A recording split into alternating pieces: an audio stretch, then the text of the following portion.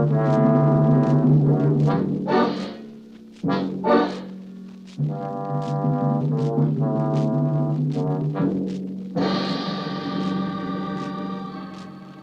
one man caught in the web of his own frustration. Add a woman and the promise of escape. That's our story, Joey's Girl, taken from the files of John Steele, Adventurer.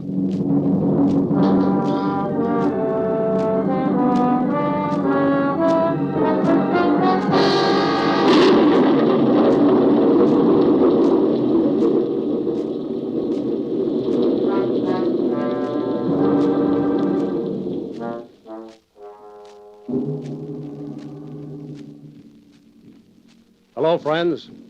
This is John Steele. We're back this week to bring you another story of adventure and living. Usually, our stories are about friends of mine that I know real well. But this week's tale is about someone that I met quite by accident in one of those queer coincidences of life. I saw him for a brief instant, and then he was gone. But I couldn't forget the expression on his face, so I went about finding him again. Believe me, it wasn't easy. Well, you just go ahead and tell it exactly as you told it to me, Joey. It's hard. It's real hard. You look back on something, try to figure out when it started, and you can't. You can't even tell the day or the week, what's more, the hour or the minute. It's too mixed up. One day was just like the next to me anyway, so what's the difference? I'll tell you the whole story. Mike's bar was just a joint where we all hung out when we didn't have nothing better to do. I was there a lot. Spend all your life near a bridge, and it does something to you. I've been waking up every morning, sometimes afternoons, looking out of the window at it, and there it is, Manhattan Bridge. Looking big and rich and sticking its stinking feet down here where we ain't got enough room to turn around anyways. When you're a kid, you go to school because your old man beats you if you don't. 6th grade, maybe 7th, and then you hit the streets. From there, you don't come home till you're tired or hungry. And you get tough and you learn how to take care of yourself. When you're older, you say, what's that difference? So you hang out in joints like Mike's. Hello, Joey. Mike? How's the cuff? You're clean. Let me have a beer. Okay. Beer. Thanks. When'd you get back? This morning? Seems like a long time. A year's a year. Yeah. Flo's been asking for you. You can tell her that... I did. Dirty, squealing little... It was her or you? Yeah, I guess so. So who's around? Usual mob. Be glad to see me back? Maybe. What do you mean, maybe? Nothing. Okay, what's up? Nothing, I tell you, Joey. What's up? Greeks kind of taken over while you was away. Just don't start nothing here, Joey. Run a nice, respectable drink. You want to know something? Yeah. I don't care no more. Hmm? That's what I said. What do you mean? I mean, I don't care no more. Yeah, but you're used to it. I know. Everyone's been saying, wait till Joey gets back. Yeah? Sure. I don't get you. What's the difference? Huh? That's what I mean. What's the difference? Oh. Yeah, I see what you mean. What's eating you, Joey? Nothing. Got something on your mind? No. You changed. It's nothing. Hey, hello, Joey. Oh, hi, Benny. I've been waiting for you. Yeah? Sure. I knew you was getting out today. Don't give me I that. ain't lying. Ah. On the level. How's the paper business? Okay. You want yours now? I ain't got the nickel, kid. Oh, I'll trust you. Yeah. Give me the... Mirror. See, I ain't forgot. Yeah. Thanks, kid. Glad to see you, Joey. Nice kid. Little thief. So? Okay. That joint looks the same. Hasn't changed much. Dirtier. What's the idea of making a crack like that? Shut up, Mike. Huh? Who's that? Who? A doll. Where? Over by the piano with Deacon. Oh. She's a new one around here.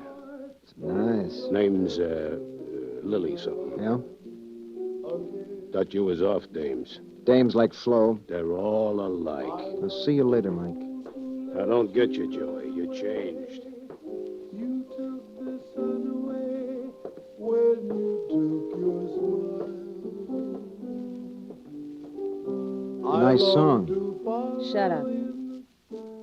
Hiya, Joey. Aren't you going to finish the song for the lady? Yeah, sure. If you're ever in my arms again, it will be a different story then.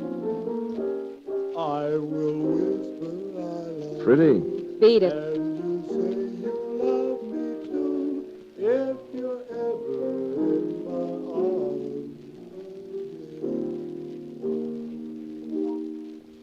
When'd you get back, Joey? Today?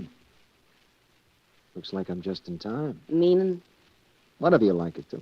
Okay, it means you're a clumsy jerk for horning in on a good song. It depends. On what? If you think a song's better than a man. Maybe I do.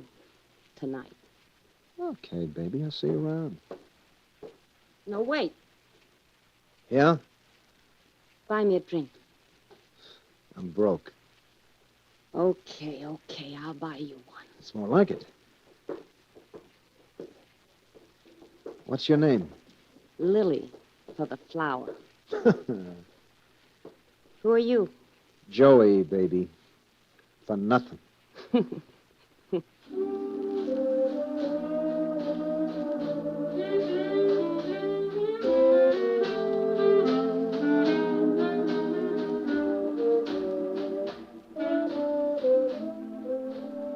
Just another dame. Maybe a little cleaner than the others and better dressed, but just like all the rest. Next day, my head was busting from the lousy whiskey, so I beat it over to Tony's and killed the day shooting pool. No point in looking for work. I'm going no place, in no hurry to get there. Funny how the smell of her stayed in my nose. I thought maybe I was going soft or something, so I drank myself crazy for the next couple of days, hanging out with the boys and just knocking around. It's just because I'd been away for a year, I kept telling myself, she'll go away. And all the time, that crummy song was running around in my head, and I could hear her laughing. I stayed away from Mike's because I knew she'd be there. She was that kind of dame, always coming back for more. One night, about a week later, I was out walking, trying to keep cool. It was one of them hot, sticky nights when even your hands sweat. I was passing Mike's, and the door was open. I could hear Deacon playing inside, kind of slow and tired. I don't know why. I went in. Hello, Joey. Mike, Rick? give me a beer. Right. Thanks. Where you been? Round? Why? Nothing. Why? Didn't see you for a couple of days. At all? What else? Sure? Sure. I thought maybe Yeah? nothing. Greek was in a couple of nights ago. Yeah? He knows you're back. He does, huh? Yeah. Says he's looking for you. So? Just don't start nothing. Can it? I told you about me. That Greek doesn't mean it. I worry too much, Mike. Yeah, but Greek's tough. So what? He might... What if he does? Huh? What's the difference? Who else been in? Nobody. You You're looking for somebody? No, I guess not. What's on your mind, Joey? Nothing. I thought... The blonde? What blonde? Lily. No, she hasn't been here since the night you came back. He hasn't, huh? No. That's funny. Used to be in here all the time. Yeah? I don't get it. No. I'm going over and talk to Deacon. I don't get it. Women are funny animals.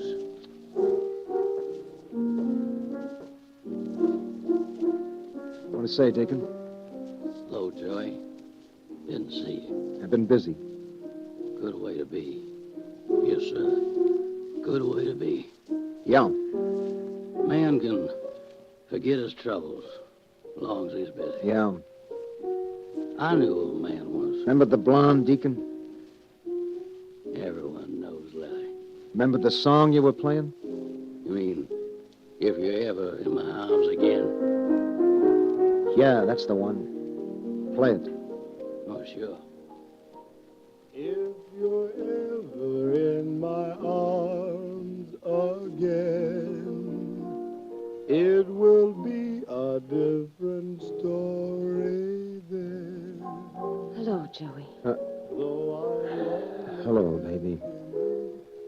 Been a long week, huh? Yeah. Long week. Didn't think you'd be here. I'm here. What now? I don't know. Gonna buy a lady a drink? Yeah, sure. Stick that one in the corner.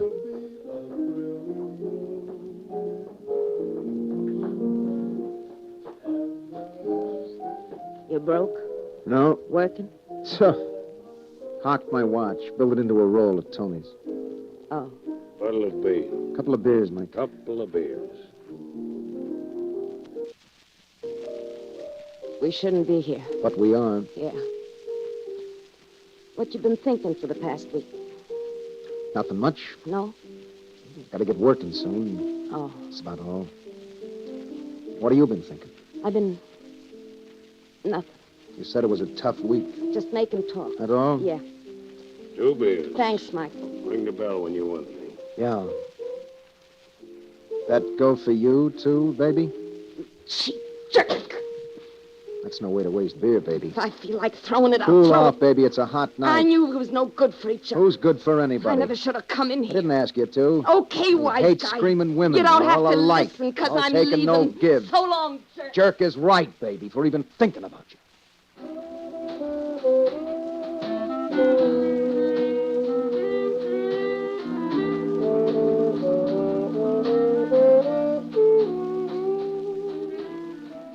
Now, that was that. All alike. This is one dame I'm going to forget. I looked for a job for the next couple of days, but all the old boys treated me like I was poison or something, so I gave it up. Friends. You come back from a year in stir, and everybody gives you the big freeze. Deacon was right. Man can forget his troubles as long as he's busy. I hung out at Tony's for a week, maybe, but all the time I was thinking about her and hearing that song.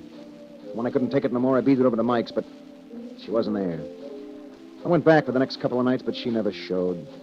Then one night I was walking past her place, and there was a light in the window, so I went in.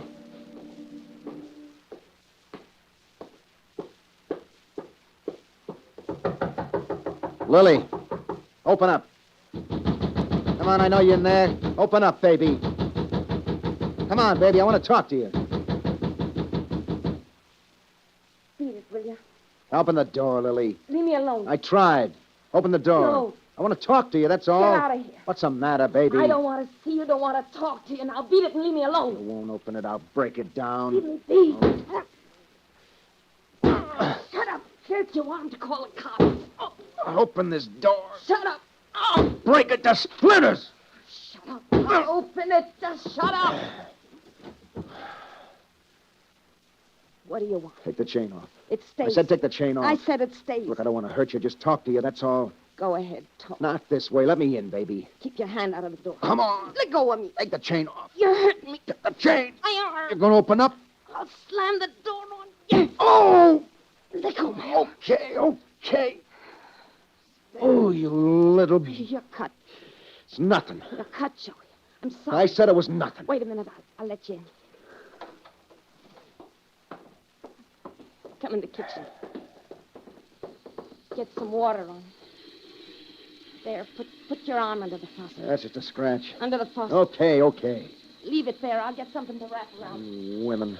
What? Nothing. Can't find nothing. It's okay. You got a handkerchief? No. Here's one. Clean. I washed it this morning. Ah, quit fussing. Dried on the towel. Lily, Come on, dry it. baby. Stop talking. Ain't you got any sense? What do you mean? They're no good. Why not? I don't know. They're just them that gets along and them that don't. Yeah, come here. Get away from me. Don't get along, huh? They get me all wet. No good, huh? Get away from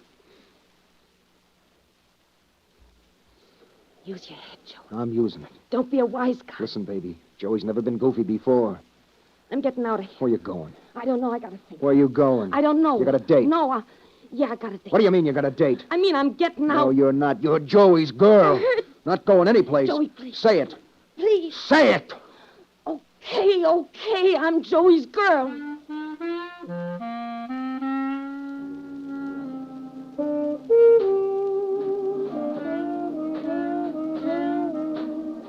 Well, that's the way it was. Sometimes we was up and sometimes we was down. Sometimes we'd fight like cats, and sometimes we didn't, but we always came back.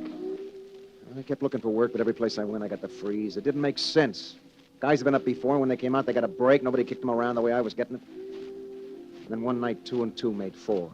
We'd been at Mike's. We were just leaving when we ran into Benny, the newsboy, outside on the street. Sports final, bums beat the cards in the 11th. Get your sports final. Hiya, Benny. Paper, Mr. Paper. Hey, Benny. Benny, I said hello. Oh, hi, Joey. What, do you give me the brush? Oh, no, Joey. Oh, hello, Willie. What's the matter, Benny? Nothing's the matter. Well, okay, give me my paper. Sorry, no mirror, sir. What's it under your arm? What? Oh, yeah. Well, come on, give. Joey, Mart, no credit? well, it ain't that. What's the matter, kid? Well, Joey, please. Don't you like my dough no more? Quit teasing the kid. You know I'd sell you if I could, Joey. What do you mean if you could? Well, I mean... Out with it, kid. The Greek says I can't. Greek. He says he'll take my root away from me if I do. He does, huh? You understand, Joey? Sure, kid, Well, sure. it ain't that- I know. You better beat it. Yeah. Here's the nickel anyway, kid. Oh, thanks, Joey, thanks. Evening paper, get your evening paper. Get your paper, sports final. So that's it. What you gonna do about it, Joe? Nothing. Nothing? You mean... That's what I said. Yeah, but People just don't understand. what? I don't care no more. Okay. That's the way you want it. That is. You know what they'll say. I know. You don't care. What's the difference? Where are we going? I don't know. Let's go down by the river. Okay. It's hot. Yeah. Cool us off. Yeah.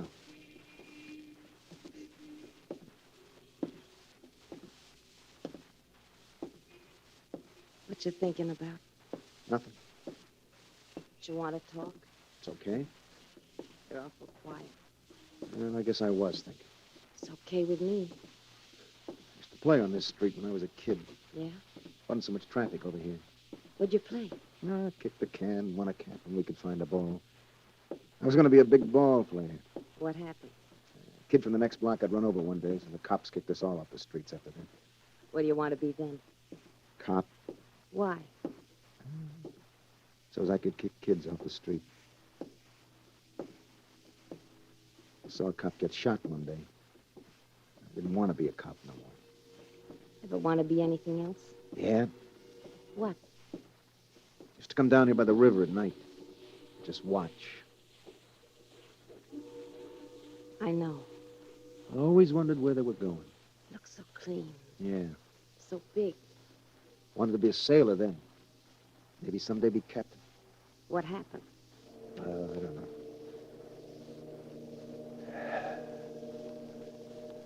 I used to think a lot when I was a kid. About what? Trying to figure it all out. Looking for answers. Used to think I'd get away from it someday. Yeah. Never did. No. What is it all about, Lily? I don't know. Why have some people got it and we ain't? I don't know. This ain't fair. No. We gotta get our crack. Yeah. Somebody's all the time shoving. I know. And I don't want to fight back no more. It's all right. Tired. It's all right. Beating my head against a wall. Joey. For what? Nobody's It's asking no you to... good. The whole setup stinks. What are you saying? The guy's got to move alone. Oh. And you're part of it, baby. What if I Now am? go on back. Joey. Go on. Go on back and leave me alone. Joey. Don't look like that. Now get out. Get out. Okay, Joey. I'm going.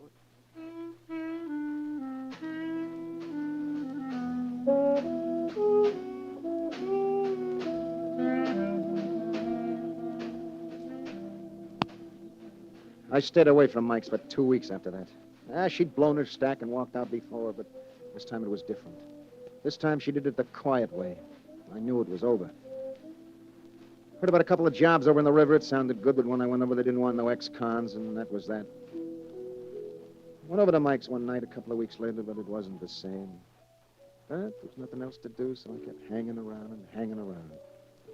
I don't know why. Hello, Joey. Mike. Well, Well, what? I'm broke. Oh, How about a beer? no, Joey. What do you mean, no? I'm sorry. No credit? I trust you. Well, Here's 10, Joey.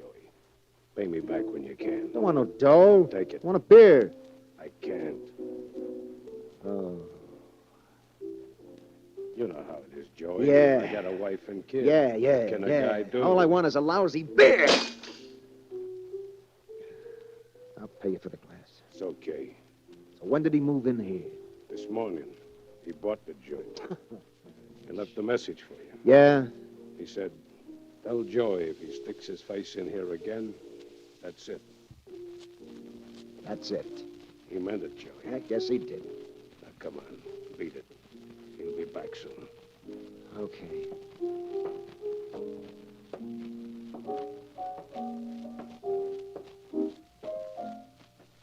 Oh, Deacon. Hello, Joey. I came over to say so long. You leaving town? I don't know.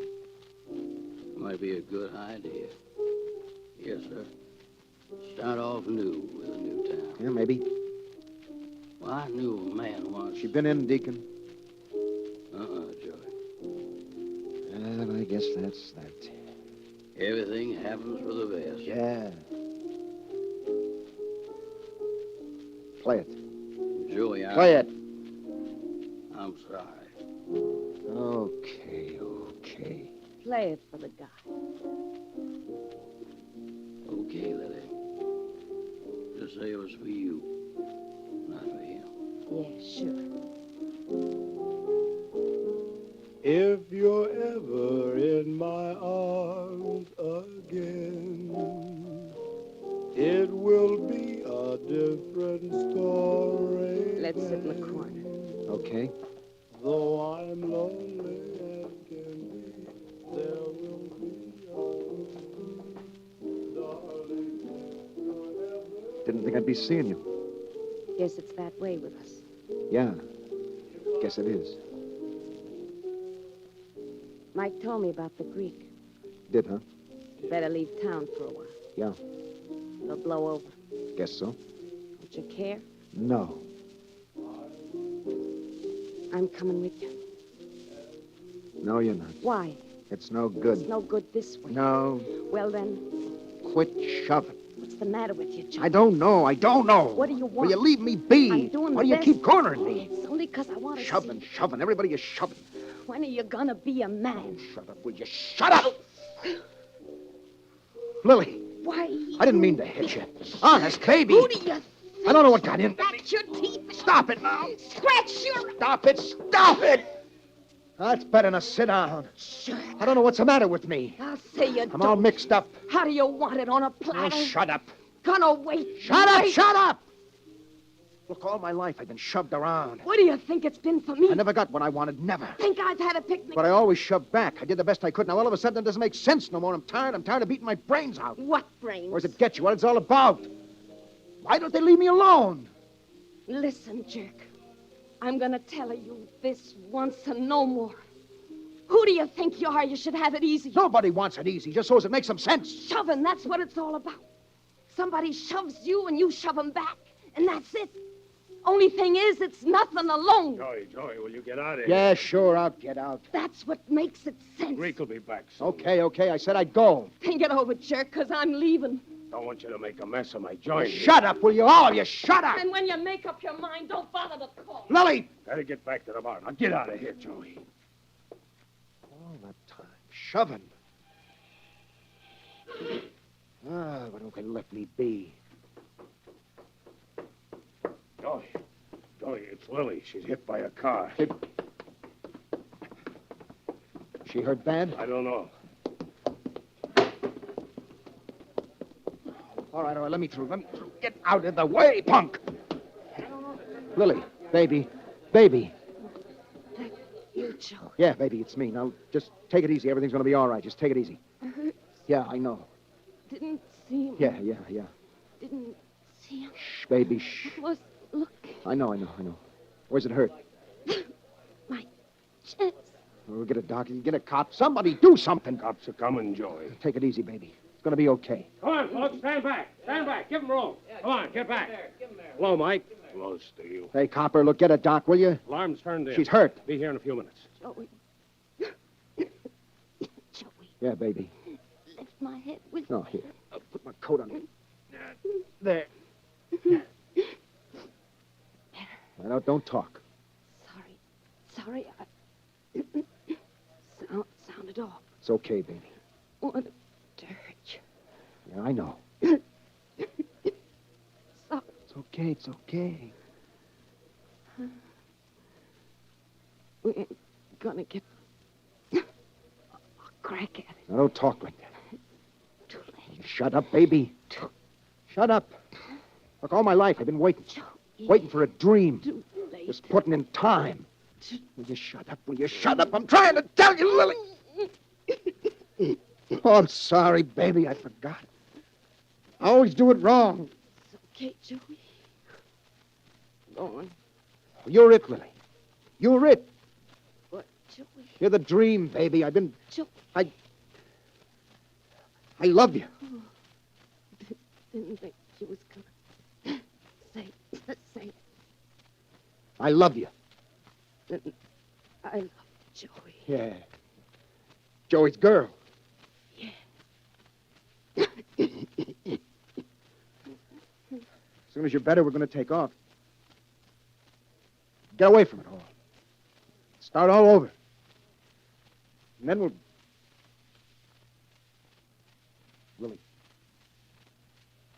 Lily. Let me see, son. It's too late. Lily. Lily, did you hear what he said? Come on, son. You hear what he said? Well, tell him. Tell him it ain't. Nothing you can do now. Nothing. Let him through, please. Come on. Stand back, folks. There, let him through.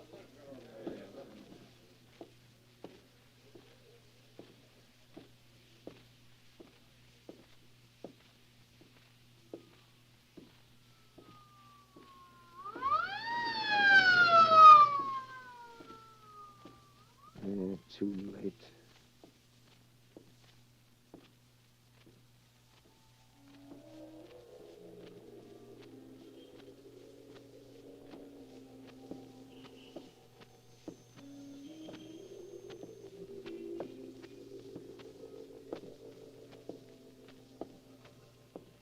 Hiya, big boy.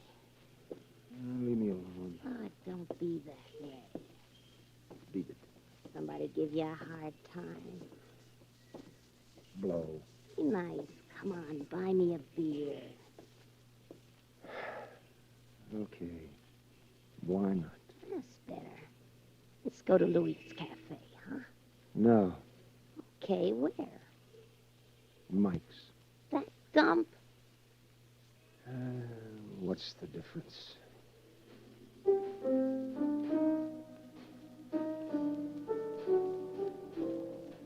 I will whisper I love you, and you'll say you love me too, if you're ever in my arms again.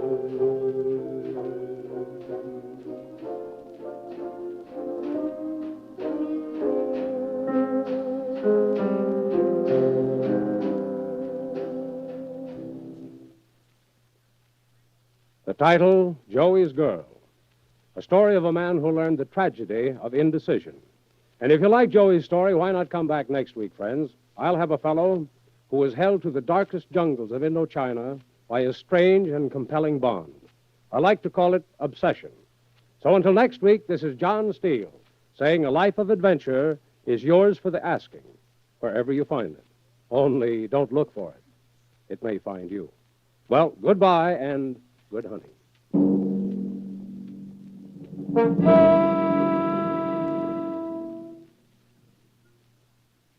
Remember, next week, Mutual presents Obsession, another story of suspense and action from the files of John Steele, Adventurer. This is the Mutual Broadcasting System.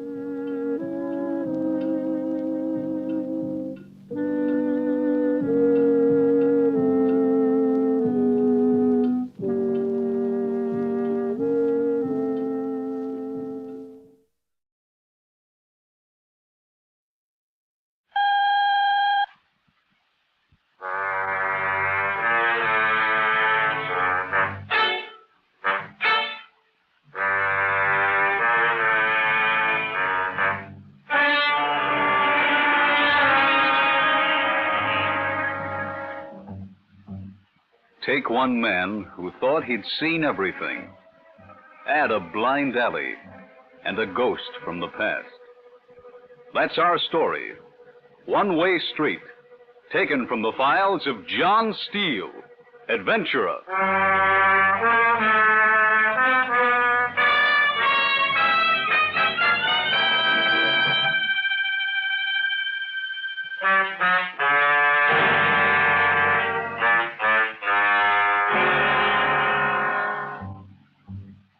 Hello, friends. This is John Steele. I wonder how many of you realize what a wonderful thing you've got in your morning newspaper. Oh, I know, it doesn't seem like much. The paper's thin, the ink rubs off on your fingers, you read it once, then throw it away, you wrap the garbage in it, or maybe moth-proof last year's suit with it. But how many other countries in this world would give their right arm to have it? Well, this week's story is about a newspaper man, one of the guys who stay up all night, so you can have the world at your doorstep the next morning. It isn't a big story, it isn't an important story, but it's his story, and I'm proud to bring him to you. Tom DeRubo. Tom? It's funny how a guy can be about his job. Almost like it was a woman. You give it everything you got, heart, soul, blood, sweat, and, yeah, even tears, and for a long time it's worth it. And all of a sudden, one day you wake up and say, why? You're 35 years old, and what do you got to show for it? Head full of gray hair and a set of nerves that coffee had stopped curing 5 years ago. Well, that's just about where I was with the Morning Journal. As a reporter with 15 years under my belt, I'd seen it all. And a couple of chapters that nobody's supposed to see. People were people. I'd stopped caring. Then one morning I wandered into the office. It was Tuesday. I knew it was Tuesday because it was the second hangover I'd had that week. Good morning, boy. Very funny. I'm proud of you. Why? It's only 11:30. Now, don't start. Oh, I mean it. Why, only the other day I told Mr. Steele... Dooley. I said Tom's never really late. Please. He's just running on Pacific Coast time. Dooley, I concede. You were radiant. You were everything a woman aspires to be. Now, that's nice. Now, where are the aspirin? I got a hangover. Go in the office. I'll bring you some in a minute. Yeah.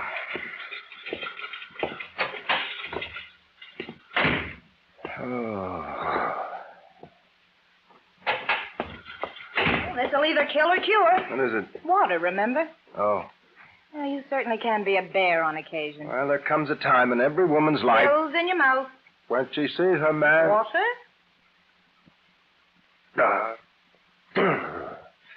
For the animal he is. Big night, huh? Roughly huge. Date? Hmm? I said, were you alone? Oh. As far as I know. How far might that be? That's what I love about you, Dooley. You're so subtle. I'm worried. Why? How long is this going to go on? What? This banging around night after night. Till somebody starts taking an interest in me. Tom? And keeps me off the streets Now, nights. don't start that. Come here, woman. You always catch me when I'm feeling maternal. Come on, Dooley. No. We'll leave right now. Be in Maryland in 3 hours. No, Get a justice of the peace. No. When we get married, it's going to be in a church with flowers and bridesmaids and everything. And when is that going to be? When you get that ink out of your veins and replace it with some blood. Ah, Dooley, look. Sometimes I wonder if you really are a nice guy. You take it. I wouldn't talk to Hedy Lamar this morning. Mr. DeRubo's office? Yes, we'll wait. It's long distance from Hollywood. What? Yes? Oh, yes. Just a moment, please. They want you. Hello? Come into my office right away, Tom. I want to see you. Yeah, sure, John. Right away. Oh, you rat. I couldn't resist. You know, it's things like that lead to divorce. You mad? The guy said you go along day after day and nothing much right happens, and all of a sudden one day everything gets worse. Women. Morning, Miss Keene.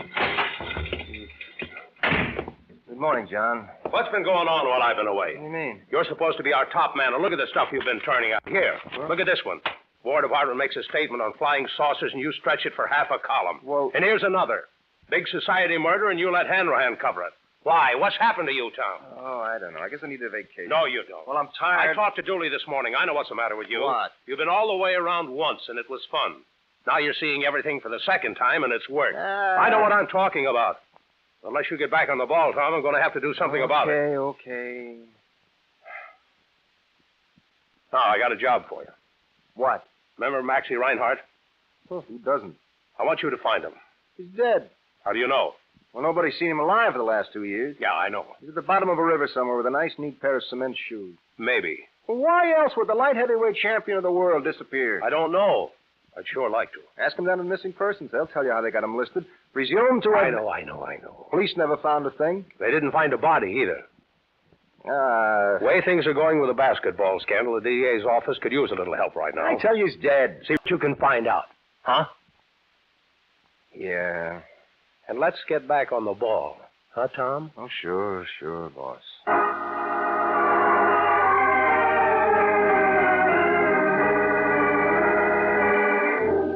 Now, there's a name for that kind of treatment in the newspaper trade, but I can't use it here. We'll just call it being given the business. Anytime an editor wants to get rid of somebody, he sends them out on one of those impossible assignments. You can see him coming a mile away. I suppose if I'd been smart, I'd have quit right there, but there's something about being told I'm not good enough that upsets me. Okay, if that's the way Steele wanted to play it, I'd bring him Maxie Reinhardt, cement shoes and all. Dooley and I checked all the regular sources, and then we hopped a cab for Stillman's gym. And the morgue said they hadn't had anyone since then that was anywhere near our size. Dooley. Hmm? You sound like you're buying a suit. Well, that's what the man said. I see. What'd you find out? Not much more than you did. He was such a nice man. Who? The one at the morgue. He said ordinarily I wouldn't have talked to him, but his partner was out sick today, and he had to have lunch sent in. Please. Who'd you talk to? Lieutenant Corrigan and missing person. Oh? What do you mean by that? By what? Oh? Well, the conversation was dragging. Somebody had to say something. Conversation was not dragging. I was merely getting my stomach back to normal. Don't you feel well? Oh, never mind. He's nice. The man at the morgue. No, Lieutenant Corrigan. Oh. There, see, you said it. Dooley, my O was one of comprehension. Your O was one of those obnoxious spurs to conversation that women insert every time a man stops to think. Oh, that's really very good. Thank you. Now, where were we? You talked to Lieutenant Corrigan. Oh, yeah. He was the guy that handled the case when it broke. What'd he say? No, not much. Maxie's hotel reported him missing 2 days after the Murphy fight. There was a big stink in the papers for a while, but it died down like it always does. They never got a lead on it? No. They kept the case open for 6 months because of the publicity it got, but nothing came of it. Seems to me I remember something about a fix. Yeah, there was a lot of talk. Nobody ever proved anything, but it didn't smell good. Maxie was a 4-1 favorite, but just before the fight, a lot of out-of-town money came in on Murphy, and the odds dropped. Then Maxie won the fight, and everybody stopped talking fix. Did you ever meet him? Maxie? Mm-hmm. Yeah, I met him. What's he like? Oh, he's like a lot of fighters I've known. Not very smart, a nice guy. I talked to him right after the Jankowski fight in 42. He'd won the title that night. Of course, he was all hopped up about that, but he didn't say much. You know how those guys are. And I guess if I got hit in the head for 15 rounds, I wouldn't have much to say either. Just let us out here.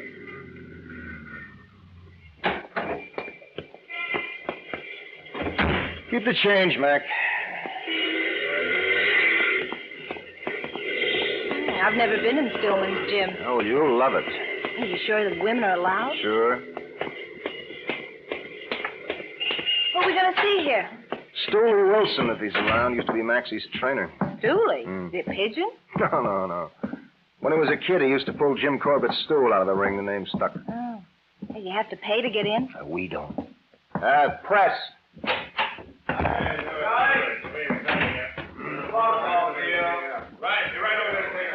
Oh, boss, look at all those men. Dooley. But, see. Come on. Oh, look at that one over there. Now, isn't he the cutest thing, jumping rope? Builds up his legs. I'll say. Come on. Now, there's Wilson. Where? With the guy working the bag. That's it, kid. Now move around. Keep your feet working. No. Keep off of them heels. Up on the toes, kid. Up on the toes. You Steele Wilson? Huh? I said, are you... Yeah, I'm Steele. I want to talk to you. What about? Huh? Oh, sorry. Steele. Meet Dooley. Not very good, dear. How do you do? What about? Maxie Reinhardt. I'm busy. You were his trainer, weren't you? Go away. I got things to do. Weren't you? Beat it. What happened to him, Steele? That's it, kid. Keep that left tuck out there. I'm all around. What happened to him? What are you, a cop? No, a reporter. I told the cops all I knew 2 years ago. You were his best friend, weren't you? See them. They'll tell you what I said. When was the last time you heard from him? Be that wise guy. Well, you did hear from him then, huh? Work that while you're hard, kid. Keep driving. Keep driving. I'm out to your right and cross them. Come on, Steele, you can tell me. See the cops. You're his best friend, aren't you? He's dead. How do you know? I know, that's all. That's more than anybody else knows, if it's true. That's true. Maxie Reinhardt's dead. Now let me alone. That's it, kid. Get those feet working. Off from here, kid. Come on. Let me go.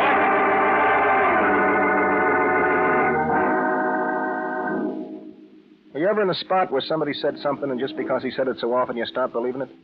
Well, that's the way I felt about Steele. When we went into Stillman's, I was positive Maxie Reinhardt was dead. When we left, I wasn't so sure. But how do you go about finding a guy that's just evaporated? Where do you look first? That's what Dooley and I were talking about that night at dinner.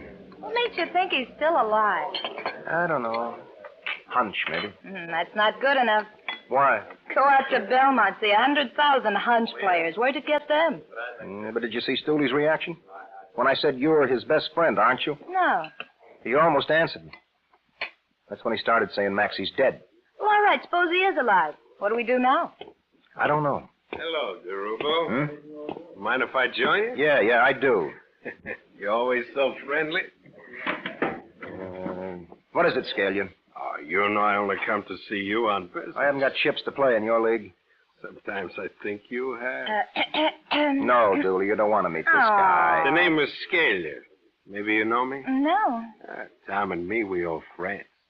He's a good guy, Tom. Oh, well, any friend of You remember Tom. a few years ago, it's very hard to get an apartment? Yes. Tom, he fixed a couple of my boys up. It's too bad as it sinks, see, huh? Yeah, he's a good guy, Tom. Oh. All right, come on, Scalia. Let's get it over with. Well, I thought I'd have a drink with Not you. at my table, you don't. Tom. Because I'll throw you out of here so fast. I wouldn't do that. No? The gun in my pocket might go off. You suppose he means it? There's not much point in finding out, I think. Hey, you know, Miss... Dooley. Yeah. Tom and me, we grew up together. Oh? Yeah, over on the east side. Oh, how nice. Yeah. You know, Tom, he's a good guy. He gets up early every morning, goes to deliver the papers. He makes a lot of money. And me, I sit on a corner and pitch pennies with the kids. And one day I says to Tom, Tom, how much money you got in your pocket? He says, I got 75 cents. I look at my pocket, I got $4.30. Why's that, I says to Tom, and he says, I don't know. That's funny, huh? What do you want, Scalia? You know, Miss... Dooley. Yeah. I says, Tom wants to sell papers, that's good. Scale, you don't mind? Me? I want to pitch pennies. That's good. Tom, he don't mind. Right? Oh, whatever you say. You see, Tom, she knows what's right. Come on, Scalia. What's on your mind? I hear you want to buy a fighter. Huh? Yeah. I hear you up at the gym today. So what? I hear you talk to Stoolie Wilson. Maybe. I says, Scalia, Tom must want to buy a fighter. I don't get you. Because I say, Tom, he's a good guy. He's going to let Scalia pitch pennies. Go on. Well, maybe it's an accident. Tom asked about Maxie Reinhardt. He don't really want to know about Maxie. I see. He just wants to buy a fighter. Yeah. And I say, Scalia, maybe you better be sure. You better go ask Tom. So? You want to forget all about Maxie, huh, Tom? Why? Oh, because Scalia wants to see his old friend sell lots of newspapers. That's pretty good, huh? That all? Yeah, that's all. Good night, Miss... Dooley. Yeah. Good night, good guy.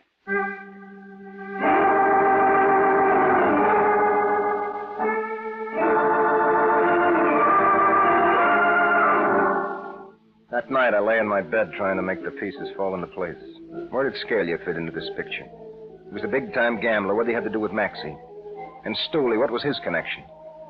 I kept trying to see it from Maxie's point of view. Why should the light heavyweight champion of the world want to get out of town? Unless he was invited out by somebody like Scalia. Well, I must have fallen asleep because at 7 the next morning the phone rang, and it was Dooley with her first good idea of the day. I met her at the office at 8, and we went right down to back files. She figured if we read every issue of the week that Maxie disappeared, we might come up with a clue. Sounded good when she said it over the phone. But did you ever read a newspaper from front to back page, personals, classifieds, obits, everything? Brother. Yeah, here's a woman right out in the street in her pajamas. Why? Thought she heard a gunshot. Where'd she live? 20th and 2nd. Oh, great. That's only 30 blocks from Maxie's hotel. Well, you had anything closer? Sure, 10 o'clock this morning I had I know. He thought he heard a fight. How was he to know somebody left the radio on? Well, it was the same block anyway. Oh, my back. Look, what time is it? 4 o'clock. Did we eat lunch? No, Tin Horn. Why don't you be a good kid and order something? Look, are you always so nice, or it's just 'cause this is our first date? Come here. No. What's the matter? I'm mad. Why? Well, it hasn't been any fun for me today either. Who said it was? Well, you act like it's my fault you're tired. I was only trying to help. Well, I know. Do you know what today is? Your birthday? No. Saturday. Well? Well, other girls go out on dates, have fun. What do? Sit in this dirty joint and read last year's news. No. I'm tired. Baby. I am. Come here. There. Now you go order us some lunch. Oh. Baby. You'll never learn. Marge, get me the drugstore, will you? It's really for us anyway, honey, you know? Huh? Well, think what would it mean if we turned up with Maxie Reinhardt? Oh. We could name our ticket on any paper in town, be on the top of the heap. Sam, just a minute. What do you want, genius? Oh, me? Lettuce and tomato white, coffee. Yeah, did you hear that, Sam? No, lettuce, tomato, white, and coffee. And I'll have... Hey, Julie. What? Come here a minute. Cancel the order. Come here. Oh. Come here. Call you back, Sam. What is Here, look. Maxie disappeared in the 3rd. Look at this item on the 4th. Let's see. Commuter traffic was held up for an hour last night in the Lincoln Tunnel when an automobile owned by the Mance Drive Yourself system and driven by A.M. Russo of New York City lost a wheel. No one was injured and traffic was restored to normal as quickly as possible. So, A.M. Russo, that mean anything to you? No. Yink Russo used to be Maxie's second, one of the best in the business. You sure? I think so. Look, what time is it? 4:10. You go up to Sports and see if they got a picture of Yink. I'll meet you downstairs in 10 minutes, and hurry. We've got to get to the man's office before it closes.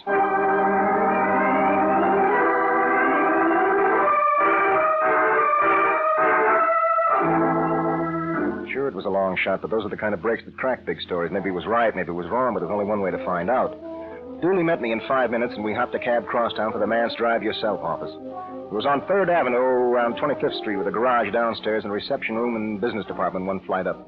When we walked in the room, I had the feeling I wanted to open a window. The dust was thick on everything, and the little guy behind the counter looked like he should have been hung out and aired. A heavy smell of oil drifted up from downstairs. Yes, sir. Can I help you? My name is DeRubo from the Morning Journal. Oh, you and your wife leaving town? The what? Oh, a honeymoon, eh? Well, now we have a special rate within 200 miles. No, we don't want a car. Oh, no? No, I want some information. Oh, well, now, I really don't know. Give me the picture, Dooley. A picture? Yeah, a picture. You from the police? I told you, I'm a reporter. Well, I don't know anything about anything. Yeah, but... Whatever they said, it's a lie. I haven't even asked you yet. I don't yet. care. I just don't care. I get so nervous over here on 3rd Well, wait a minute. I liked it much better when we were uptown. Want me to help? Really, the unsavory people that come in here every day. Getting hysterical, you just don't know. I mean, you just don't know. Why, only the other day, a man was here Look, and wait a minute. Yes? What's your name? Why, Osgood. Percival Paul Osgood. I've worked for Mr. Mance for 22 years. I've worked hard, too. Well, Mr. Yes, Osgood... indeed. Why, I'm office manager Mr. now. Osgood... I was the one that started the new filing system, you know, but, well, I just don't know anymore. Ever since we moved over here, there isn't a day goes by that someone doesn't do something. Well, that's pretty much the way it is all over. What? Ma, what are you Now, gonna let do? me. And alone. Mr. Osgood, look, we're looking for a friend that we haven't seen for a long time. Oh, a friend. Oh, well, that's entirely different. Yes, I believe in friendship. Well, now, we think maybe you can help us. Help? Why, yes, indeed. I'd just be glad to help. Oh, women. We think our friend rented a car from you 2 years ago. Oh, that should be easy to find out, miss. You know, I started the new filing system, then I became well, look, an we have a picture of him. Now, maybe that'll help. A picture? Well, now, just wait till I get my glasses on, and we can...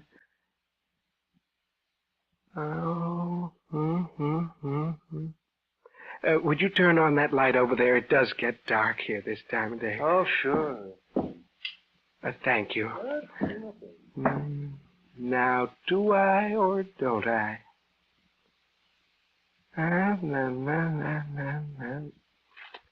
Now, there's something about the chin. No, it's not the chin. It's the eyes.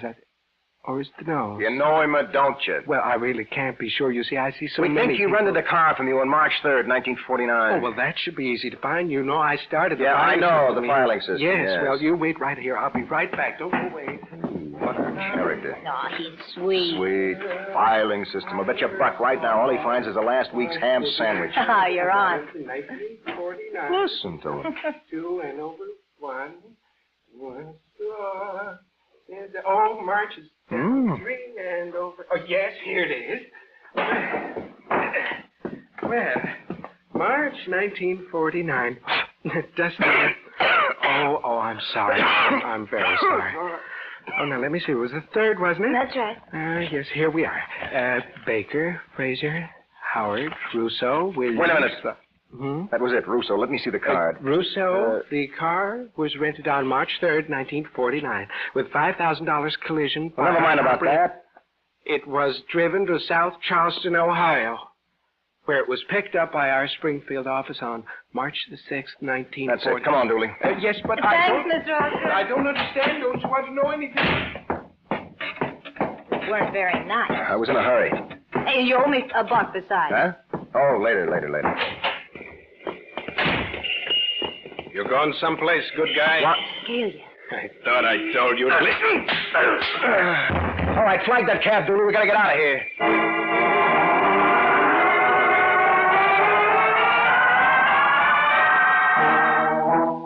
There was still a lot of things that hadn't dropped into place, but that hunch was working overtime, and I had the feeling the answers wouldn't be long coming. We left Scalia on the sidewalk and rode uptown to get Dooley's car. Then, taking turns behind the wheel and stopping only for food and gas, we were in South Charleston by noon the next day. When we showed Yink's picture to the guy in the general store, he said he thought he was living in the old Ramsey place 4 or 5 miles out of town.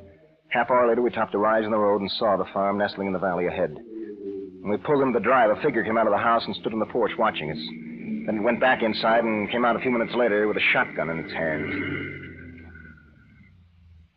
Get out of here. I want to talk to you, Yink. Beat it. You better get out this side, baby. Yep. And keep down, just in case. Get out of here, I said. I'm Tom DeRubo from the Morning Journal. Remember me, Yink? Leave us alone. What do you mean, us, Yink? I mean, get out of here. You stay here, baby. All I want to do is talk to you. Go on back to New York. You remember me, Yink? Yeah. Well, put up the gun. That's not going to help. I'll come no closer. I want to talk to you, that's all. So talk. I want to see Maxie. Maxie who? Maxie Reinhardt. He's dead. I don't think he is. He ain't here. I think he is. He ain't here now. I'll wait. He's dead. No, he isn't, Yink. He's in that house right now.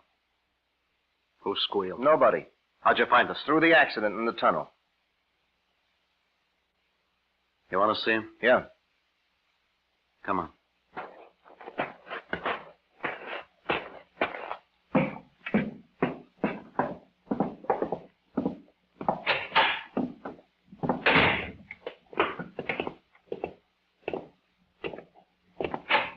I said to him I could make the way out, just give me a crack at it. He says, Maxie, you couldn't fight It's dark. away. That's the way he likes it. So I said, okay, now on you got yourself a light heavy. Well, then I got myself built up right because I'm too heavy for... Where is he? Over by the window. Heavy. And then Who's he talking when to? I meet Stu, you know... Nobody. There's a guy for you. I'm walking in the Stillman's wondering, ain't somebody... What happened? It was a week before the Murphy fight. For the last couple of years, Maxie's walking Queer Street. I'm after him to get out of the game, but Maxie says no. And one day, Scalia comes up to camp, and he says to Maxie says, I'll make it worth your while to go into the tank with Murphy. Well, now, Maxie ain't never took a dive in his life, but me and Steele, we say, do it, Maxie, do it, because maybe you'll lose anyway, and this way you make enough to get out of the game, and you don't get hurt either. So Maxie tells Scalia, okay. But Maxie's a sweet guy, and he don't want to hurt nobody, see? The night before the fight, he starts thinking about all the little guys, what's got their $2 on them, and he changes his mind. He even tries to tell Scalia, but Scalia says, take a dive or else. So you know what happened. Yeah. He goes in and he wins, but he gets his brain scrambled doing it. How bad is he? Don't remember nothing about it. Well, What's the doc say? They don't never come back. What about Scalia? Lost his shirt. They come looking for Maxie, but by then we got him out of town. Who's we? Steele, Mark Ketchel, Al Horst. They all know about it? Sure. Huh. Hey, is that you, Yank? Yeah, it's me, champ. You want to talk to him? It says Frazier might hurt somebody. I said, they should bring it up. No, let's leave him alone, huh? Good enough to make a fire. All right.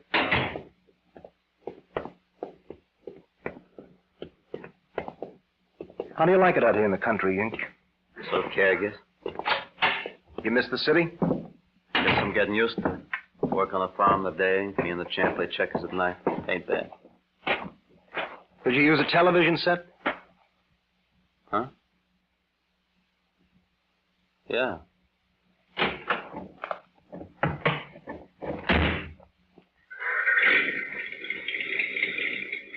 So long, Ink. Take care of him, huh? Yeah. And thanks.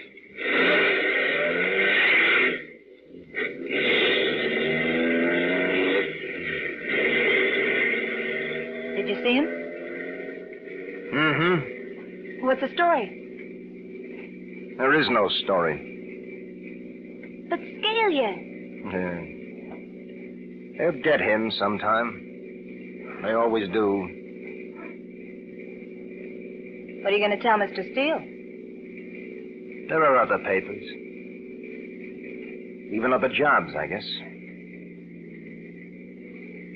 Tom, did you notice the guy that runs the general store in town?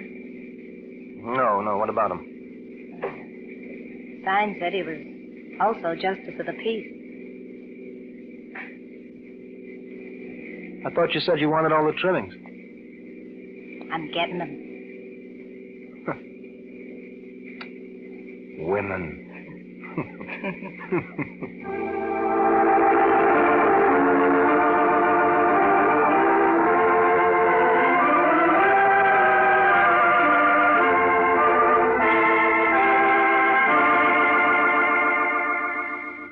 The title, One Way Street, is the story of a man who learned that the littlest people are often the biggest people.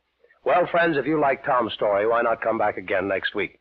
I'll have a man who found his happiness was on the grounds he knew best, though his ground was 10 stories high. I like to call it dangerous glass. So until next week, this is John Steele saying a life of adventure is yours for the taking, wherever you find it. Only don't look for it. It may find you. Well, goodbye and good hunting.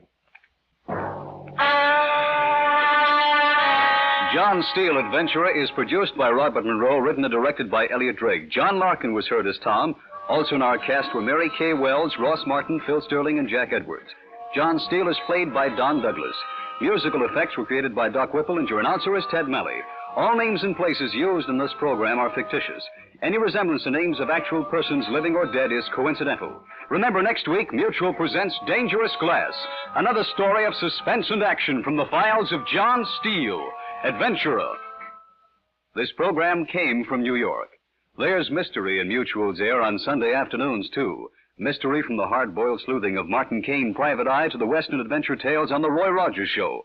For those with a taste for real-life crime drama, there's true detective mysteries, and The Shadow brings a strange power to cloud men's minds to the undoing of all criminals. And Nick Carter, master detective, unraffles another baffling case to its ultimate solution. You'll agree there's no mystery like Mutual's mystery when you listen to Mutual, the station where you hear the announcers say, "This is the Mutual Broadcasting System."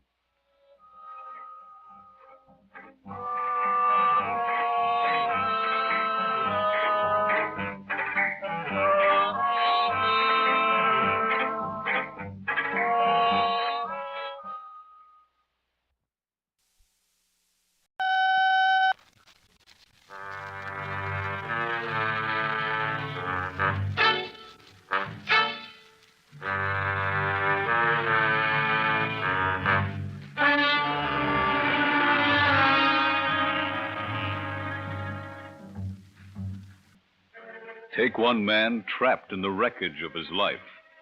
Taunt him with a false hope for escape. That's our story, The Sixth Bullet, taken from the files of John Steele, Adventurer.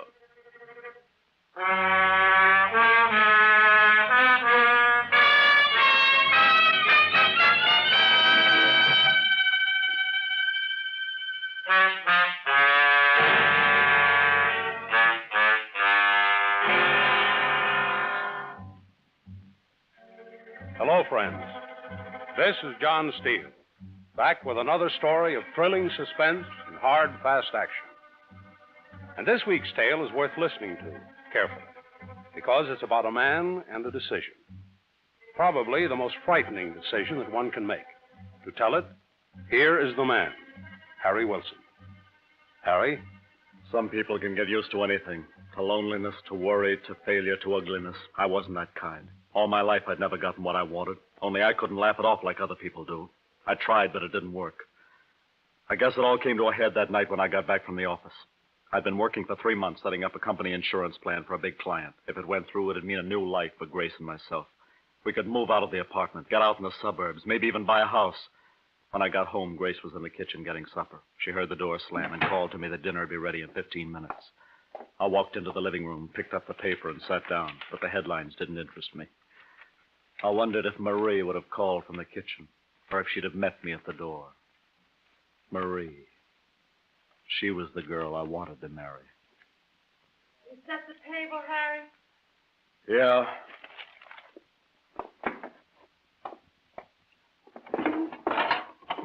Plumber was here today. Yeah?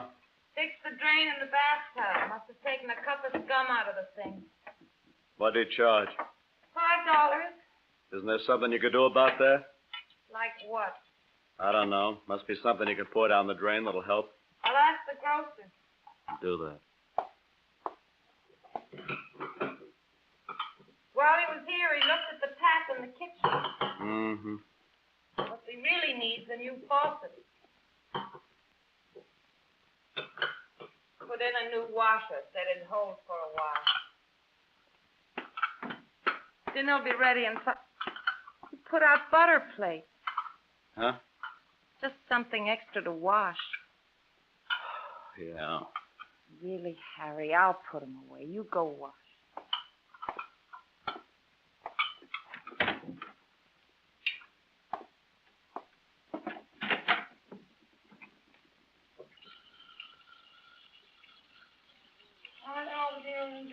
I can't hear you.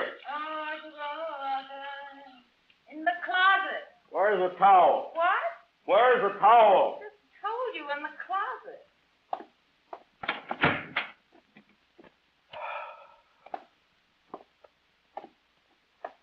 Just wouldn't run the water so hard. I told you the laundry went away today. Please, Grace. Sit down, everything's ready.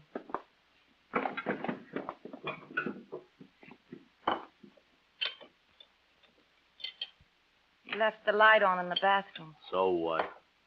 I'll get it. Leave it on. Trying to make ends meet. Leave it on. What happened at the office today? Wondered if you were going to ask. One of your moods again. No? No. Well, what happened?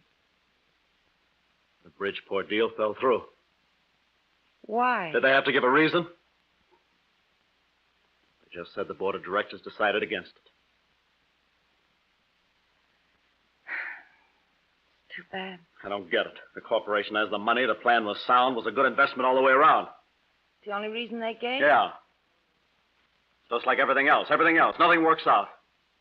Look at us. I'm 40 years old, Grace. We've been married for 10 years, and we got nothing to show for it. Nothing. I know. Living in a lousy two-room apartment. Have to watch every penny. Not a red cent in the bank. We don't even have a kid. Oh, it's probably lucky we don't. Don't talk like that. Everything I touch turns to stone. I'm 40 years old. I haven't got much more time. When are things going to get better? Harry, I'm a failure, Grace. Don't you understand? A failure. I can't stand it anymore. I just can't stand it. Harry! Harry!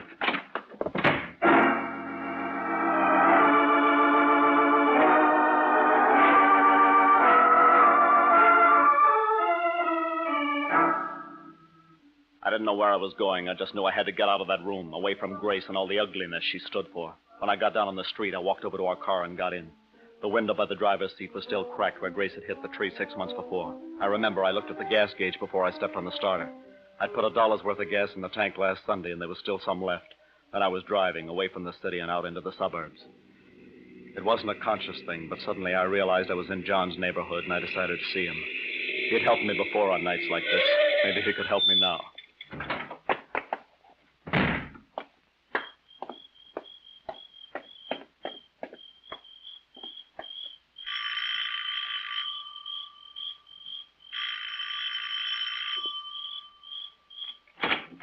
Yeah?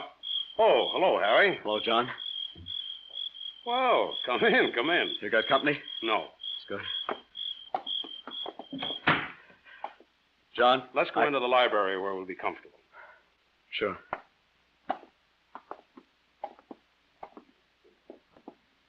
There now. Sit down, Harry. Glad you dropped in. How's Grace? All right, I guess. She get over her cold yet? Yeah, sure. John. How about a drink, Harry? No. No, thanks. Scotch? Rye? No, thanks. Beer? I want to talk to you, John. Okay. Shoot.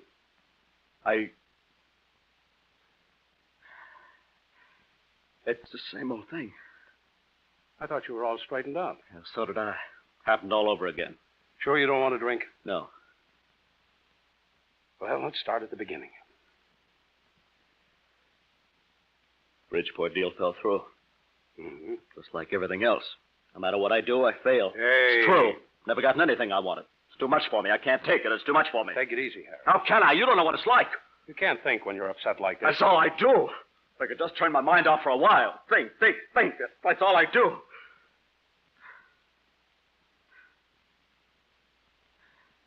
You've got to get a hold of yourself. Yeah, I guess so.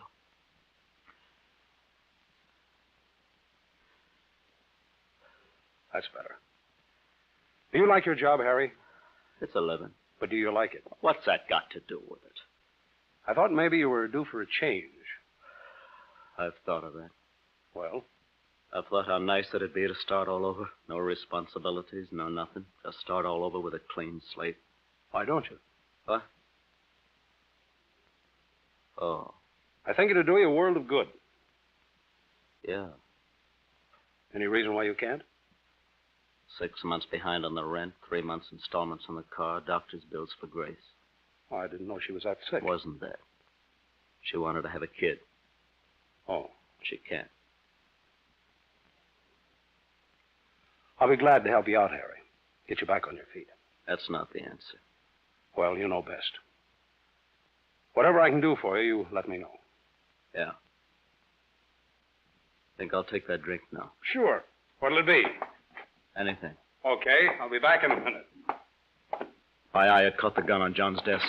I saw his back disappear through the door and the door closed. Then I was over at the desk picking up the gun.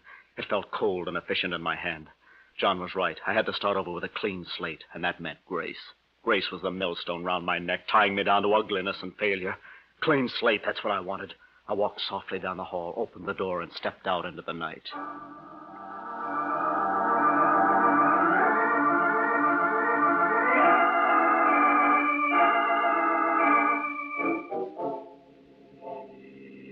The highway stretched straight and shiny in the moonlight before me. The car was running smoothly under me, and inside my heart was singing. I felt that I was at the beginning of a new life. Things would get better from now on. They had to get better. I thought with pleasure of the look that would be on Grace's face when I stood before her with a gun in my hand. All those wasted years. But now they'd be forgotten and I'd be free. Then I heard a loud report. The car swerved. The guardrail danced crazily in the headlights and my head crashed forward on the steering wheel.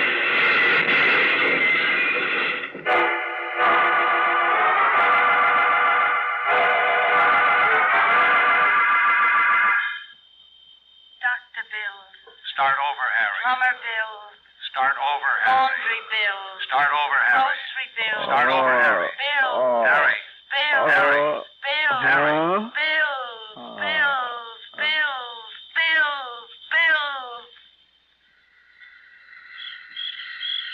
The The first thing I heard was the sound of steam, and I thought of fire. I tried to move to reach the ignition, but a white-hot pain shot through my body, and I realized the steering wheel was crushed against my chest. The smell of gasoline filled the car, and I knew I had to turn off the motor.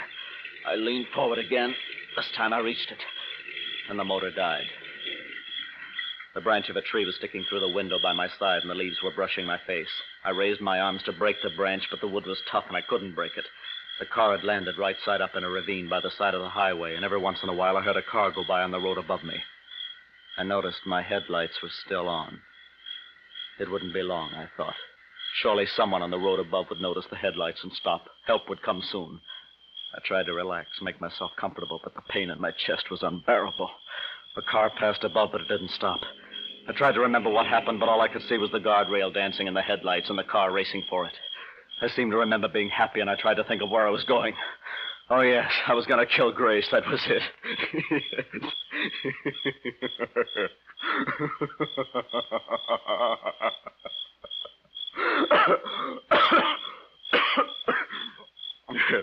It's like everything else. Everything else. Everything I touched turned to stone. I couldn't even kill my wife without bungling the job. What was the use? What was the use of anything?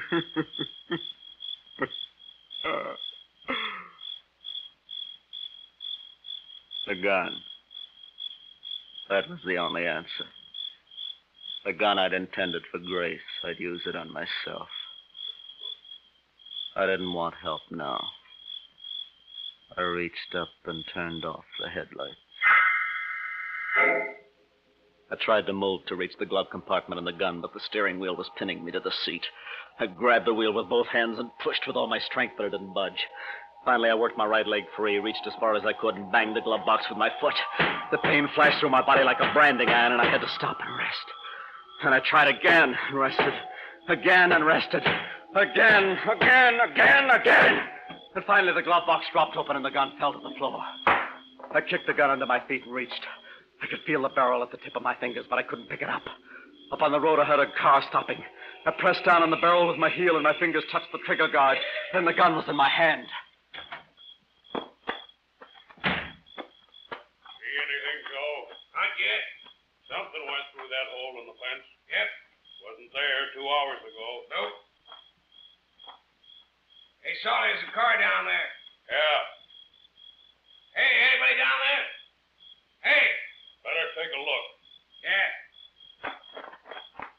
I could hear whoever it was coming down the ravine. I lifted the gun to my head, and the steel was cold on my skin. Before I could pull the trigger... Anybody in there? Get back. Huh? Get back, I said. What's the matter? I've got a gun. Don't come any closer. Are you all right? Stay where you are. I'm the Springdale police and want to help you. I don't need help. You go through the fence up there? Yeah. Are you hurt? Leave me alone. You crazy? I'm going to kill myself. Now get out of here. What? Get out. Wait a minute, mister. I don't want to hurt you. But, leave me alone. Let me talk to you, man. I told you, I don't want to hurt you. You don't want to do a thing I don't want to like hurt you. that. Now get back. But Back! You all right, Joe? He took a shot at me. You all right? Call headquarters. Tell them to get some help out of here fast.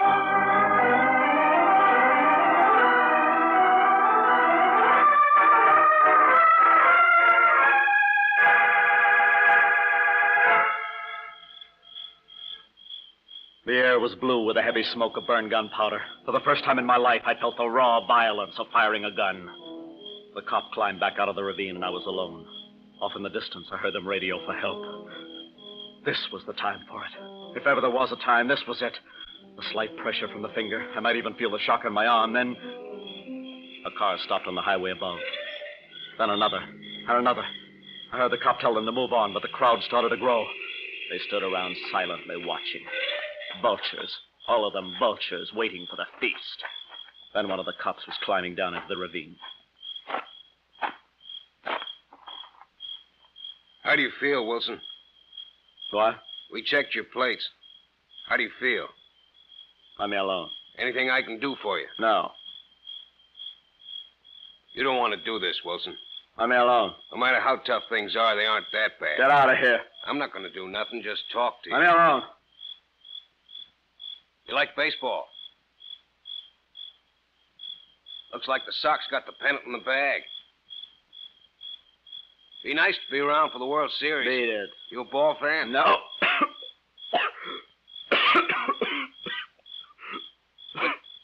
What do you like? Nothing. Must be something. Let me alone. Fishing. Get out. Hunting. Get out of here.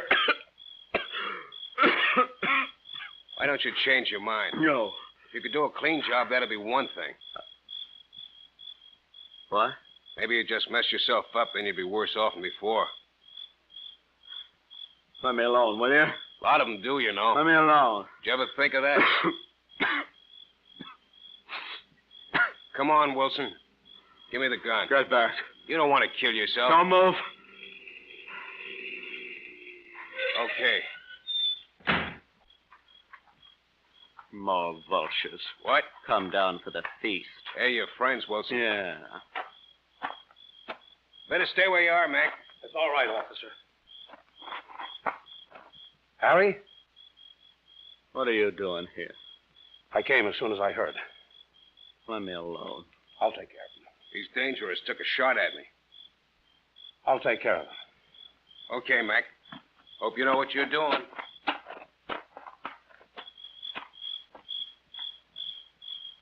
What's it all about, Harry? It's all over.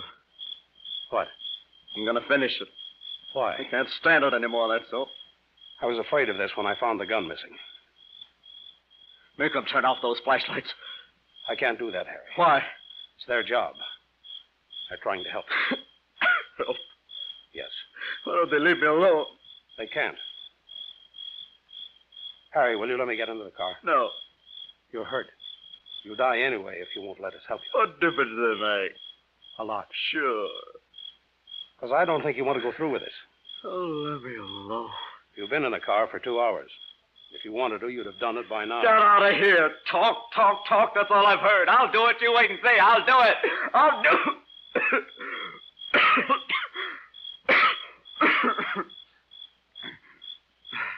Why haven't you, Harry? Every time I start, something happens. That's not the real reason. Somebody starts to talk. It's more than that. All right. It takes guts. That's why. That's what I thought. It takes guts to pull that trigger. No, it doesn't. That's the easy way. Easy way. Takes a lot more guts to face the music. Get out of here. You know what I'd do if I could? What? I'd come in that car and beat some sense into your head. Oh, don't try it. What's the matter with you? Have you lost your mind? I don't understand. I understand, all right. You had a couple of hits on the head, and now you're turning tail and running. No one understands. I know dozens of men who'd give 20 years of their life to be in your shoes. Sure. Take a look at yourself, Harry. You've got everything you came into this world with. 2 arms, 2 legs, 2 eyes, everything. Go away. You ought to be ashamed. Go away. Will go away. I'm coming in, Harry. And I'm going to take that gun away from you. Don't, John. I'm coming. I don't want to hurt you. Don't, John. Next time I'll shoot at you. Leave me alone.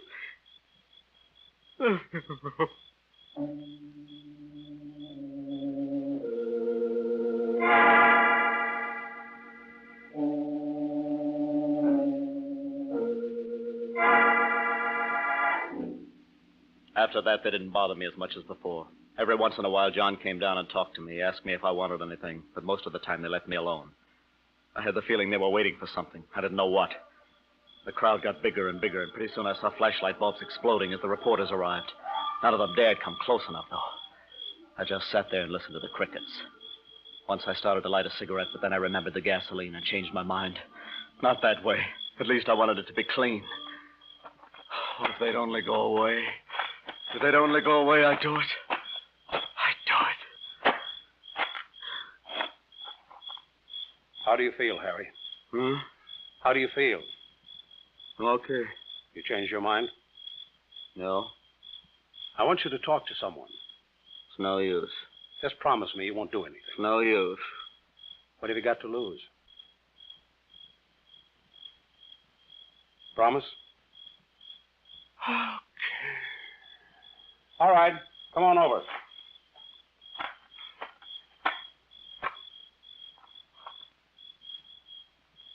Hello, Harry. Grace. John's idea, not mine. It's no use.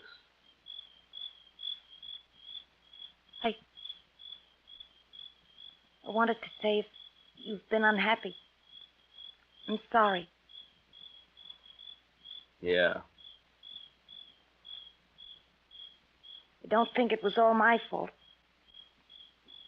No.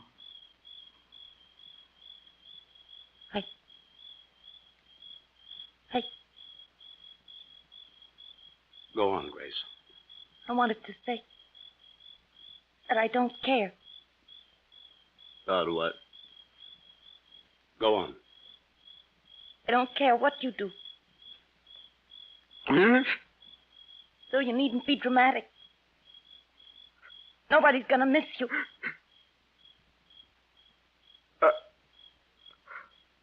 I didn't think you would. You can do anything you want. Harry, don't you believe in a God? Get her out of here. If it was your time, you would have been killed in the wreck. John. Don't do it. Harry, it's wrong. It's wrong. Come on, Grace. I couldn't go through it. I know. Get her out of here. You've no right to do it. Come on, Grace. It's wrong. It's wrong. It's wrong.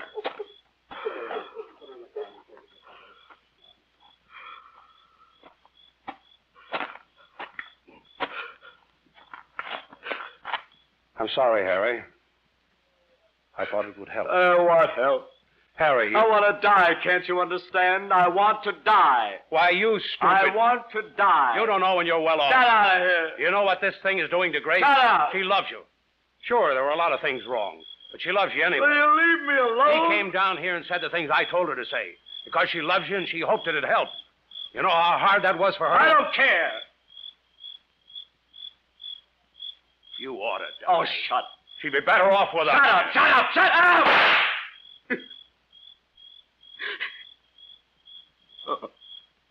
Go on, Harry. Shoot again. Shoot again. Go on.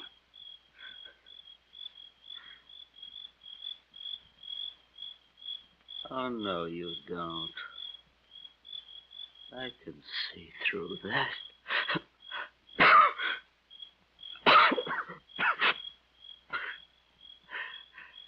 No matter what happens, I'm saving that sixth one for myself.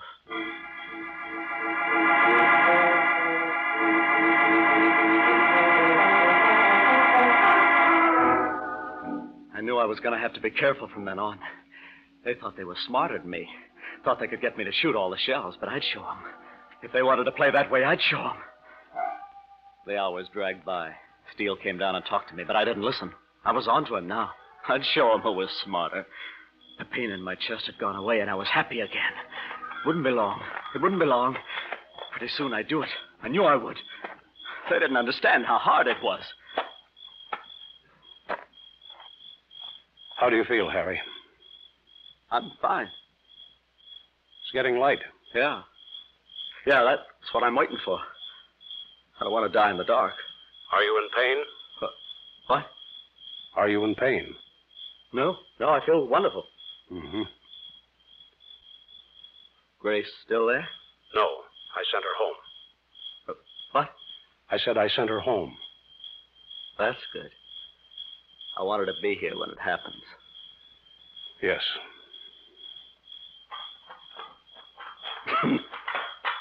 Thought you were smarter than me, didn't you? No, Harry. Thought you could trick me. I only want to help. But what? I said no, Harry. I'll show you. Get out of the way a minute, mister. Huh? Who's that? If I can just get one picture. You crazy? Get out of here. Who is it? Nothing, Harry, nothing. Come on, Wilson, give me a break. What's she want? This picture'd make every front page in the country. Picture. Beat it! What difference does it make to you, Wilson? Picture. Come on, Wilson. Get out. Be a good Can't you let a man die in peace? Make every front Get her out of here. Beat it! Then let me alone. Get her out. Get her. Okay, I'll go. I'm crying out loud.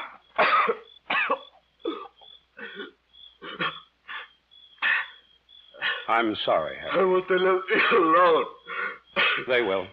Don't understand. Take it easy, Harry. 2 more. Only 2 more. What? Only 2 more shots. You tired, Harry? What? You tired? No. Feel like going to sleep? Huh? That's it, Harry. Close your eyes. No. Gun's heavy. You can't even lift it. Okay. Can't even lift it off the seat. No. Get back! Hey, look out! Come here, Harry! What? Hang on to me! John, help me! I don't want to die! John, help me! Hang on! Help me! I don't want to die, John! I don't want to die! All right.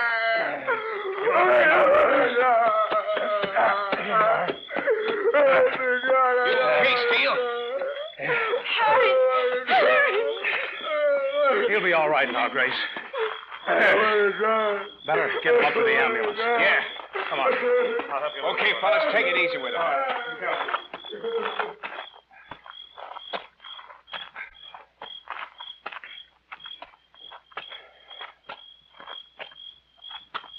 Guess we can all go home now. Yeah. He's pretty broken up. Yeah. But I think he learned his lesson. Huh. That was the 5th bullet, wasn't it? Mm-hmm. I'll always wonder. What? Whether he would have used the 6th one on himself. That's something we'll never know.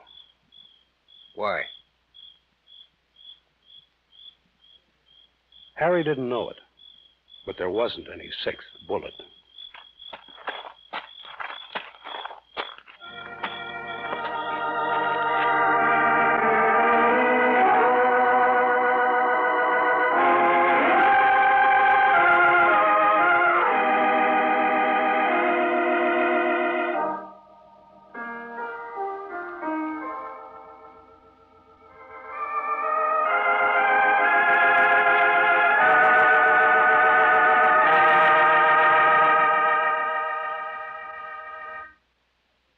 The title, The 6th Bullet, the story of a man who is yet to learn that his greatest failure was his first success. Well, friends, if you liked Harry's story, why not come back again next week? I'll have a man who found that the price of hate is destruction. I like to call it backfire. So until next week, this is John Steele saying a life of adventure is yours for the taking, wherever you find it.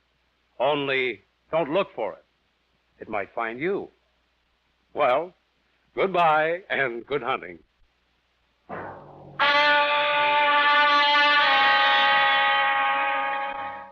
John Steele Adventurer is produced by Robert Monroe, written and directed by Elliot Drake. Jack Edwards was heard as Harry. Also in our cast were Connie Lemke and Sidney Paul. John Steele is played by Don Douglas. Musical effects were created by Doc Whipple, and your announcer is Ted Melly. Remember, next week, Mutual presents Backfire, another story of suspense and action from the files of John Steele, Adventurer. This program came from New York. There's mystery in Mutual's air on Sunday afternoons, too. Mystery from the hard-boiled sleuthing of Martin Caine, Private Eye, to the Western adventure tales on The Roy Rogers Show. For those with a taste for real-life crime drama, there's True Detective Mysteries. The Shadow brings his strange power to cloud men's minds to the undoing of all criminals. And Nick Carter, Master Detective, unravels another baffling case to its ultimate solution. You'll agree there's no mystery like Mutual's mystery when you listen to Martin Caine, Private Eye, The Shadow, True Detective Mysteries, Roy Rogers, and Nick Carter, where you hear the announcers say, "This is the Mutual Broadcasting System."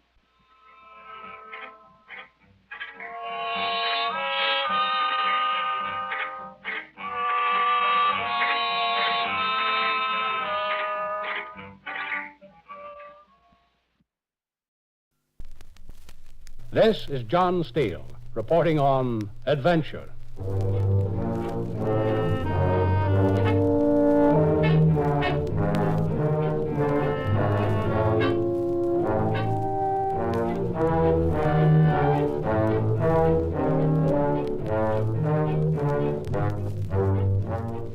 Maybe you call it Kalimantan. Maybe just plain Borneo. But to me, it spells just one name, Rajani.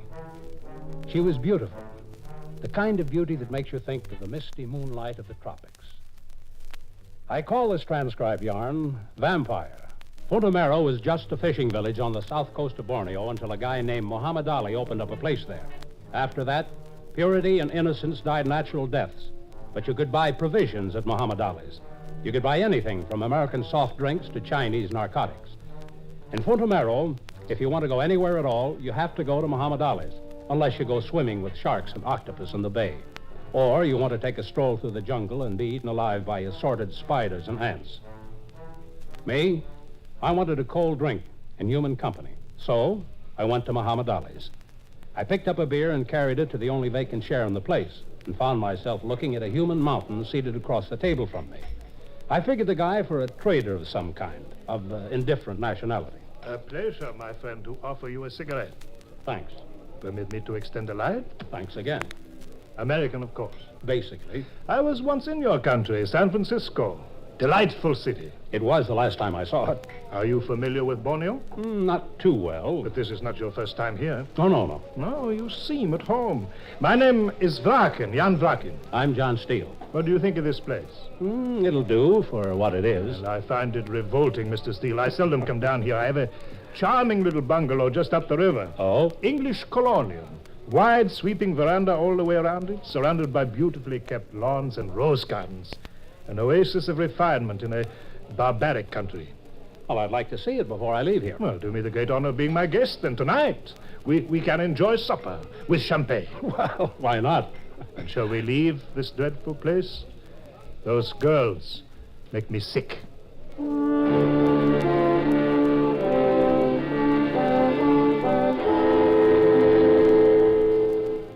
Jan Vraken owned a Jeep that had seen its best days, but it was just right for the short journey along a jungle path that ran along the banks of the river. If only you were staying a little longer, Mr. Steele. Why? I would arrange to entertain you. A tiger hunt. Do you enjoy hunting? On occasion. Well, my favorite sport is wild boar. At least twice a year. Anything wrong? There she is, Mr. Steele. Who is she? Standing there among the trees, staring at us. Pretend you do not see her. Well, who is she? Rajani. That's her name? Yes. She's gorgeous. She's wicked. Well, is she taboo? It is no laughing matter, Mr. Steele. She thinks it is. Hey, you're really scared of her. Yes, I am terrified. I don't get it. Do not misunderstand. I was happy to meet you. Even under normal conditions, I would have invited you to my home, but... But what? I was deathly afraid to come this way alone. All right. Why? I wanted company. Because of that girl? Girl. Yeah? She is not human. Oh, no? You laugh, Mr. Steele. She looked very human to me. She is a vampire. Say that again? Don't make fun of it, Mr. Steele. Didn't you say she was a... Vampire, yes. Oh, I see. No, I'm not mad, Mr. Steele. Everyone in this neighborhood knows what she is. Mm-hmm. That's so? She's a vampire of the most deadly sort. Well, there were a few at Muhammad Ali's, only they didn't look as clean. Mr. Steele, Rajani has already killed 2 men this year. You're really serious about this? I fear I am her next victim. Next victim? She watches for me. I see her sometimes at night time, watching my house. Listen to her.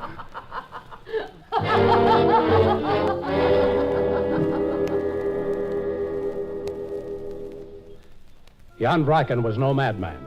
He was simply a badly scared man. We drove on. His bungalow was a big one. All he had said it was, and miles from anywhere. Modern furniture mixed with some fine rattan pieces and set off by delicate oriental decorations. I have no servants, Mr. Steele. Oh, you're doing fine. Can I help? No, just be comfortable. You do your own housework? Of late, I am forced to. I cannot find servants. Too far out from town? They'll not work for me.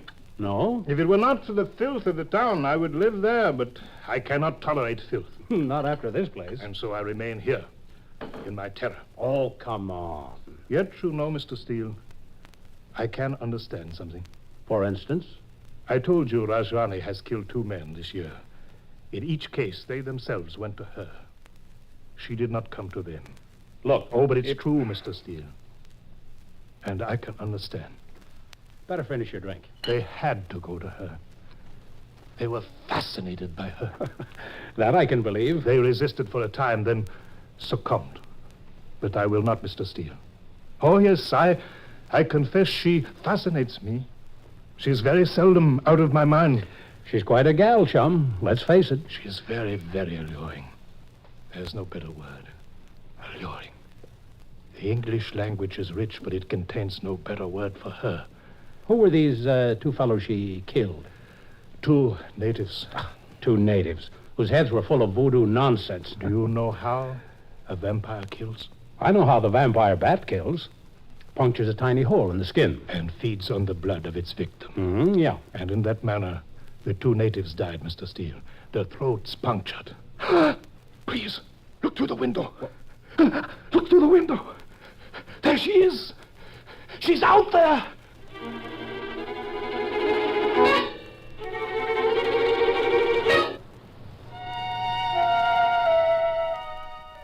She stood there, near one of the rose bushes, the moonlight shimmering around her.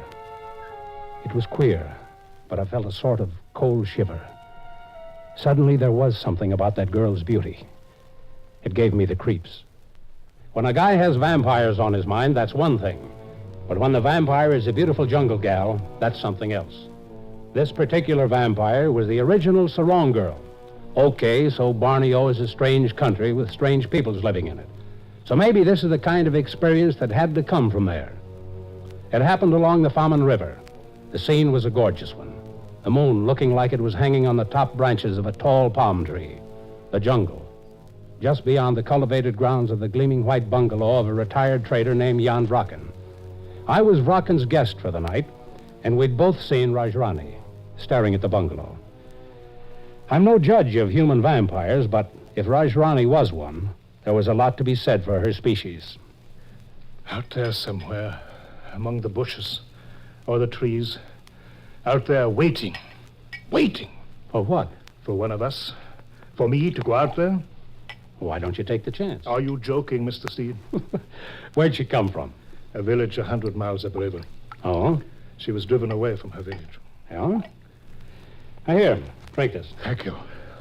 And she came down here. Mr. Steele, she destroyed 3 men in her own village. Oh, 3 of them, huh? Of course, you don't believe any of this. What do you know about her? Who is she? Her grandfather was English. But she's native. Oh, yes. I don't see any sign of her now. No. Does she speak any English? English or Dutch, they all do. Yeah? English, most likely. Have you ever spoken to her? No. Has anyone around here, I mean? I don't know. But where does she live? Who knows? Somewhere close to where we first saw her tonight. But where? Among the trees? In a cave, perhaps. What does she live on? Did you ask?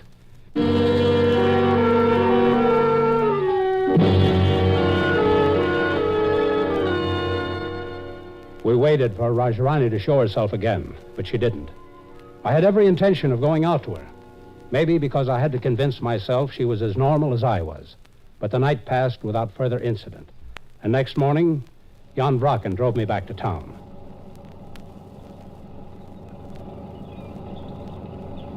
Isn't this the place where we saw her last night? Yes. Will you stop? Stop? Yeah. By all means. You see, during the day, she is harmless. I can be brave. Brave enough to take a walk over there? A walk? Yeah, we may see her. Will I? Or you can wait here. No. I do not care to be left alone here. Well, let's take a look around, huh? Very well. There are several small caves just beyond these trees. We can look into a few of them. Listen. She's across there. Smiling at us. Come on. No. And stay here. Yes. Be careful, Mr. Steele. Be careful. Hello? Hello, Rajani. They tell me that's your name. Yes. And you do speak English. Oh, yes. A lot of rocks around here. May I sit down? You have a sense of humor, eh? You're a funny man. You talk like you think I'm child. I'm woman. I'll buy that. Buy it? Figure of speech. Forget it. Who are you? I'm not on your mailing list. You wouldn't know me. My name is Steele. John Steele. John. It was my grandfather's name. Oh, that's so? Did he teach you English? Some. Why do you frighten my friend back there? I make fun. I laugh when he's frightened. He says everyone is frightened of you. I know they're frightened. You are not frightened. No. Do you want me to be? No. You want food? What do you have? Fruit, many nuts. Not now. That all you eat? It is all I can get. I cannot hunt. I cannot kill animals. Well, wouldn't you like to live in a house? Oh, no. Look, would you like me to bring you some food? Yes. Some cooked meat, bread, things of that sort. Would you like that? Cooked meat. Mm-hmm. Yes. You bring that to me. I'll bring it to this place after sundown. Will you be here? Oh, yes, I will be here. You bring to me. I'll bring you a mess of food, sure. And some milk. You like milk? Yes. You bring, please. See you tonight, then. Goodbye now. I wait for you. Yeah, that'll be fine.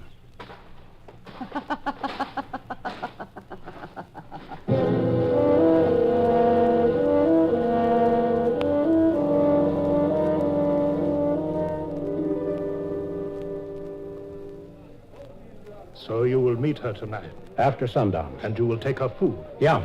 I resent this, Mr. Steele. You what? I resent it very strongly. You shouldn't drink so much in the morning, fella. What can she mean to you? Oh, so that's it. But you will do well not to go to her. You're all mixed up, chum. No, Mr. Steele, I am not mixed up.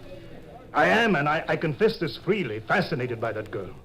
And I resent your audacity, your reckless courage. Look, you take her the food. Go on my place. You know I won't. You can. Thank you, no. Well, suit yourself. Why did you tell her that you'd go there tonight? Why not during the day? Well, you say she's harmless during the day. So you deliberately. What was it like, being so close to her? You took her hand once. What did it feel like? I felt my heart pounding, Mr. Steele. I wanted to rush over there, just to be as close to her.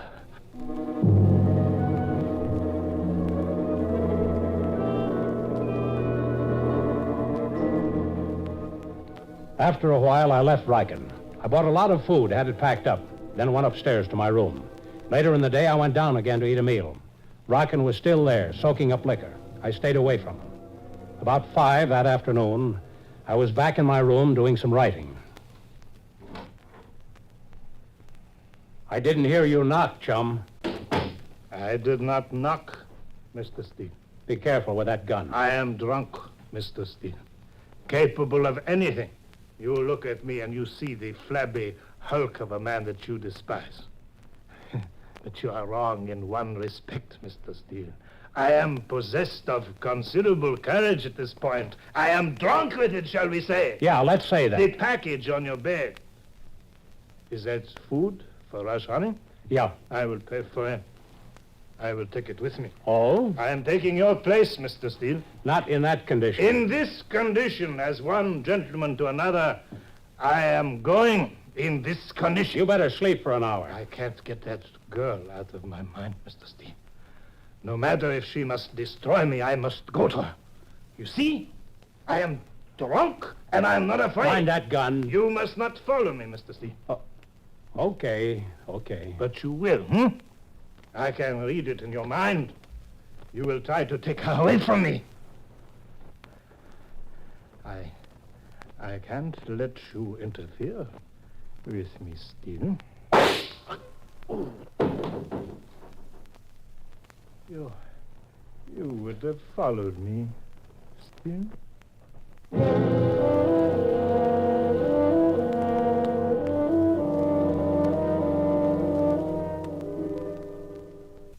Jan Bracken was drunk when he fired at me. He couldn't miss. I was standing only 4 feet away, but his hand wavered. I felt a red-hot pain. The bullet clipped the side of my neck, just barely touched it, and I went on living. My reflexes are good. I didn't even think. I just dropped to the floor and stayed there. Sure, I was dazed, but I had sense enough not to be overly heroic. A second bullet might have finished me off. Bracken was satisfied. He picked up the food package I'd bought for Rajani and ran out of my room. Where is she? She must be around here somewhere. Rajani! Answer me! It's Jan Bracken! belong to you. You hear me? I am here. You hear me? Rajani, you hear me? Ah. That was her. Where are you? Don't you hide from me. I know you're here. I have some food for you, Raj. Food! I brought you a lot of nice food. You hear me? Please don't make me wait. Must you torture me? Where are you? Where are you? Oh, why doesn't she show herself? What is the matter with her? Oh, oh, you're so beautiful. Please, please do not go away. I want to touch you.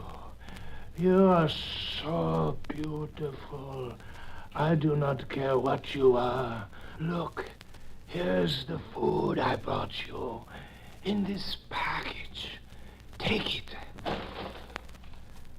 You still there, Rajani? I do not see you. I am so sleepy. I am so sleepy. I must sleep for a little while. Just a little while.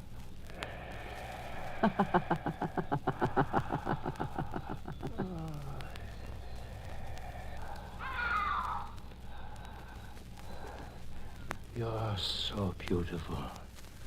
Oh, yes. A man could die for the kiss of a girl like you. Oh, no. Not my throat.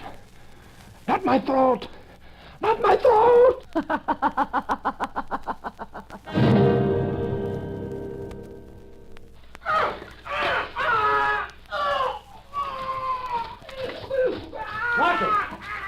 Rocket!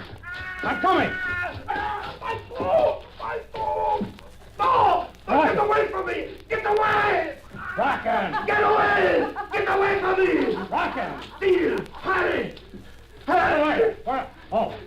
Steele, she was at my throat. Don't be a fool. Steele, there's blood. There's blood on my throat. What?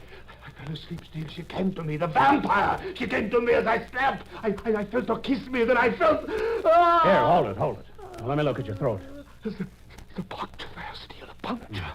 I'd have died if I had not awakened. I woke up in time. I felt her there. I brushed her away. I heard her laugh at me. Steele, she must be destroyed. Shut up. There's two ways only, Steele, to destroy her kind. The silver bullet or the sharpened wooden stake. Shut up, you idiot. My throat.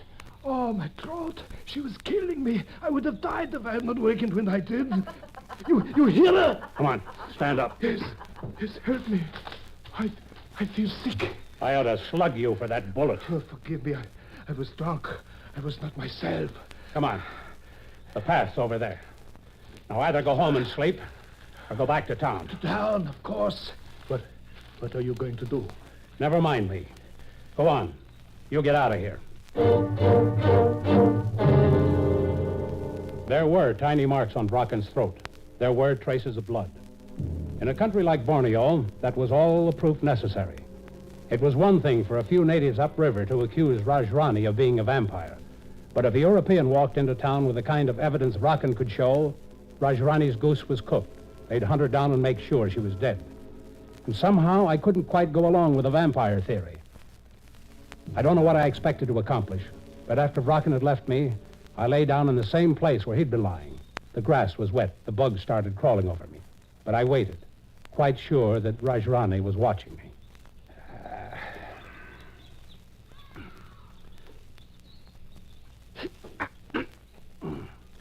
So that's it. Rajani, come here. Yes? Look, you're in serious trouble. Do you know that? Trouble? Will you trust me? Yes. Give me your hand. Let's get away from here. Yes. There are some islands off the coast. I have a lot of friends on one of them. I'm going to take you there. You'll be safe there. Safe? You don't even know what it's all about, do you? You know, we'll have to get down to the beach without being seen.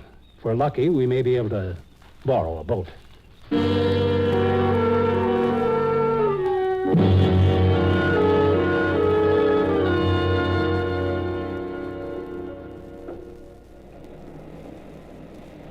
You see? Across there? Out to sea? Yes. That strip of land, that's an island. We've got to get over there. Many boats on sand. We take one? Uh-huh. Problem is to find one with oars in it. Boats with sail? Good, I'll settle for that. No. Yeah, catamaran, even better. Come on, help me push it into the water. Yes. That's right, yeah. Okay, now. Hurry, climb aboard. Stop them! Stop them! Come on. Come back, Steele! Bring that girl back here, you fool! They're going to burn her! You get rid of her! Bring her back, Steele! Or we will open fire! Keep well down. They may start shooting. I'll have the sail up in a jiffy and we'll be on our way. You hear me, Steele? Bring that vampire back!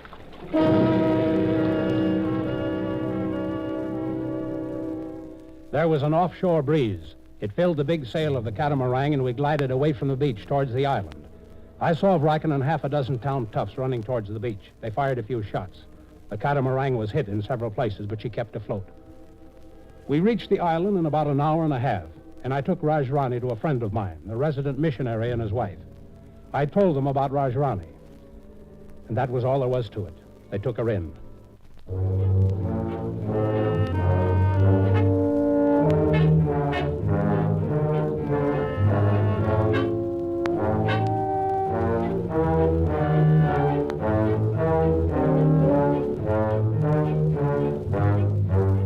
Well, friends, you've just heard Vampire. The answer was simple: superstition and a readiness to believe in any kind of voodoo. In each case, the men who had died had been drinking to fight their fear of the vampire. And once drunk, they had driven themselves to go where they thought Rajani would be waiting. Maybe she always was, as when Vraken went to her. And once there, their senses left them. Sure, they were killed, but death was the result of self-hypnosis, plus something else. Something did puncture their throats. Something punctured the skin of my throat as I lay where Vraken had been lying in the grass. A particularly vicious species of tick, and I brushed it off, but real fast. And so much for the vampire. Be around next week for a story I like to call Skid Row. Maybe you think it's Bleecker Street, New York City, east of 6th Avenue, or in San Francisco. At any rate, it's the longest street in the world. It's anywhere you go from Skipper Street in Antwerp to Wallaroo, Sydney, Australia. From the Limehouse Causeway in London to Gore Street, Calcutta. It was back some years ago when I first ran into a guy named Sailor Jones. I'd seen him before that, and I saw him afterwards. But it was in 1948 in Calcutta where my association with him began, and his strange story unfolded. Heard with me on this transcribed John Steele adventure were Wendell Holmes and Inga Adams. I'm Don Douglas. So until next week, then, and Skid Row, remember, adventure is where you find it. But don't look for it. It may find you. Remember to be with us next week for another episode in the series John Steele, Adventurer. This is the United States Armed Forces Radio and Television Service.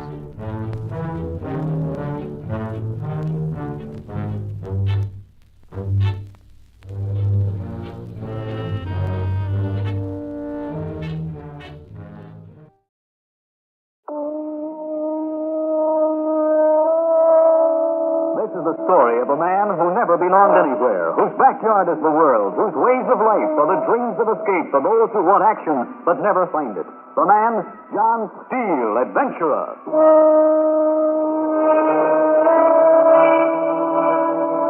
There's a legend in the Far East.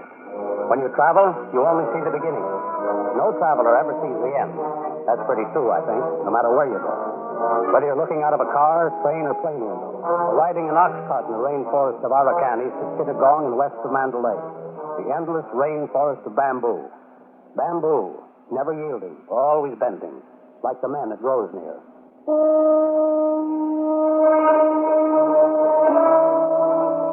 Adventure in far Far-Off Trails, transcribed with John Steele, Adventurer. And we'll be back in a moment to tell you the real story.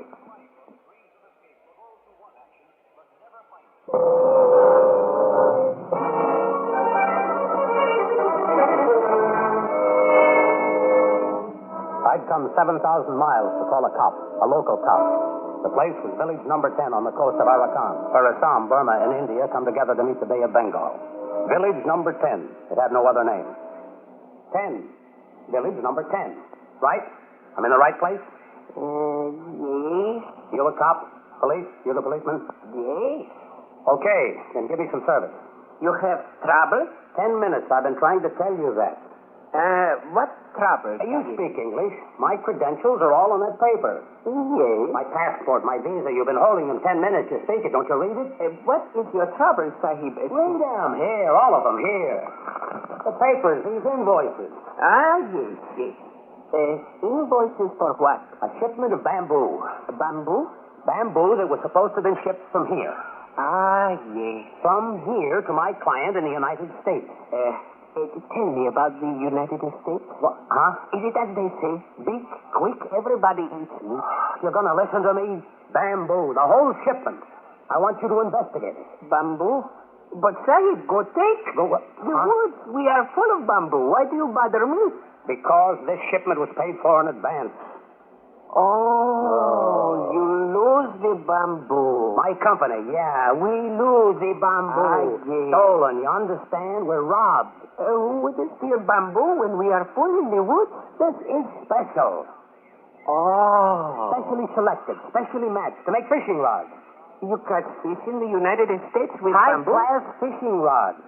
You eat fish, too? Fishing is a sport. You think it was stolen? It could create trouble, you think? The bamboo or the money back? I do not have the bamboo. I do not have the money. You're the police chief. I see. I have the key. Somewhere around here, yeah, sure. Mata, you think? Who? Mata. Only he. That's a man's name? Mata. Very bad. Only he would steal from you. Well, who's this Mata? Very bad. Bandit. Outlaw. I looked for him many years. Think he did it? Oh, yes. Mata. I looked for him ever since I am police chief. I am police chief 20 years. How do you know this Mata is responsible? Oh, Mata very proud, very jealous. We are small territory. Too small to support more than one bad man like him. Mata must be him. That figures. Mata, yes. Bad, very bad. Well, I don't care who it is. You're just going to sit there? No rush. You're just going to sit on that rug? Mata already killed 20, my best policeman. What's the matter? No. Hey, too hot. We go later. Not later. No. Come on, stand up. No, I don't. Come on, we go look now. Rush. Americans all the time rush. All right, we get bullet wagon, we go. But I tell you, I already looked for Mata 20 years.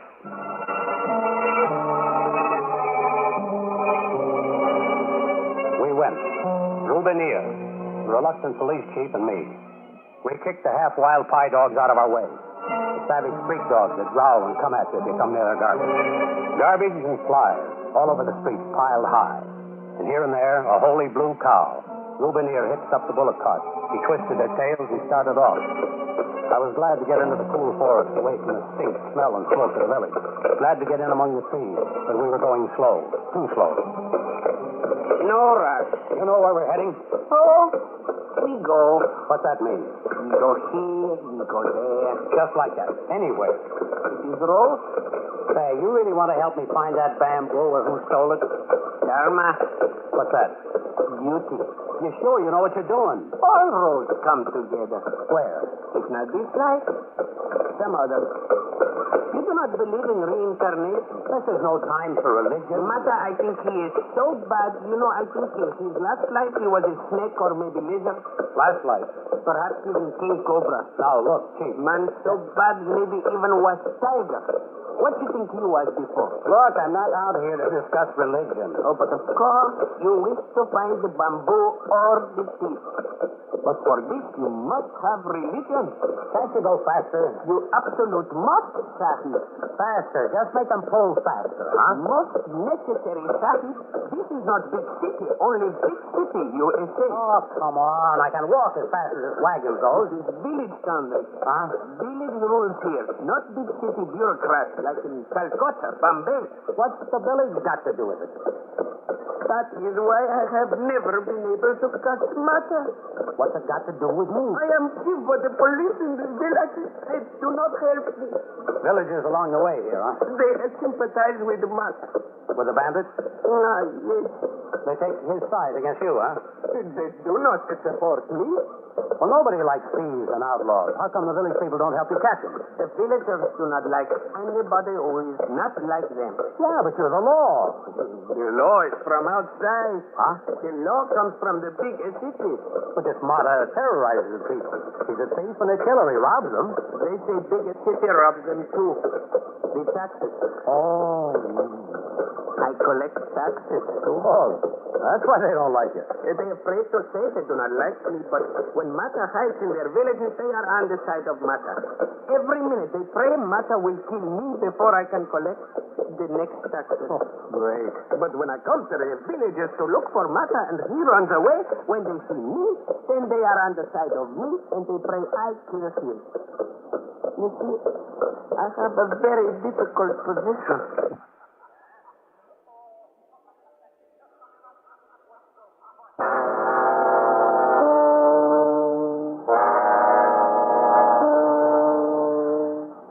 The tiger rifle high and handy. Not so much because he told me, but because I could see Rubenier's lips twitch and his fingers tremble on the long leather reins of the bullock wagon the deeper we went into the bamboo. The rainforest. Bamboo wherever you looked. Thin and thick. Tiny little grassy saplings, no thicker than a fly rod. All the way up to 120-foot giants with trunks as wide as a man. Creepy. Quiet. The ground covered with young bamboo grass growing so fast you could almost see it move. Soft and rustling under the wagon wheels and the bullock's hooves. Stop, down. Come on. Out of the wagon. Down, I said. You all right? It will be paid. Yeah. Great Lord Vishnu, once again, Mata misses. Around here. Yeah. Crawl behind here, behind the wheel. Shots came from straight in there. Wait. Yes, wait. He sees us. Can't see him.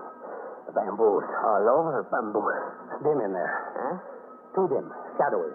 Light, yes. Very weak in there. You see anything? You sure it's him, Mata? Yes. He's still your bamboo shipment. You sure he knows why we're here? Yes. It will travel on the wind. Come on. Let's travel in after.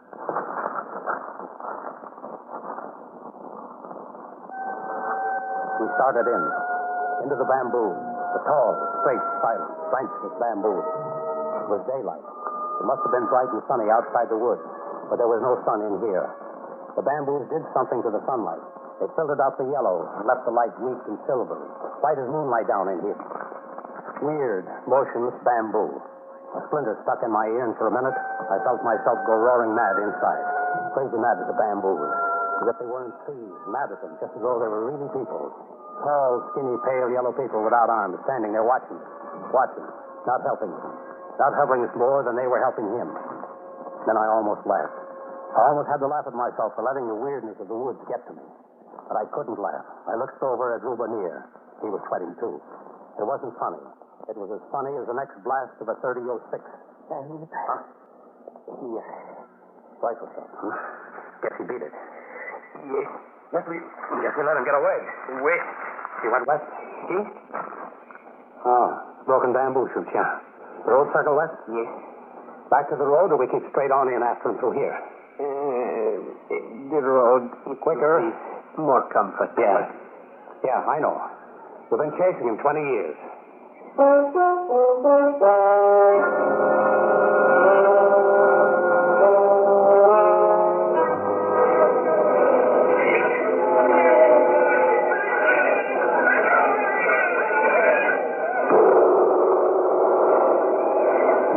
village to the west, village number 9. In the Dharamsala, the government shelter building of number 9, where Ruba, like all visiting government officials, called village meetings.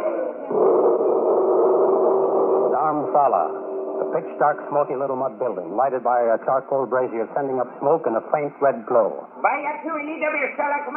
Ruba near, behind a hand-carved teak desk, a foot high, squatting behind a funny little desk. And all around, jammed to the walls, the angry-faced village peasants, shaking their heads.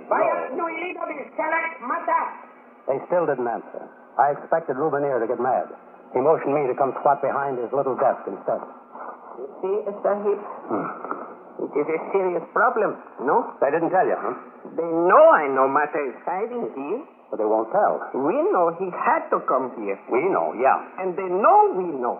After all, did he not almost kill us? Did we not trail him here? Are we stupid? Are we dumb? Sure. But they won't tell you. He is either hiding in this village or they know which way he went. Well, they won't tell you. Why waste time? Waste? Where I come from, they call it waste of time. America. Yes. Efficiency. 1, 2, 3. Tell me, you are an American. You see these villagers. Yeah. You see their faces. They look at me like I am here for taxes again. You are American. What would American police chief do? I don't know what he'd do with them. I curse, I yell, I insult their mother, their father. I tell them next life they will all be born dirty dogs, by dogs, eating street garbage. And what you think? Look how they look back at me. Sorry! Too dressed! You see? Sit. They sit. They make dumb monkey face back to me. All right. This is going to get me back my shipment of bamboo. I show you what I do.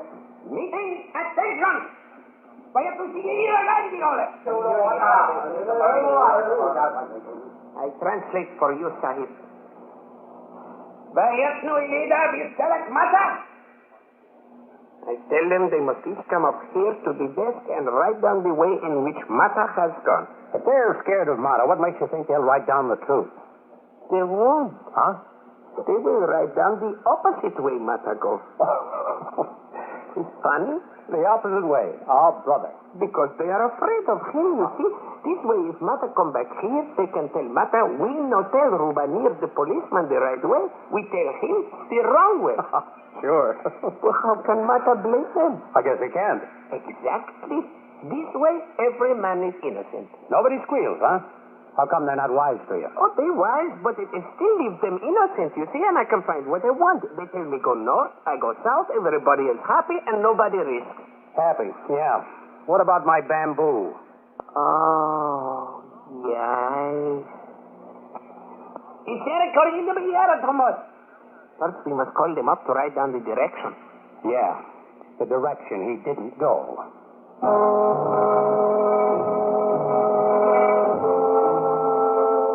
They did. One by one, they came up to the desk, and they wrote down the direction Mata was supposed to have run. They all wrote north, so we went south. South in the bullock wagon, down the road to the rainforest of bamboo trees. Only now it was getting dark. The silver light was fading. The overgrown road was hard to see. Then all at once the ground caved in.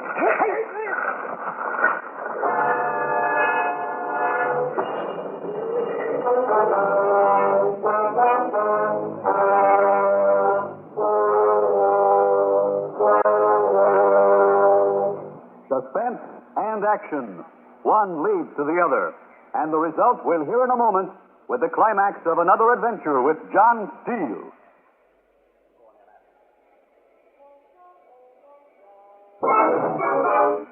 I remember falling into the trap, the grass-covered jungle pit.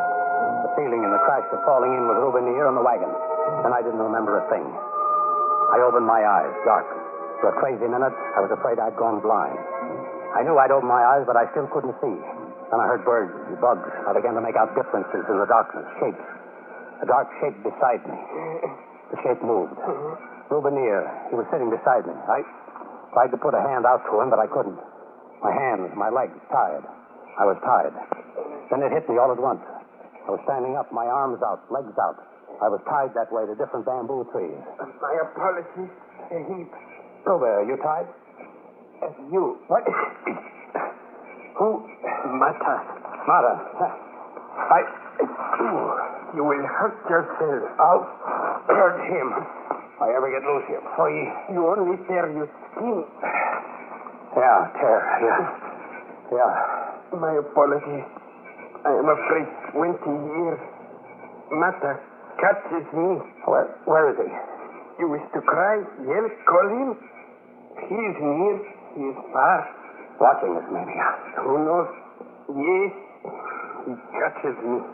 Only please. Yeah. He also caught me. What's he going to do? Why'd he set that elephant road pit? Well, you're all the time bragging you're different. You're all different. Things different around here. Why'd you... Brag? Oh, no. Well, what's he going to do to us? Why has he got us tied up here? Don't you feel? Huh? Then I must be tied tighter than you. What are you talking about? You don't feel. Sure I feel. Feel I'm tied, hands and legs stretched and hanging like a butchered pig. What do you mean, I don't feel? What do you mean? What's that noise, him? No. Is that him in the dark? He is not. Yes. No, what's that sound? What's hurting you? Dark, what's going... I can't see. Bamboo. Bamboo, yeah, we're tied to the bamboo. Trees. Bamboo is grown. A man can stretch only inch or two. Trees. Listen. The bamboo tree. It grows. Robert.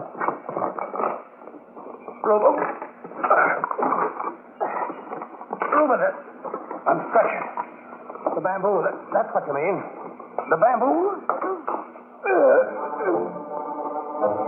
Bamboo. The bamboos are growing. I was tied and spread eagle. Hands and legs spread eagle. And the trees, the bamboo trees were growing. I could feel them growing up, higher and higher. Inch by inch, growing higher. I could hear them growing, and I was tied to the trees. I was stretching. I could feel my arms and my legs, my arms pull at my shoulders.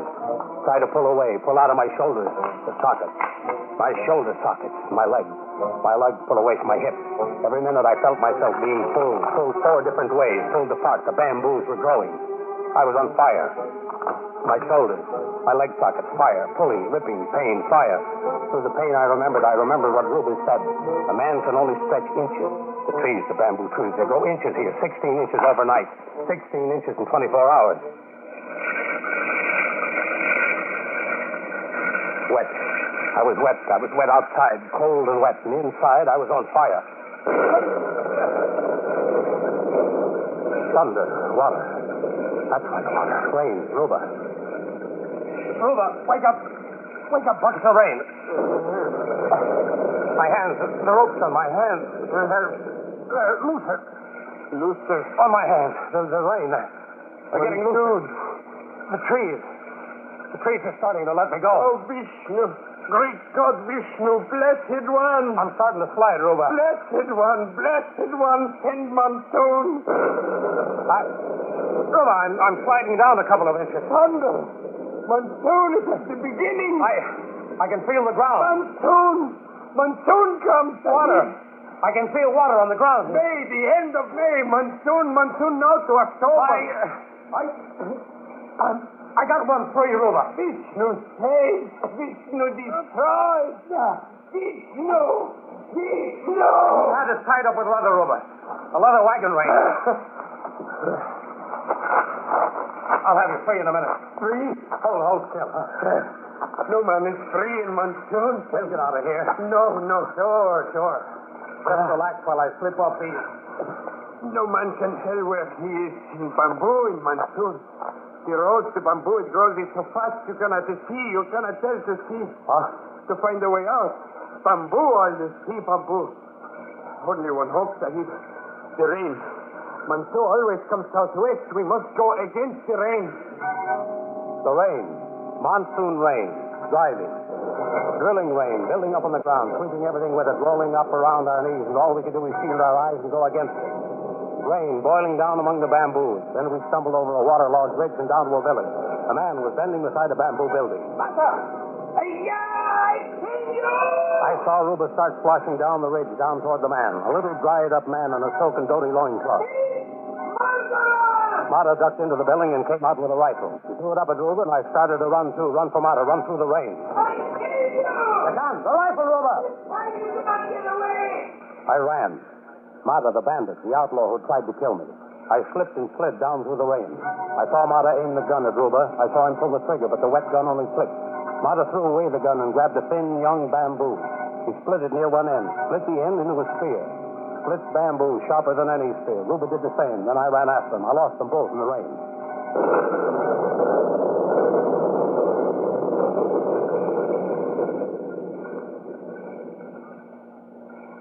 Now, come on, get over it. He gets away. Sure. 2 feet from him I was. Uh-huh. I raised the bamboo. I go to... Yeah, you told me 10 times. And I slip like so. Sure. You do not believe me, eh? I told you. Sure. 2 feet away in the rain. What do you do? Checking these shipping crates against my invoices. Your bamboo or his? Best as I can make out. The invoice got pretty blurred. Yay. Terrible rain. What are you so happy about? Happy? Uh-huh. Oh, I am not so happy, Sahib. No, huh? No, I am very, very sad. Sure. You were only 2 feet. I tell you, I sleep. He gets away. Sure you didn't let him get away? You're a cunning man, Sahib. I don't give you answer to that question. I have real good position, policeman. As long as Mata's free, huh? I still don't give you right answer. Well, how about the wrong one? Sahib, policeman without criminals is like tax collector without taxes. How can he live here, Sahib? One needs the other, huh? Someday I retire, Sahib. I think then, that day, Mata retire too.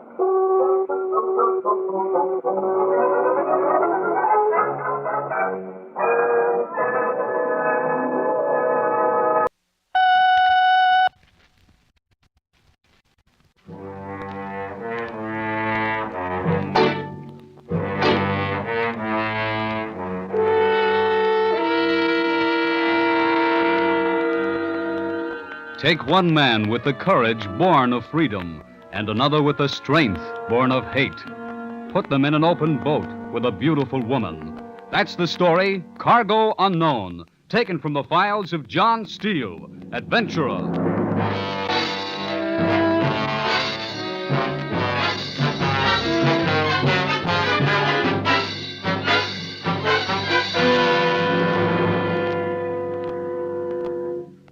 Hello, friends. This is John Steele. And how are you tonight? Oh, is that so?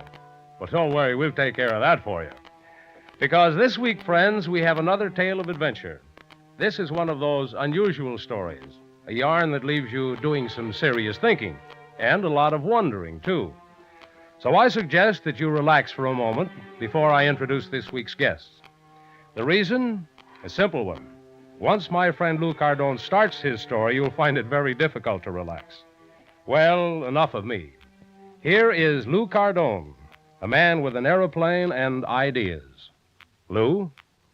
You've heard the old saw about strange bedfellows. Well, I've got one that really takes a cake. I guess it started right after I came home from the war. Been a fighter pilot with the 8th in England for 2.5 years and finally got relieved after my 71st mission. A little flak happy, but who wasn't? I couldn't settle down, still wanted that old excitement. One day I read in the paper where XGIs could pick up surplus ships for a song, and that started me thinking. Scraped up all I could, bought me a sweet little twin-engine trainer, and I was in business.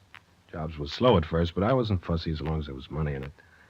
Well, one day I was out in the hangar cleaning up the ship. Pressure went out on the hydraulic system the night before, and I had to crank the flaps and landing gear down by hand. I was checking to find the leak where I was losing pressure.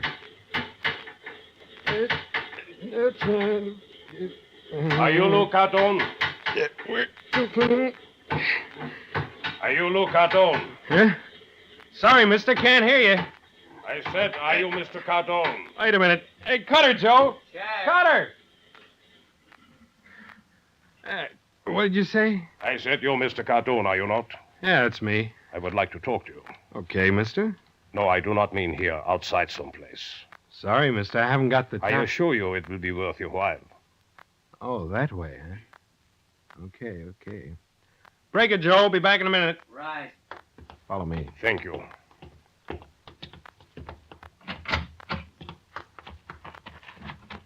Didn't catch your name. I didn't say it. Well? Gunther. Joseph Gunther. Okay, Mr. Gunther, what's on your mind? I hoped we could find someplace more private. I've made a lot of deals standing right here. Very well. I have followed your career with great interest, Mr. Cardone. Get to the point. You are a very capable young man. Now, go on. Your advertisement in the paper first attracted my attention. Yeah, The Anything Anyway airline. that's just a name I got tagged with. I went to the trouble of having you investigated. Well? By my own man, of course. We discovered several things of interest. Such as? On March 2nd, you loaded a cargo of bowls of assorted materials. Your destination was recorded as Municipal Airport, Chicago. At 5:30 on the afternoon of the 23rd, you landed at a small airport outside of Las Cruces, Mexico, and made delivery to a representative of Rogers Packing Company. So what's wrong with flying material to Mexico? Your cargo was not assorted materials. Rolled inside the bowls were art treasures, valued at over $100,000. Your men are pretty efficient. The order was placed to me. On the 18th, you loaded a cargo of canned food. Same destination and delivery. Another of your orders? Yes. Scattered through the cans and sealed inside them was over $1 million in jewels and precious stones. Shall I go on? You've made your point. What's next? We had to be sure of our man, Mr. Cardone. Very sure. The cargoes were delivered. And you were well paid. Well? The next delivery is to Argentina. Hey, that's a long hop. What's a cargo? A man. Will 10,000 be enough? Pretty important guy, eh? Yes. Why's he so hot? Let us say he has disagreed with the authorities. I like money, but I like free air, too. 20,000. Argentina. It's a lot of open water flying. I'd need wing tanks. That means questions. I don't like it. You better find I have gone this far, Mr. Cardone. I cannot take no for an answer. You've got the wrong boy, Mr. Gunther. Sorry, I don't like to have to point out that I have a complete record of your activities over the past year. The administration would find it interesting reading, I'm sure. The publicity will look good on you, too. I've been careful about that. You underestimate me. So it's that way. Yes. 20 grand? When can you leave? There's a lot to be done. End of the week. No later. I will get in touch with you about the details. Okay. I knew you would see this my way, Mr. Cardone. Yeah.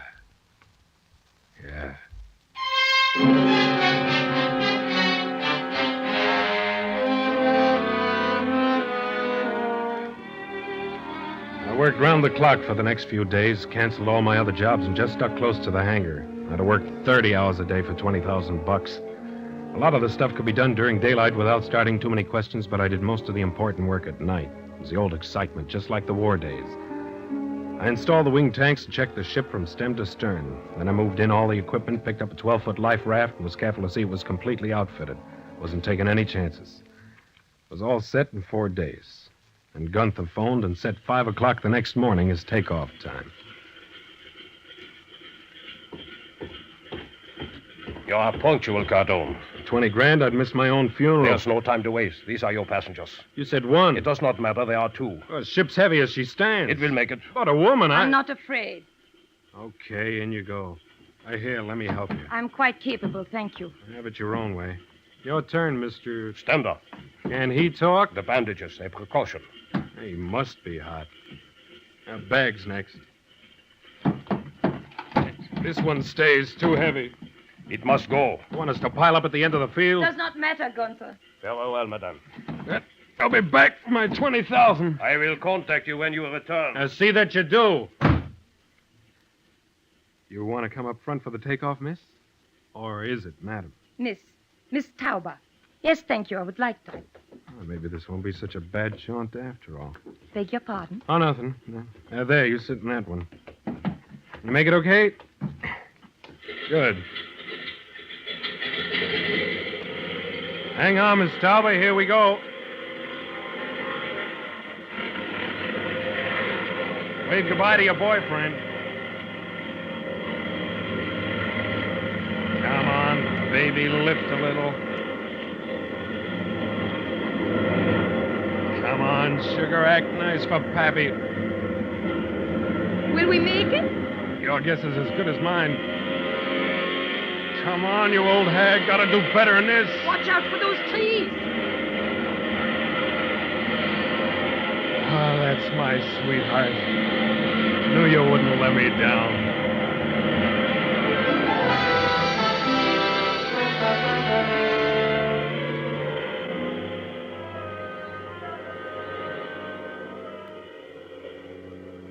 You ever have that funny feeling that you've seen or met a total stranger someplace before? That was my reaction to Stender the first time I saw him. I couldn't pin it down to any particular time or place. It wasn't anything as concrete as that. We'd been in the air for about 6 hours when I put the ship on automatic pilot and went aft. You comfortable, Mr. Stender? Right, Mr. Cardon. Must be a relief to get those bandages off. They serve their purpose. The water looks beautiful from up here, like burnished metal.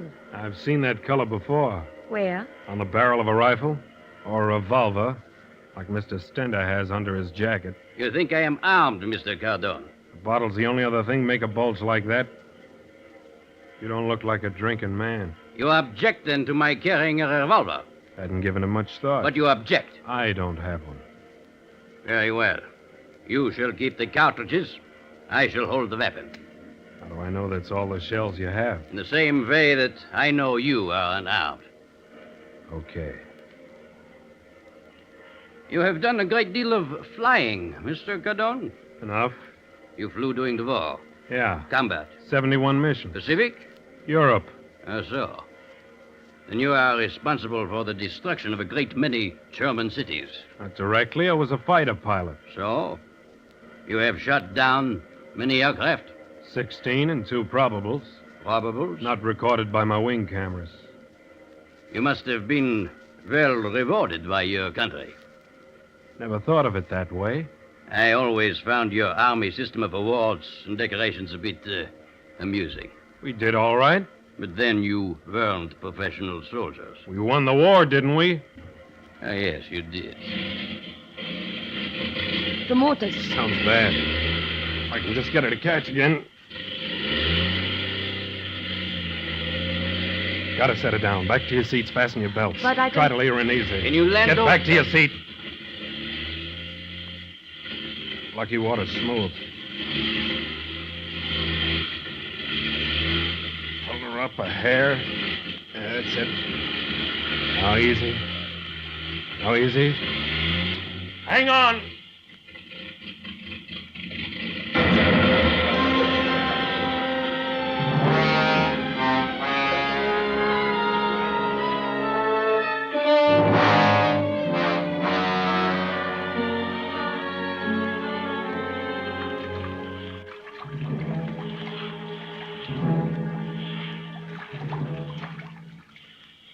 Everyone comfortable? Yes, thank you. Raft's not the Queen Mary, but it'll keep afloat. That was excellent flying, Cardon. Oh, we were lucky. If the water hadn't been That was smooth... not luck. That was, what is it? Fate. Maybe. Did you have time to radio our position? No. But surely a ship will pass this way. Regular shipping channels are about 150 miles west of us. I figure we're drifting about due southwest. The sail will help some. Yeah, if the weather holds, we might drift into shipping lanes in 10 to 12 days. Have we enough food? I stocked the raft for 2. What does that mean? Have to be careful. It won't be like the stork. The stork? Oh, nothing. Do many aircraft fly this route? Can't count on that. No, I suppose they follow the shipping lanes, too. That's right. Well, we'll just have to make the best of it. Sun is terribly hot. Oh, I'm sorry. Here, let me rub some ointment on your face. You've thought of everything. It's part of the crash equipment. Is there enough? We have 1 tube. That is not very much. Faces get tough in a few days. Won't need it then. It is cooling. You have a lovely face. Covered with oil. Even that way. You should use some. I don't need it. Very charming, Mr. Cardon, if somewhat foolhardy. Mr. Cardon was not trying to be charming. Gallantry is a luxury he cannot afford. That is contemptible. The truth is often contemptible, Lisa. You'd better use some, Stender. Thank you. Your face is quite white. What do you mean, Cardon? I don't know. Are you implying that there is anything unusual about my face? Why should I? Hey, when'd you eat last, beautiful? 4 o'clock this morning? It's 12 hours. Yes. Okay, time for lunch, I huh? can wait. We'll eat now. Won't be much, though. I am hungry. Now, let's see. Must be something good on the menu. I'll see if I can catch the waiter's eye. They have very good steaks here. I'm not really that hungry. No? How about a nice third of a bar of chocolate, a biscuit, and a swallow of water? That's exactly what I wanted. Stender? Thank you. Oh. How's it taste? Wonderful. I love that musty taste in the chocolate. Army specialists work years to develop it. You're not eating, Mr. Stender. I may have greater need of it tomorrow. Maybe you won't need it at all. Tomorrow.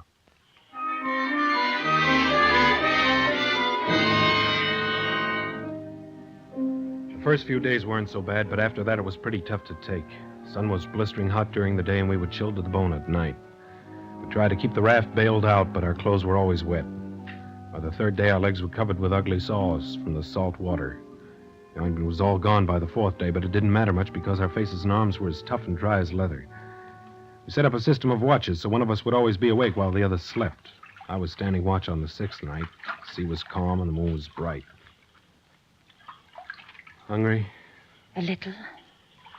You have to wait for Stender. Yes. Wouldn't be fair. No.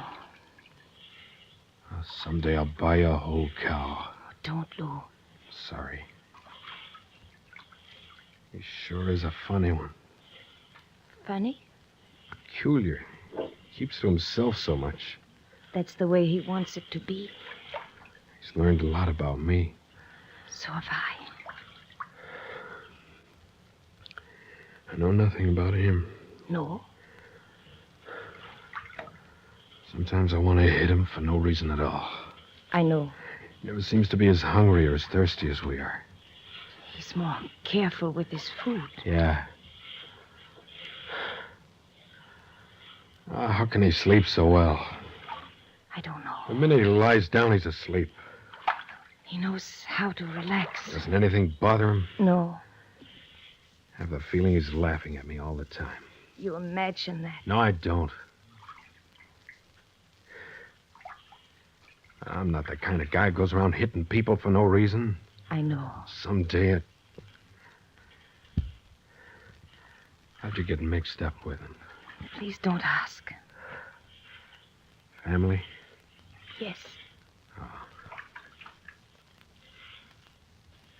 Tell me about yourself, Lisa. What do you want to know?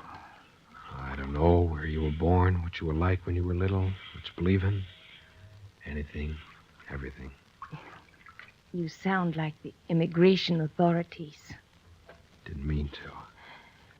I was born in Vienna on August 8th, 1920, which makes me 28. 29. Not till August. Okay. When I was 14, I was sent to live with my aunt in the United States and finished my education in American schools. Lucky. Why? Because we can talk to each other. I went back to Austria in the early days of the war. Why? I thought I should. Go on. The rest isn't nice. I want to know. It isn't important. Okay.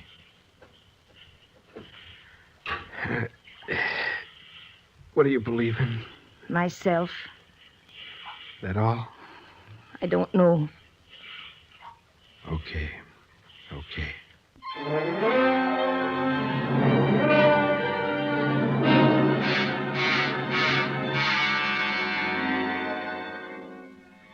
I lost track of time. What difference did it make? As near as I could figure, we'd been in the raft for 10 or 11 days. It was close enough. Our water was almost gone. Our food supply was running low. We used the fishing lines from the crash kit every day, but nothing ever happened. Lisa showed the strain more than Stender and me, and I began sharing my chocolate and biscuits without her knowing. Stender knew and smiled. It was Stender's watch on the 11th day. I was sleeping lightly when I woke with a start and remembered the cartridges from his revolver. I slipped my hand into my pocket. Well, they were gone. I had no idea how many days they'd been missing. You've lost something, Caldon? No. I thought I saw you looking It for... was nothing. I must have imagined it then. Yeah.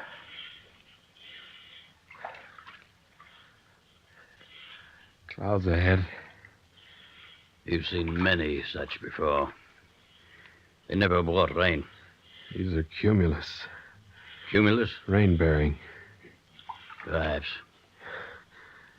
Oh, if it only rain. It would help. Sorry we woke you, Lisa. I was only half asleep. You feel all right? Yes. Here, just wet your mouth with this. You're getting careless, Cardon. There's not enough flu. Hey, take it. Thank you. How is your sunburn? It's okay. You're lucky. Why? Your beard gives you some protection. It's funny. What, Lou? No beard. Do not understand. It's tender. What do you mean, Cardon? White skin. No beard. You have suggested before that there's something unusual about my face. And maybe there is. I told you to forget. It's all right, Lisa. I'm just beginning to wake up. You're... How is it? Skating on thin ice, Cardon. How would you say it in Germany? These are dangerous words, Cardon. I don't care. No. Leave us alone, Lisa. It's raining. We gotta have this out. Rain. Rain. So cool. Good. No. No, just a shower. Think all I can. The sail. Get the sail down. Think. The sail. Catch it in the sail. That's the sail. Stretch it out. Pull the canteen. Yes. Dip it a little, tender. Look out, you're spilling it. Now it's coming. Ah. Ah.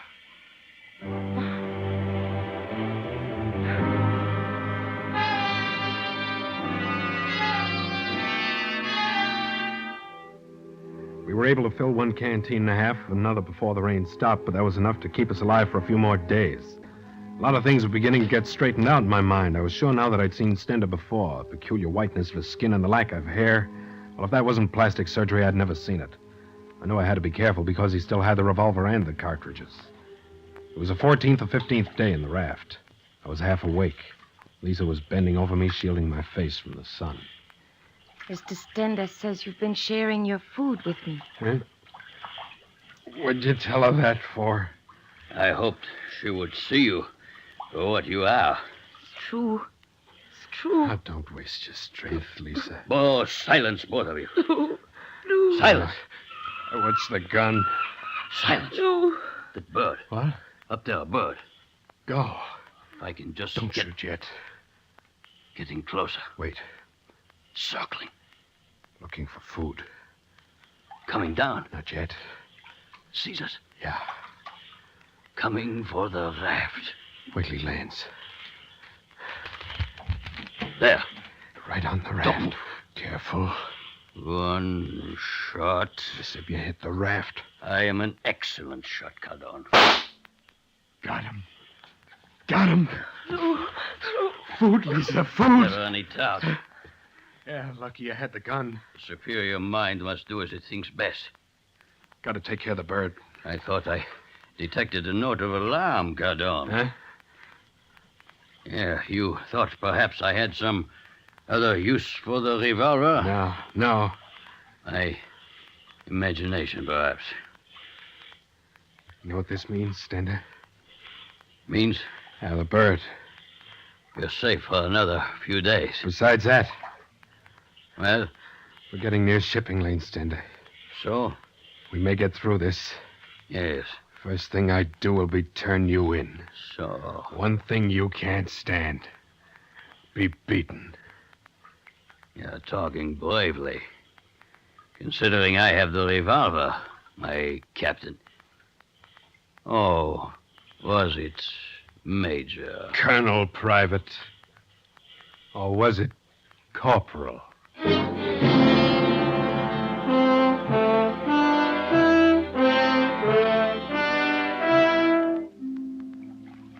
How long do you think you can stand this, Cardone?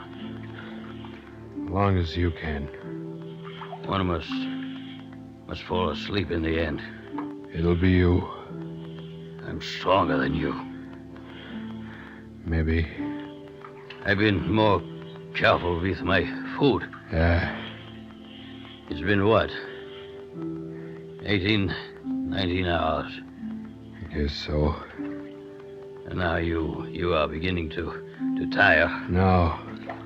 Splash some water on your face.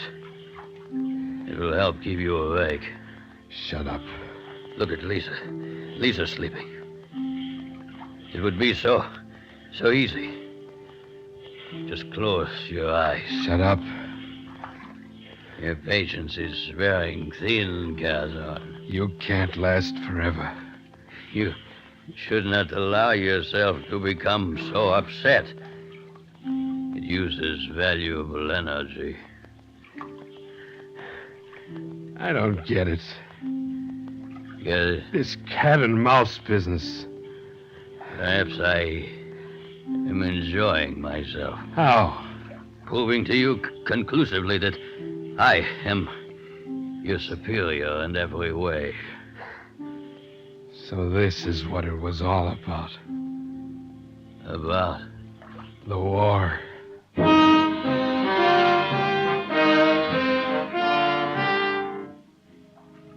Your eyes are heavy, Cardone. Huh? You will not last much longer. Okay. Another hour at the most. Shut up. So easy. Just close eyes. Never wake up. No, you give food. It's all right, Lisa. Give water. Here, baby. Drink this. Give food. Give You water. could use that water more than she. Give food. Give water. Can't last forever.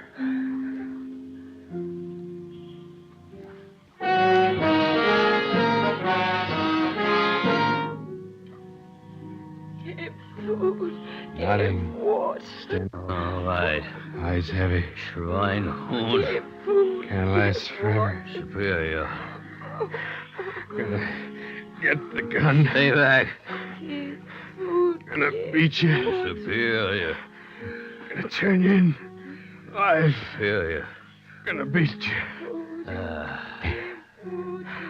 Beat you. Beat you. Gotta get gun. Get gun. Got it. Got it.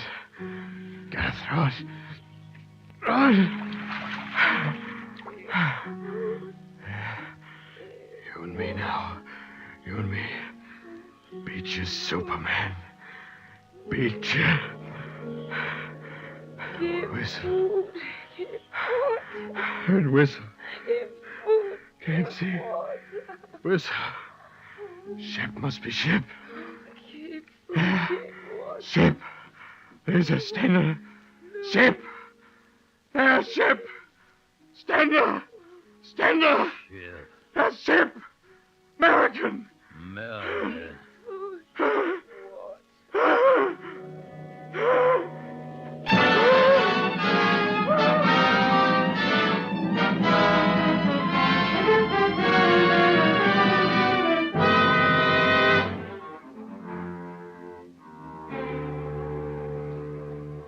He's coming out of it.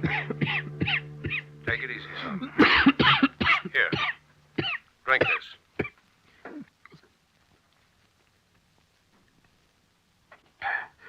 Everything's all right. Thanks. Lie back and rest, son. You're going to be all right. Lisa. She's safe, too. You're going to be okay. Where am I? On board my ship. I'm John Steele, skipper. Oh. Lisa's safe? Yes. You're both coming along fine. Both? Lucky we picked the two of you up when we did. Two? Yes. You were both unconscious when we got to you. Two? Yes. It's a funny thing. When I first picked you up with my glasses, I thought I saw 3 people in the raft. When we got close enough to lower a boat, there was just you and the girl. Couldn't take a beating. Pardon? Nothing. Yes. Now, you just lie back and take it easy. Yeah. Oh, just one thing more. Yeah? I've been holding up my radiogram till you came around. Yeah? Any casualties to report? No. No casualties. No, I didn't think so. By the way, we found this in your pocket. Thought you might like to have it. Oh, what is it? A ring.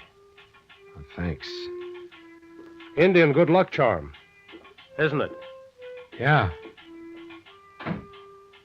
Yeah.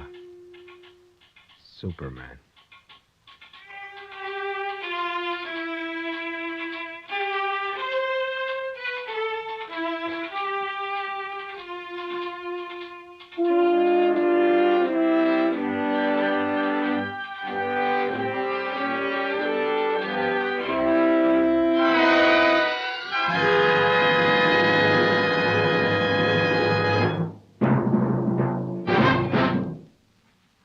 John Steele, Adventurer, is produced by Robert Monroe, written and directed by Elliot Drake. Don Douglas is featured as John Steele. Also in tonight's cast were Ross Martin, Connie Lemke, and Earl George. The orchestra was conducted by Sylvan Levin. Sound by Walt Shaver. Remember, next week, Mutual presents Kid Brother, another story of suspense and action from the files of John Steele, Adventurer.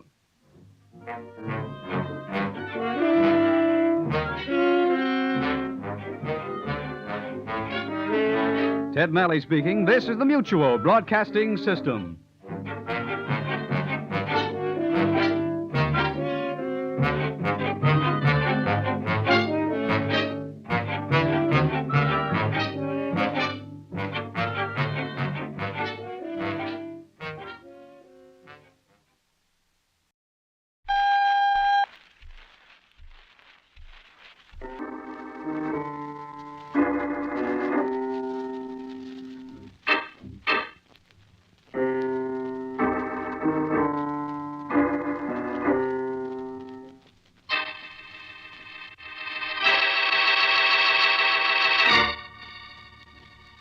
Take a boy lost in the shadows of a silent world. Give him the knowledge of a terrifying secret. That's our story, The Lonely One, taken from the files of John Steele, Adventurer.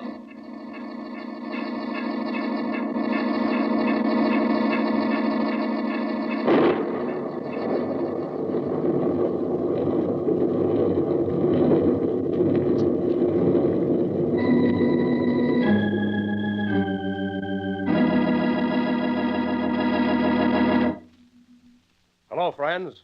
This is John Steele. At this time each week, I usually introduce my guest and let him tell you his own story. But unfortunately, Jody Martin can't talk. So this week, I'm going to have to start Jody's story myself. Now, I first met the Martin family when I was made sheriff of a small county in northern Wisconsin. Sam and Abby owned a little farm 20 miles out in the country, and they'd come in town once a week or so for supplies. Jed Parsons and I were sitting on the porch of his general store one day when the Martin family pulled up in Sam's old truck. We could have heard it coming a country mile away.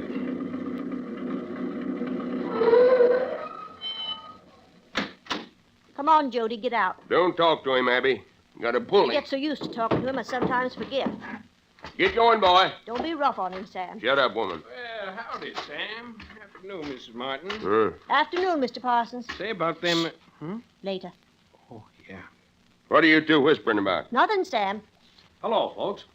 Who's he? New sheriff, John Steele, Sam, Mrs. Martin. How do, Mr. Steele? Hello, Sam, Mrs. Martin. This here's his son, Jody.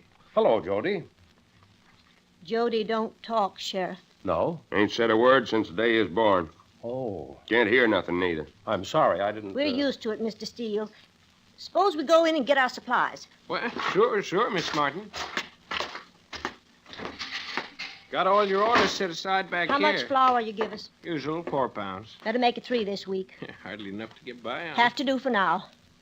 Oh. Where's the order, Jed? Right behind the counter. Come on, Jody. No need for the boy to help. I'll give you a hand. Gotta earn his keep. I'll let him stay with his mother. All right. Heavy. Yeah. See the boy don't touch nothing. Did you get it? Came in this morning. Good. Best violin strings aren't in market. Make Jody real happy. Yeah, here you are. Look, Jody. Almost smiled. Yep. Better hide it. Yeah. One more trip. Boy'll help me the rest. Oh, I don't mind. Gotta do his chores. Very well. Come on, you. Come on, I said. He don't understand, Sam. He understands. Gotta be... Just lazy. There's little enough as it is. Come on. Get all of it, boy. Said get all of it. Let me help. He can handle it. All right. Now, come on, you.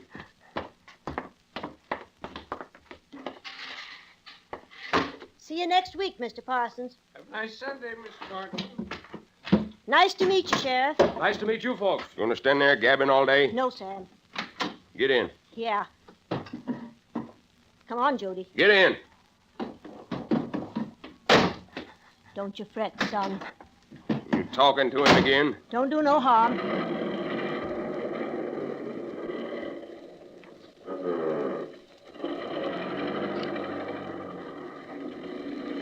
Well, that's that for another week.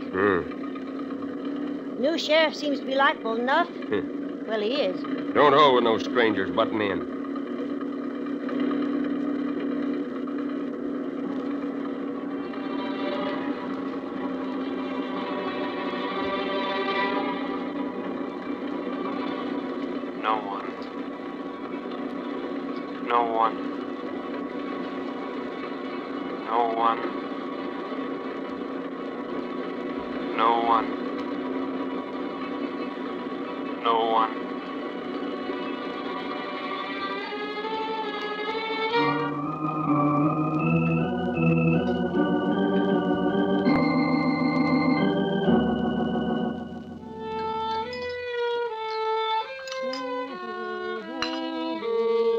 That's real pretty, Jody. You just keep right on. What you stopping for? Ain't time for your paw yet. Some sixth sense must guide you. It's the sheriff. Go on back to your violin, son.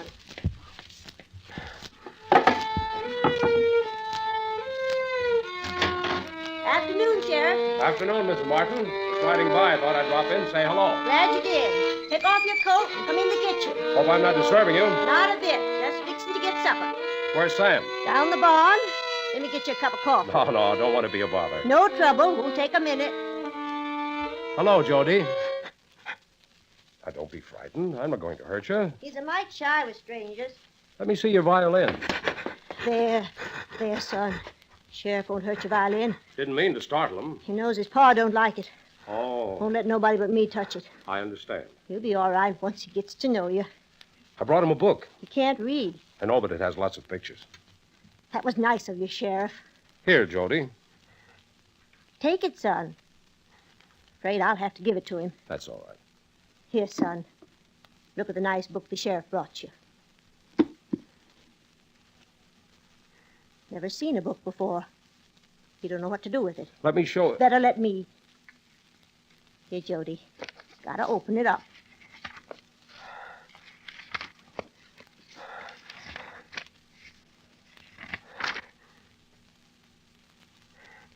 He's looking at a picture. What is it? A dog.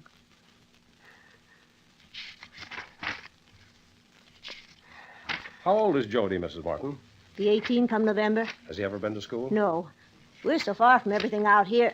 You know, there is a school for deaf I mutes. know. They can be taught to speak with their hands, to read. I know, Sheriff. Perhaps I could... No. Why not? Sam would say he'd be putting ideas in the boy's head. I'd like to talk to Sam. Wouldn't do no good. Maybe if you talk to him. I'll see. Well, I've got to be running along. Land sakes, I forgot your coffee. That's all right, Mrs. Martin. No, please. Now I've got an excuse to drop in again. Any time, Sheriff. Thank you. Jody's looking at you. Yes. He likes you. I can tell by his eyes. They're very much like your eyes. Everyone says that. What's he want? He wants to touch you. Oh. Guess that's his way of saying thank you. You're welcome, Jody. I'll drop in again, Mrs. Martin. Any time you're out this way. Talk to Sam if you get the chance. if I get the chance. Goodbye. Goodbye, Sheriff. Thank you for thinking of Jody. Now, put your violin away, son. Your pa's coming up from the barn. There, in the box. In the cupboard. Go on with you.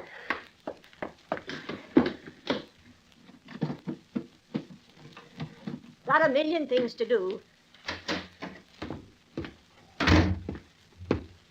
Who was that driving down the lane? Let me take your coat. Who was it? Mr. Steele. What did he want? Your towels by the sink. What did he want? Just driving by. Just driving by, huh? That's all. How's the cow? Told you, I don't like strangers butting in. He was just being sociable. Sheriff don't have time to be sociable. Where's the towel? By the sink. I want him hanging around here. Comforting thing to know the sheriff knows you're alive. Who'd want to steal anything from us? Never can tell when something's gonna happen. Like what? Still, it's a comforting thing. What's the boy got there? It's nothing, Sam. A book. Where'd he get a book? Well, tell me. The sheriff gave it to him. He did he? Let him have it. Putting notions in his Won't head. do no harm. No son of mine. Leave him be. Burn it. You crazy? Give me that. Get away from me, boy. You'll hurt him. It's your paw, will you? Don't, Sam. Teach you. There, Jody. There.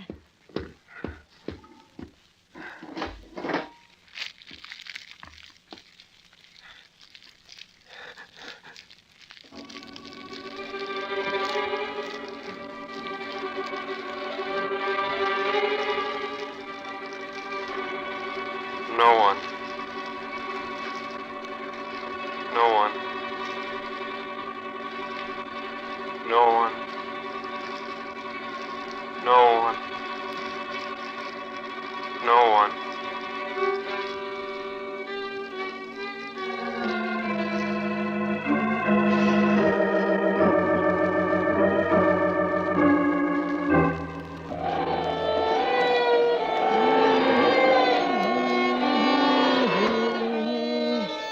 Oh, don't know how your pa gets so many holes in his shirt. That's a man for you. Storm's getting worse. Hope your pa's all right. What you stopping for, son?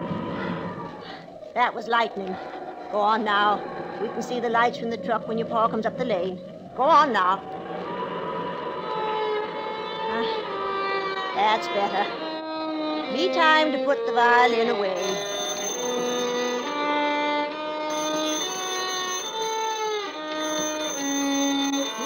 Calling this time of night.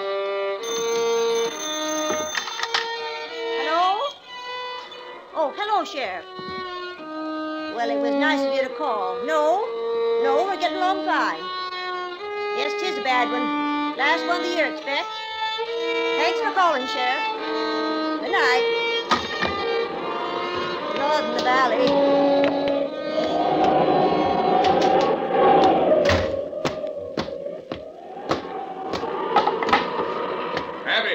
Didn't see the truck come up the lane. Bridge washed out. Had to walk in. Get those wet clothes off. I'm all right. I'll get you something to eat. What's the matter with the boy? Why? Acts like he's trying to hide something. It's nothing. Don't tell me it was nothing. You make him nervous. His own paw? That's all. You're hiding something, too. No, I'm not, Sam. You are. See, there he goes again. I'll get you something to eat. Like to know what goes on in that head of his. Leave him alone. Like to know right now. Can't you? Right now.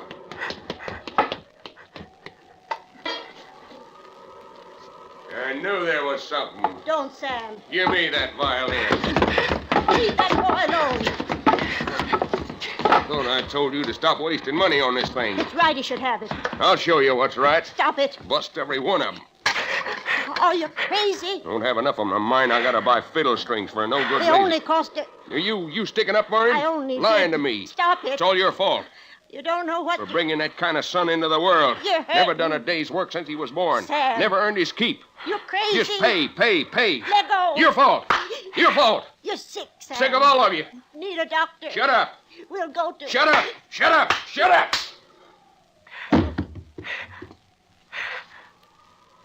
Abby. Abby. Oh, Say something. Pulse. Feel the pulse. You didn't mean it. You hit your head. Yeah, you hit your head. The boy saw it. He'll tell you. No. He can't tell nobody. That's good. Gotta think. Get rid of her. That's first, yeah. Outside. Figure it out after that. Boy, you gotta help your pa. Now look at me. You gotta help. You see? Go outside. There. Outside. Yeah, that's it. No coats. Come on.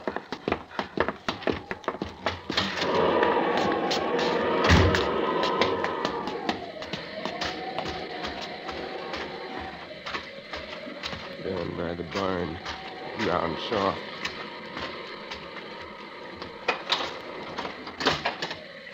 Hold the door. Here. Hold it. I'll get the shovels.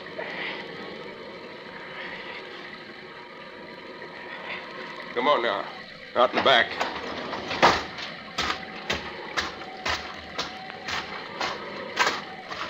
Here. Good place. Yeah.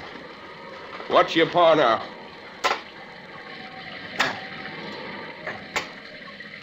You see? Now you help. That's it. That's a good boy.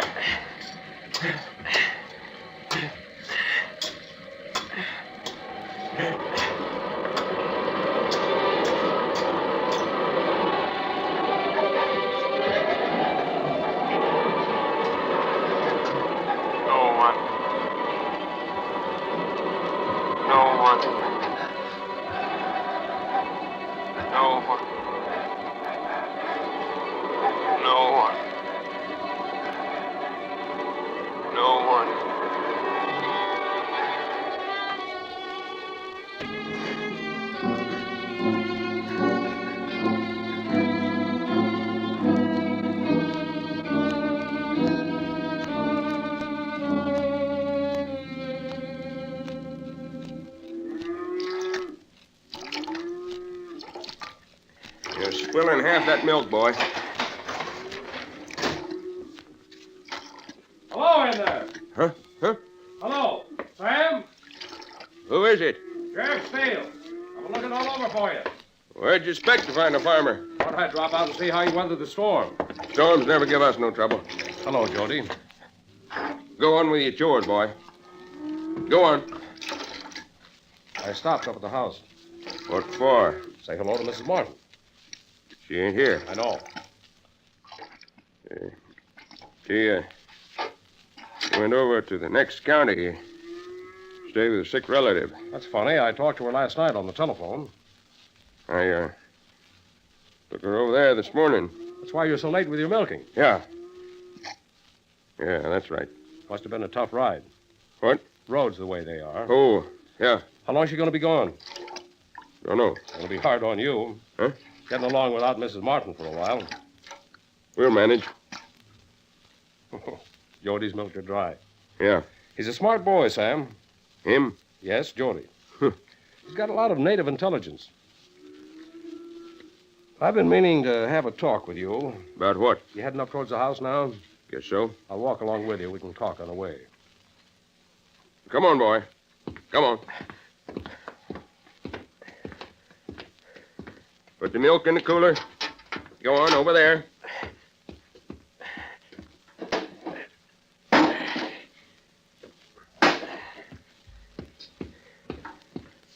All set? Uh-huh. Did Mrs. Martin say anything to you? About what? I guess she didn't. You know, Sam,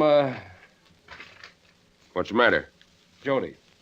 What about him? Keeps pulling my sleeve. Pay no attention to him. Seems to want something. Stop it, boy. Wants me to go around back of the barn. There's nothing. What do you mean? We let him keep a hen back there. Oh. He likes to show her to folks. Some other time, Jody. Some other time, he said.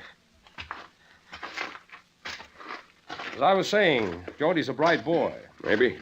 If you send him to school... What for? There are schools for boys like Jody. They teach them to read and write, to talk with their hands. No. Why not? Don't need no learning. It wouldn't cost you a cent. No. I've already inquired. The state... No, I said.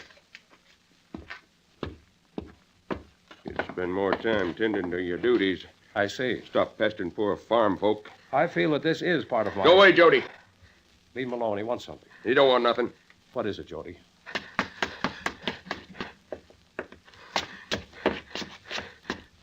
He wants me to go inside, Sam. You mind? Why should I? Come on, son.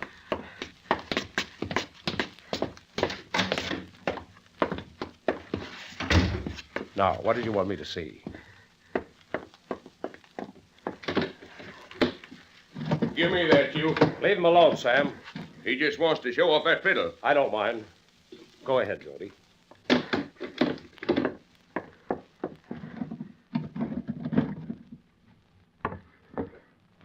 Strings are broken. That's too bad, son. He, always tightens them up too much. He doesn't know any better. Quit your pointing, boy. He wants you to get some new strings. Yeah, sure. Get you some new ones. I've got to get back to town. Yeah. Think over what we were talking about, Sam. No point in thinking. Why? My mind's made up. I'm sorry you feel that way, Sam. That's the way I feel. Because there's a state law that makes education compulsory. Get out. Get off of my land. Think it over, Sam. And if you know what's good for Jody, you'll stay off. Oh, try to turn in your paw, will you? I'll show you. I'll show you.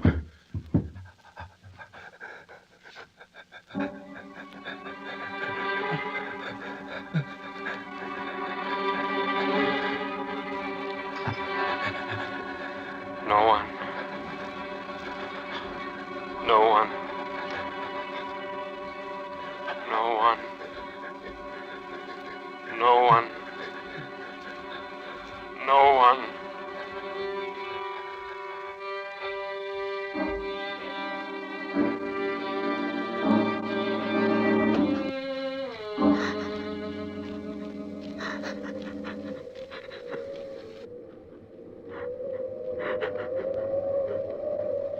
Jody! Where are you, boy? Jody! Say, don't leave your paw. Jody! Boy, where are you? Oh, there you are. Thought you'd taken off again. Thought I was alone. What you doing out here? Your ma can't hear you. Come on back to the house. Your supper's waiting. Come on, I say. That's a good boy. You won't run out on your pa, will you? Won't tell on me. No, won't tell. Come on now. Up the steps. That's the boy. Open the door. Open the door. There now, see? Your pa kept your supper warm for you. You see? You just sit down over there. Just sit down. Eat, boy. Eat. Don't just look at me with your ma's eyes. Don't look at me like that. Don't.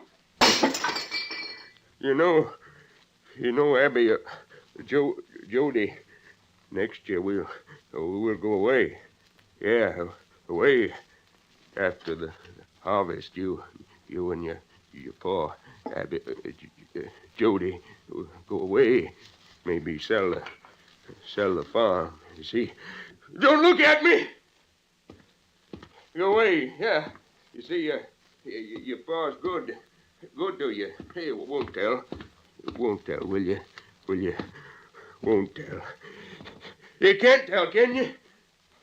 Can you? Don't look! Don't look! Don't look! Don't look!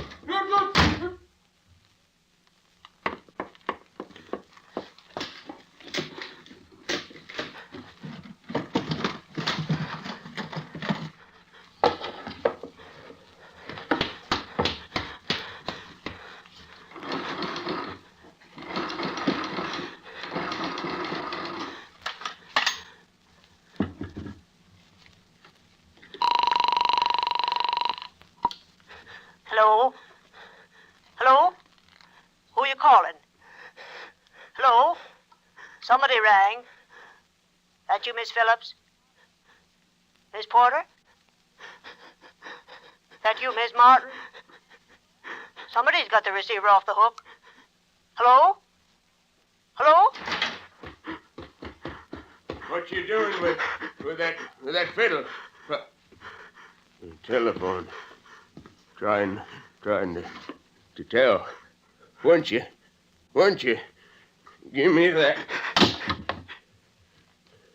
Trying to tell on your pa. Trying to get the sheriff. Huh? Did you get him? Did Did you? No strings on the fiddle. Strings broken. Couldn't signal, huh? Your paw broke. He broke the strings. Break the fiddle too. Break it. There, you see? Your paw's being good to. Oh. Hello? Oh, no, nothing wrong. Yeah, Jody playing tricks. Yeah, that's all. So thank you for calling back. You shouldn't have done that. Trying to tell on your paw. Come here. Don't run away. Your paw wants to talk to you. Come here, boy.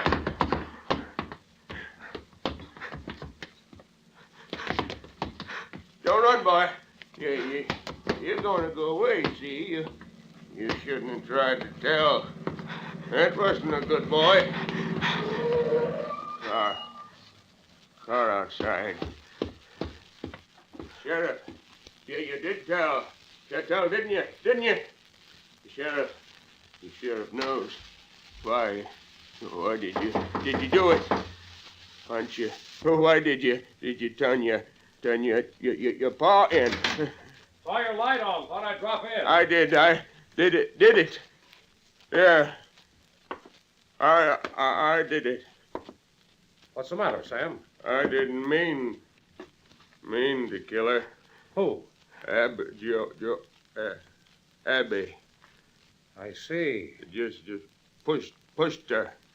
Jody saw it, but he said he wouldn't tell on me. Let me put these on your wrist, Sam. It's all over now. Yeah, all over. All over now. Why did Jody... What did Jody tell you, Sheriff? Jody didn't tell me. You knew? I didn't know anything, Sam. I just dropped in tonight to give Jody some new violin strings.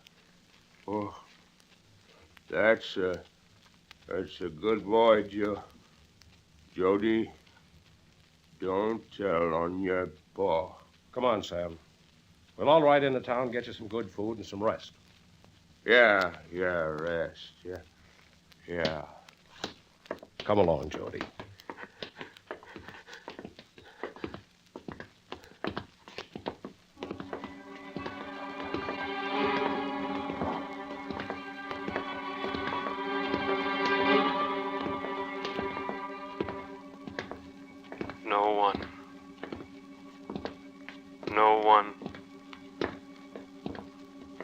No one.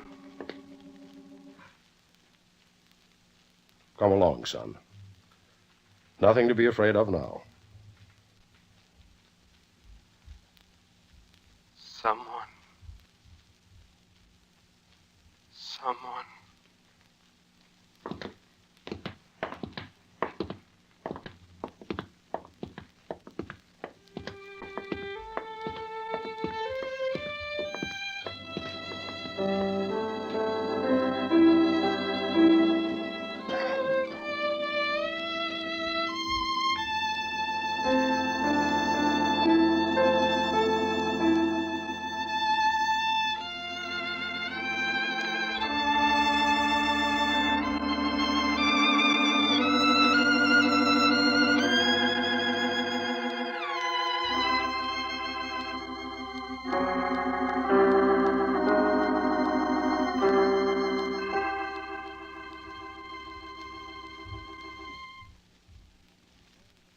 The title, The Lonely One. The story of a boy who found the key to the outer room. And if you like Jody's story, friends, why not come back next week? I'll have a man who almost sacrificed his own happiness to guard the secret of another. I like to call it Ramrod.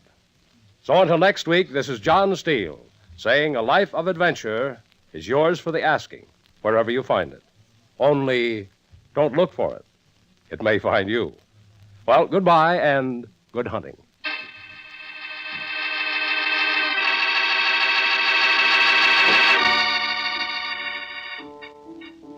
John Steele Adventurer is produced by Robert Monroe, written and directed by Elliot Drake. Jim Bowles was heard as Sam. Also in our cast were Ross Martin and Abby Lewis. John Steele was played by Don Douglas. Musical effects were created by Doc Whipple. Your announcer is Ted Melly. Remember, next week, Mutual presents Ramrod, another story of suspense and action from the files of John Steele, Adventurer. This is the Mutual Broadcasting System.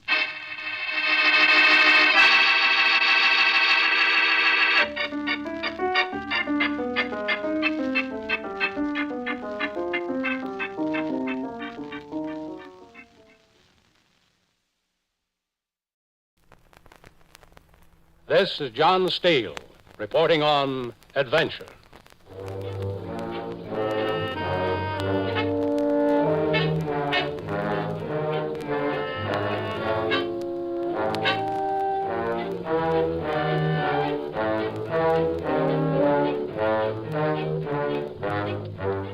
The quietest place in New York City is the Explorers Club.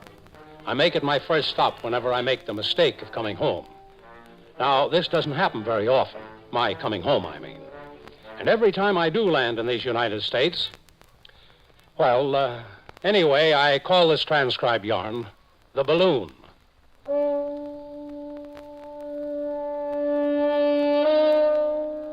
I was in New York and had taken refuge in the Explorers Club. A lot of my pals were there, and we were talking about faraway places with strange-sounding names, while drinking hot tea out of thick china mugs and eating unleavened African bread, which made everybody feel right at home. At home? Huh, who am I kidding? One look around the club and you got the feeling the members just didn't know what to do with themselves in New York. New York had already been discovered, explored, and settled, and the nearest thing to a jungle was a department store.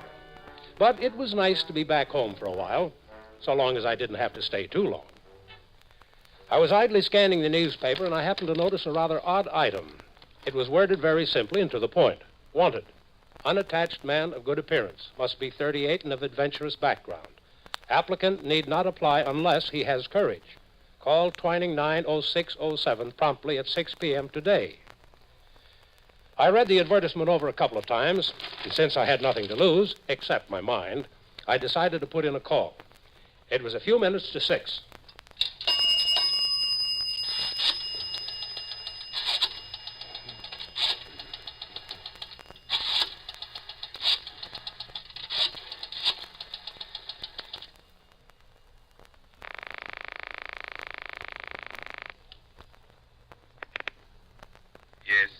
Hello? What do you want? You ran an advertisement in the newspaper, I think. Oh, yes. Who are you? The name's Steele, John Steele. What is your profession, Mr. Steele? Let's say I move around from place to place. Please give me some reference. Explorers Club suit you? Ah, good, good. Okay, what's the pitch? In time, Mr. Steele. In time. Who are you, anyhow? You will learn that in due time. Oh, I see. I will give you another telephone number. Go ahead. +4 4467. Mm-hmm. When do I call that number? At once. Who do I say sent me? I see what you mean, chum.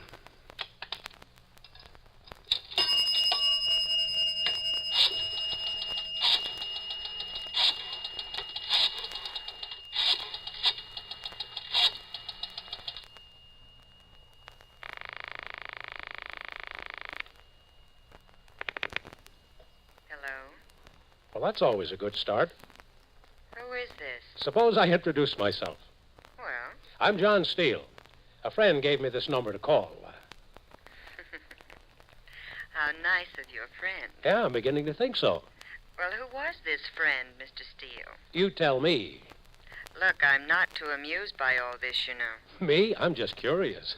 All right, let's say I'm curious, too. That puts us in a common plane. Do you know a bar called the Antwerp? Not offhand, but I'll find it. Meet me there at the bar in half an hour. How will I know you? You'll know me. You could be right. The one alarming aspect of this deal was that I had to leave the safety of the Explorers Club and venture into the streets of New York. I decided on a cab and hoped for the best. Every time the cab crossed an intersection, I closed my eyes and waited for sudden death. But I went on living, and the cab took me to the Antwerp bar, a very ritzy and cozy place where tired businessmen were able to discuss stock market details with their efficient secretaries. At one end of the bar, I spotted a mink coat. It was worn by a redhead who stared at me as I came in. I figured she was my date. I could be wrong, but haven't we met before? Is that the best you can do? Do I have to do better? A girl just can't sit at a bar these days, can she? You seem to be sitting at one. You have your nerve, do you know that? Well, don't we have a date? I didn't make a date with anybody. My mistake. Oh, don't go away. Why not? I just told you I don't have a date. But I do have one. Why don't you offer a girl a drink? You've got one. Well, then I'll take a champagne cocktail with you. What's your name? John Steele. Stick around, Johnny. I'm beginning to think I should. If your date doesn't show up, we can have dinner. Let me know when you're hungry. I like you, Johnny. Mr. John Steele? Is there a Mr. John Steele here? Over here. Telephone call, sir. Did you take it in the booth? Yeah. Excuse me. I won't go away.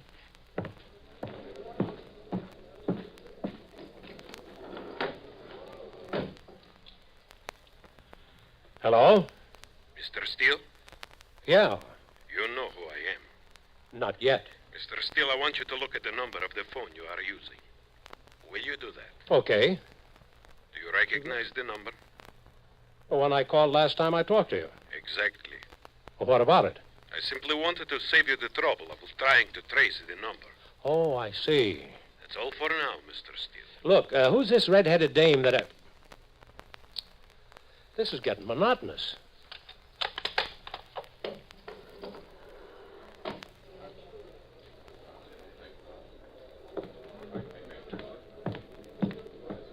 I missed you, Johnny. I'll bet you did.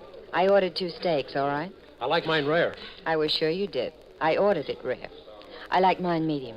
You picked out a nice table, too. Cozy, isn't it? What's your name? Grace. Grace Whitehead. The name doesn't add up. That's very cute. Well, I used to be a blonde. Okay, I'll play it your way. Play what? What happens when we're through dinner? Do you have time to go up to Irvington? Where's that? Along the river. What's waiting at Irvington? Some friends of mine. Would you like to go? Do you have a car? I have one, but you'll have to drive it. I'm not a very good driver.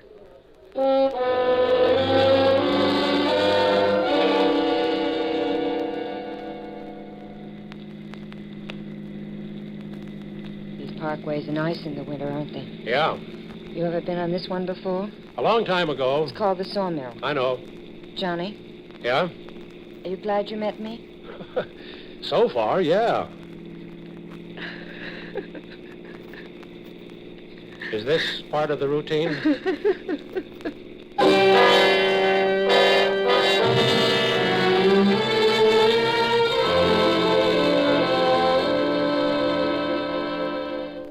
This was the type of situation with which I wasn't too familiar. Grace Whitehead was quite a doll. She was more than pretty, and in the bright moonlight that flooded the Sawmill River Parkway, there was something starry-eyed about her. I was driving her car. It was a European sports model. There was no traffic on the parkway, and it was tough trying to hold my speed down to a sensible 60 miles. So when Grace started to cry about nothing in particular, I kept my eyes on the road. I figured she knew what she was crying about, and if she wanted to talk about it, she would. I'm sorry, Johnny. Feeling better? I don't know. Anything you want to talk about? No. Okay. I was being silly. Why not? Johnny, you take the next exit. All right.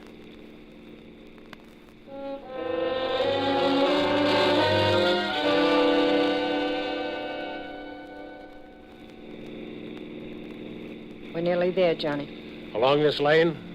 It's a big place. I mean, a lot of grounds. The house isn't so big, but they have about 50 acres of land, a lot of woods. Well, you just tell me where to turn in here. We're coming to a gateway. On the right? Yes, there it is. Turn in there. It's a long driveway. Mm-hmm.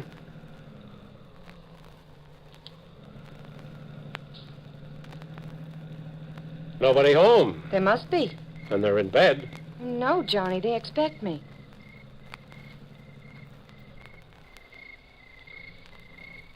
No sign of any lights. Well, maybe they're at the back. Oh, come on, let's ring the bell. And we are expected. Oh, yes. Huh?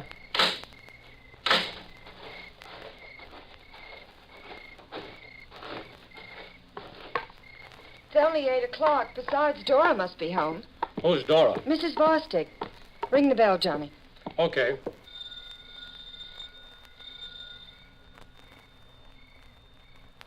Nobody home. Well, there must be. If you say so. Try the door. They wouldn't go out and leave the door unlocked. Just see if it's open, Johnny. Okay, so I was wrong. Let's go in. Sure. We'll play this one the way it's being dealt.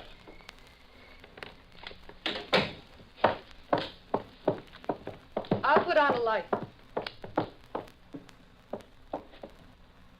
We can wait in the living room, across there.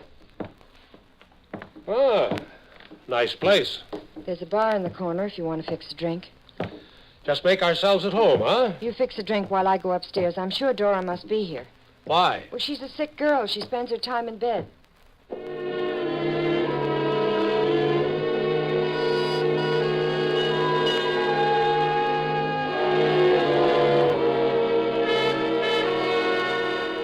There was nothing yet that fell into any kind of a pattern.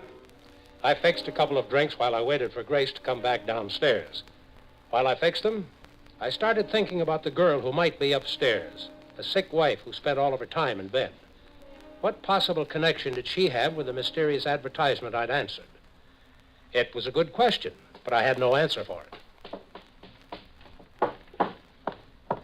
She's not in her room. Is that unusual? I just don't understand. Well, it's easy. She's out. I don't get it. I don't get it, Johnny. You don't get what? I was expected. They left the door open for you. Well, I know. Well, maybe they're calling on neighbors and they'll be back any minute now. Could be that. What else? Johnny, let's go. Why? Please, Johnny, please. Please do as I say. Here, you have a drink there. I don't want it. Let's get out of here. You're scared. I know I am. Scared of what? Johnny, don't ask crazy questions. Just let's get out of here. You want to answer it? No. Somebody should. No, let it ring. It could be your friend. Let it ring. Let's see who it is, Grace. No.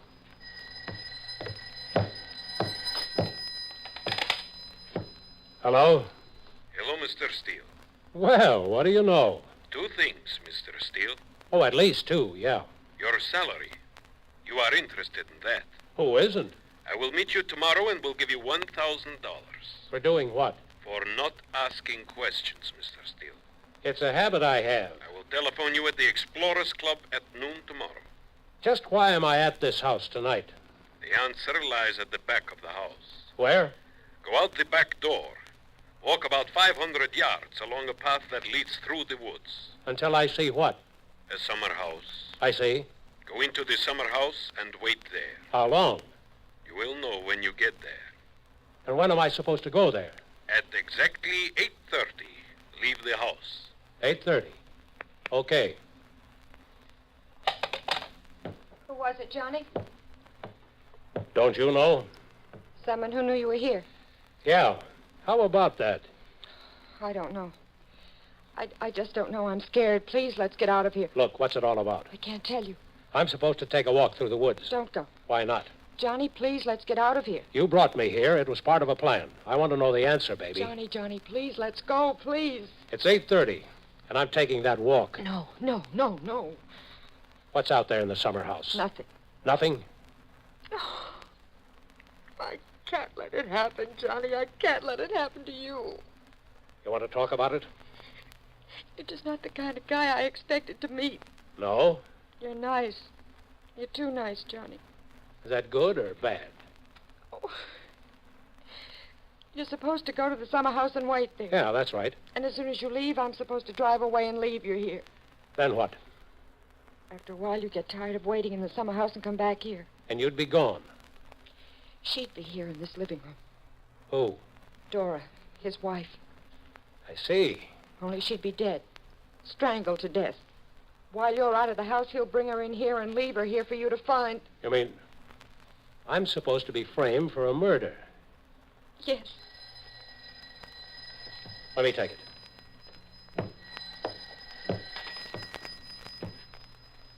Yes? Hello?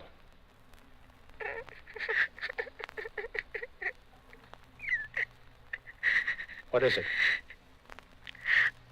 I know you told me not to telephone, but I'm so lonely, darling. Can't I come home? Dora? Who is this?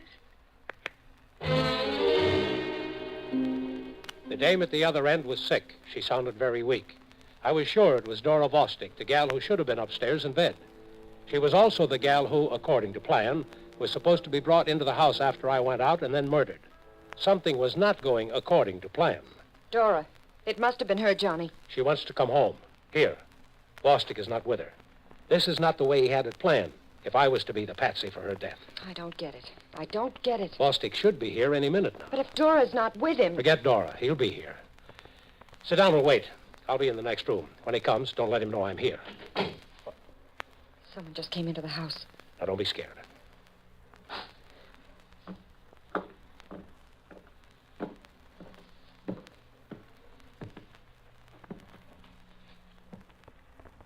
Hello, Grace. You forgot the plan? Did you forget?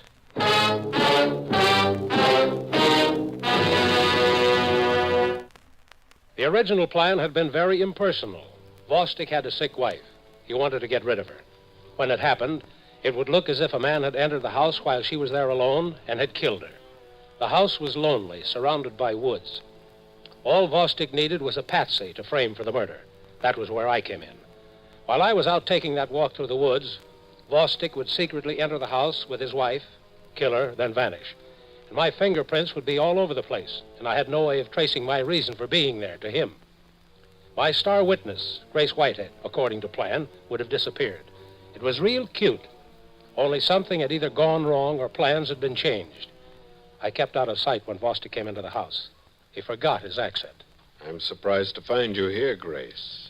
I know. You should have left some minutes ago. Paul, listen. No, dear. You listen to me. You scare me. Do I? Please don't. Steele is not here. No. Poor fellow. Look, Paul. You know, you've carried out your part very well, Grace. Very well indeed. Well, I know, Only but... you should have left here by now. In your car. Oh, Paul, you're hurting me. Of course, you would have encountered me along the driveway. You're hurting. Grace, I changed my mind, you see. About Dora? I decided against killing her for you. I'm glad. Oh, Paul, you've no idea how glad I am. I really am. Oh, don't kid me, Grace. I mean it. You mean you're scared. Oh, Paul, you do scare me. You're not a very nice girl, Grace. You're going to be a party to what they call murder. I didn't want to go through with it. Didn't you? No, I didn't, really. What a shame you have to. Let me go, Paul. Please don't hold me so tight. See, when you didn't show up along that driveway, I didn't wait for you. I came to you instead. Paul, what's the matter with you? I was waiting along that driveway to kill you.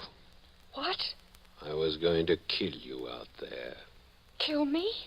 Instead of my wife. No, Paul, no. Oh, no. I must. Let me go. I will in just a few moments, Grace. You're crazy. You see, you knew this house was empty. You came here with a strange man you'd picked up, this fellow Steele. And he killed you. You couldn't get away with that, Paul. Oh, yes, I can. Paul, your wife telephoned here. Huh? She spoke to John Steele. Does she know who he is? No, Then but... she knows a strange man was in the house. That helps me quite a lot, Grace. Why would you want to kill me? Well, you could prove an embarrassment, Grace. No, I no. couldn't trust you. Oh, you could. No, my dear, it's better this way. No one can connect you with me. No one ever saw us together. We were always much too careful. I'm sorry, Grace. This is the only solution. It'll all be over in a moment.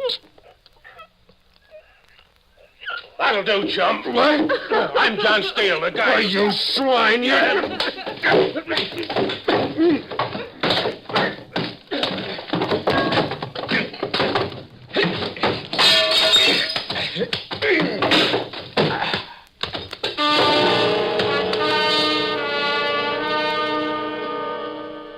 Now, I've never prided myself on being a world beater when it came to trading punches. Usually, I do okay, and I'm used to roughing it up with the various characters I run into. I don't always come out on top. This was one of those occasions. Paul Vostik, with or without an accent, was a tough boy.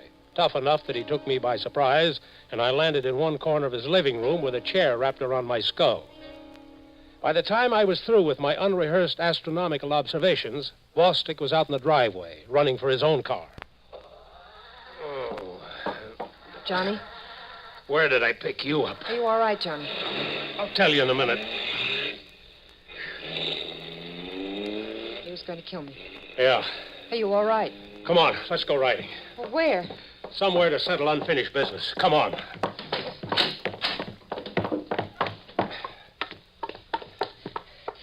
Johnny, let him go. I haven't even caught up with him yet. Well, don't go after him. Okay, you stay here. No. And get in. Johnny, I'm scared. You should be.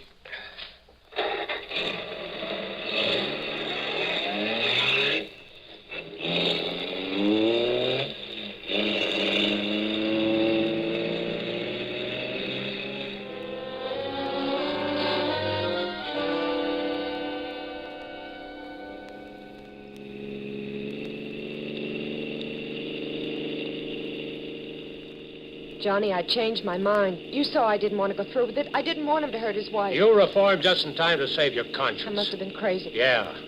Johnny. What? I fell for you. I didn't want him anymore. He could have his wife. I didn't want him anymore. I sent him a telegram. Don't you understand, Johnny? It's you I want, not him. There he is. That must be him right ahead. Johnny, you're doing 85 miles an hour. The only way to overtake your boyfriend... He's not my boyfriend. Did he buy you this car? No. He should have. It's quite a bus. You're a crazy guy, aren't you, Johnny? We'll pass him in just 10 seconds. You gonna force him to stop? If he doesn't, there'll be quite a wreck.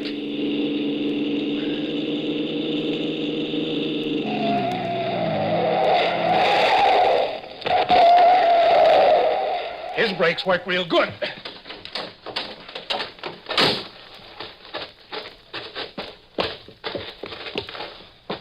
All right, chum. Let's make it round two. Listen, you fool. Later. All right, if you want to. Oh.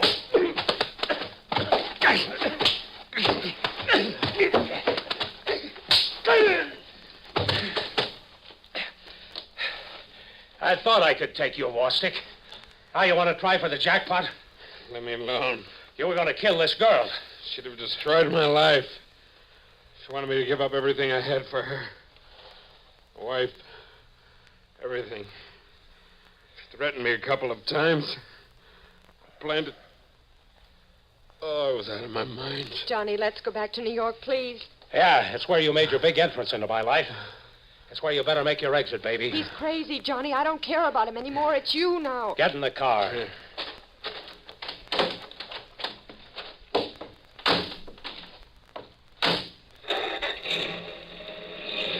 Do you live in New York, Johnny? No.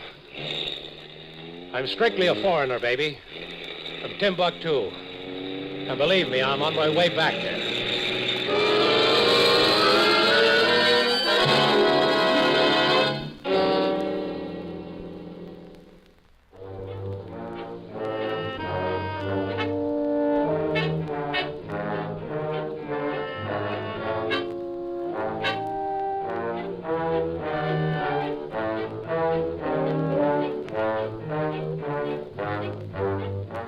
My first day and evening in New York was not my idea of a restful change. I walked around New York City studying people's faces, and, well, they looked worried about something, but they didn't look scared. Me, I was scared. The morning after I picked up Grace, I realized I'd been driving her car without a driving license. When my back mail was delivered to me, I found a notice from the income tax people. They wanted to see me about something. I should have stood in Africa. You meet some crazy people there, too. So, friends, be around next week, huh? For an adventure that took place in Bartown. Population unlisted. A fly speck on the map. It's a real adventure I like to call Junk Mine. Heard with me on today's transcribed John Steele adventure were Mary Ashworth and Ross Martin. I'm Don Douglas. So until next week, then, and Junk Mine. Remember, adventure is where you find it, but don't look for it. It may find you. John Steele, Adventurer, was brought to you through the facilities of the United States Armed Forces Radio and Television Service.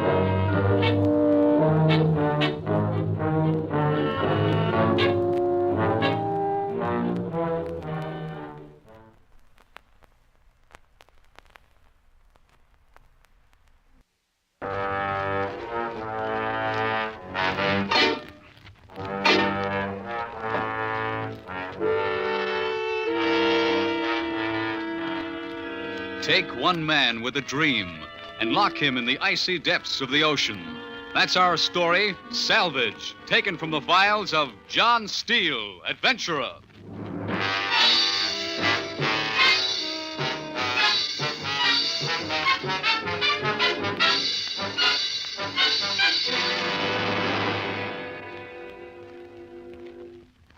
Hello, friends. This is John Steele. We're back this week to bring you a really unusual story of adventure. This is one of those one-in-a-million tales that you come across once in a lifetime. As I've said before, these stories are not mine, but those of people I've met in my travels. This one happened to a man I'm really proud to know. I first met George McCready when I was in the Navy station in Portsmouth, New Hampshire. But suppose we let him tell his own story. George? Like father, like son, they say. And that's the way it was with Billy and me. I joined the Navy when I was 17, and when Billy was through with high school, there wasn't any question about what he wanted to do. Only it was a good deal easier for him than it was for me, because his old man was a full commander when he went in. He had spent all his life around Navy bases. I kind of hoped he had picked deep-sea diving school so as I could help him along, but he decided on submarines, and I figured that was close enough to suit me. After he was through with his training, I pulled some strings and had him assigned to a sub based at Portsmouth so I could keep an eye on him. That's why I knew he was outside waiting that day, the day I was called over to the medics. It was comforting just to know he was there. Report back from the lab, George. Thought you'd want to know the score. Hey, number one, huh, Harry? Well, you're not in bad shape for an old guy. What do you mean, old? You were a chief when I was a second-class seaman. Yeah, but I've been sitting behind this desk for the last 10 years while you've been out doing a young man's work. What are you working around to? George, we've known each other for quite some... Give me the facts. Okay. Your diving days are over. Bad as that, huh? I'm afraid so. It's funny, I feel great. I know you do. That last case of the bends was the straw. Pump, huh? Well, the heart's a delicate instrument. It can take just so much abuse, and then it quits. It was only a mild attack. I was over it as soon as they stuck me in the recompression. I know. I'll use a helium suit. Helium, nitrogen, what's the difference? They'll bring you up to the surface too quick just once, and that's it. Yeah. You quit now, and you're good for another 15 or 20 years. But one quick ascent, and I couldn't guarantee anything beyond a year. A year? That's all, maybe less. Yeah. I'm forwarding this report to the captain, George. He'll probably call you in a few days. Thanks, Harry. Is still a McCready in the Navy, George? Yeah, thanks.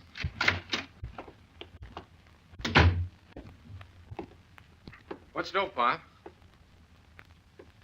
Not good, huh? Not bad. What do you think you're for? Nothing serious. Well, you think it put Wait a till little... we get outside.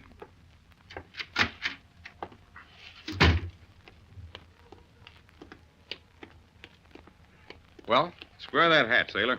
Oh, sorry. No self-respecting Sailor sailor. walks around with his hat cockeyed. Come on, Skipper. What'd the doc say? Well, you see, us underwater sailors got some problems you guys don't know anything about. Like, what's the estimated lead given a target moving at 16 knots, half-mile range? Any young punk can fire a torpedo. Sure. That's why they make all the young punks submarine commanders. Just like setting off a firecracker. I gave that up when I was 6. You couldn't stand the noise. I don't know what makes you fish jockeys so cocky. You know, I heard they made those divers' helmets out of metal to keep their heads from swelling. Okay. Now, give me the straight stuff. What do you mean? What'd the doc say? He said, "Oh, go sail your boat." Come on. I wish I could fool you like I can your mother. Well, you can't. Okay. He said no more diving. Oh, it's a tough assignment, Skipper.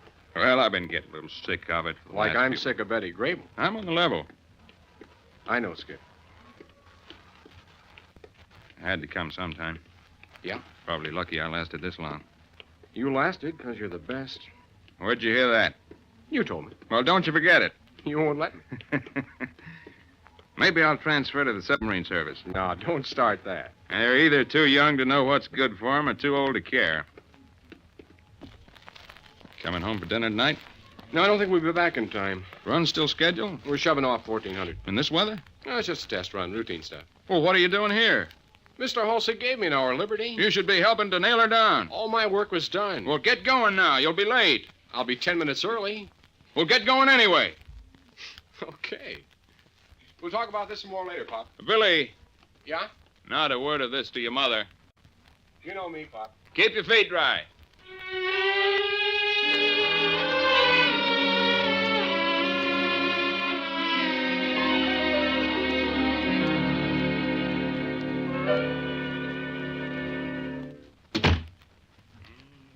That you, George? Yeah, honey. Glad you got home before the storm. A real Navy wife. Barometer's been dropping all afternoon. You pay more attention to that barometer than you do to your old man. Meaning? That. When you gonna grow up? Maybe next year. Don't you dare. Saw Billy over at the base this afternoon. Will he be home for supper? Said not to wait for him. Probably be late.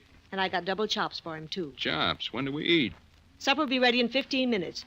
Paper's in on your chair. Thanks. Radio.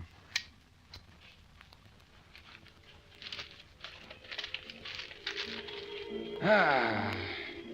Al O'Brien was over raking up the front yard this afternoon. Oh, you shouldn't have let him do it, honey. I tried to stop him. Well, You know how he feels about you. that's silly. Long time ago. He can't help it. Didn't save young Al anyway. Doesn't make any difference to him. He says if anyone could have saved her, it was you. Just doing my job. Doing your job. You know you should have gotten a Navy Cross for the S4. Cross wouldn't have made up for 40 men lost. Of course not, but you risked your life. Now, Martha. You did, and you should have. It's not important now. No, guess it isn't. No, You'll get another chance, George. maybe. And when you do, I know you'll. We interrupt this program to bring Well, I you a just special want you- announcement. The Navy Department has just announced that the tender Pauling has rammed and sunk the submarine Sarpent 5 miles east of Portsmouth, New George, Hampshire. that's Billy. Be quiet. Sarpent is believed to have had a crew of 56 naval officers and men and 2 civilian technicians on board at the time of the collision. Gotta call the Further base. details will be brought to you as Now, soon don't as they get are excited. available. We return you now to the program to which we Listen, listen. Martha, it may not be as serious as you think. Billy. All those men have been trained with the Monson loan. They can get out with an even break. Yes. Now, that's better. Now, wait till I call the base.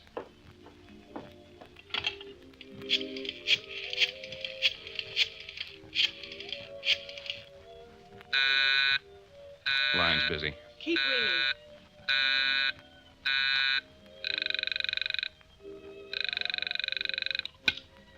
Portsmouth Navy Base. Get me Captain Steele. I'm sorry, sir. I have orders not to accept calls for the captain. This is Commander McCready speaking. I'm sorry, Commander. My son's on that sub. Just a moment, Commander. I'll try to connect you. Go ahead, please. Captain Steele. This is McCready, Captain. Yes, McCready. Sorry, I have no news for you. No news? The Pauling stayed over her till her phone buoy came up, so we have a line on her. That's all I can tell you for now. Well, how deep is There's over 30 fathoms of water by the chart. 200 feet? It's deep. We've alerted the entire eastern seaboard. Salvage crews are being rushed as fast as possible. Captain, can I... Sorry, McCready. I've got your medical report on my desk right in front of me. I couldn't take a chance. Besides, the Falcon shoved off 15 minutes ago. But the Falcon's short-handed with Sauer on leave and me... We've done all we can for tonight. We should have help by morning. But, Captain... I know how you feel, but rest assured we're doing everything possible. Yeah. Thanks, Captain. What did he say? Well, everything's going to be all right, Martha. All we got to do is wait.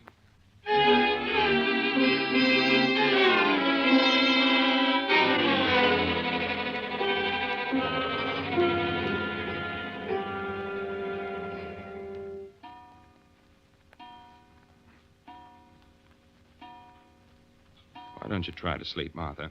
I'm all right. You're going to just wear yourself out. Every time I close my eyes. Now, that's no way to think. You got to hope for the best. It's getting light. Just lie down here on the couch. I'll cover you with a blanket. That's better. House is cold. Yeah, I'll put another log on. Have some heat in a minute. Can't understand why they let the Falcon go out without you. Well, I told you, I didn't have time. They wanted to get that telephone boy on board before the line snapped. Probably send me out at dawn. Then why don't they call? You should be getting ready. They will. What time is it? Almost 5. Clock's fast. Time for the news. Yeah, I'll turn it on. O'clock and time for the hourly news summary of the news. The Navy Department has released no further information on the fate of the 58 men trapped on the submarine Sarpent sunk yesterday afternoon in a collision off Portsmouth, New Hampshire. Martha. The interest of the entire nation is centered on Martha? the small Navy base at Portsmouth, where rescue operations were halted by darkness. Good. The Navy Department has been swamped by telegrams and telephone calls.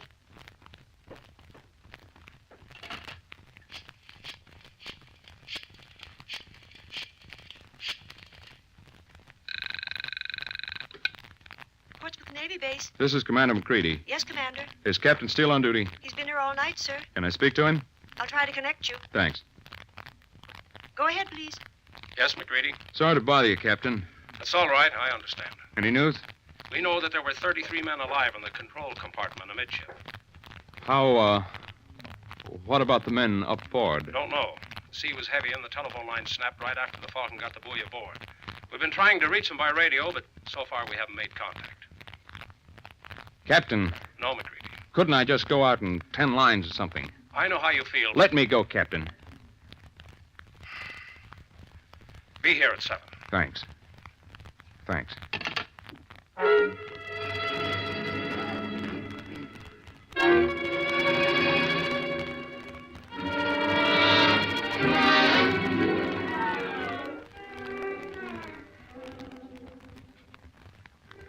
By 9 o'clock, we were circling the Falcon, waiting for a lull in the gale so we could board her. At last, the wind let up enough for us to try a landing. Coast Guardsman brought her in close as he dared, and we jumped aboard.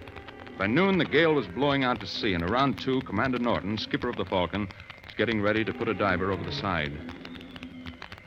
Who's going down, Norton? Collins, Captain. Collins? Best we got, George. Well, he's never made a deep dive. Sauer's being flown back from leave, but he won't get in till tomorrow. We got to get an airline down there. That'll keep the men alive till we get help. Where's Collins? Aft by the stage. They're dressing him now. Mind if I talk to him? Wish you would. Thanks.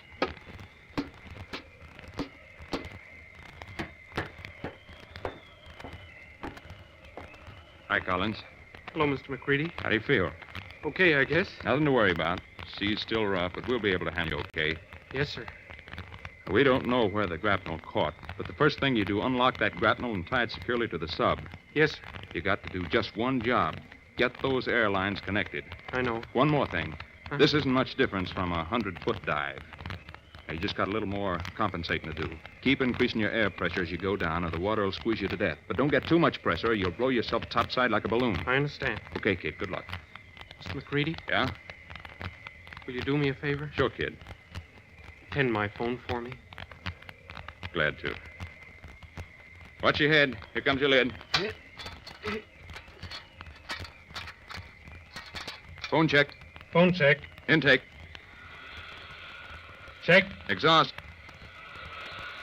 Check. On your feet, kid. I'll help you on the stage.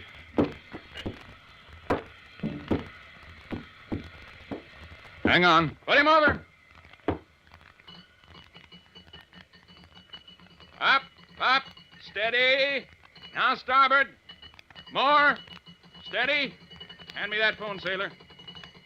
Can you hear me, Collins? Yes, sir. Reach out and grab that descending line. Right. Good. Let him down easy. Easy, I said. How's it feel, kid? Cold. As soon as you get down 100 feet, we'll stop the stage. Right. What's your 10 take? Yes, sir. That's about 75. Steady, winch. Steady.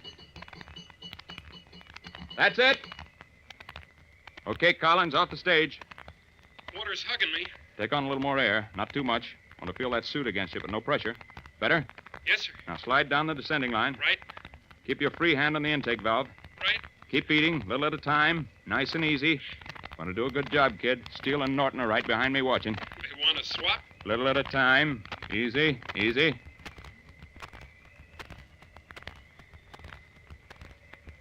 Down. Where are you? Can't tell. What's your visibility? About 3 feet. Secure that descending line. Doing it now. There. She heeled over? No, she's sitting up straight. I seem to be after the conning tower. Work your way forward. Slow, though. Watch your footing. Don't worry, we got your lines up taut.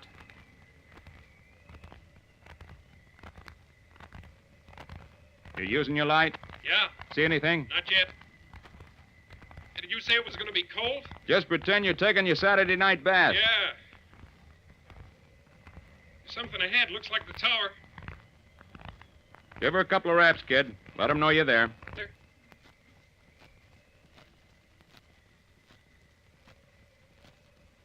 Collins, No answer. try again.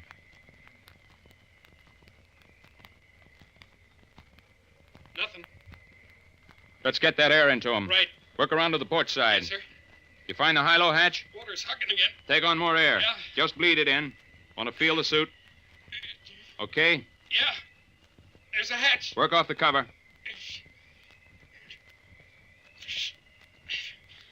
How you doing? It's coming. There. Okay, sir. Now couple your lines. Intake to the high, exhaust to the low.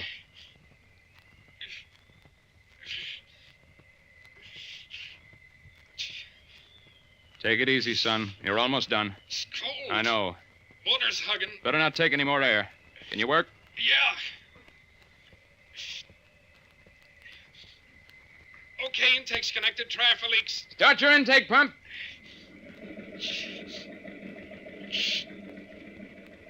Any leaks? Nope. Get your other line coupled. Water's pressing. Work fast, kid. Yeah. Okay, exhaust connector. Check for leaks. Start your exhaust pump.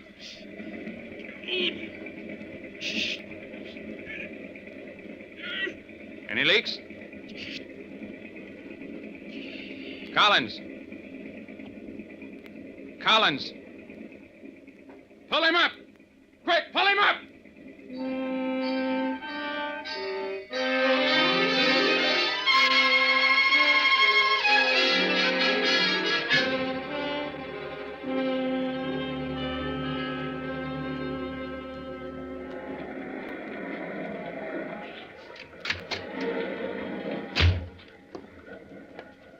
Moorings holding, Norton? Seem to be, Captain. Hope they'll last till morning. Yeah. Bad break this weather closing in again. Blowing worse than before. Yeah. How's Collins, Captain? Won't be able to dive for a month. Where is he, George? Left him in the sick bay. He was resting comfortably. Any radio contact? No. You know what the litmus test showed? That exhaust air had 7% carbon dioxide. It's not fatal till 10%. 7 is over the critical line. They could just be unconscious. Yes, they could be. Then the fresh air'd revive them. It could. Captain. Yes, McCready. I have to go down. Those men have been down there for 36 hours. It's 32 degrees Fahrenheit at the bottom.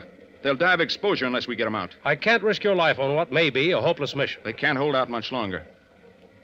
Sour's grounded in Chicago. The carman put in at New London. Help won't get to us for 2 days. That'll be too late. Yes. If we get 1 hour of diving weather tomorrow, that's all I need. Norton? The diver's job's easy, Captain. McCready could do it blindfolded. You know what the medical report said? 1 more case of the bends and you'll be... I know. All right. On 1 condition. Yeah? When you get down, you rap on the sub. If you get an answer, you go ahead. If you don't, we pull you up right away. Thanks, Captain. The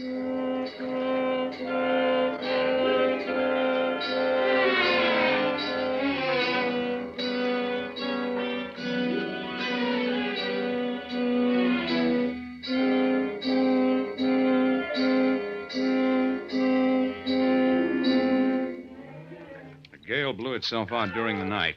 By 10 o'clock, the sea had smoothed down enough for me to go over the side. The job was easy. Attached to my diving suit was a hauling down wire. All I had to do was secure that wire to the center of the hatch from the sopping. Then the rescue belt could slide down the wire and seat itself on the deck of the sub right over the hatch. The last thing I saw as I went over the side was Captain Steele taking my telephone line. I guess he didn't trust me to keep my end of the bargain. How's it feel, McCready? Cold. We let you down easy stages. Okay. No point in rushing now. Yeah. I'll let you know the 25-foot levels. Okay.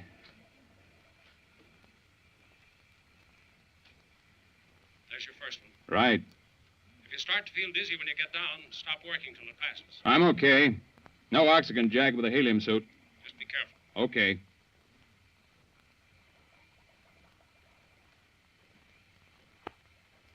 There's your 50 feet. Right. Start taking on oxygen. Right. Not too much. I know.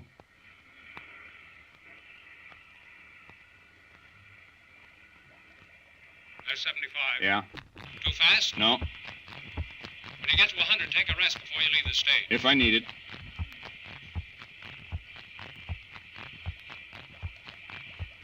There's your 100. Okay. Take it easy. I'm going on down. All right.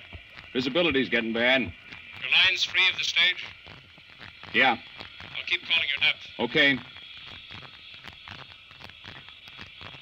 There's 125. Right. Start bleeding your oxygen. Right. How's the temperature? It's all right in the suit. Hands are cold.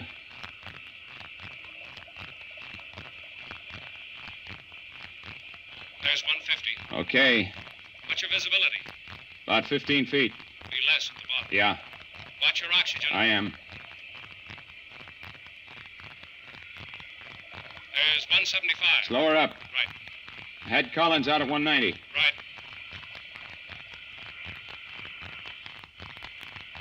You hit yet? No.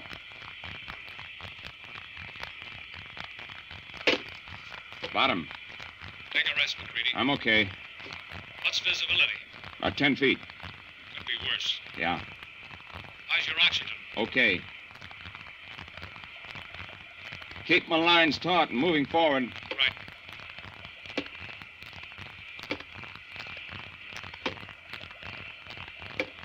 She's still upright? Yeah. See the tower yet? Not yet. Take it easy. Right.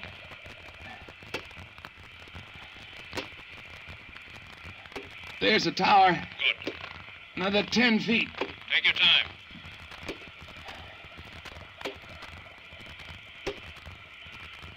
There's Collins Airlines.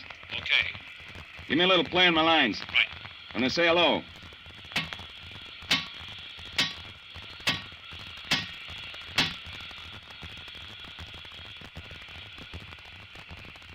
Any answer? Not yet. Try it again. Right.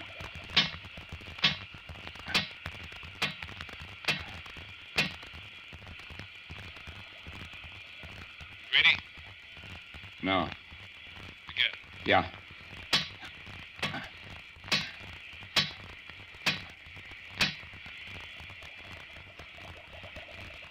Any answer?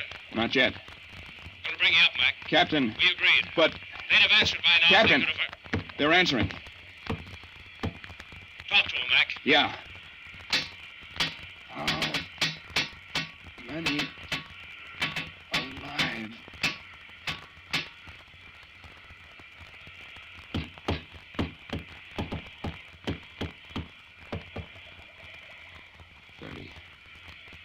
Still 30 alive. Good. Get to work with that wire, Mac. Yeah. Just a minute, Captain. How are men forward?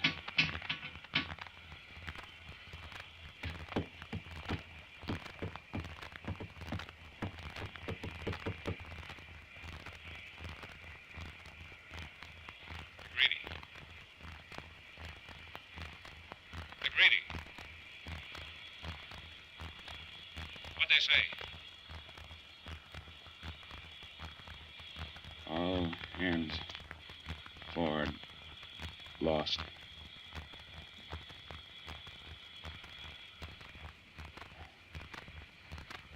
Give me more slack, Captain. You want a cup? Give me more slack. Right. That's where she was hit. Near the hatch? Just forward. Can you secure the wire? Yeah. Take your time.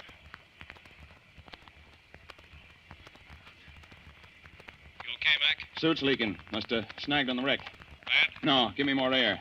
Pressure will keep the water out. Be careful. Yeah, give me more. You take any more, you'll blow yourself topside.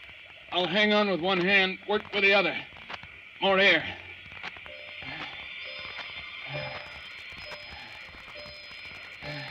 Still leaking? Give me more. It'll bring you up, Mac. Almost finished. More air. Got it, Mac?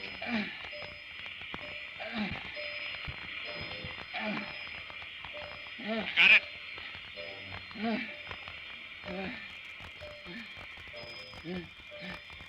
Yeah. Yeah. McGrady, your lines are slack. Mac, you're blowing up.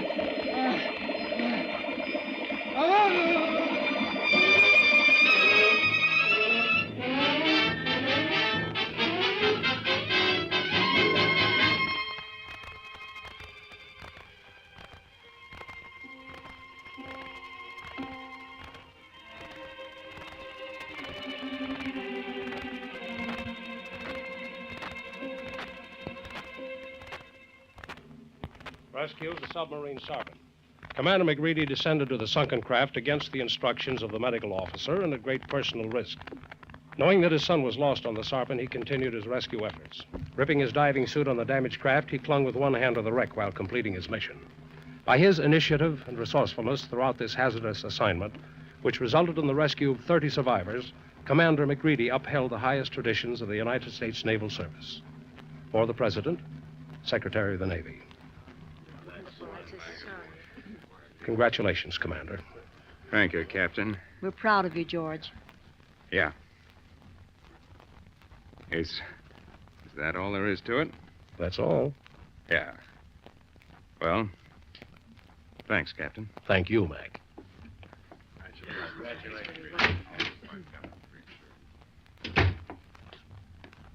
See? That wasn't so bad, was it? No? No.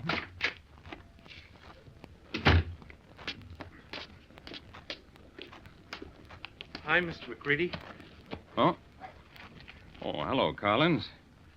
Meet Mrs. McCready. Hello, Collins. How do, ma'am? Heard about the cross. Been waiting to say congratulations to you. Oh. Yeah. Thanks, son. Doc says I'll be ready to dive in a couple of weeks. Good. Better hurry up. Got a lot to teach you. What's the rush? You got all the time in the world. Yeah. Of course, all the time in the world. Well, come on, Martha. It's getting late.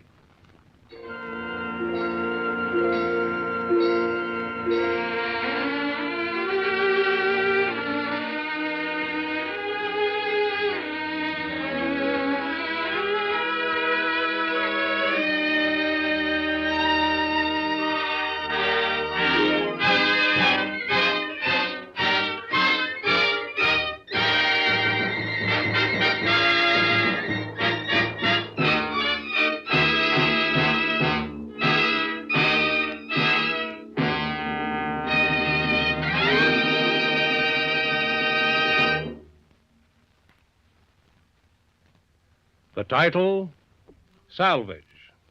The story of a man who made a deal with the sea and traded 1 for 30. And if you like George's story, why not come back next week, friends? I'll have 4 people who had an unusual adventure on the steps of a cathedral in the big city with a man who left before he came. I like to call it Witness. So until next week, this is John Steele saying, a life of adventure is yours for the asking, wherever you find it. Only don't look for it. It may find you. Well, so long and good hunting.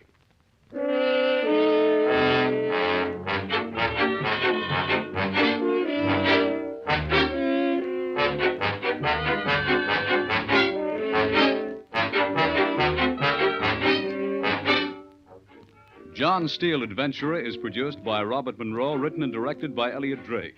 Jim Bowles was heard as George McCready. Also in our cast were Abby Lewis, Ross Martin, and Jack Orison. John Steele was played by Don Douglas. The orchestra was conducted by Sylvan Levin. Your announcer, Ted Melly. Remember, next week, Mutual presents Witness, another story of suspense and action from the files of John Steele, Adventurer.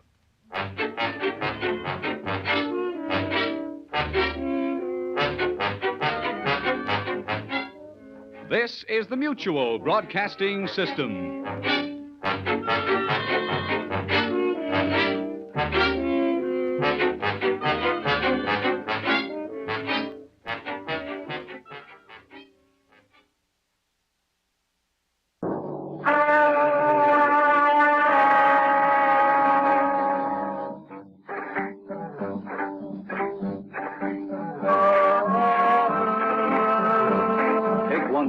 Filled with confusion and hate, put him behind the wheel of a fast-rolling trailer truck, and on the road ahead, the person who caused it all.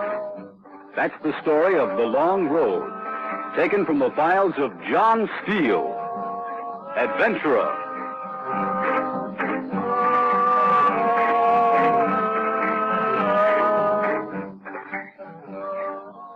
Hello, friends. This is John Steele. I wonder how many of you have ever driven one of those big diesel trucks. If you haven't, you've probably wondered what it was like to push one of the huge jobs down the road. And I bet you many's the time you wished you had one when some crazy fool pulled out of a side road in front of you, right? Well, this week's adventure is going to take you right into the cab of one of them during an all-night trip. A trip made by a good friend of mine, Greg Prater, and one he'll never forget because Death was also riding the road that night. But I've asked him to tell you his story in person. Greg? Maybe you're one of those people, too, who always say, find out yourself before you believe anything. Investigate. Sure, it's a good theory, but in practice it don't always work out. Even investigating can give you the wrong idea. You can be misled by a lot of things. Believe me, brother, when the time comes that you find yourself getting into a spot, thinking something you don't wanna, there ain't no theory gonna do you any good, most likely. You're gonna act just like I did. I've been working for the Northern Truck. They trucked stuff from coast to coast through the northern states, but for the last 6 months, I've been running the night leg between Syracuse and Springfield, Mass. One night, I told the wife, Betty, to meet me at Sammy's, where all us drivers eat, before she went home from shopping. When I got there early, she was over in the corner talking with another driver. Didn't see me come in. Tonight's the night, Art? It's a long road, honey, and a lot can happen to Greg. And will. I'm gonna kill him. Thought I told you about this before, Betty. Greg! Yeah, Greg. What's the matter? You'll find out. You told me to meet you Not here. with Art, I didn't. Now, look here. You do the looking, bud. Greg, I've got to Wait outside, Betty. Wait outside. There's nothing that you keep out of this. You've got to listen to me, Outside. Greg. Please. You heard me. You're making a scene. I'm making a scene. Yeah, and you've been... Go on. All right. But I can explain everything. What's eating you? Where would you... Stay away from my wife. We were just talking until you came. Stay away from my wife. It's public here. You heard me. Who do you think you're talking to? I'm talking to you. You want to make something out of it? The place is filled with your friends. I don't need any help. Okay, big shot, have it your way. Just remember what I'm telling you. Stay away from my wife. Someday you'll wish you hadn't acted so tough.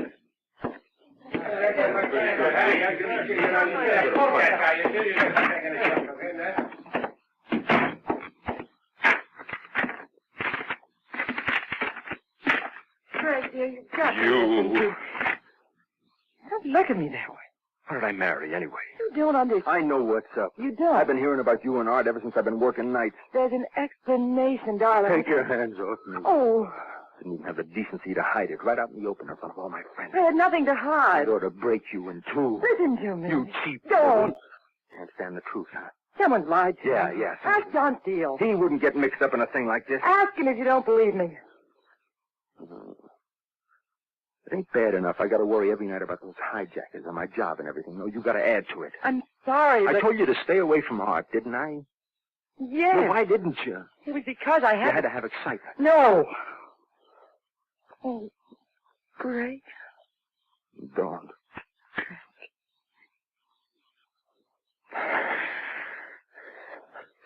It's not the answer. You know how I feel about you. I don't know whether. Don't you? Baby. Only just... Yeah.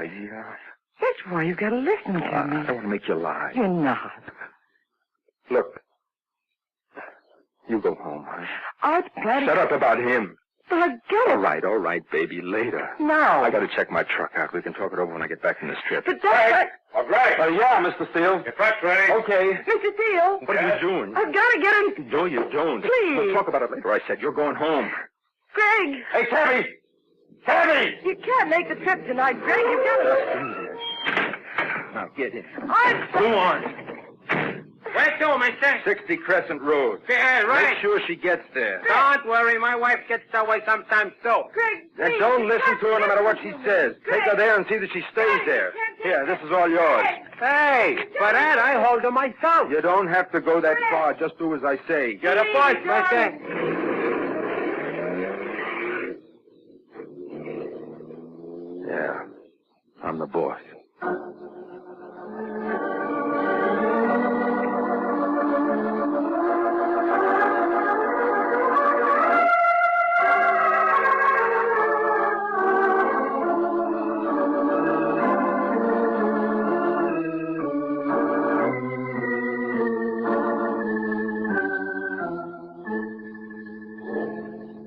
I stood there for a while watching the cab go away and wondering why I gave in to her.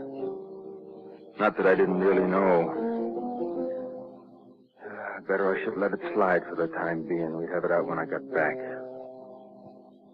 I went over to the dispatcher's office, picked up my orders and papers, went out to the loading platform to check my trailer.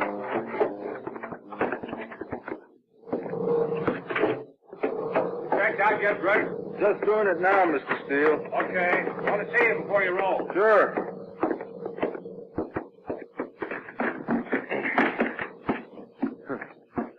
What are you doing here, Art? Huh? Oh, it's you. What are you doing to my trailer? What's it look like? Get out of there. Sure. I check my own loadings. Oh.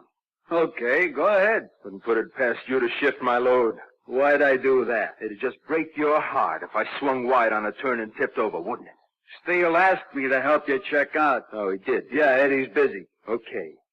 But stay out of the trailer. Yeah? Fix the load the way I want it. Get in the cab and let's start. What's your rush? Check the lights. On parking now. They're okay. Directional is okay. Left headlight out. Well, hit it. Probably I'll lose connection. Yeah, that's got it. Okay, watch it. I'll test the brakes. Okay.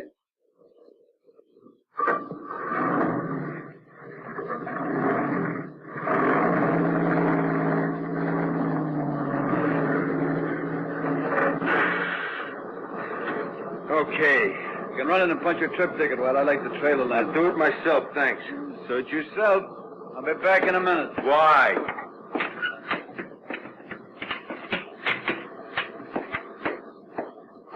About time you got started, Greg. No, I'll be ready in a minute, Mr. Steele. Where's Art? Just left. You saw your cargo. Yeah. Where's the lot? Keep an eye out for those hijackers. Don't worry. If they have an inside man, like I think, we'll be bound to lay for this truck tonight. I'm bait, huh? Maybe. They won't stop me. Never have yet, you know. Yes. You're the only one of our drivers they haven't held up. Maybe they know better. Perhaps. Be careful anyway. You think I haven't got enough to do just watching my driving, huh? Sure, but it pays to be careful. People seem to think we can stop these big boys on a dime. Can't be done with 30 tons rolling fast. I don't worry about you handling driving problems. You're a worrywart, John. Wouldn't you be too? Not with me driving. Okay. I'm ready to roll. Where's Art? I don't know, and I don't care. Should be here. Huh? Art! Come on, Mr. Steele. Come on, make it snappy. Greg's ready. What's that got to do with Art? He's going with you. Going with me? Extra precautions. Did you see my name on the board? No, Mr. Steele. 2 men can handle trouble better than one. Not him. Art suggested he go along. Oh, he did, huh? To protect the cargo. And you. Why, you stupid. Nothing doing, Mr. Steele. I've assigned him. I'm not going to have him around me. There's no time to argue. There's no arguing to it. Art's not going with me. What's the matter, Greg? You have to go along? That's it. Boy, you... Hey, cut it out, you two. Cut it out, I said. I ought to dock you both, but it's too late to do anything about it. Now get her moving. Okay, Mr. Steele. But I hope you still got 2 drivers when this trip's over.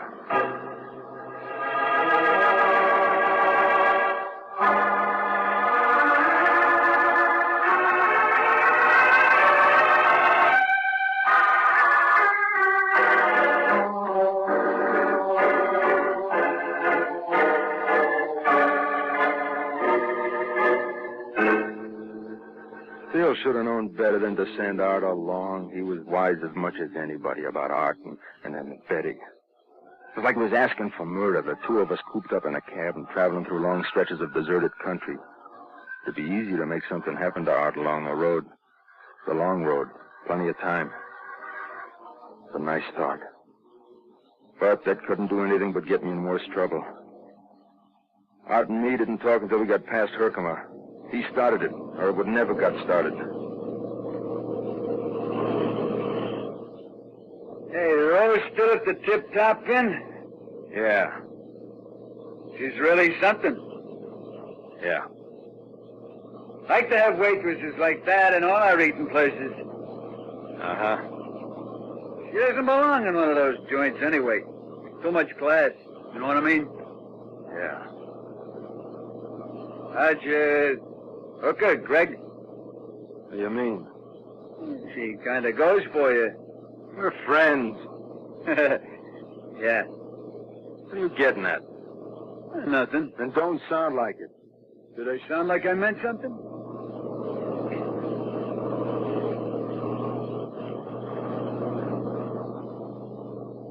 Know all the gals at these joints along the road. Uh-huh. Meet there every night, you're bound to get friendly. Sure. Besides, they're out there in those places all night long. They like to get gossip from the drivers and pass the news along the road. Nothing wrong with being friendly, is there? No. What are you getting at? Nothing. No? Except that it seems to me you're way off base, and it's who talks to who stuff. Meaning? It's all right for you, but not your wife. Depends on who she's talking to. Like me? Yeah. You afraid you haven't got what it takes to hold Betty?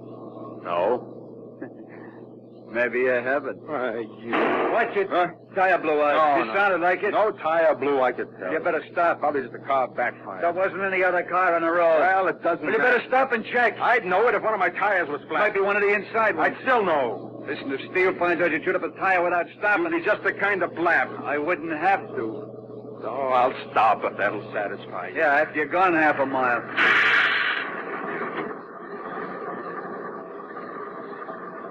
All right, pile out.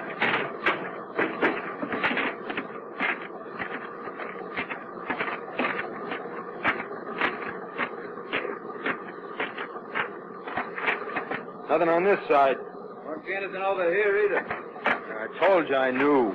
Don't hurt to check anyway. Waste time. Because you have to go a mile. Oh, what's it matter? Should have stopped right away. I don't need any driving lessons from you, Bud. You might as well get going. Yeah. What? Bullet hole. Oh, you're crazy. Yeah? What do you get? Wasn't there when we left Syracuse, a fresh hole. You're nuts. If I can get the slug out. Got it. Now, see for yourself. Yeah. It's like a high-powered rifle. I got a gun at home, has slugs like this. Probably some hunter didn't know he was so close to the highway. Somebody was aiming at the tires. You're making a federal case. That was a deliberate shot. Who would believe that? Maybe Steele will. Too late now anyway. If you'd have stopped when I told you... You had them swarming all over us. We could have handled them. Let's get moving. I don't like sitting out here on this lonely road this way.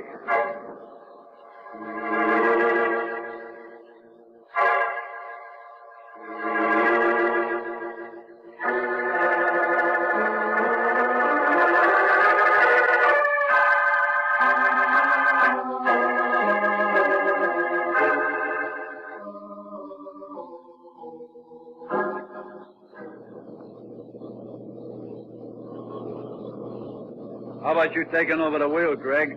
Next town. Now, I'm sleepy. A lot of good you did coming along. I'll pull off here. There's nobody coming. When we get off this downgrade. This is good enough. You worry too much. Still safer with me driving anyway. Oh, would you? Yeah. You can have it if you It want. was your idea. It's all yours. Well? Huh? Well, come on, slide under me. Go around. Oh, you're lazy, too. I got a holder on this slope.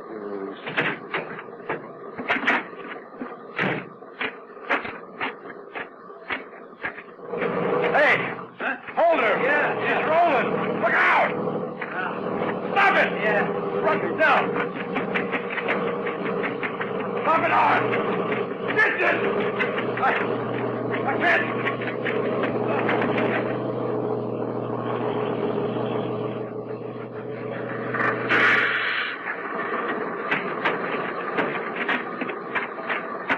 Greg? You stupid jerk! You all right? Of course I'm all right. I saw you fall in front of the truck. I didn't fall. No? I laid down so the truck would pass over me. Oh. I told you to hold it. Well, the air brakes failed. You stepped on the gas. That was an accident. Yeah? And when I tried the brakes, you wouldn't take hold right away. By that time I got in the emergency, you'd fallen. You should have told me soon that you were so sleepy. It just came on me. When we were on a downhill grade. Are you trying to say that I... Maybe. Look, if I'd wanted to Maybe do... you'd like to have seen an accident happen. That's Make things easier for you, wouldn't it? Why? With me out of the way. You? You're not in my way. What's the matter with you? I just thought of something. Maybe I've been all wrong. Yeah, about what? About you, Betty. What do you mean? You know, I don't think you stand a chance with her. You're pretty sure of yourself. Yeah. Yeah.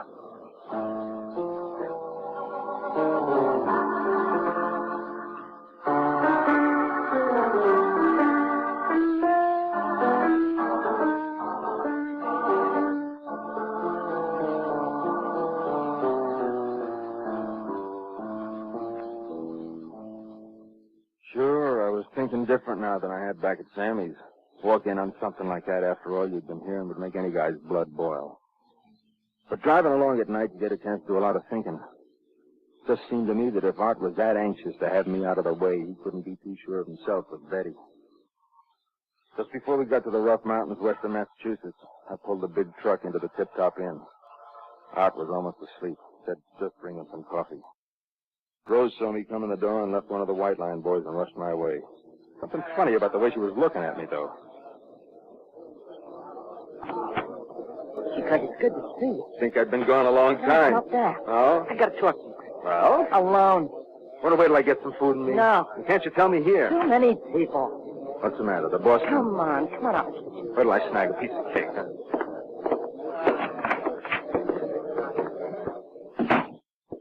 I've been waiting for you, Greg. Oh, take it easy. I can't. You're shaking like a leaf.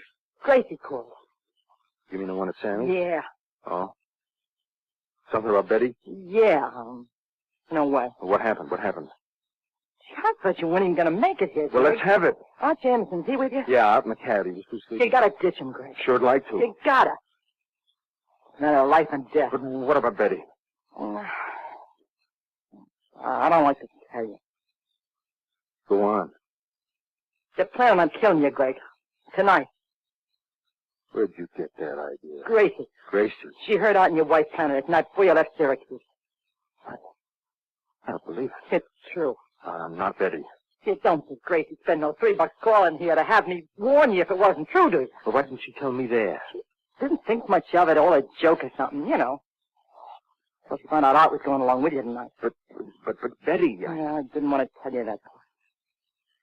She... You knew what was between her and Art, even I'd heard. Yeah. I thought maybe Art had done it before I got a chance to warn you. No. Nothing happened, huh? No, just those hijackers took a shot at my tires. They shot? Yeah, slug. Like my gun at home. Huh? Nothing. You think Betty's the one that shot at you? I don't think nothing, honey. Thanks a lot for tipping me off. Hey, Greg. I'll take care of this. You can't go on with the trip. I gotta. Don't worry, baby.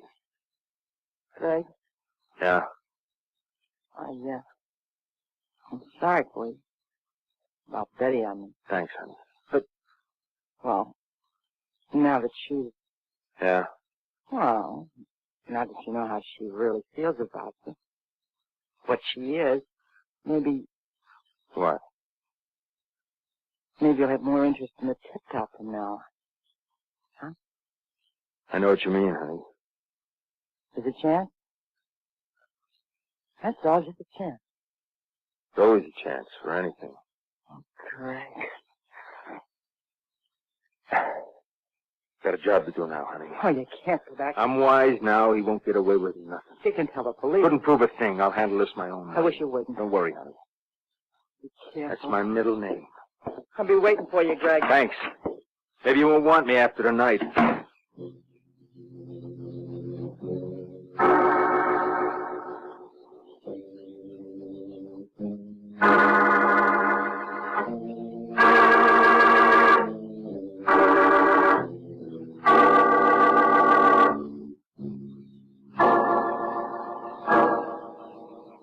After the truck, shaking mad. Less than half an hour ago, I'd been changing my mind about Betty. Even sure I knew her so well. Yeah, I knew her. Now. Art was still sleeping or pretending to be when I got there. I checked the tractor and trailer like a hawk, just in case Art had tried anything while I'd been in the tip-top. Everything looked okay, so I pulled out on the highway again and headed toward the mountains. It's only a couple of minutes until Art woke up.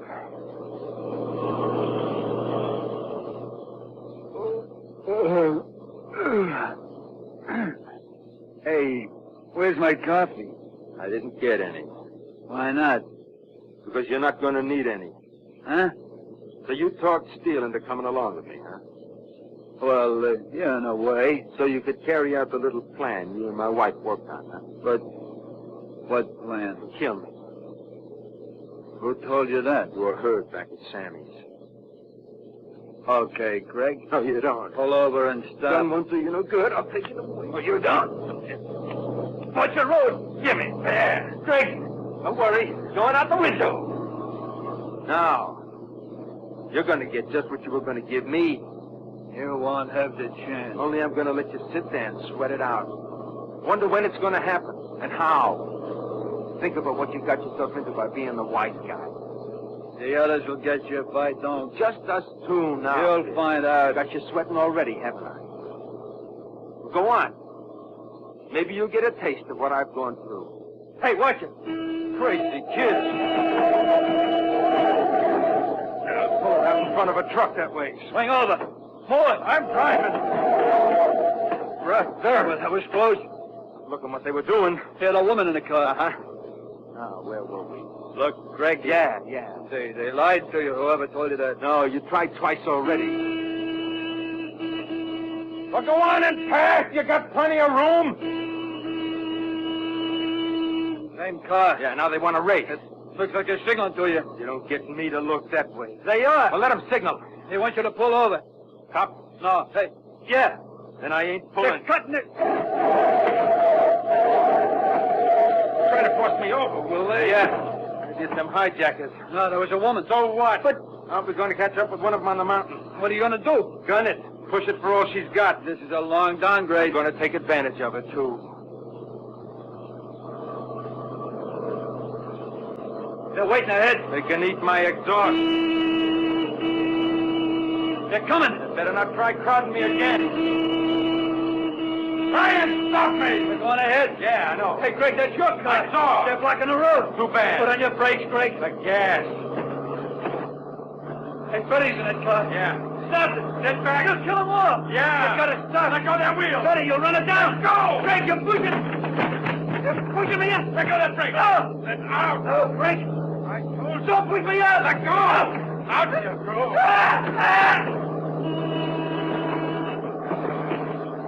So long, Betty.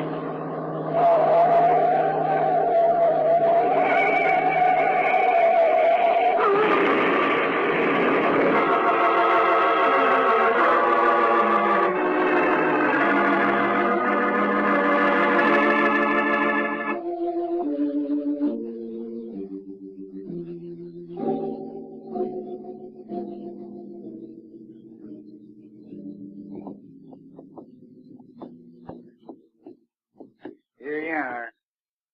Thanks, guard. Visitors, Greg. Yeah? Who? Me, Greg, and Betty. Steele. I told him I didn't want to see either of you. Greg. Go away. Not until you listen. I don't want to. Greg, you don't understand. She's right. He doesn't know what you think. Yeah? Well, look, I know what I did and I know what's coming. Greg, I asked Betty to play up to Art. Yeah. Because of the hijackers. Think you could have cooked up a better story by now. He was sure it was an inside job. And I suspected Art. So he asked me to try and find out. Hump him. If that was so, you wouldn't have had to keep it from me. We know that now, but we didn't then. What do you mean? We weren't sure you weren't in on it, too. Me? Because your truck was the only one that had never been hijacked. But I told you how I got away. They tried it. It could have been an alibi to cover yourself. I don't get it. I tried to tell you that night about Art, but you wouldn't give me a chance. Oh. Steele only asked me to... Well, he knew Art went for me. This all straight? Yes. I should have known. Known me better. It was just that... Well, I'd heard things... It could happen to anyone, Greg. That's right. And then you, Betty, in the hospital. I wouldn't even answer your notes. I understand. Yeah. Mr. Steele, what do they got on me? How tough is it? I don't know. I told them before he died that you pushed him out deliberately, rammed the car. Uh-huh. That makes it tough, huh? Not easy. Mm-hmm. We've got you a lawyer, Greg. Thanks. Maybe when the jury hears all the evidence, they'll be lenient. Just maybe. You shouldn't think that way. We'll do all we can. I know that. Betty? Yes. We're in kind of a tough spot. I mean, I am. We? Uh-huh. Yeah. It's been a long road, honey. But I'm coming to the last turn. Yep. One more turn. Then straight road ahead.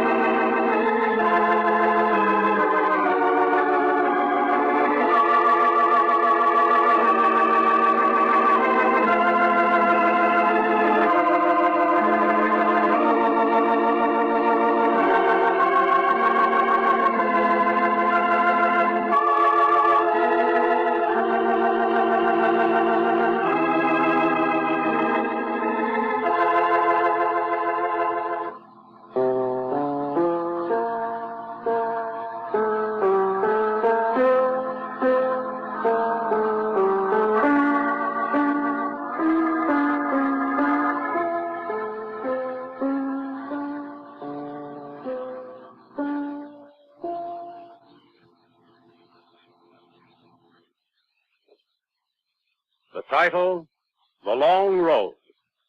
The story of a man who learned too late that circumstances are not always what they seem. Well, friends, if you like Greg's story, why not come back next week? I'll have a man who always kept away from trouble until he found himself tangled in a terrifying secret. I like to call it The Face.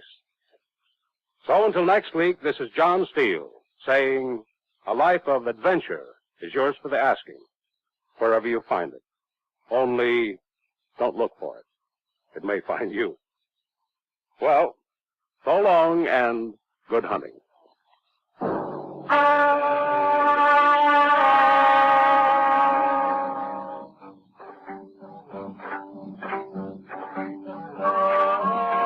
John Steele Adventurer is produced by Robert Monroe, directed by Elliot Drake, and written by Roy L. Dietz. Nat Poland was heard as Greg Prada.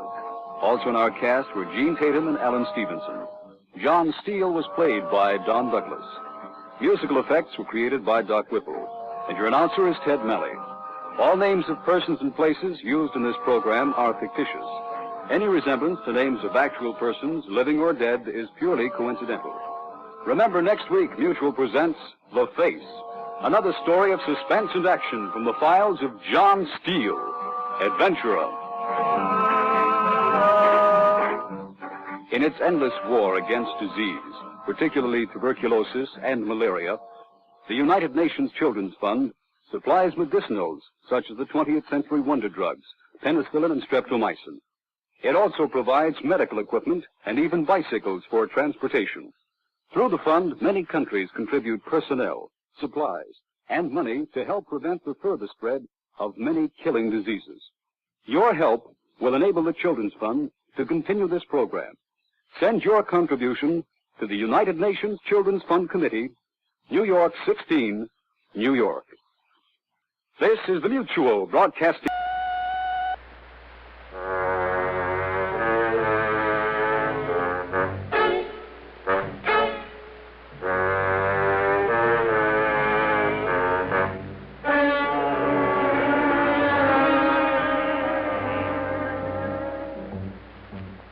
Take one man with a talent for trouble.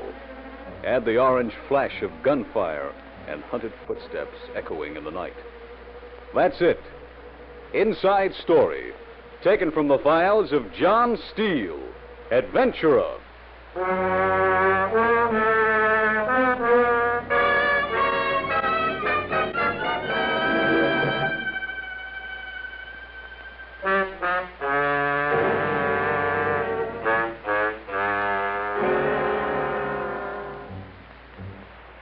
Hello, friends. This is John Steele. And this is the meeting place for those of you who like to give your nerves a little exercise. You know, you meet all kinds of people in this world. Some are nice, easygoing folk to whom nothing out of the ordinary ever happens. Then there are people who have an affinity for excitement. No matter where they go or what they do, things are always going on around them. Jim Hannigan was that kind. I first met Jim when I was on the police force, and he was a reporter for one of the big city papers. And sure enough, every big case that came along, he was right smack in the middle of it. But suppose we let him tell you about one particular case, one that he was a lot closer to than I was. Jim? The first day I joined the paper, I was called into the old man's office. All the guys out in the city room said he was tough, said he had ink in his veins instead of blood. He was tough, all right, and shrewd and calculating and knowing, too. But he told me some things that day I've never forgotten. He said, Hannigan, I don't want any milksops on my paper, and I don't want any fancy Dans either. He said, I want circulation, and you don't get circulation by writing great literature or by having a heart. Smell out the story, write it in one-syllable words, and if anyone gets hurt by it, that's their lookout, not yours. I remembered, and he was right. Covered a lot of good stories, worked my way up the hard way. There was a lot of people who didn't understand, like Laurie. But I didn't let that stop me. I was coming in the office one morning late. I'd wound up the Scarlatti story the day before and been out doing a little relaxing. Hey, hi. What do you say? Good to see you. Thanks. Oh, good morning, Laurie. You trying to be funny? What? Oh, you too, huh? Well, after all, it is almost... Yeah, I know. Can't a guy relax once in a while? Aspirin in your top left-hand drawer. Thanks. Any calls? Burgess called, wants to meet you for lunch. Oh, no, I can't go through I made when the you... appointment for tomorrow. Thanks. Anything Mr. on... Taylor has the contracts ready. Good. And the old man wants to see you. Great. He sounded mad. Oh, my head. Go on in the office. I'll bring you some water. Yeah.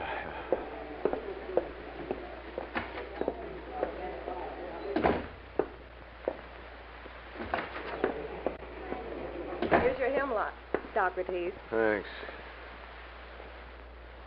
Oh, that ought to help. Big night, huh? Big hit. Where'd you Don't go? remember after 10 or 11. date? Yeah, I think so. Pretty? How do I know? Can't even remember what... It's nothing. What's the matter with you? Nothing at all. Well, then, But just for the record, Mr. Big, you and I had a small appointment last night. We did? We did. Yes, we did. And I gave up another chance to see Guys and Dolls. Well, now, don't let that worry. Doesn't even say he's sorry. Oh, I'll take you to see Guys and Dolls. You've only been saying that for a year now. I mean it. When? Well, Saturday night. Saturday night, huh? I'll believe it when I see Sure, it. call my ticket agent. Oh, Get- that's great. Now I have to get the tickets. Well, it's just that I'm so busy. Okay, some date. See, that did it. Come on, honey, let's kiss and make up. Don't you dare. Baby. Hannigan. Hannigan. Oh, that's better. No, I got to see the old... What? I said I got to see You the old... beast. Baby. Oh, why do I let you do it? Well, you know me, business first. Yes, I know you. Wouldn't want me to lose my job, would you? Oh, no, that's the last thing I'd want to happen. See? Now let's get down to work. Character. Almost forgot. What? There's been a Mr. DeRubo waiting to see you since 9 o'clock. DeRubo. Said he knew you in school. Yeah? He's not my idea of a Yale man. I can stall him if you want to see the old man first. No, better get it over with. What? I said bring him in. Okay. The old man's going to be sore. DeRubo.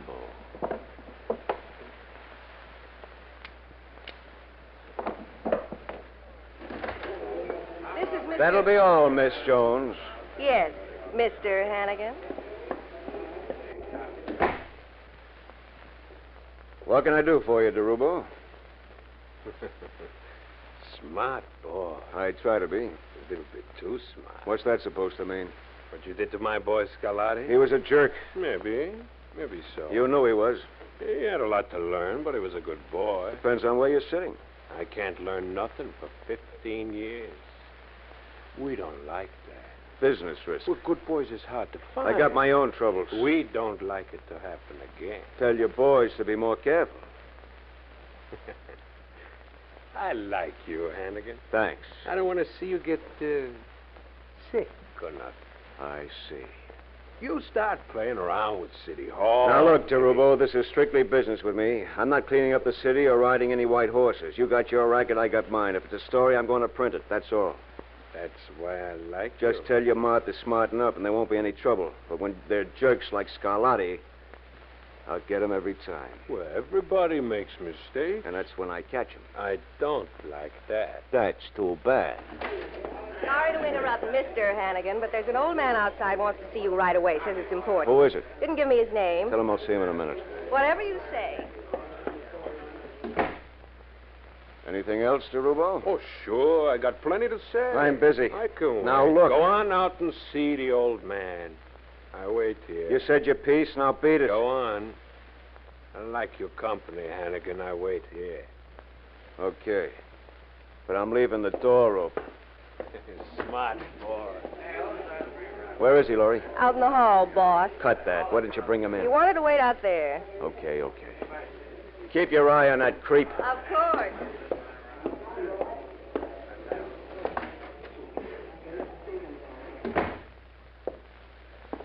You wanted to see me? Well, I don't know what it's all about. What do you mean? The DeRubo told me to... What the...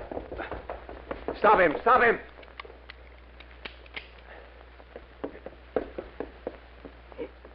You hurt me? Dead. Are you all right, Jim? Yeah, I'm okay. The man. Dead. What happened? I don't know. Somebody shot him. Who? Didn't see him. Just shot him and ran. Where'd you get the gun? Picked it up. Pulled the trigger. It was empty. I'll call the police. Something happened, Hannigan? You ought to know. Oh, it looks bad. What do you mean? Well, nobody out in the hall. We hear a couple of shots. Come out, find a dead guy. No, you don't. And you got the gun in your hand. You don't pin this on me. Not so loud, Hannigan. Just before he got it, he said your name. Can you prove that? See? I don't care how it looks. So what you say? They make one mistake, and that's when I get her. Every time. You dirty... Looks bad, Hannigan. You better clear out for a while. Nobody... Lay low till it blows over. Now go on before the cops come. Maybe I will. Go on. Get going. I'll see you again, DeRubo. Yeah, I'll see you again.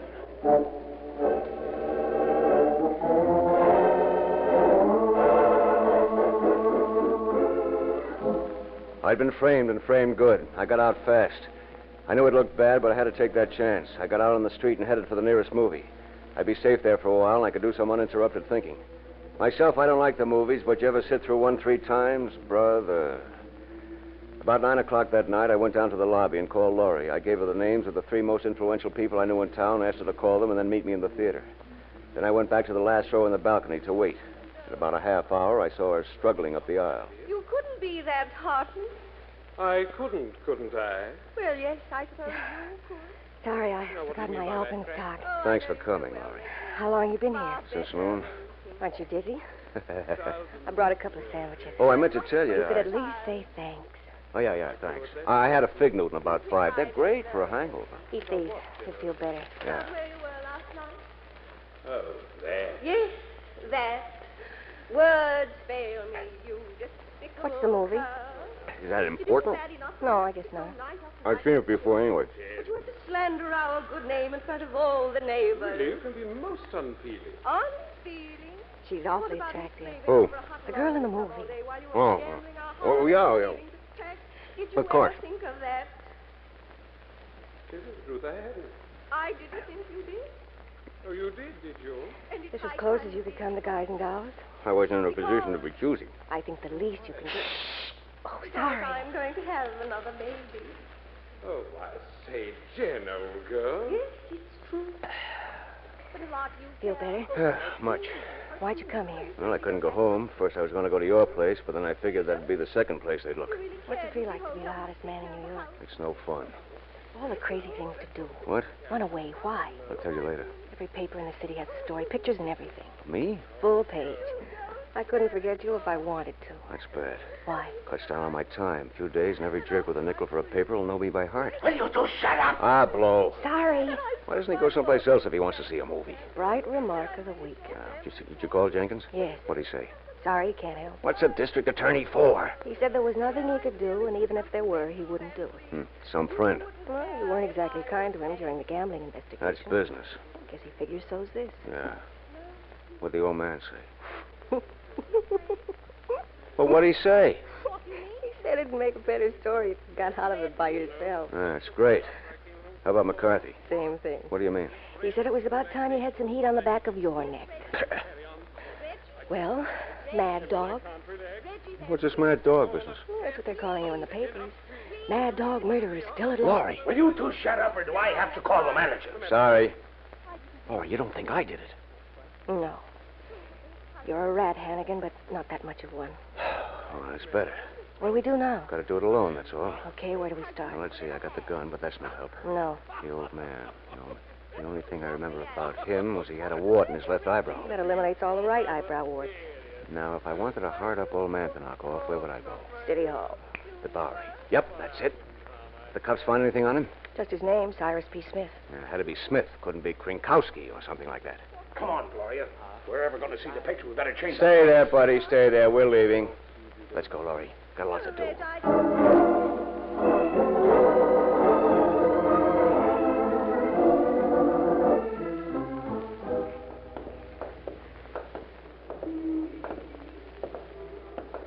Tired? Oh, no. I've been in training. I'm sorry it's taking so long. That's all right. Nothing like walking the Bowery to keep a girl in shape. You got to be careful. Can't tell the cops from the hoods down here. It's all right. You know, you're quite a girl, Jonesy. Just about run out of joints, haven't we? Oh, I mean it. I think we've talked to every bum on the street. I know you don't want to, but I'm going to talk about it. It's hardly the setting. Well, I kind of like it. Character. What do you want, Laurie? You ever think about it? Oh, never. I just go home, climb into bed, and fall right off to sleep. Come on, be serious. Why? 'Cause I am. All right. I know what I don't want. What? I want to be able to sleep at night. I don't want to have to worry about my guy, where he is, what he's doing, what mobster he's playing hide and seek with tonight. Oh, I see. I want to go to bed and have him next to me and know he's going to be there every night for the rest of my life. And if he isn't a big shot, well, what's the difference? As long as he likes my coffee. The guy's got to do what he likes. Some guys. This guy. So why did we start talking? I don't know, Laurie. Jim. Huh? What? Don't look now, but that crumb behind us has been following us for 2 blocks. Where? Don't look. Just keep walking. Uh-huh. Act like nothing's happened. We can make it to that alley. Still there? I don't know. Drop your bag. When you pick it up, sneak a look.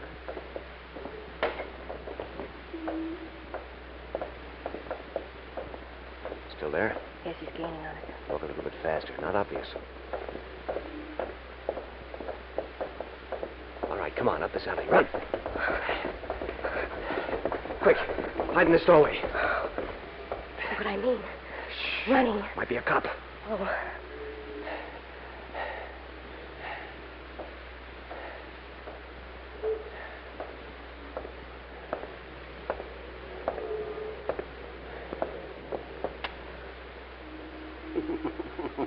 What do you want?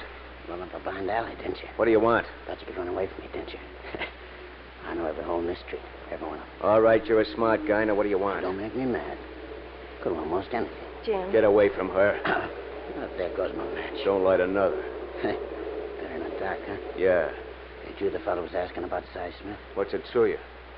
Okay, you feel that way about him. No, wait. What do you know about it? Something. I don't remember talking to you. You didn't. I heard you asking, though. Well, why didn't you Figured talk? we could talk business better alone. How much? How much it worth to you? $10. What'd you say, Hannigan? 25. 50, no more. Fair enough. All right, what do you want to know? Money first. How do I know you got what I want? Okay. All right. Money first. Here you are. I haven't got my wallet. Laurie, have you got... Of course. 30, 40, 50. Yeah, now what do you want to know? 2 days ago, Cy come down the street. Had $100 with him. Uh-huh, where'd he get it? Pay. From who? The Rubo? No. No, he was smarter than that. Who? Vincentietta. That's worth $50. Come on, Laurie. See you around. Sure. We'll split a can of Sterno sometime. Come on, Laurie.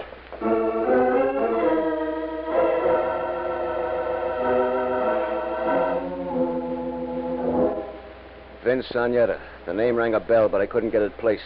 It was there in the back of my mind like a song you can't remember, but I couldn't get it out in the open. I didn't like to do it, but I had to take the chance. We went into the nearest drugstore and found a phone booth in the back behind a counter. If we played it real smart and Laurie did the talking, we might be able to get away with it.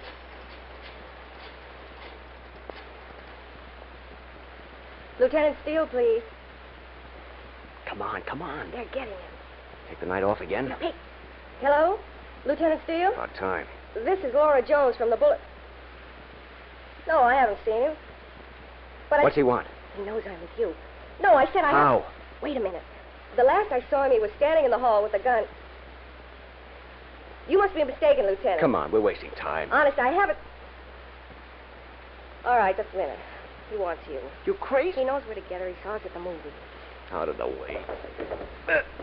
You're getting fat. Women. Steele?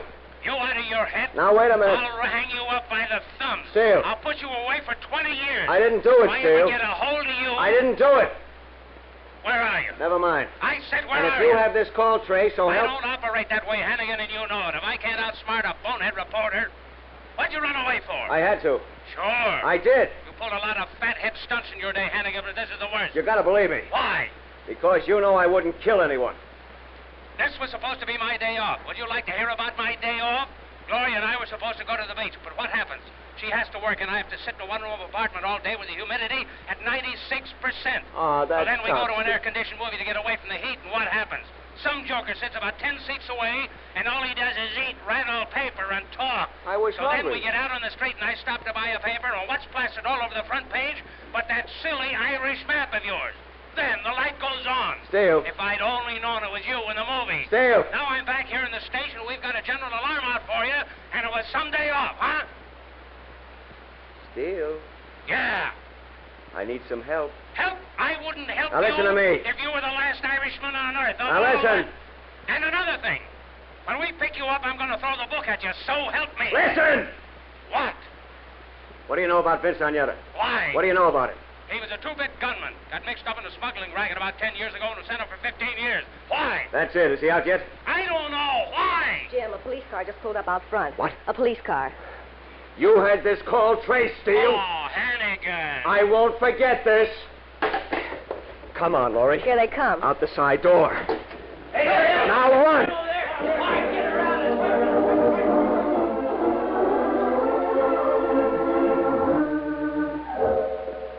Vince Agnetta. I knew I'd heard the name before, probably out on good behavior, or maybe even made a break. I didn't know. I spent the night in a cheap hotel on the west side, and first thing in the morning I went over to the pool room where Agnetta used to hang out. But he hadn't been there for days. I was lucky, and I bought his address from a rack boy for $10. I beat it over to a tenement on the Lower East Side, but the landlady told me he hadn't been there since yesterday. Then I remembered the shack on the west shore of Staten Island that had been used as a drop back in the smuggling days. I called Laurie, and she picked me up in her car at Times Square. She wanted to come along, but the pace was getting too hot, so I put her in a cab and headed for Staten Island. There was a cop at the ferry entrance, so I went back to the Brooklyn Bridge and took the 69th Street ferry for the island. Things were going too smooth. I drove out along the west shore till there was nothing but me in the dunes. Through Green Ridge, then about 5 miles past New Springville, I saw it. One of those old, weather-beaten houses with a lot of gingerbread. All the shutters were drawn and not a sign of life anywhere. I pulled into the yard. Hey, somebody's home. Got it out! I want to talk to you, Agnetta. Beat it, cover! I'm no cop. Beat it! I'm Jim Hannigan from the Bulletin. Who? Hannigan from the Bulletin. Stand up! Okay. Go to the front door. It's open.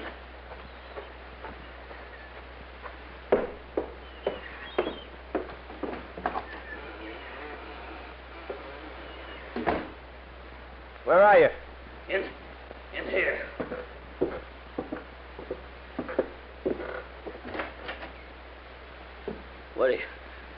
What do you want? What happened to you? DeRubo tried to knock me over last night. Nice guy. Yeah. How'd you get out here? I got ways. Hurt bad? 6 slugs in me. I better get you to a doctor. Get back. Okay. What do you want? What do you know about Cyrus P. Smith? What?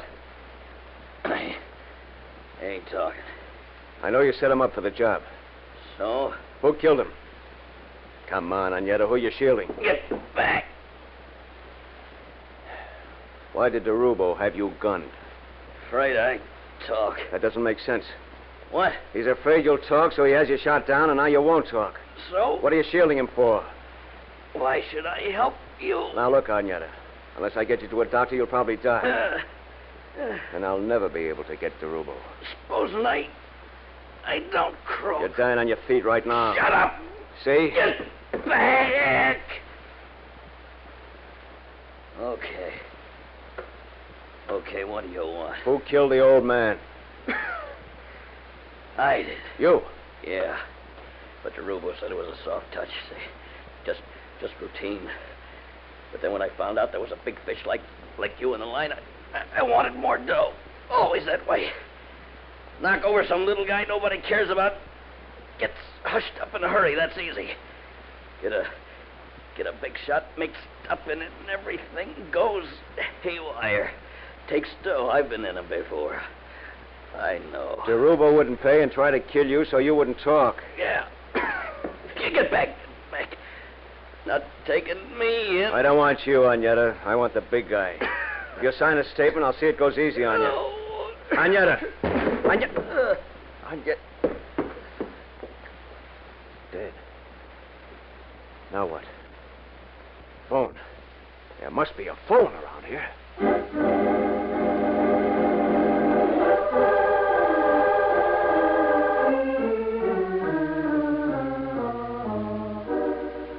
I called Laurie and told her what to do. Then I beat it back to town. The guy at the ferry wanted to know how my windshield got busted, and I told him somebody took a shot at me.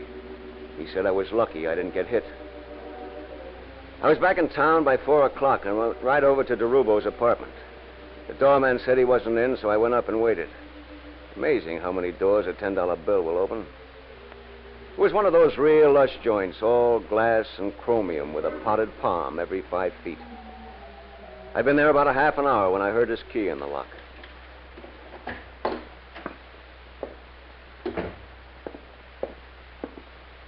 Hello, smart boy. You're not surprised? No. I said I'd see you again. I've been expecting you. Oh. I thought you'd be here sooner. I was tied up. Yeah. Oh, what do you want? Plenty. Drink? No. Always We won't have a bottle. time. Huh? We're going someplace? Right down to the paper. I want to get the story before the cops do. You acting pretty sure of yourself. I know some things you don't. Like what? I found Vince Agnetta. Alive. I was worried about Vince. And he talked plenty. I'd like to see Agnetta. Don't worry. He's where you'll never find him. How I know you're not bluffing? Agnetta hired Cy Smith for $100. Smith came to my office and got me out in the hall. Agnetta shot him, but he thought it was a pushover. When he found out it was bigger than that, he came to you for more money. When you wouldn't give it to him, he threatened to talk, so your boys took him out for a little air. But it didn't work. Everybody makes mistakes. Yeah, that's right. Want any more? No. You make mistakes, too. I thought of that. Put the gun away. What stops me if I shoot you now? My office knows where I am. If I'm not back at the paper by 5 o'clock, they'll have you picked up for my murder. Now, we got 10 minutes. What are you going to do, DeRubo? What can I do? You think of everything. Yeah, I thought you'd be smart. You've already got 2 murders against you. 2? Yeah. Who? Smith and who? Agnetta, maybe? Huh? I knew you was bluffing, smart boy. You mean? Here, that teach you, punk. It's you. Let go. Scum. My arm. Drop it. Drop it. Hey. Now, just you and me. All right, punk. This better. Smart boy. No guns. Just us. Now, get up, you punk. You got more coming. Hannigan, please kill you. No, stop it. Kill you. I'll kill you. No, stop it. I'll do anything you say. Anything at all. Hannigan, please. I've gone through a lot to get this story. Now, come on, smart boy.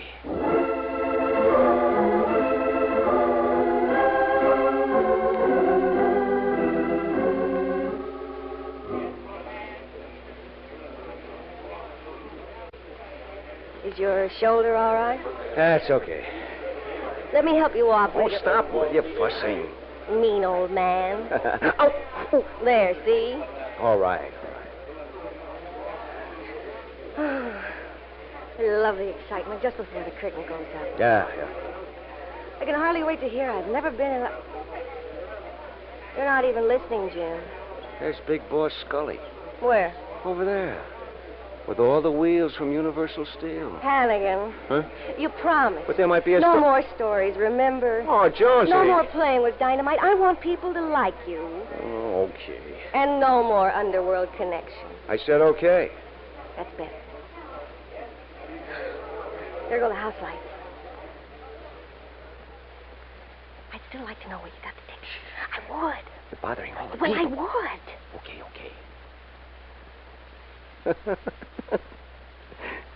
DeRubo.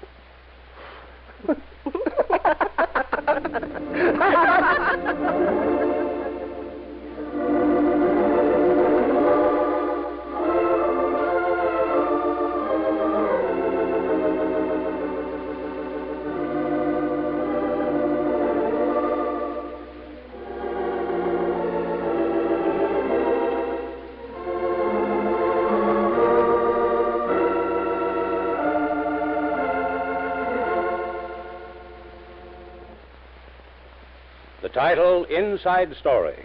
A good example of what you get for a nickel in your evening newspaper. Well, friends, if you like Jim's story, why not come back again next week? I'll have a man who tried to build a new life by building the strangest house in the world. I like to call it Gateway.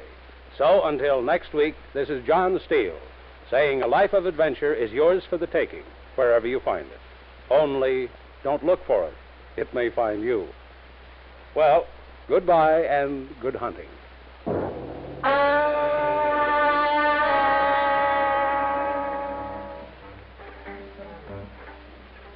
John Steele Adventurer is produced by Robert Monroe, written and directed by Elliot Drake. Grant Richards was heard as Jim. Also in our cast were Charlotte Lawrence, Ross Martin, Jack Orison, and Earl George. Don Douglas is John Steele. Musical effects were created by Doc Whipple, and your announcer has been Ted Malley. Remember, next week, Mutual presents Gateway, another story of suspense and action from the files of John Steele, Adventurer.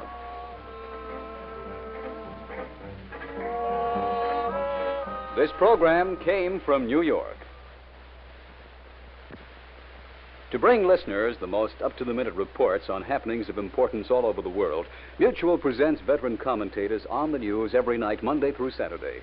Weekday evenings brings Gabriel Heater, the man who's a must for millions, as well as Bill Henry in a 5-minute news capsule, and Frank Edwards, who reports on the domestic and foreign scene with penetrating insight. And on Saturday nights, the man who eyewitnesses accounts of wartime action brought him well-deserved fame, Cecil Brown, reports to Mutual listeners on current news-making events. All these men, where you hear the announcer say, "This is the Mutual Broadcasting System."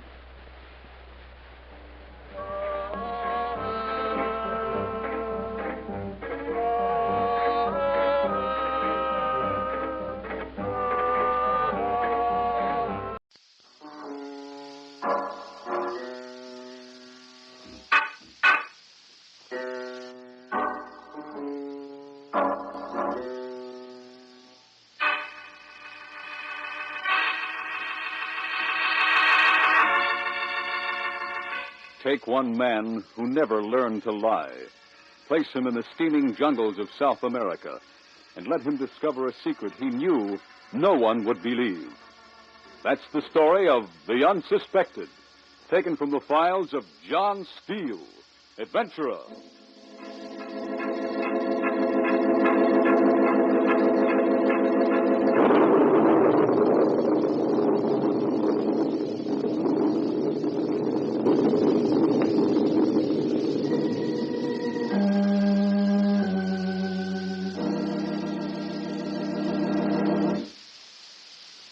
Hello, friends. This is John Steele with another story of action and suspense, designed to please those of us who can only dream of adventure. The other day, I happened to run across an article about the fabulous country of the Amazon basin.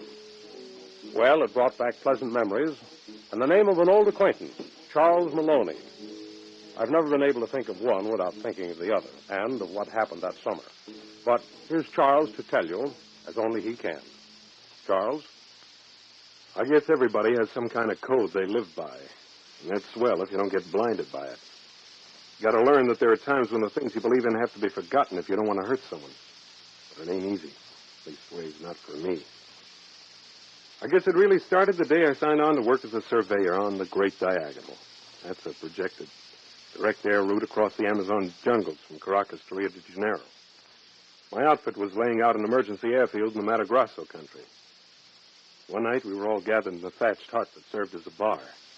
Tony and Hans, Jose, and Alicia. As usual, Tony was razzing my buddy Hans about making more money than anyone, and Jose was pestering me. Say, Charlie, you will go, no? No. Why? I told you why, Jose. See, but it is so little. For the 1000th time, no. Why not you not go with me, huh? Why should I go on a wild goose chase in the jungles, especially with you? It is not the goose chase. Besides, I got work to do. You can get off. Oh, get someone else, Jose. No. Because they won't do it either. No. Same here. You, the only one. Look, Jose, it's about time you accepted the truth. Huh? About Bill Harris. You know, I've always told the truth to everyone, no matter who they were. See? I'm telling it to you now. Bill Harris is dead. No. So lay off me, will you? I don't believe until I see with my own eyes. Okay, you see, but I'm not looking for any dead man. Please, Senor Charlie. Oh, don't hang on to me. Miss Alicia, she would talk to you. I've already told her the same thing. You wait at table now. You come over. Okay. Bueno. You good guy, Charlie. Yeah. Charlie! Yeah, Hans. Come here. In a minute. Hey, I gotta yell for some help, fellas. You see? You speak to my Alicia first, senor, yeah? Yeah. All right, then we're going to come over there. Please, senor. Hey, look, senor. it won't take but just 1 minute, Jose. But please, I want to prove the point. What point, Tony? We say that Hans, he's to save his money to go back to the United States and make a marriage, yeah? Yeah, that is right, so. Who is she, Charlie? Who is Why she? ask me? Well, you're the only one who goes to town with Hans when he sends us that money he makes it. You know who she is. Hans has never even been in the States. Charlie. Sends his money to his father in Germany. How do you like it? What's the matter with him? You don't know? I only told him what they asked. It would have been better to say they were right, perhaps. Well, it wasn't so. It would have made them all happy if you say what they want. Oh, why should I lie for anyone? It does not matter if They asked for the truth, I told them. They were but having fun. They all walk out on me. Not me. Like it was a plague or something. Let us sit down, Charlie. I just don't get it. Is there something the matter with me, Alicia? No. This isn't the first time they've They acted do like... not understand you.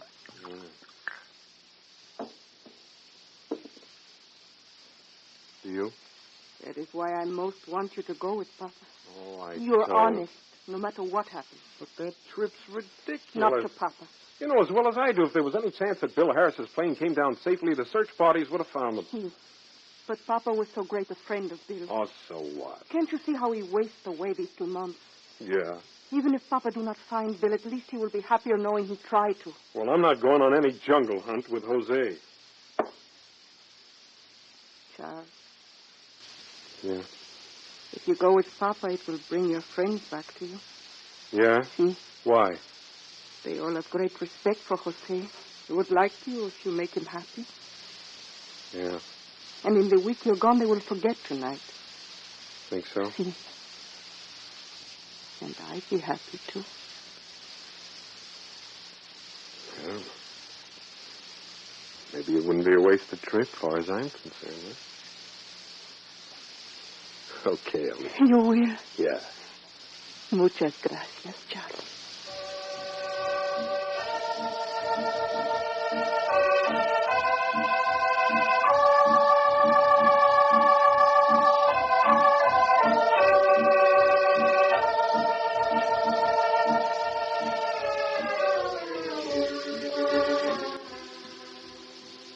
I went back to my hut.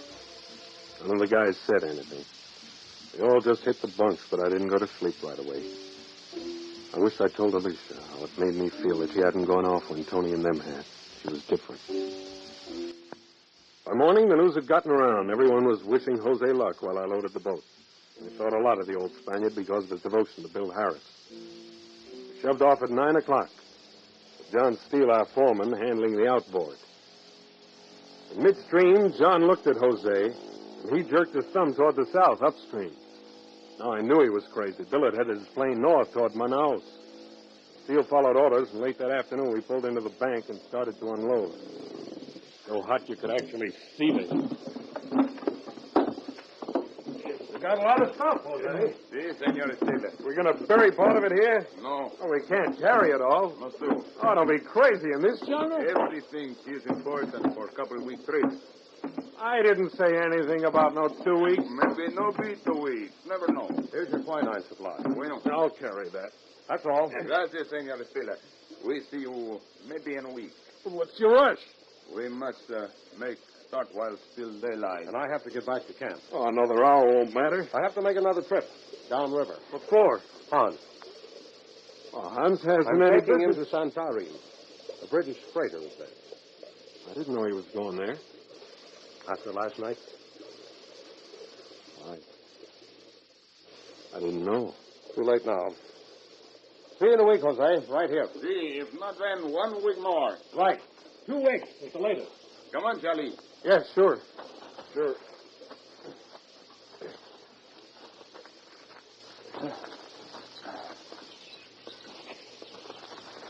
We go this way, Charlie.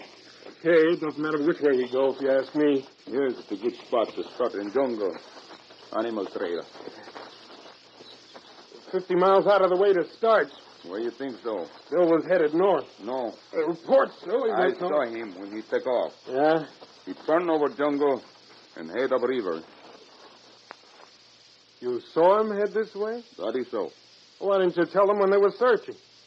I tried to, but I don't believe. You were supposed to go north. That's what everyone thinks. Jose, no different. Maybe you got something, Jose. See? Aripuna closer. You think he was headed for Aripuna? See. Why? Don't know? Well, why didn't we just fly to Aripuna then? He did not make it there. Not yet. Well, then if he didn't, he went down in this territory, huh? We see. Man, that'd be the thing. Huh? Finding pills? See. Set me up. Me too. Not the same way. These fast-running rivers. We call them creeks where I come from. We can wade it. No. That's not overweight speed. She's filled with piranha. Cannibals? See. Maybe we find 3 fell over. Yeah.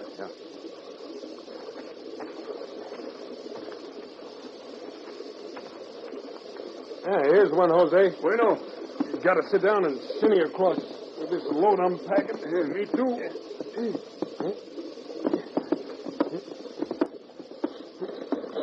Jose! Hey! The thief! Make it to the bank, Jose! Quick! The thief shall leave. Come on! That route! Yeah!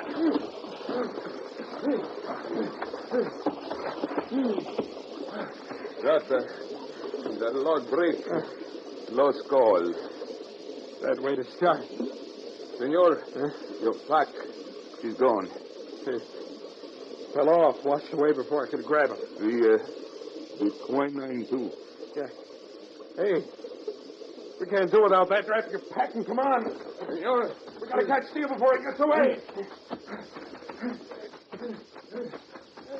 John! John! This is Spud, Jose. See. Senor Steele is gone.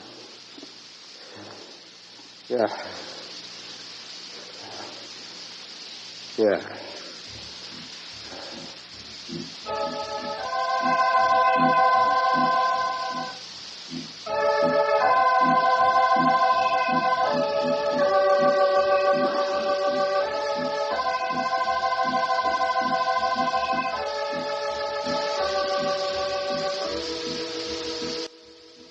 You could see for quite a way down the river, but Steele wasn't in sight.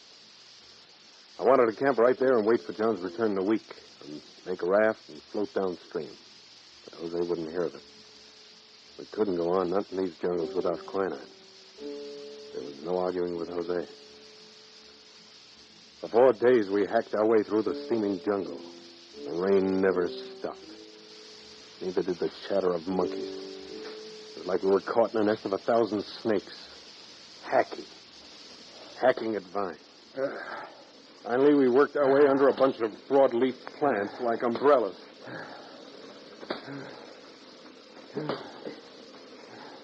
You want we eat now, senor?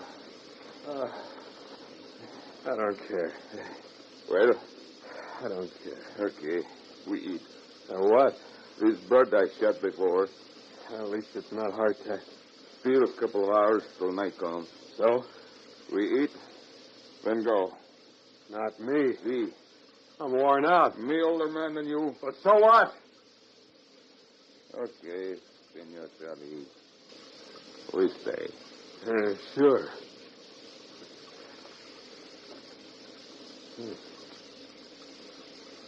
Rain. Huh? Rain. Too much. Yeah. Slow us down. Makes me sleepy. Why so?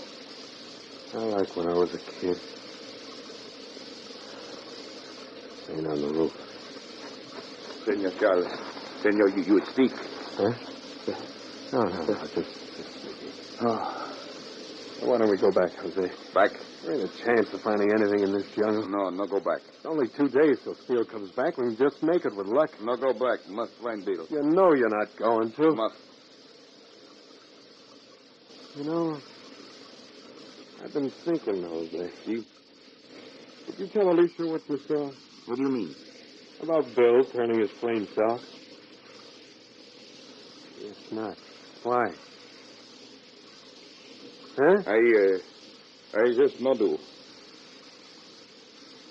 You really want to find Bill? Why you think I do this? I've been wondering about that. Never knew you were such a close friend of Bill before this happened. We're much close. Yeah. Sure there isn't something else? What do you mean, Shirley? That seems funny. You're the only one who doesn't think Bill's dead. Maybe you think too much, senor. No one's going to all this trouble unless it's more than friendship.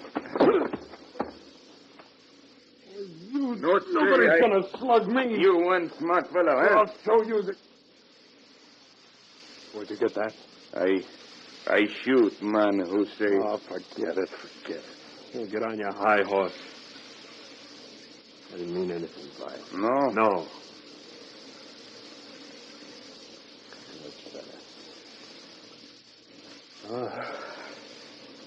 Jungle's getting big. See. Gotta stick together, Jose. If we both want to get back.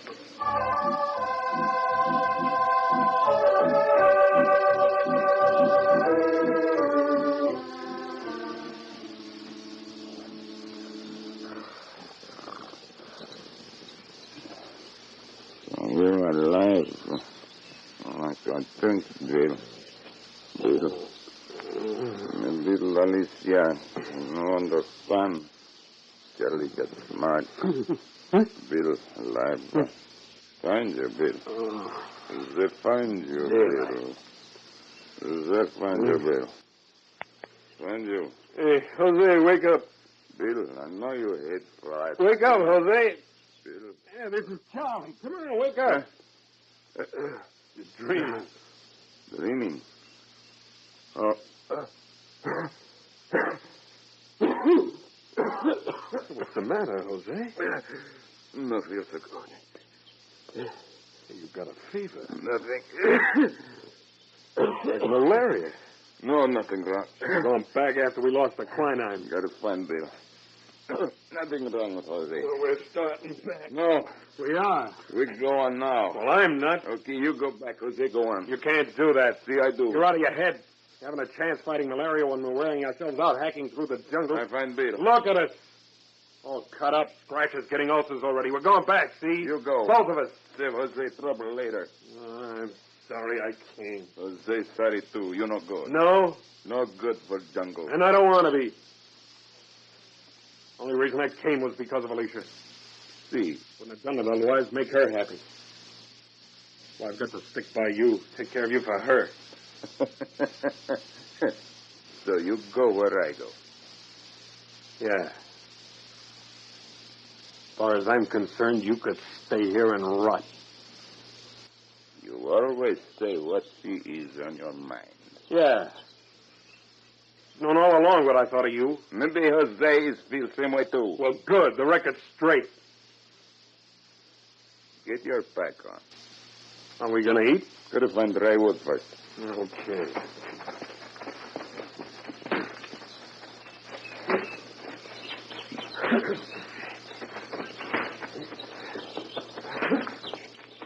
Wish I had a cup of coffee right now. Oh, yeah. Drown out this stinking milk for a few minutes. See. Once it isn't raining. We'll find dry wood in open spot. Yeah. Jose. Don't think she's wrong, senor. On the tree limb ahead. What? A panther. No can see. Wait till I get my gun unslung. No can see. Stand still. Your eyes are playing me. Jose! He sees you! He's jumping!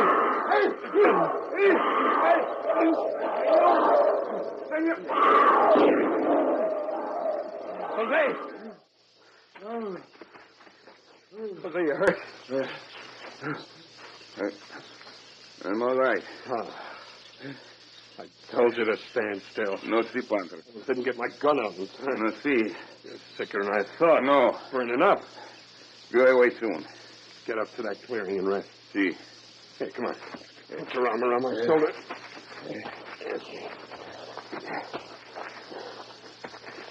A little bit more.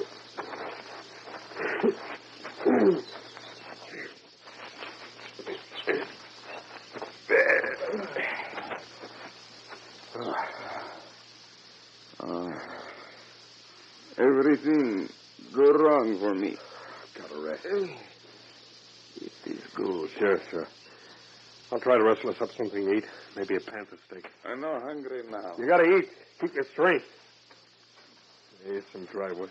Senor Charlie. Yeah? Senor Charlie. Senor. Yeah, coming. Don't get steamed up. My eyes, they no fool me, no. What? Look, in valley over there. Yeah, look for what? Wingtip of airplane. There. There were three tops break off.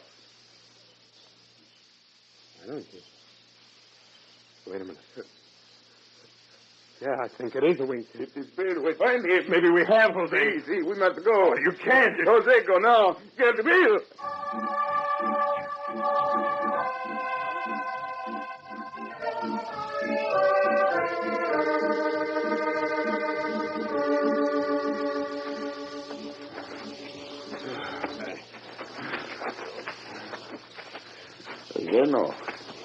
Zeno. Yeah. Except find Bill. It's not a time if you'd stayed back. They show you now, Bill. I find you. The dragon. I find you, Bill. He probably is quite on Find you, Bill. I hope so. Bill! Bill! Close enough yet.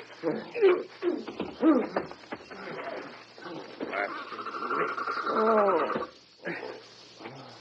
sorry, Jose. Bill! We're not there yet. Come on, put an arm around my shoulder. Leg hurt? Fell on it. You lie yesterday, Charlie. Lie? I don't lie about anything. You know can leave Jose here to die. Yeah, you're making sense for once. Huh? Out of your mind for hours. What I say. Nothing.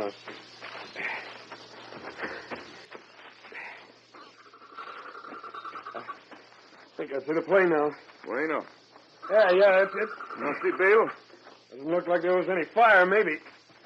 He got out. Bill! He ran somewhere. Bill! No answer. Stay here. No. Probably in the plane. Look for food. Didn't answer? We wait. Yeah. Look in plane first. Yeah.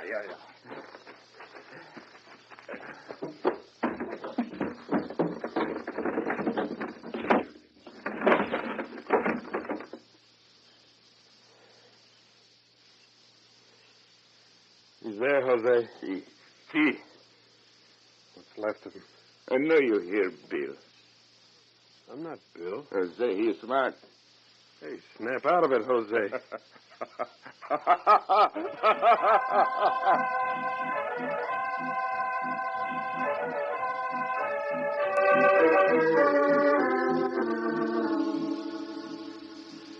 Jose was in a bad way. Malaria can kill an old man like him quickly, especially in his weakened condition. I ripped a piece of metal off the plane and dug a grave for Bill Harris. And I got some things to prove we'd found him and started back with Jose. I had to half drag, half carry him, but at least the trail was easier. There was only 3 days left to meet Steele and a good 5 days' journey at the rate I was making. There wasn't any time to stop and look for food. 3 days. I had to get back to John Steele. On the next to last day, Jose perked up a little. He was still delirious, but he could walk some. Maybe the little quinine in the plane was taking effect. We stopped at a brook to wash our faces. Didn't dare to drink no matter what.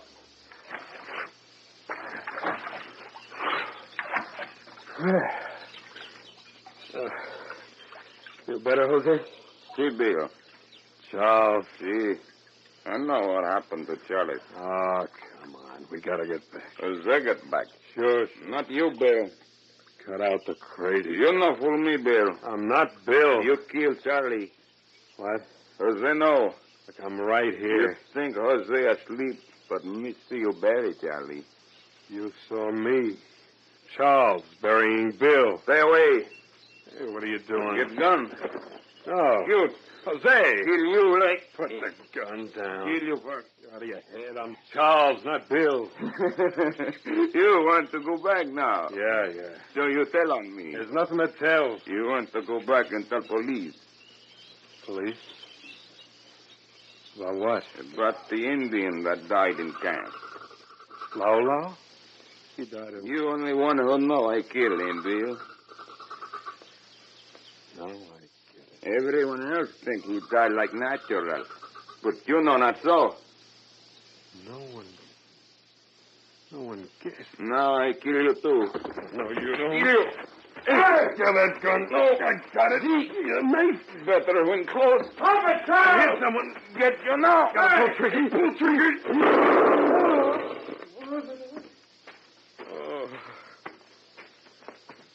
Charles, are you all right? Huh? Are you hurt? Yeah.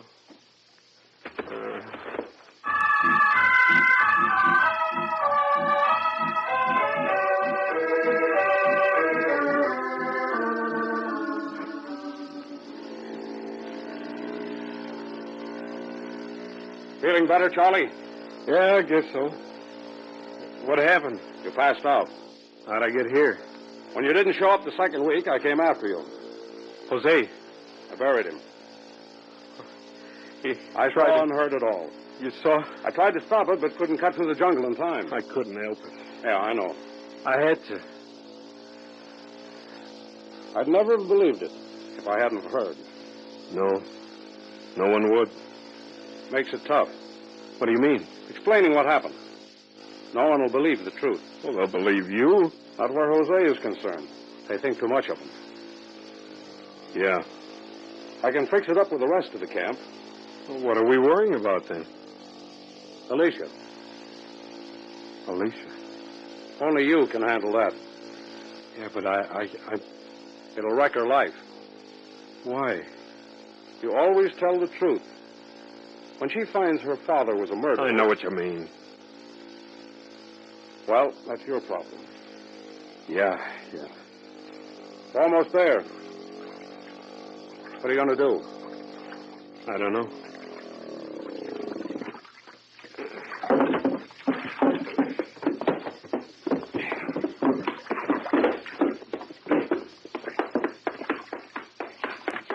Mr. Steele, where's Papa? Did he find Bill? Yes. Oh, and he stay there till the rescue party come. Not exactly. No? Tell me. Well, Charles. Alicia, your father, Jose. See? He died on the way back. Oh, Papa. Sorry, Alicia. We all feel the same way about Jose. Yeah. Papa. Oh, Alicia. Why? How did it happen? Your father died of malaria. I'll tell the rest of the camp. See you later.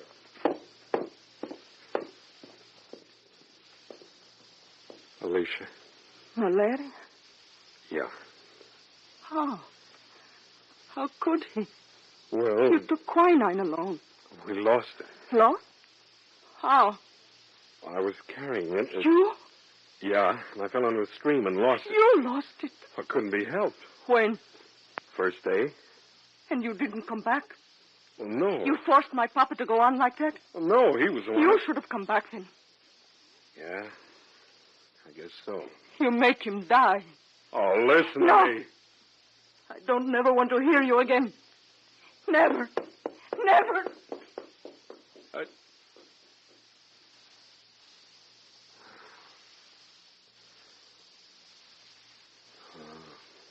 Best way. Yeah, guess that was the best way.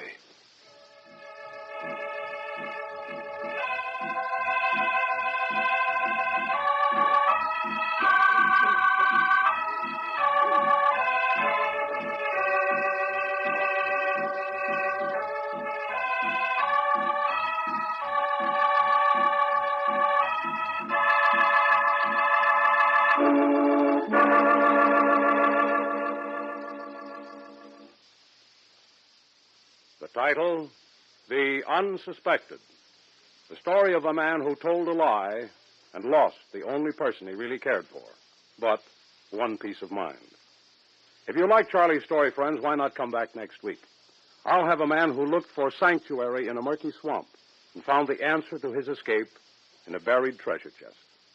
I like to call it quagmire. So until next week, then, this is John Steele saying a life of adventure is yours for the asking, wherever you find it. Only don't look for it. It may find you.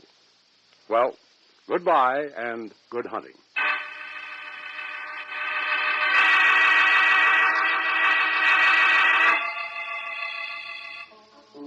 John Steele Adventurer is produced by Robert Monroe, directed by Elliot Drake, and written by Roy L. Dietz. Ross Martin was heard as Charles. Also in the cast were Jim Bowles and Bryna Rayburn. John Steele is played by Don Douglas. Musical effects were created by Doc Whipple. Your announcer is Ted Melly.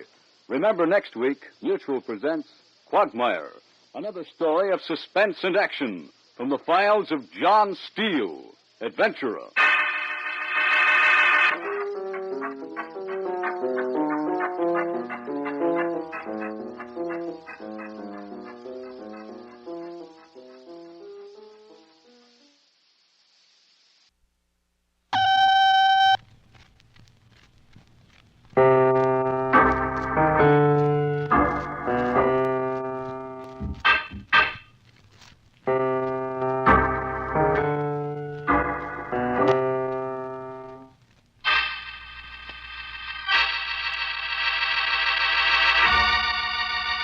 Take one man with an iron sense of justice.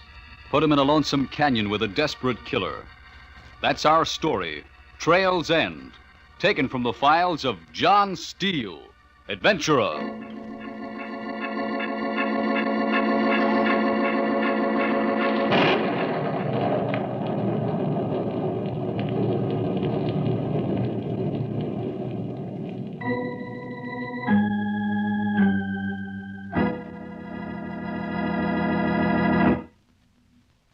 Hello, friends.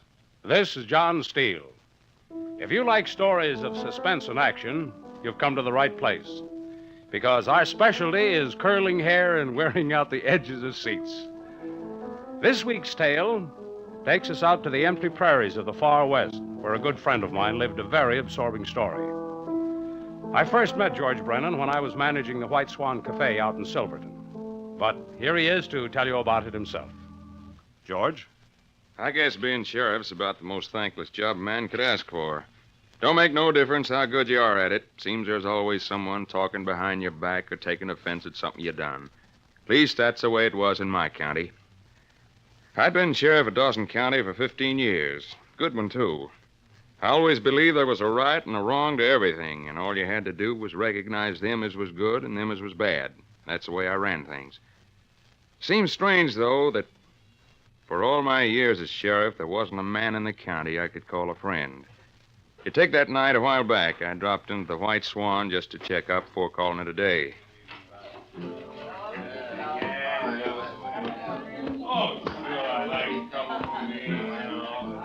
Hello, John. Hello, George. Everything quiet? Yeah, all under control. I just thought I know. Yeah? Well, this is where most of the trouble starts in the town, you know. Oh, I wouldn't go that far. Take my word for it, I know. Okay, have it your way. Care for a drink? Yeah, I guess I got time. May, want to get the sheriff a drink? Sure, Mr. Steele. Hello, George. Hello, May. What'll it be? Whiskey. Coming up. Excuse me, George. May'll take care of you. Sure, thanks. Anytime. There you are. Thanks. Where you been? Didn't see you for a couple of days. Just busy, I guess. Another woman? You know that's not true, May. I was just kidding. Oh. You're always so serious. Sheriff has to be. I know. So when are you going to start enjoying life, George? Now, May. Okay, but it seems to me... We've been all over this. Okay. Sheriff doesn't have time. I know, George. Maybe if you would... Now, don't start that either. Well, I mean it. Of course you do. This is no life for you. George. A good-looking woman like you should have a home and kids. Please. You'll never listen to me. It isn't that. Yes, it is. You're a fine man in lots of ways, George, but... I know.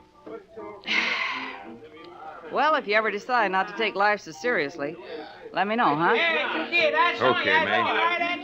Hey, what's going on down there? Oh, just that young Reynolds kid. You been drinking again? Now, George. Looks like I'm going to have to teach that pup a lesson. They'll settle it by themselves. What's going on here?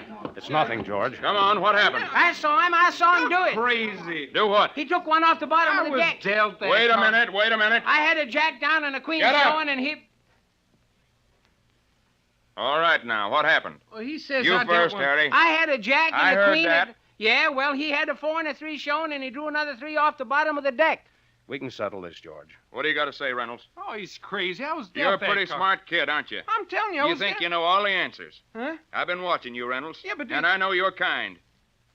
What do you mean? When a kid's got bad blood in Now, him... wait a minute. Take it easy, Tommy. He can't say that about Let me. me handle it. You stay out of this, John. Tommy just had one too many, George. I know his kind. This can be settled among ourselves. When they're bad, they're bad. What are you going to do? A couple of months in jail. will That's not fix the it. way. Don't give me any more arguments, John. I'm the law in this county, and I know what's right and what's wrong.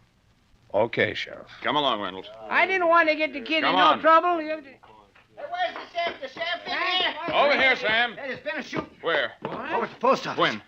A couple of minutes ago. I ran all the way. Anyone hurt? Yeah, Mr. Parsons. Bad?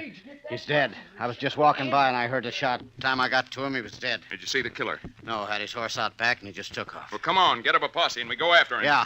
Any of you men want to go along? Sure, count me in. I want to go after him. I'm sure it was the Montana Kid. Who? The Montana Kid. What makes you say that? I saw his horse, same pinto pony he always rides. You sure? Positive. Which way to go? Headed up into the canyon country. Never find him up there. We can try. No, it's suicide to go up there at night. Come on, Sheriff. Better wait till morning. He'll be gone by then. Chance we have to take. Can't let him get away I'm again. not going to lead a posse up there and have a lot of men get hurt. Maybe not even get her man. Maybe the sheriff's right. Well, I don't think so. Me neither. Now listen to me. I'm for going without the sheriff. Wait a minute. Now, I can't stop you men from going. I can only tell you that I think you're making a mistake. And I don't want any part of 2 or 3 men getting killed. Okay, go ahead. But don't say I didn't warn you. Reynolds, where do you think you're going? Can I go with him? You're going with me. Oh, but You heard me. You want to get one criminal locked up tonight anyway.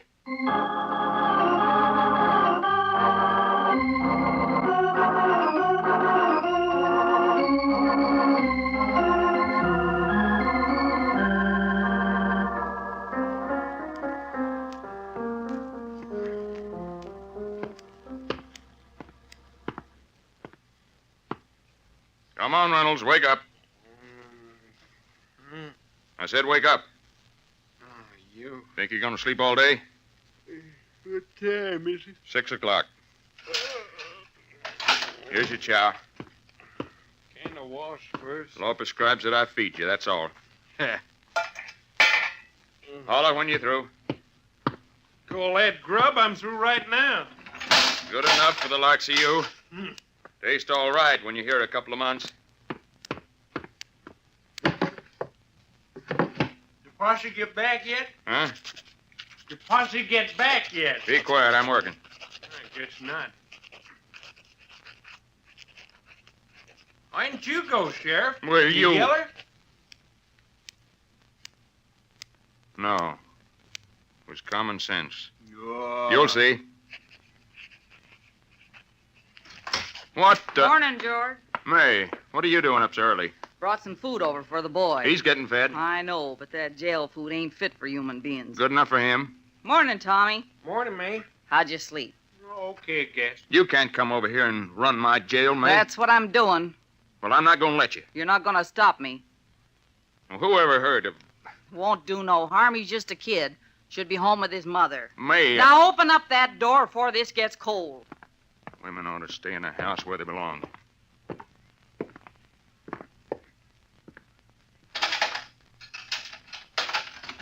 Thank you, George. Here are, son.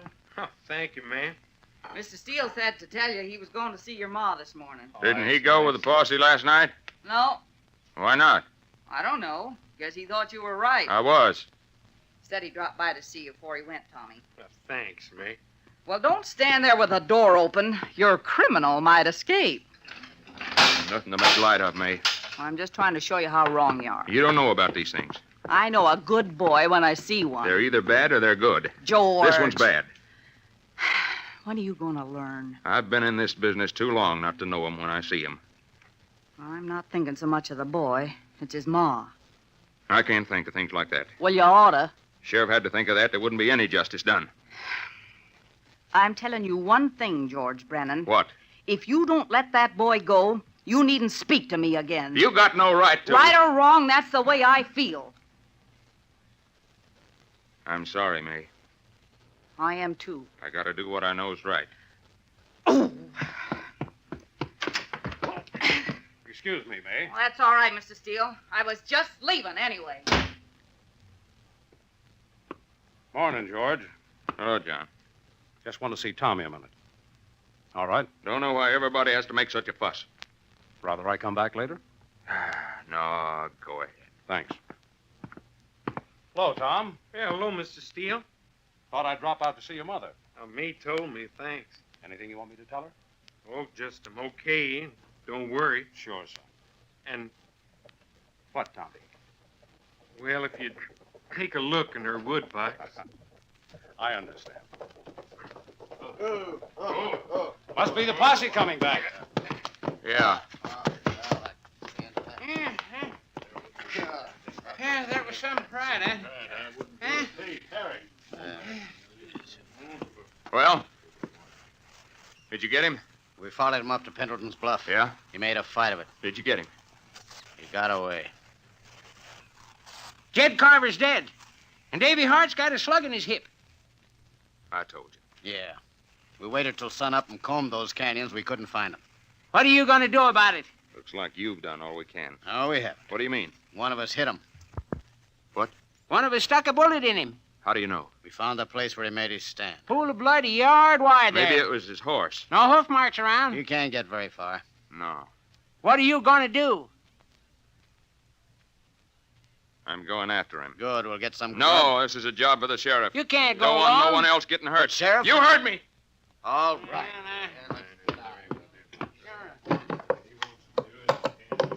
Ain't used these for 5 years. Sure you want to go alone, George? Huh? You might need some help. I'd like to go along. Okay. But no more. That's all right with me. Have to use horses. Meet you in front of the White Swan in 5 minutes. I'll be there.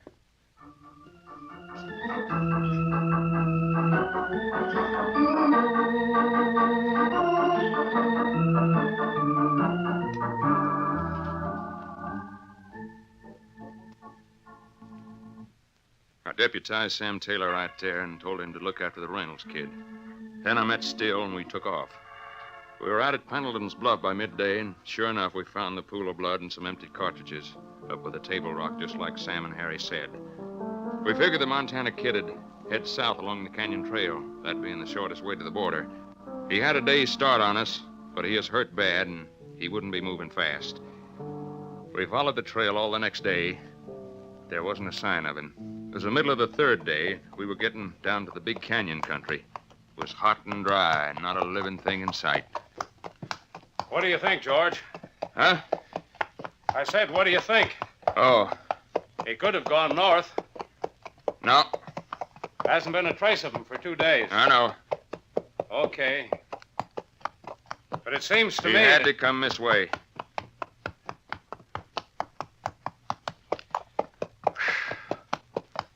It's hot.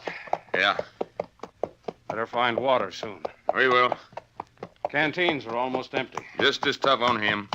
Yeah, I guess so. As soon as we get up to that shadow, let's take a rest. Waste of time. Horses can't keep this up. Never catch him sitting in the shade.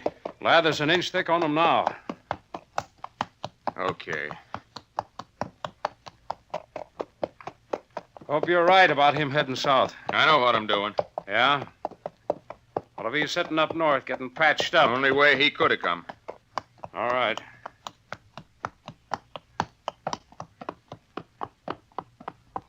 That shade feels good. Yeah. This is as good a place as any. Yeah. Oh, boy. Oh, steady. Hold it. Yeah. What are you doing? Just loosening the cinch. No. Why not? If we have to get out of here in a hurry. Okay, sorry, boy. Give me the canteen. Take it easy. Yeah. Swallow a piece. I know.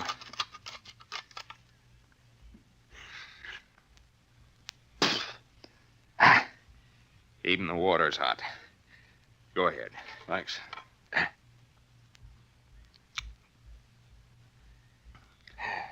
Hey, you're right. Go on, boy. Take the stretch piece.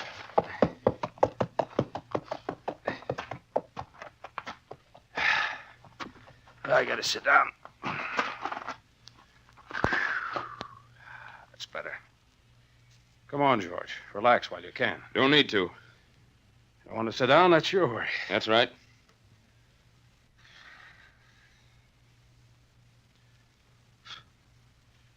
You're a strange one, all right. What do you mean? A lawman. Why? Can't figure you out. Don't try. Everything's so black and white for you. I don't get you.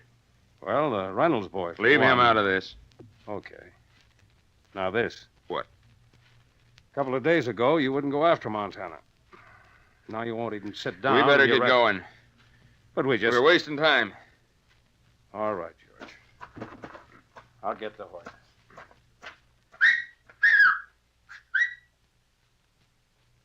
Steady, boy. Move, fella. Stay there now. Hey, George. Huh? Come here a minute. What's the matter? Hurry up. What's got into you? Guess you were right. Fire. Yeah. Ashes still warm. Must have been here this morning. Yeah. He doesn't know he's being followed. Never would have made a fire if he'd have known. Can't be far ahead. No. Let's go. All right. Easy, boy. Easy. Here, boy. Stick close to the canyon wall. Yeah. Knew I was right. Just hope it's Montana. It's him, all right. Don't know who else would be out in this country.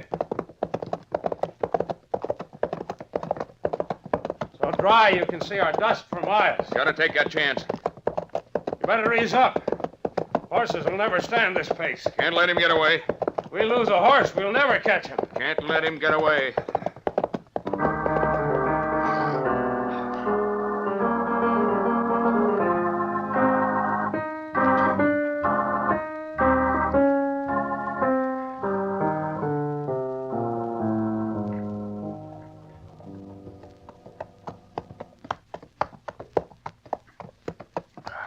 What time is it? 4:30. Be dawn soon. Yeah. These streaks of light in the east already. Yeah.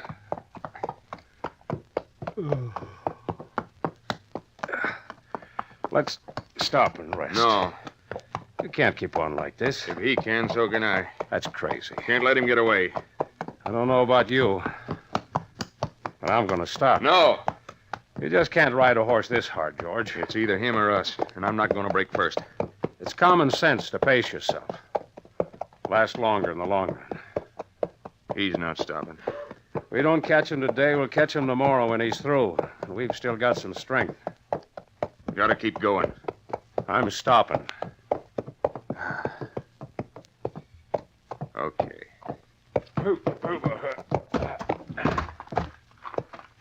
That's better. Legs are steady. Me too. Now, sit down and relax. Any water left? No. Could use a drink. Sit down. Yeah. Must have seen our dust yesterday. Why? Didn't see no fire during the night. Guess you're right. That means he'll keep moving. He can't last forever.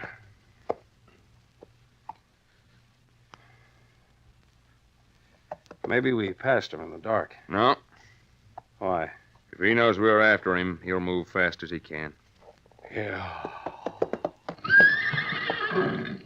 Getting light. Yeah. Soon as we... George. Huh? What's the matter with the horses? Why? They're restless about something. Yeah. Something's got them nervous. Up on that rock. Where? Over by the... Lion. Yeah. Wait till he gets near it. Put that gun down. What? Don't shoot. You're crazy. You want Montana to know where we are? Jesus. Don't shoot, John. If you think I'm Start not... working over to the horses. I'll cover you. Yeah, but you... If I have to shoot, I will. Are you out of your mind? Get going. Okay.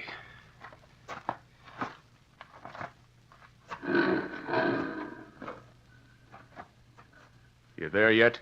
Give me time, will you? Okay, I'm up. Hurry up. All right. Now cover me.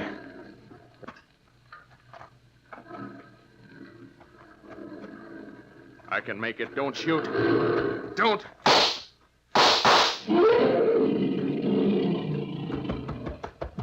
What did you do that for? I'm sorry. I could have made it. Get a hold now of he yourself. knows where we are. George. If he gets away, it's your fault. Get a hold of yourself.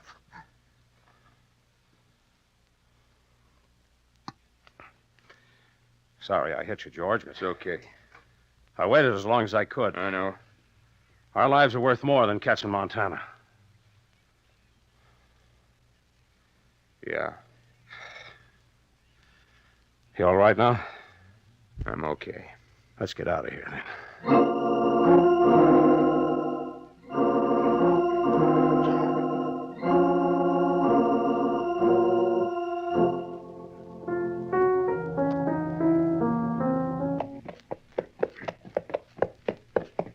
Haven't seen a sign of him since that dust cloud this morning. Yeah, I know. What do you think? He's up front somewheres. Sure. But where? We'll find him. He knows we're close now. Yeah. He can't hold out much longer. Must be made of iron. I guess so.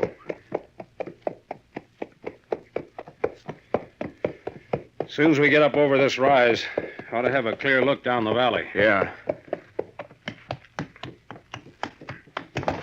Hold it. Come on, boy. Keep your head up. Easy now. John.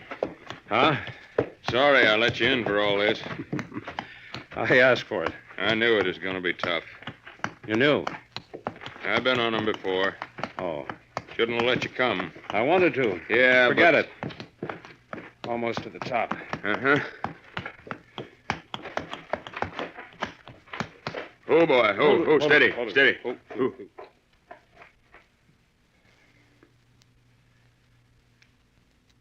See anything?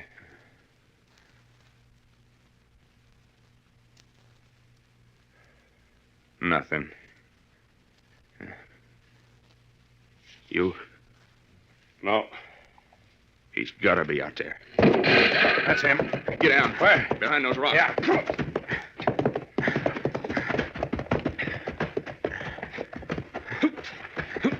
Where'd it come from? I don't know.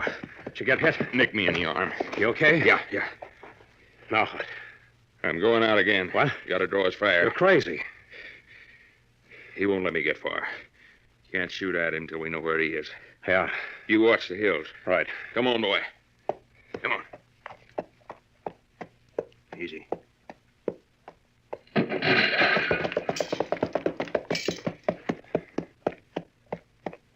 You okay? Yeah. Did you see him? He's up on that ridge. Where? Right by that big boulder. Yeah. Wait a minute. What? Something's moving up there. Yeah. There he goes. He's going to run for it. Don't shoot, John. Huh? Want to take him alive if we Yeah, can. but we got... Come on.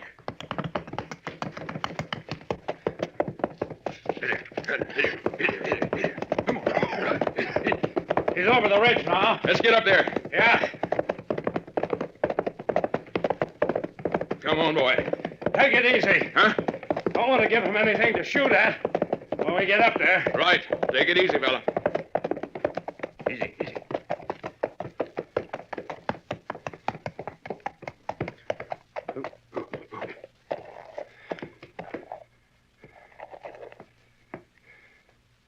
That.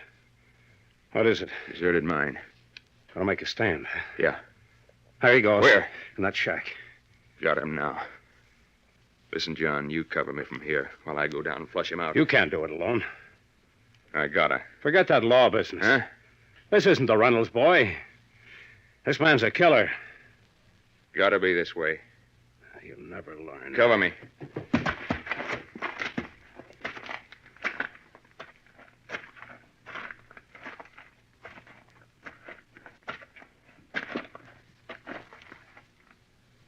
I'm coming in, kid.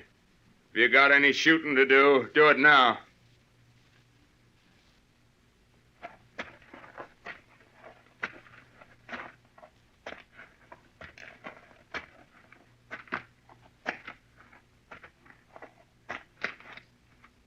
What do you say, kid? Want to throw your gun out?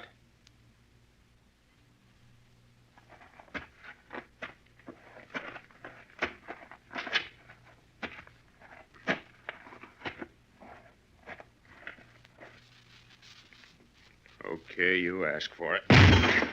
Go ahead, shoot.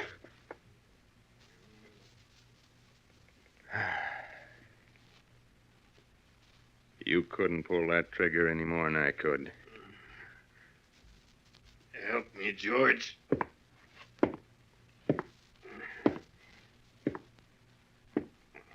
Where you hit?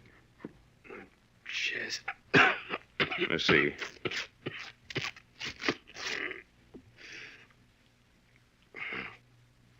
Bad, huh? Yeah. I never thought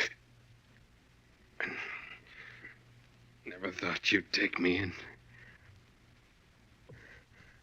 Remember what Ma used to say? Remember? Sid.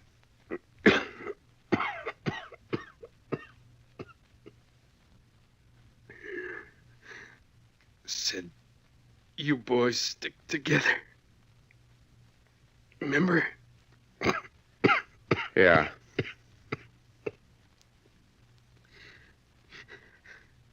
Never thought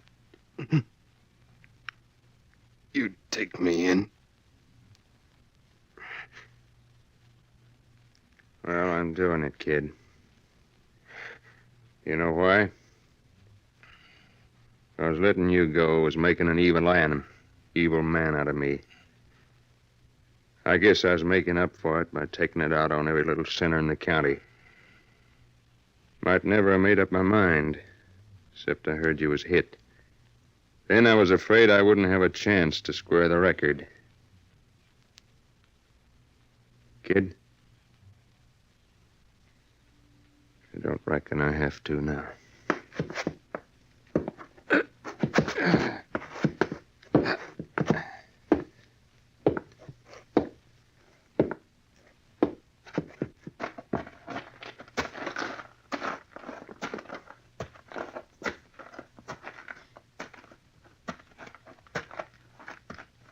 You all right, George?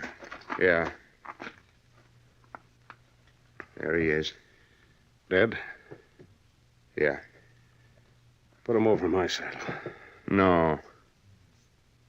I'll carry him. Still the law, man.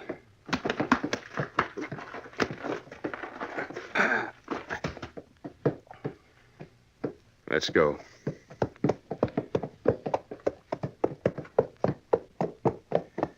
Was he alive when you went in? Yeah. Didn't even shoot. I guess he ran out of ammunition.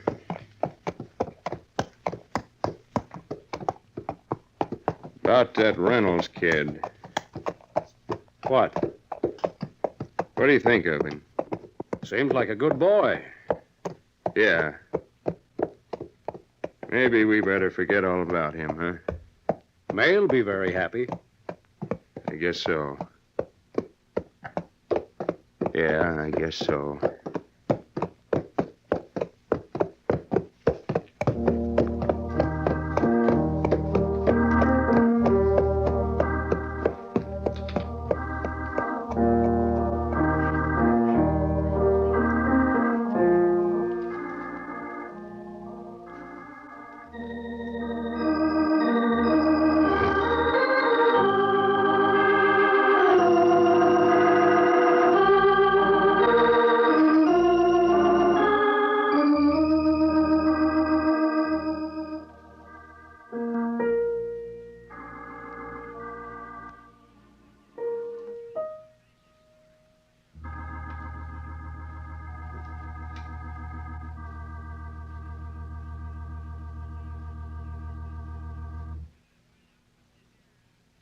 The title, Trail's End.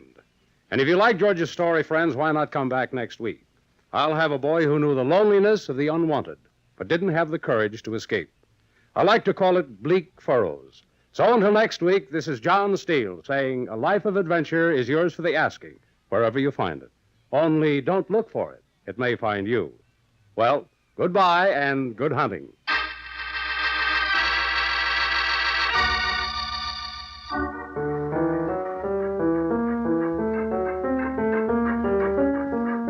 This is the Mutual Broadcasting System.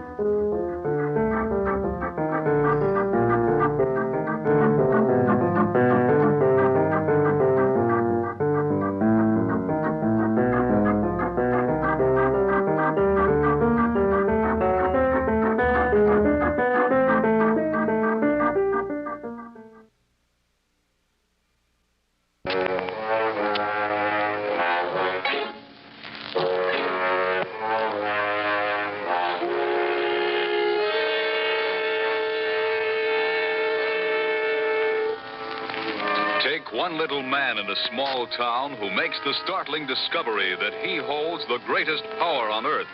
That's the story of Awakening, taken tonight from the files of John Steele, Adventurer.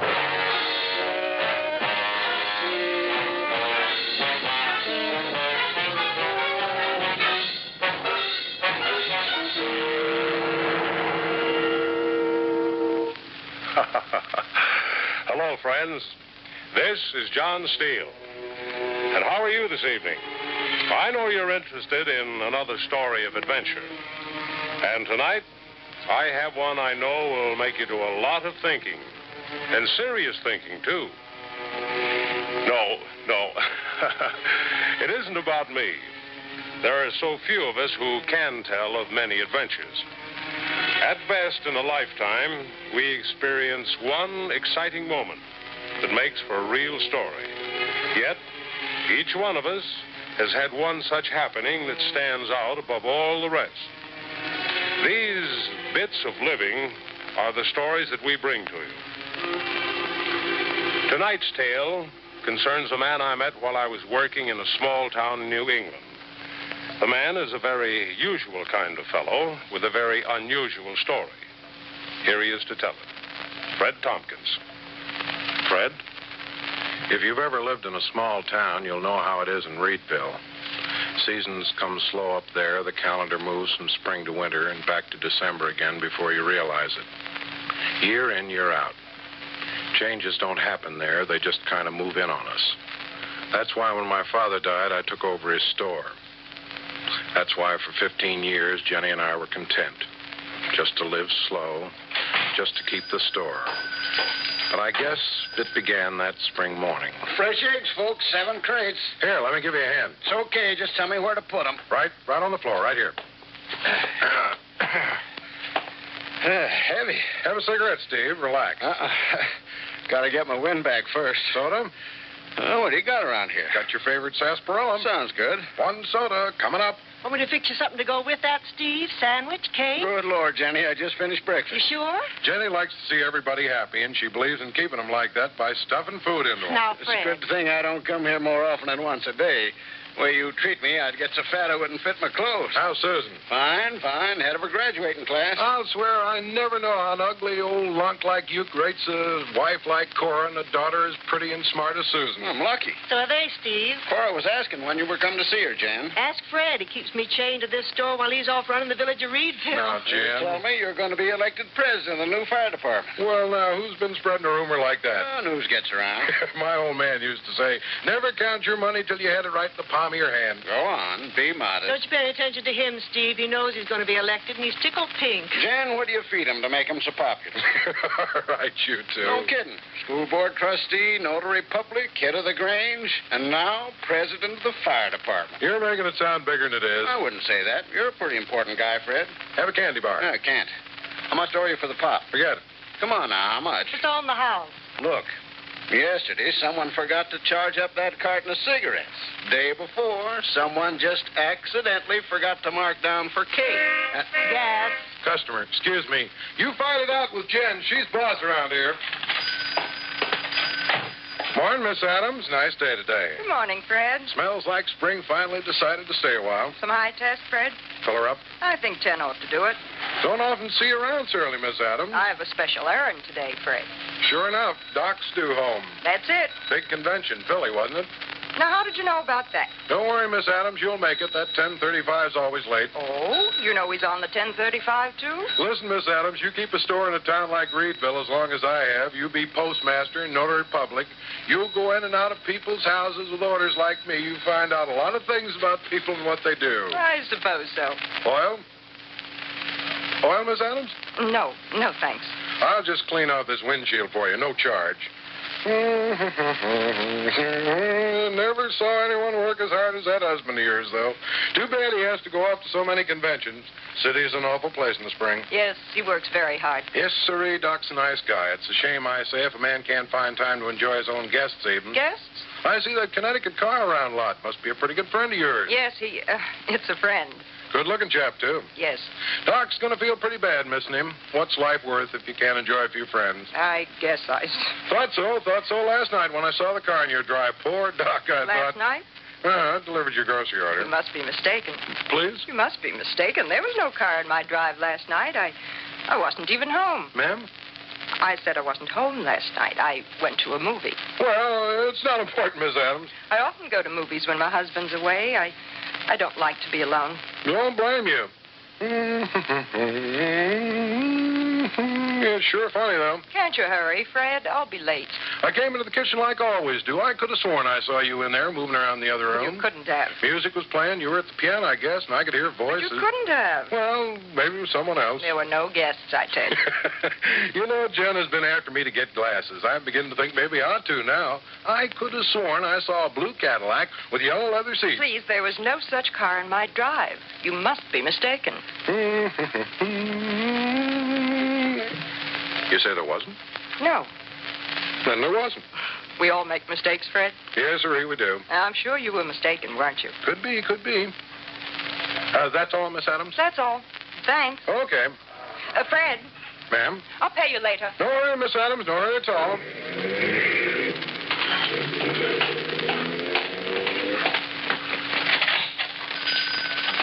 Steve gone? He went out through the kitchen. Said to tell you he'd see you at the inaugural dinner for the new fire department president. She sure did. Honey, I wish you wouldn't talk when your back's turned. I said that's a funny way to act. What's funny about it? Steve often goes out through the back. I wasn't talking about Steve. Oh? Laura. What about her? She acted like something was worrying her. A doctor's wife has a lot to put up with, I guess. Jen. Yes? What's today? I mean, what day? Tuesday, of course. I had to go to the bank and... And yesterday was Monday. Naturally. And on Monday, the movie's closed, isn't it? You know that, Fred. Monday's Jim Porter's night off. Then why did she say that? Oh, for goodness sake. What? Mighty strange. Strange.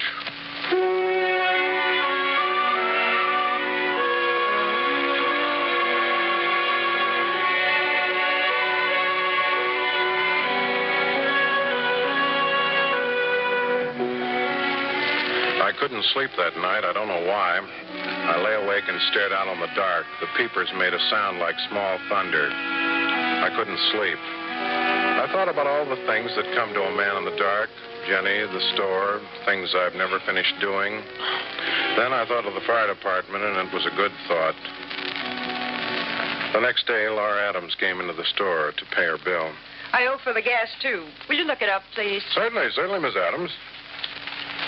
Yeah, got a new French dressing in today. No, thanks. Fresh escarole? I already have some, thank you. Don't often carry it. Thought maybe you might like some more, Miss Adams, in case the company dropping in or anything. The doctor and I entertain very seldom. Best to be prepared, Jen always says. In the country, you have to keep a well-stocked cupboard. Did you find what I owe you?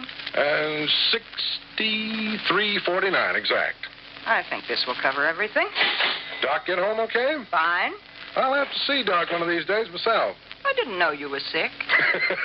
Me? No. Just want to chew the fat a while. Doc's an interesting guy to talk to. Yes, he is. Miss Adams, you lost something. Oh, thanks. Well, it was mighty careless of you, Miss Adams. Yes, wasn't it? That kind of money doesn't grow on trees, my old man used to say. Must have fallen out of my purse. You women, you should be more careful. These days, a penny comes hard. Man can't even get his tooth filled for $100. I suppose you're right. Takes money, a lot of money, to keep body and soul together these days. Yes, sir. Yes, sir. Yes. Prices shooting sky high. Well, goodbye. Goodbye, Mr. Tompkins. Say hello to Doc. Professor Elwell wants to borrow your wrench. Something happened to his car again. Sure. John Steele called. Said to tell you the fire department election's probably on Monday. You'll get a notice. Hope I can make it. As if you wouldn't. You know right well there's no other man in town who can do the job as well as you. Yeah, well, that's right. Nobody as smart, as energetic, as responsible. I knew it. I just knew it. You haven't heard a word I said, Fred Tompkins. Not a word. I'm sorry, Jen. I was thinking. You don't have to do it when I'm talking to you. Oh, my goodness. Jen, how long the Adamses lived in town? 8 or 10 years? About. Why? Just thinking. They keep pretty much to themselves. Some people like to be alone. Some people might have reason to. What'd you say? Strike you there's anything odd about his wife? She's prettier than most women around, that's all. Beautiful women always stand out. Left alone a lot, too. I feel sorry for the poor little thing sometimes. With her money, you feel sorry for her? Money isn't everything. Sure it is, Jen. It's power. If we had Laura's money, if we had any money, we wouldn't have to work 7 days a week, sweating to make ends meet. If I could...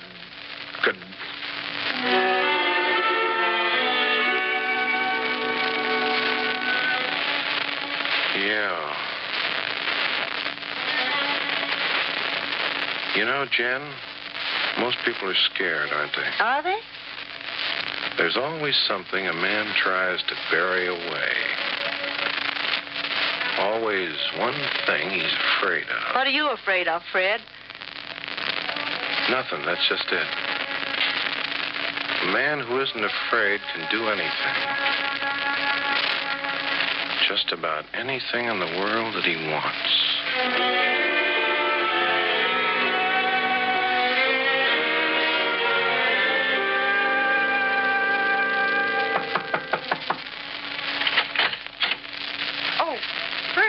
Morning, Miss Adams. Did I order any groceries today? No, ma'am, you didn't. I came on business of my own. Come in. Nice house you have here, Miss Adams. Thank you. Yes? One of the nicest in town. We like it very much. Yes. Mr. Tompkins, you had some kind of business? Yeah, I did. Can I get you some tea? No, thanks. Nice piano you have here. We've had it a long time. I hear you play it every now and then when I deliver groceries. You play real well. You're very kind. Lonely people play a lot, I noticed. My old man used to play piano, too. Did he? I would have liked you. Yeah. Mr. Tompkins. Well, it's about a piano, Mrs. Adams. Yes? Well, you know that old rosewood piano Jenny and I got in the attic? The one you admired so much? Oh, it's truly beautiful. I'm glad to hear you say that, Mrs. Adams, because I'm going to give you that piano. No. Yes, I am. There isn't another person in this whole town I'd rather give that old piano to except yourself. Knowing how you love music, Miss Adams, and how alone you are all the time, it's just what you need. You're very generous, Fred. But I have a piano. It's a wonderful instrument, Miss Adams. 2 pianos. I can only play one at a time, you know. Believe me, you can't afford not to buy this one, Mrs. Adams. Buy? I guess I didn't put it very clear. I see. I guess... Well, it looks like we're wasting time. No. Ma'am? My husband. What would he say? Well, now, I'm sure Doc would want you to be happy, Mrs. Adams. Music is such a harmless pastime, isn't it? When you consider what some lonely women do when their husbands work. If I didn't have a piano, it would be... You don't have an old rosewood. How much? $4,000. You're joking. It's ridiculous. I took up enough of your time, Mrs. Adams. No, wait. I'll have to think it over. Sure. Sure, you do that, Mrs. Adams. Think it over.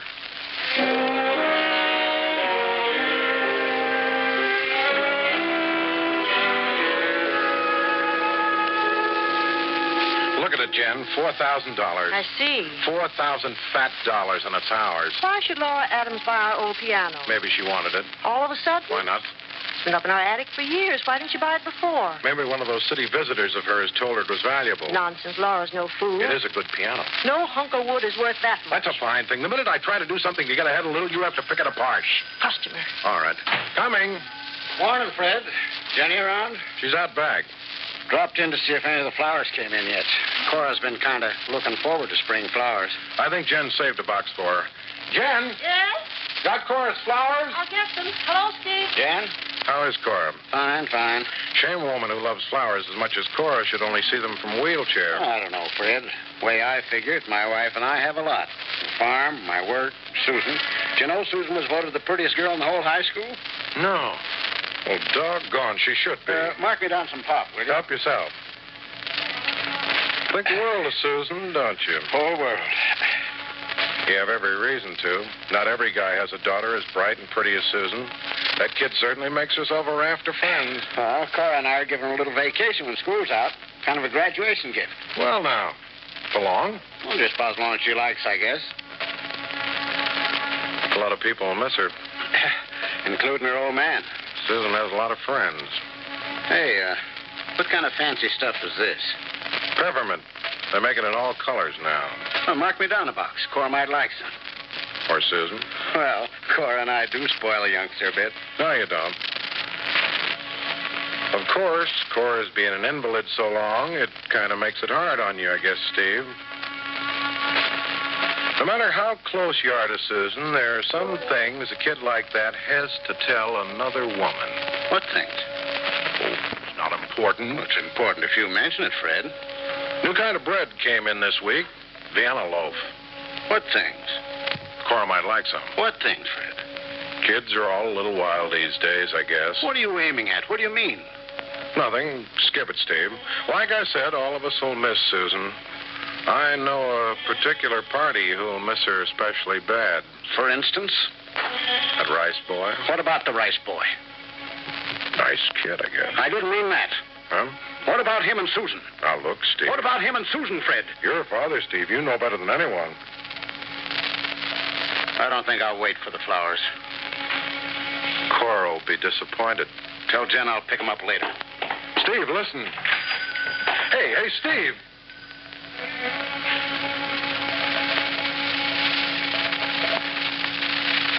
All afraid.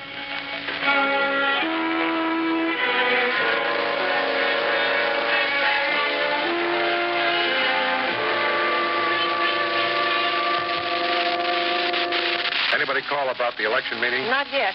Steve's secretary. I know he is.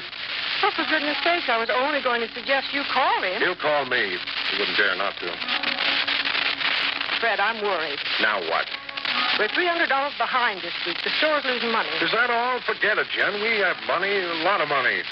Not if we don't earn it. That was my mistake, too. All along, I worked too hard. I should have used my head. Laura Adams canceled her account. What? I don't like it. Oh, well, we can get along without the Adamses. She's not the only one.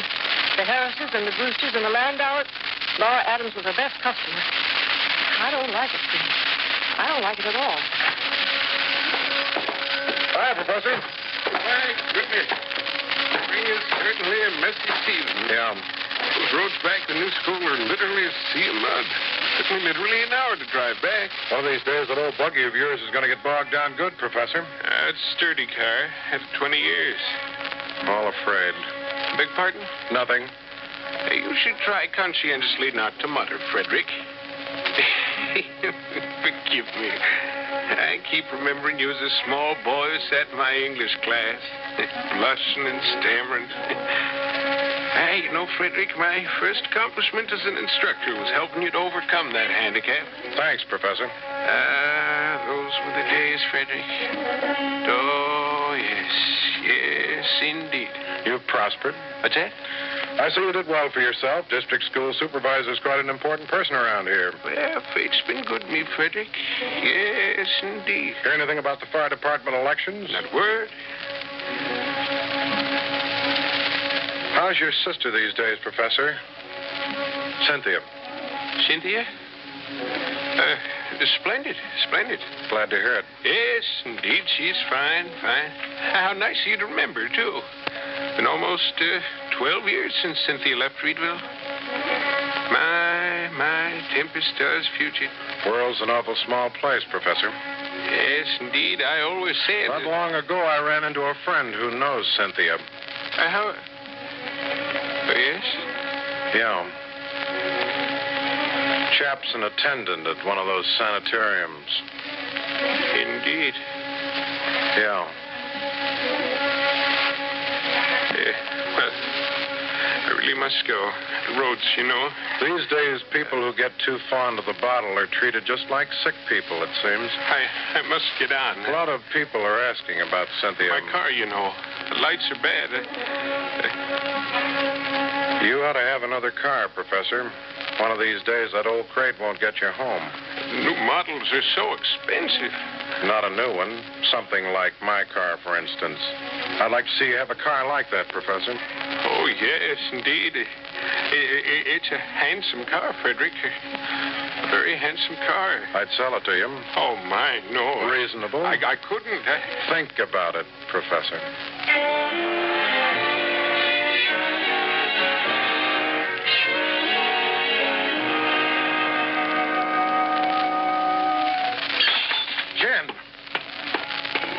All right.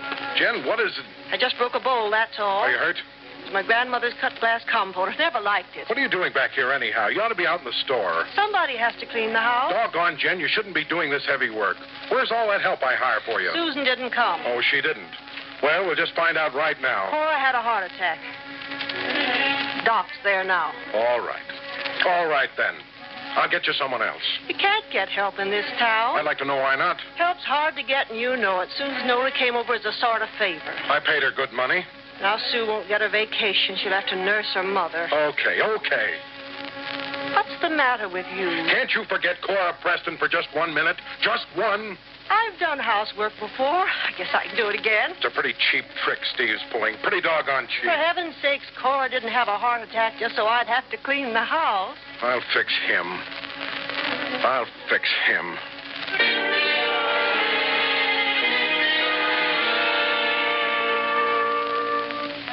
The soda man came. I ordered sarsaparilla. That's good. Why don't you go out? For a walk or something. I don't feel like it. I'll take care of the customers. What customers? 2 people came in yesterday, Sam Jones and Ruggles Cribb. Deadbeats. Fred. Yeah? I went to the bank yesterday. You always go on Mondays. This is Tuesday, the 18th. We have a lot of money in the account, Fred. I told you we did. The store's losing money. For Lord's sake, Dan, don't try to tie this store around my neck forever. I have other projects I work on. Piano in the car didn't bring that much. I tell you, I have other projects. Quit trying to run my life, will you? I'll go out if I want. And if I don't, I won't have any woman tell. Hello, Fred. Tompkins.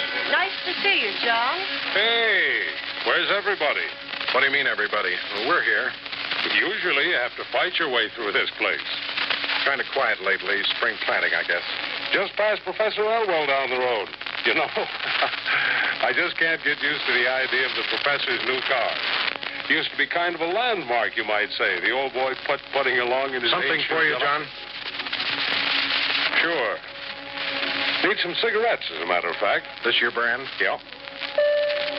Well, looks like the Reedville Fire Department's going into action at last. It's about time. Official. Elected a president last night. What? Joe O'Brien. They were supposed to notify us. They didn't even let me know. I got a card. Nobody told me. It's a frame-up, a cheat. Hey, wait now. They can't do this to me. I waited for this. Please. You're lying to me, John Steele. They sent you here with their dirty lies. Let go, Fred. They can't do this to me. They can't. Let go. I'll show you out.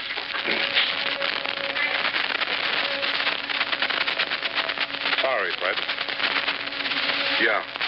Goodbye. They can't do this to me, Jen. That office was mine. It was all set. Forget it. They're yellow, every single one of them. Fred, nothing's that important. It is to me, and they know it. They're yellow, and they're playing all their dirty tricks to pay me back. Pay back what? Nothing. Well, what? Leave me alone. I only asked a simple question, Fred. Quit trying to poke into my business. Why don't you lock the store and go to bed? It's after hours. You could use some rest. The store stays open. You kept telling me you don't care one way or the other about the store, and now... It stays open. All right. If they think they can threaten me, I'll show them they can't. Oh, stop this crazy talk. You're lost. Forget it. It's Steve. He engineered the whole thing and the doc. Fred. If he wants his money back, he can think again. What money? Leave me alone. What money, Fred? Leave me alone! Shout at me, Fred Tompkins. Then quit running my life. I won't have you talking to me like this. No? No, I won't. I'll talk how I please, Not Jen. to me. You're just like the others. That's enough. Shut up, will you? Jen? Okay, then. Where are you going? Get out of the way. Put down that gun. I'm in no mood to argue, Jen. Put down the gun. I'll show the lousy little... Fred. Quit it. Fred, listen. Jenny, I warn you. Put it... Jen! Jen!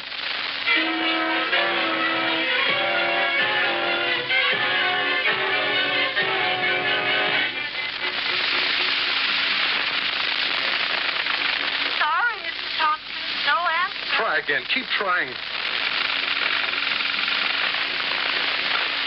Hello? Mrs. Tompkins, Mrs. Adams. Fred Tompkins. Mrs. Adams. Mrs. Adams. Did you get your number? Ring again. Hurry. Yes, sir. Yes? Listen, Mrs. Adams. Where's Doc? Doctor's out on a call. Where can I reach him? Can't you? I'm afraid I don't know, Mr. Tompkins. You don't understand. This is urgent. It's a matter of what... Listen. Oh. Number, please. Get me Preston's. Mrs. Preston is sick, sir. They asked me not to ring after 9 o'clock. Steve's my friend. Well... Hurry. Hello? Steve, this is Fred. Steve, I need help. I need help right away. Sorry. It's not for me. It's... Goodbye. Steve, listen. It's Jenny.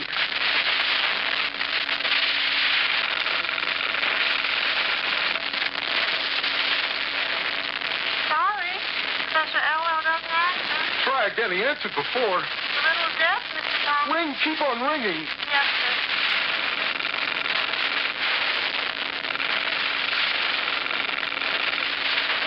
Sorry. Oh. I'll keep trying to find the doctor for It's you. my wife. I can't leave her. Yes. Try everywhere. Yes. Wait. John Steele. Yes. Ring him. Hurry.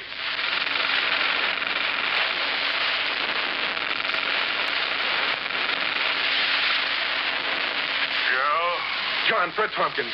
Who'd you say? Fred Tompkins. Listen, John. Fine time to wake command. It's Jenny. She's hurt. What? Jenny, shot. I'll be right there.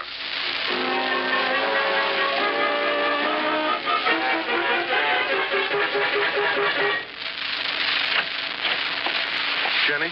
Take it easy, How is Fred. she? We've done all we can. She's got to get well, Doc. You've got to make her. You've Be got... patient. Don't you understand? If Jenny dies, there's nothing. Nothing. She's all I got. Take it easy.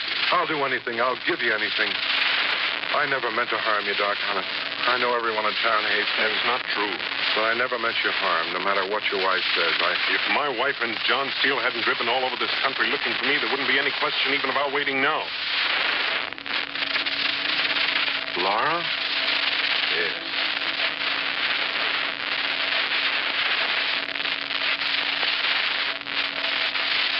We're all trying to help.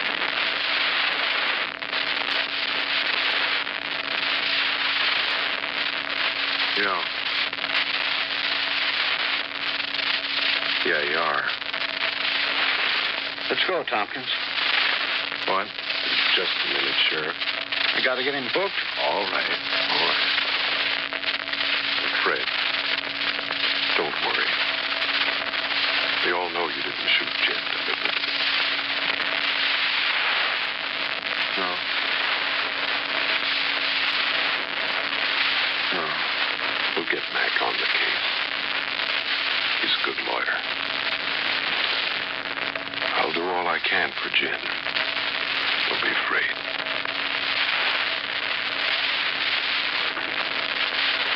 No.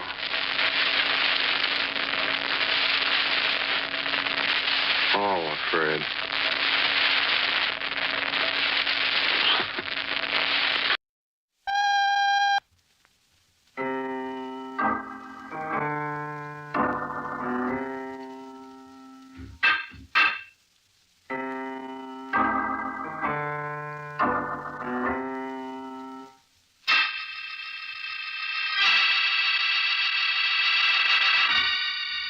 Take one man trapped in the bitterness of the past. Put him face to face with the future and the flying turf of the racetrack. That's our story, Long Shot, taken from the files of John Steele, Adventurer.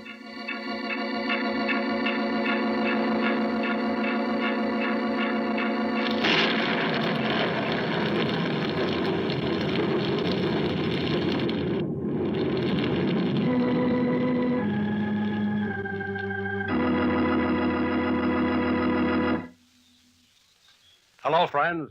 This is John Steele. If you like stories of suspense and action, sit down. You've come to the right place. Have you ever had 1,400 pounds of thundering horse flesh straining at your hands? Well, stick around, you will. Because this week's story concerns one of the oldest and most exciting sports, horse racing. And here to tell it is the man it happened to, Dink Williams. Supposing we let him carry on from here, Dink? You see, when you're a little guy like me, you learn early you got to do a lot of backing off. If you don't, you get your face pushed in. At first, you keep hoping that someday you're going to get big. But you wait and nothing happens. So then you learn to take care of yourself. When the big guys yell at you, you say, I heard you, and you let it go at that. At least that's the way it was with me. I guess it all started that day down in Florida. I'd been jockeying for about 10 years, and I was good. Worked my way up to contract rider for Blue Meadow Farms. And I was winning my share. I was up on the favorite, Reliance, and Eddie Breeder was riding the long shot that everyone said was due. It was a sixth race, claiming for 4-year-olds at 1 mile and 16th. The rest of the jocks had been giving me a bad time, and I was sore. I was slow coming out of the chute and didn't catch a pack till the first turn. The track was wet and the mud was flying. I could see Breeder was in second place right behind Saunders. I snagged her in good and held my spot. We got around the second turn, headed into the backstretch. Breeder was still up there, but saving it. Had to make it look good, so I let her go and started moving up strong on the outside. The pack was sliding past, and I could feel the horse reaching and closing onto me. It felt good. I closed into the rail right on Breeder's tail and held the number 3 spot down the stretch. When we got into the back turn, I pulled out and started moving up. Inch at a time. Then me and Breeder were neck and neck. You're crazy? Yeah, blow. Move too late. Yeah. Never last. Says who? So long, sucker. We came out of the last turn and headed into the stretch. Breeder put the whip to her and pulled away. I could feel Reliance falling out, but I held her up to the finish. She was just nosed out at third money. Breeder caught Sanders and one going away.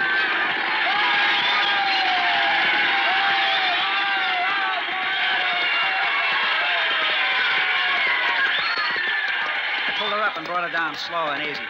Breeder made his turn and came trotting back past me. Hey, you call that pacing, Williams? Lay off. I knew you'd shut your bolt in the back stretch. You do your ride and I'll do mine. Stick around, I'll give you a lesson. Yeah? Smarten up, jerk, you're through. Sure. Can't get better than fourth with a favorite. Now, why don't you... Hey, you hear that hand, Williams? That's for me. Yeah. Thanks for the help, buddy. Never would have caught Sanders if you hadn't pressed him and broken back. Hey, why don't you like Seen better jocks on a merry-go-round.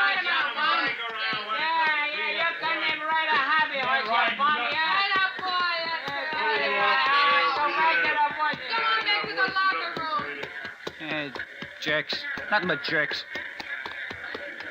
Bring her over here, Dink. Yeah. Okay. Tough luck, boy.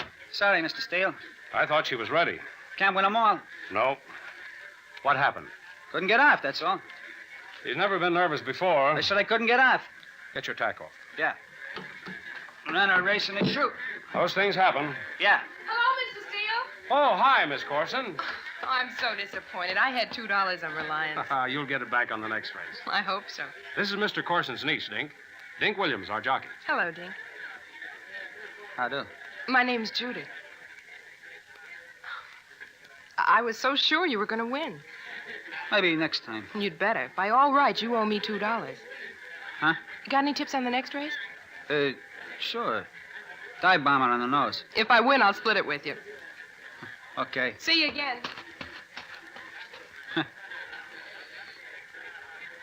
Better go way out.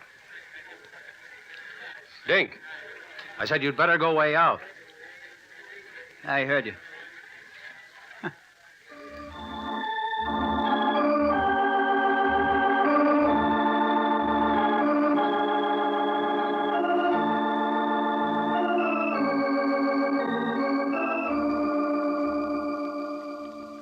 Funny how things happen. All your life you get along by yourself and you get used to it. Then all of a sudden you see someone and being alone ain't what it used to be. She was right. Not that anything could come of it, her being who she was and me being me, but she was right. A couple of the jocks saw it happen and started giving me the business. It didn't throw me. That night I went down to Bullfo's joint like I was supposed to. But I couldn't get her off my mind. I didn't stop for a drink. I just went right on up to the office. Forget how to knock, Sonny? Saving my knuckles. Want to learn some manners. What for? You know, you'll kill me, Dink. Let's keep it that way. What's eating you? Nothing. Don't give me that. Nothing, I said. Just because I work for you, you don't own me. Okay. Strictly business. That's the way you want it? Strictly business. That's the way I want it. What happened out there today? You'll buy the papers. That ain't what I mean. Yeah? Thought you was running too good of a race. Gotta make it look good. Yeah? Yeah. Never used to worry how it looked. Steele might get wise. What are you getting soft? Dink takes care of Dink.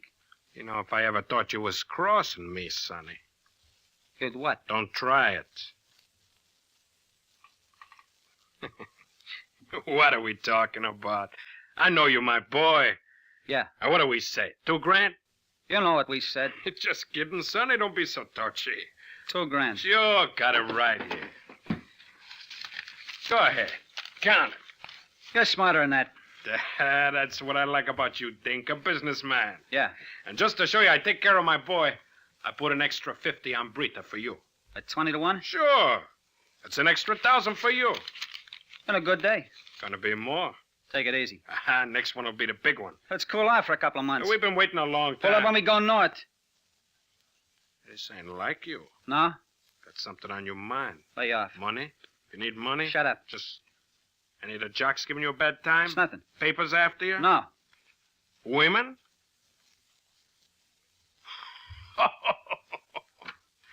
What would a doll want with a little jerk like you? I told you to shut up. Smarten up, Sonny. Fofo. I knew there was something you getting soft in that. Shut up. Okay, Sonny. Go ahead. It's your funeral. Huh? You always been a loner. You want to get soft? Go ahead. You wouldn't Only don't come crying. I never Look, come. we've been building this thing a long time, right? Yeah. You want some doll to knock it all over? No. Then get wise. I guess you're right. Of course I'm right. It was crazy anyhow. Now you sound like Dink Williams. Yeah. Now, look, don't hang around here no more, huh? Okay. It ain't good. No. I'll get in touch with you when we're ready. Okay. And stay away from women. Don't worry. Remember. I heard you. Okay, Sonny. Hey, Joe, what you bring over to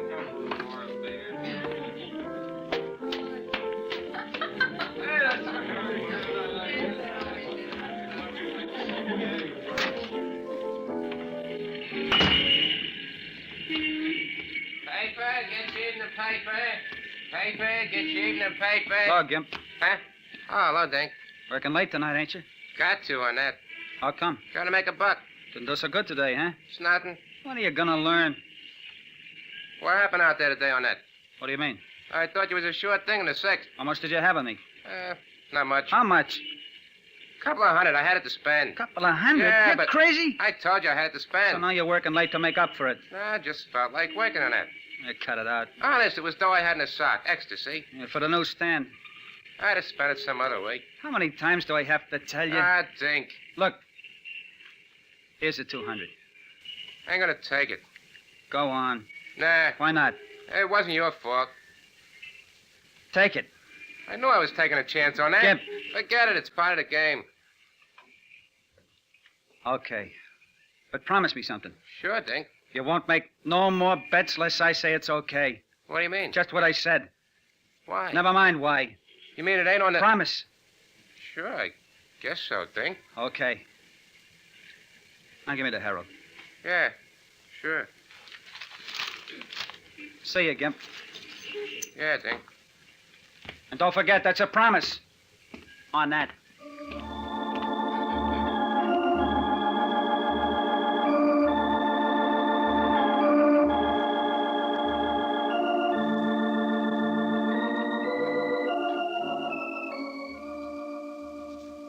That's the way it goes when you learn to take care of yourself. Don't make no difference where the money comes from, long as it's money. Some guys is fussy, but it don't pay off in the end. Things settled down for the next couple of days. I did my work, got my trap shut. Long as it was monster ride, I was okay. I forgot about Gimp and Bullfo and even a Carson dame. Pretty soon I was feeling myself again. Then one morning I was coming in from blowing out a filly. Steele was waiting in the yard for me when I got back. Steele and a dame. How'd she go? Wobbly. Never be a mother. Nope. Did you pull her in at the half mile? Yep. Ran a quarter against the bit. She take it? Ran hard. I was afraid. Okay, Sam. Wipe her off.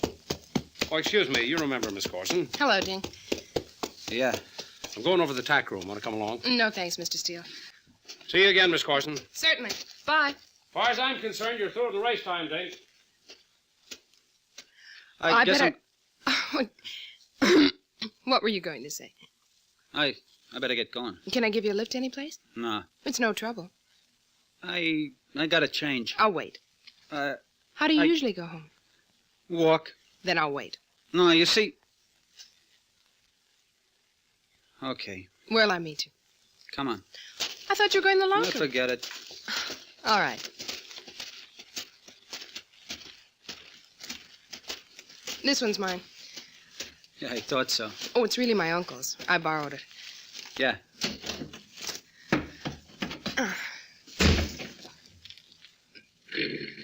Which way, Dean? Down a shore road.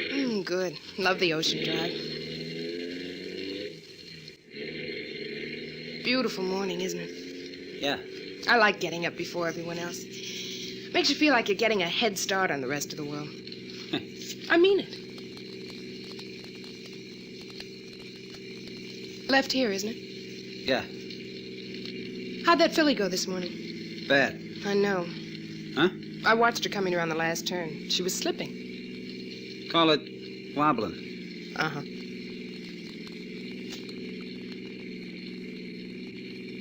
You know anything about horses? Sure, I love them.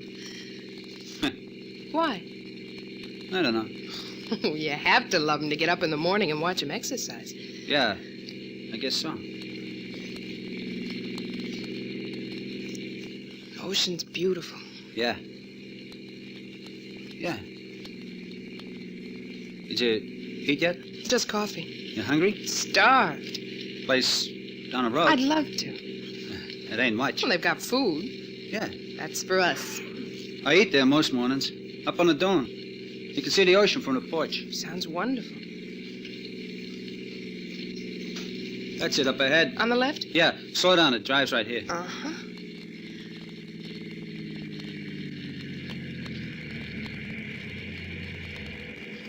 Let's go.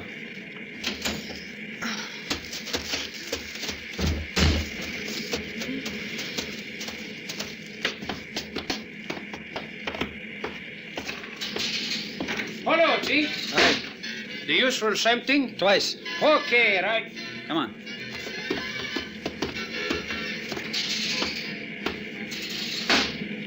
Sit down. What's his name? I don't know. And you eat here every morning? Yeah. What's the matter? Nothing. Well, it ain't much of I think it's perfect. You like it here, don't you?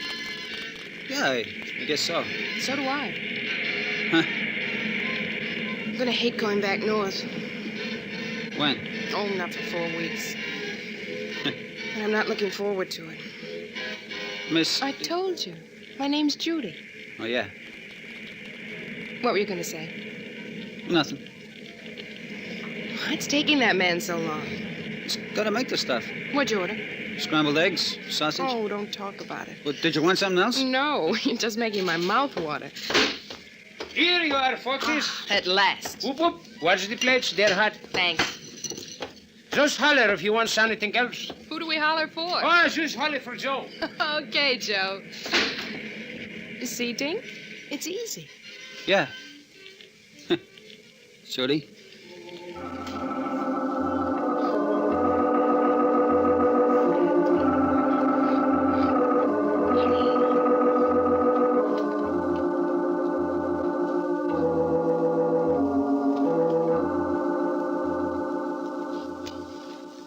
Me and Judy did that a lot for the next couple of weeks. She'd come out in the morning and watch the horses run. Then we'd ride down the coast and stop in at Joe's for something to eat. We didn't talk about much, horses most of the time, but she laughed a lot, and it was good. I was riding my share of winners, and there was talk I might be leading rider of the meet. Steele was okay, and I hadn't heard from Bufo since I went to see him. Then one day, just before race time, I went up to the jock's locker room. Frida was there alone. Hello, lover boy. Blow. I've been waiting for you. Where are the rest of the guys? What's it to you? You don't like Maybe. them, they don't like you. Almost race time. I told them I could handle this alone.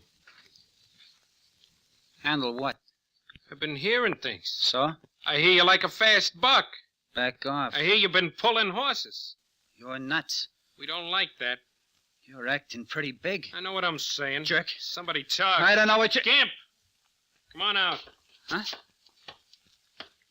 Hello, Tank. What are you doing here? Just trying to help. What do you mean? Rita says you've been running around with Shut up. Just trying to... What are you talking Let about? go, Dink. Get your mitts off, Blow. Gimp. Gimp told me what you said. What? Not to put dough on you unless you said it was okay. Just trying to help, Tank. Yeah. Thought if this dame had you goofy... Shut up about her. What's the matter, lover Shut boy? up. I was right, huh? Tank. Didn't want Gimp losing his dough. Yeah. That's all, do you hear? I believe you, Tank. Nothing I hate worse than a crooked jock. Back off, Frida. Don't you pull that favorite. You got this coming, wise guy? All right. Last horse you ever... Says who? Cut it out. Cut it out.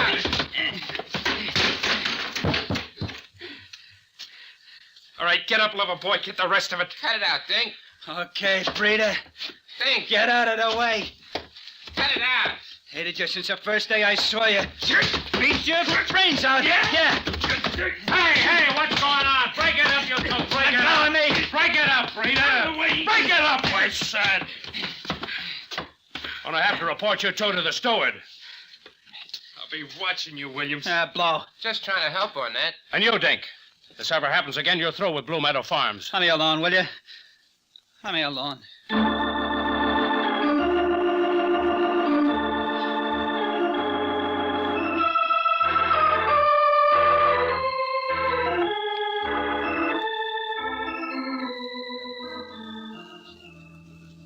Next couple of days, me and Breda rode like crazy. Pulled every dirty one in the book, and things were getting kind of rough. Breda had one bad spill in a week after. I went down where he rode me into the rail. Paper started playing it up as a feud, and they didn't know how right they were. Then in the last week of the meet, I got a call from Bufo. I put off going to see him, but he sent one of his boys to pick me up, and I knew we meant business. I left the hood in the bar and went up to his office. Hello, Sonny. Who do you think you're shoving around? Oh, get hot. Send some mug after me? Wasn't sure you got my call, that's all. Don't give me that. We're partners, remember? Yeah. I hear you're the hottest thing in the meet. So? That's good, that's good. For what? Always said you was smart, Sonny. Yeah. Like to see my boys get ahead. Huh? And when you lose one, nobody minds. I told you. What, Sonny? It's too soon. Don't be a... I said wait till we go north. No. People are getting wise. I said no. Been 4 weeks since the last one. You've been winning everything in sight. Who's going to get wise? I say no. It's too late. What do you mean? I got a whole bundle placed in 5 different books. For when? Tomorrow. 6th race, stake race. 25,000. You're up on Ironsides. 2-1 favorite. Breeder's riding a 12-1 shot. Way things have been going, he'll break his neck to beat you. It's a natural. No. Easy streets, Sonny. Rest of our lives. No. Never worry about nothing. Anything you want. Dames, cars, anything. No. Don't be a jerk. It's too soon. What's the matter? That doll got you again? Shut up. Crazy little crumb. Shut up, Bufo. Get smart, Sonny. Dink takes care of Dink. That's a laugh. Think of it. Buy her anything she wants. Don't have to take nothing from nobody. Be a guy with dough right up there with all them swells. Just for pulling a horse. And if they find out, so what? $200 fine and lose your license. Think it over, Sonny. Last time? Sure, last time. Okay. That's my boy. Knew you was too smart. Remember, no more. Oh, sure. And Sonny. Yeah? Take care of yourself. What do you mean? I ain't gonna see you till tomorrow night. So? In case you change your mind. You'd never get away. Sonny? I heard you. Don't worry.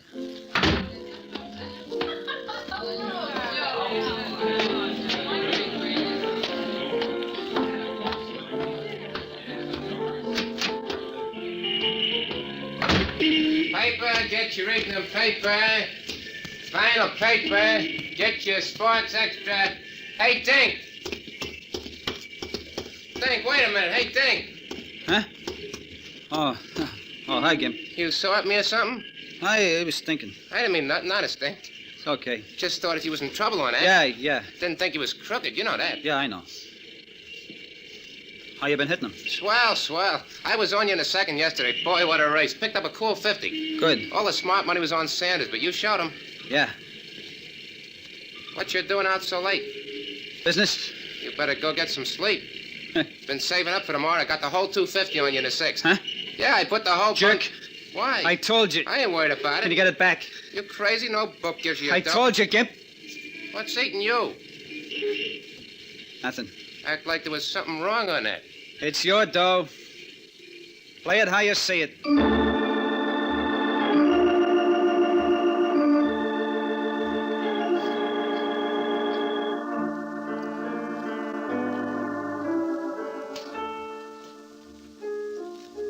Didn't sleep much that night. Kept thinking about Judy and Gimp and Bullfo on Easy Street.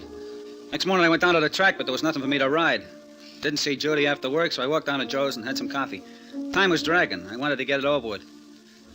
Then it was race time, and I had a winner in the first. Felt better about that. Wouldn't look so bad.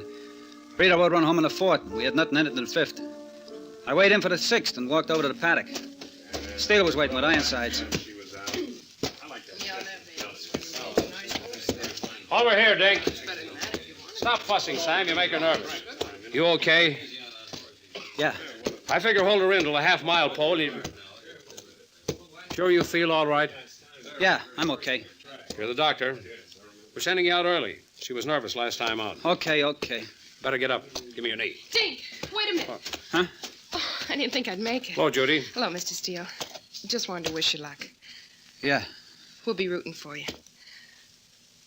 Go on, Dink. Go get the money.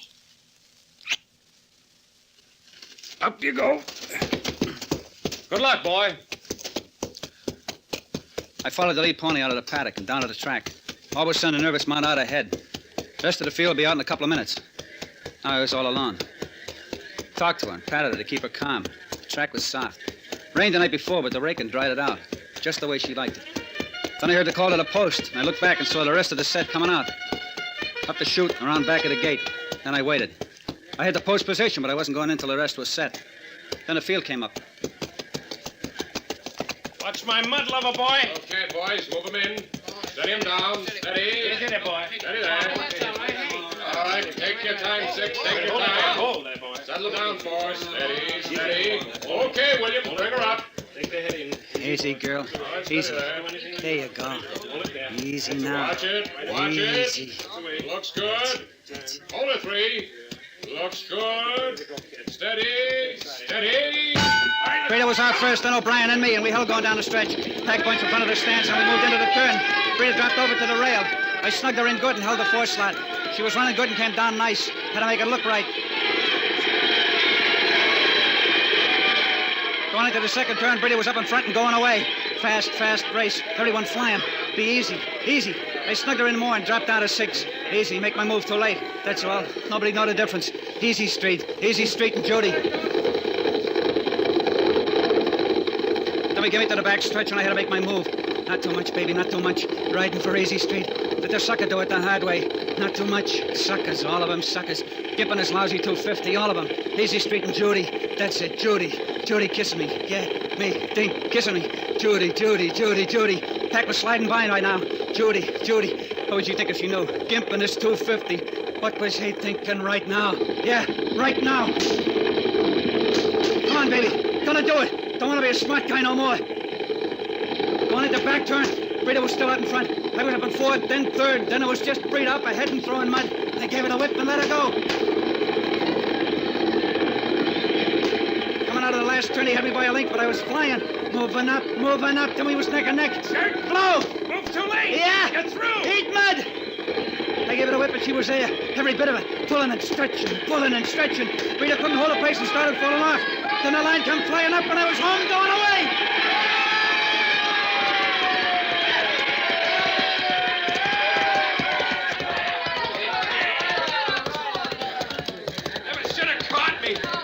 Beat it, Peter. I thought I had it lit up.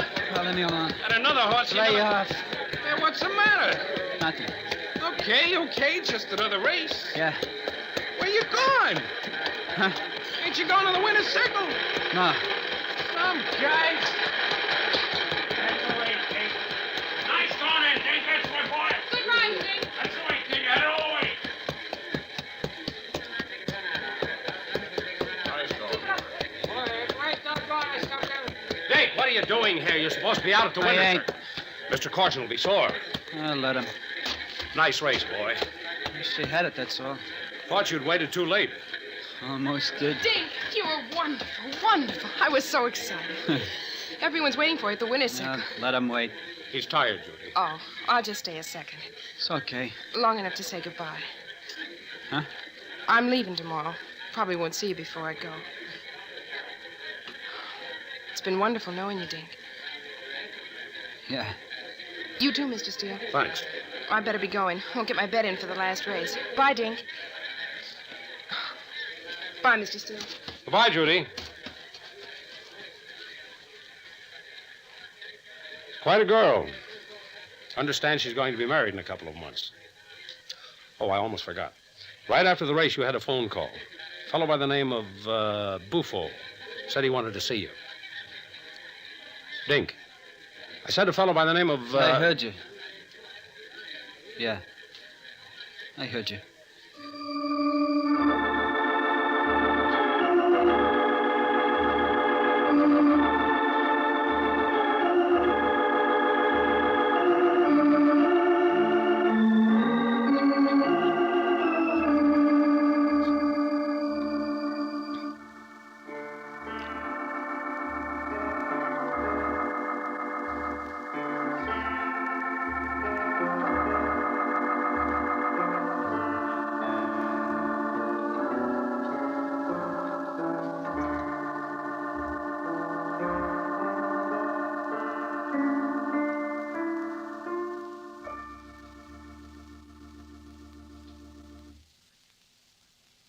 The title, Long Shot. The story of a man who learned too late that no one can live alone.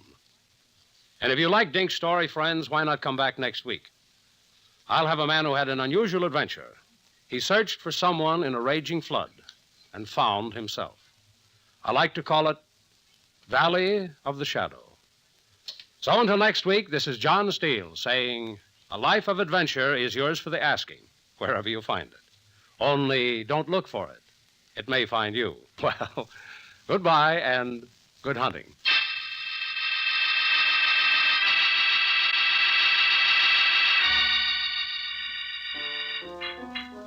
John Steele Adventurer is produced by Robert Monroe, written and directed by Elliot Drake. Alan Stevenson was heard as Dink. Also in our cast were Joyce Gordon, Ross Martin, and Mort Lawrence. John Steele is played by Don Douglas. Musical effects were created by Doc Whipple. Your announcer is Ted Malley.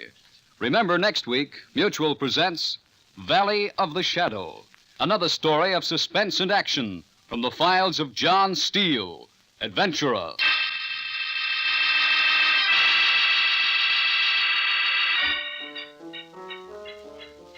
This is the Mutual Broadcasting System.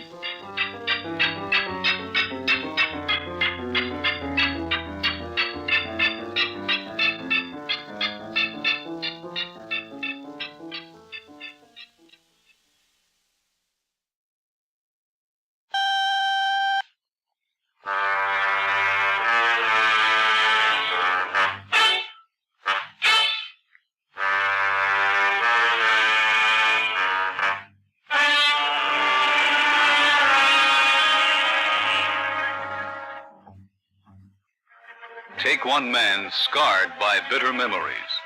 Add lonely footsteps in the leaves and a path of decision. That's our story, The Circle Road, taken from the files of John Steele, Adventurer.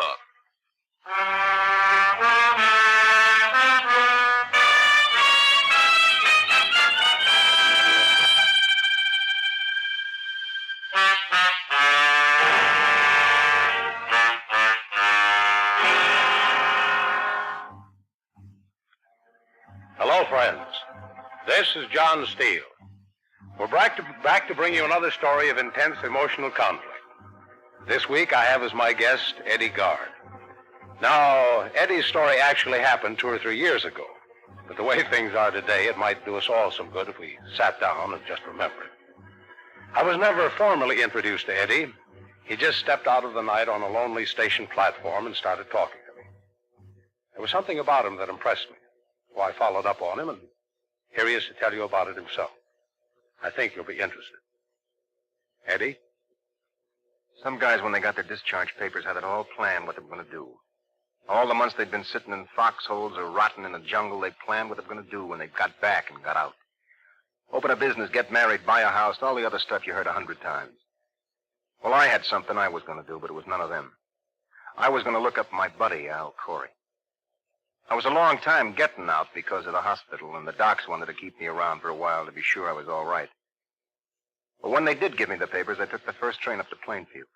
When I got off, I asked a guy sitting in the car where the Coreys lived, and he offered to drive me over. That was the longest part of the 5 years, that ride from the station. Friend of Al's, huh? What? I said you were a friend of Al's? Yeah. Met him in the war? We were in the same outfit. Thought I hadn't seen you before. Still in the Army, huh? Nah. I thought you couldn't wear the uniform. How much farther is it, anyway? Just up the next block. Oh. Bring back any souvenirs? What? From the war? Oh, no, nothing important. I see. Well, here you are. Well, you want to get out? Yeah. Ought to be somebody home. Thanks. Soldier. Yeah? We got a quiet town. Let's keep it that way. What do you mean? That's what I said.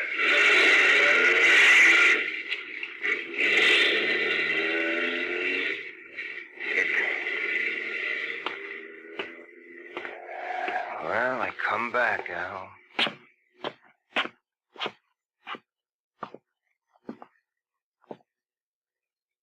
Come back, Al.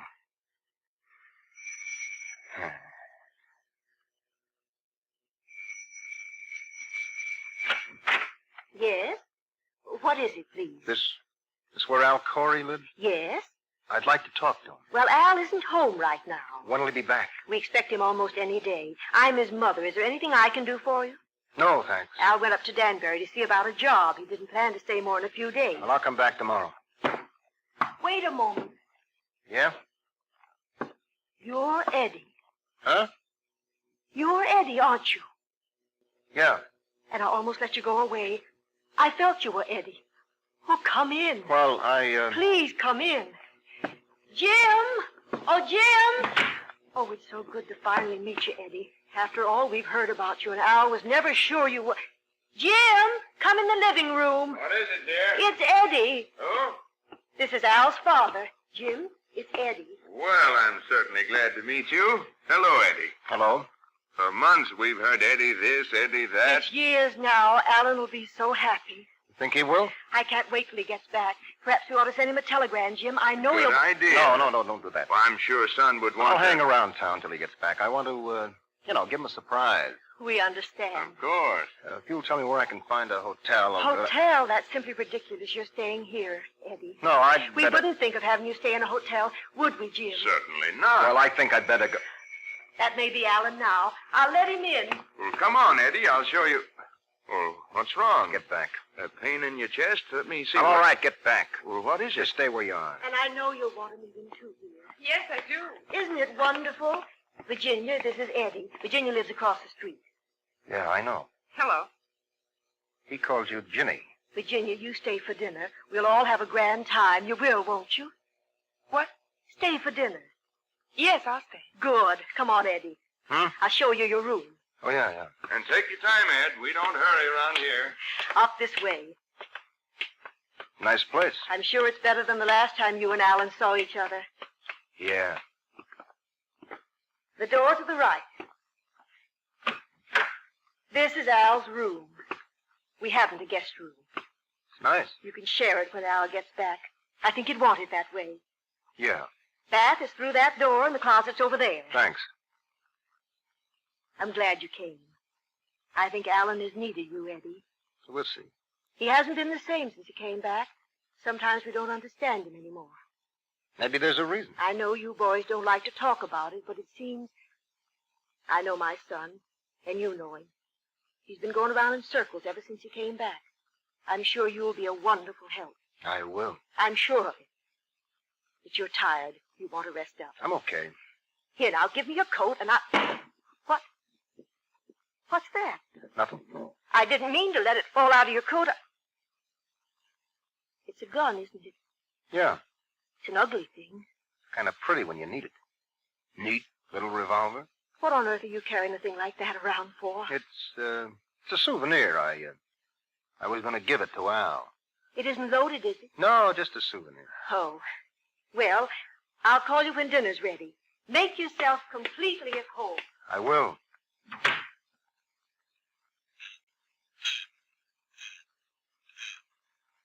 I come back, Al. I come back.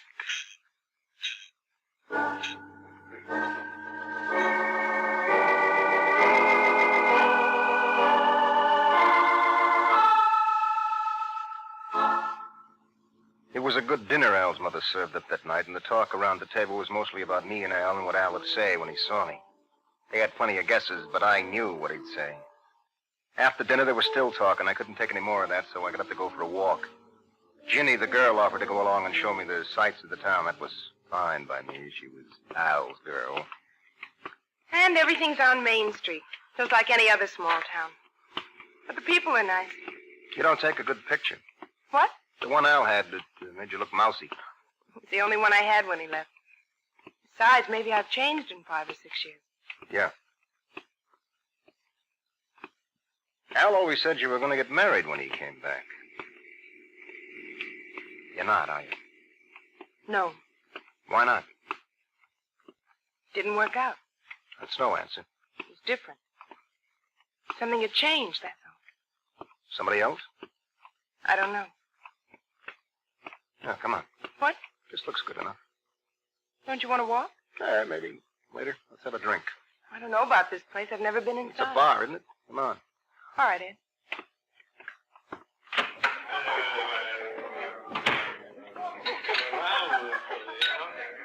Yes, sir. What'll it be? A double, what'll you have, Jim? Nothing, thanks. A double rye, huh? Right away.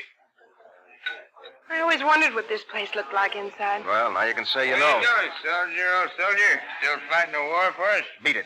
You know, I was going to fight. Look, you want to get hurt? Ed. Oh, excuse me. You got a girl to talk to, huh? Lush. There you are, soldier. Thank you. Well, here's luck, baby.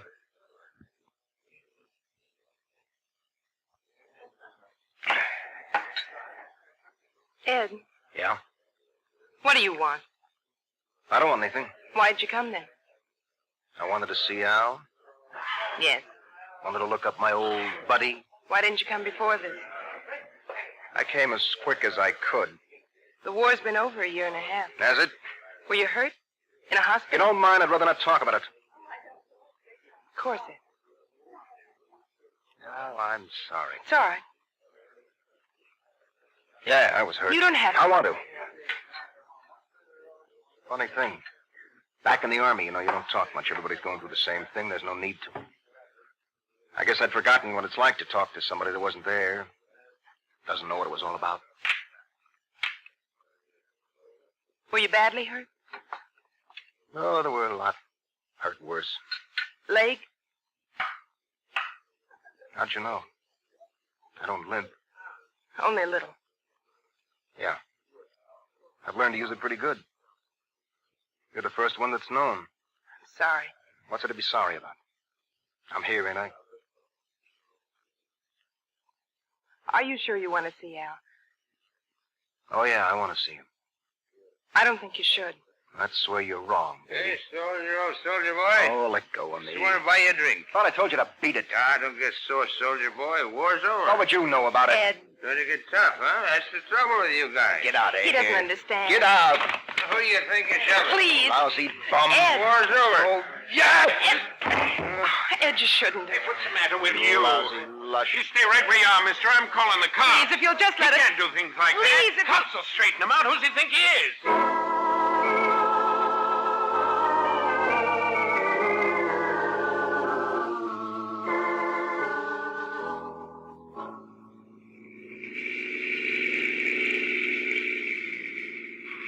Sorry I took so long getting down, Ed.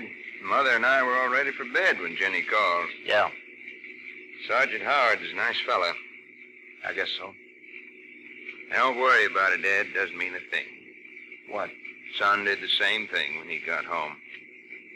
Did?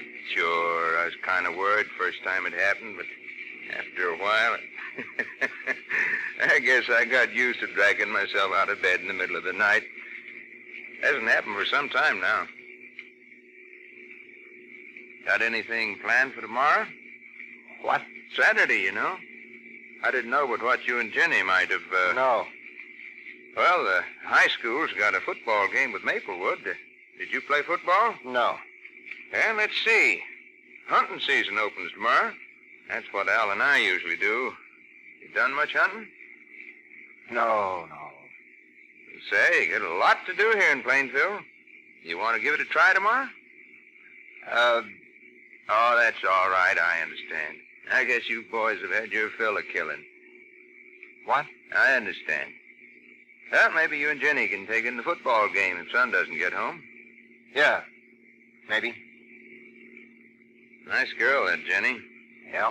Could make a mighty fine wife for some young fella. You know, I was thinking. What? If you haven't got any other plans, why don't you stay around Plainfield for a while, Eddie? Well, we'd be glad to have you at the house. Alan would be happy, too. No, I got plans. Well, you know best. Oh, almost missed the house. I'll get the garage door. No. We'll just leave it out here overnight. Just one thing, Eddie. Yeah? Don't mention nothing about this to Mother. I told her you'd gone out without any money, and we're stuck downtown with a bill you couldn't pay. Okay? Sure. Certain things we men learn it's better to keep from the women, huh? Yeah.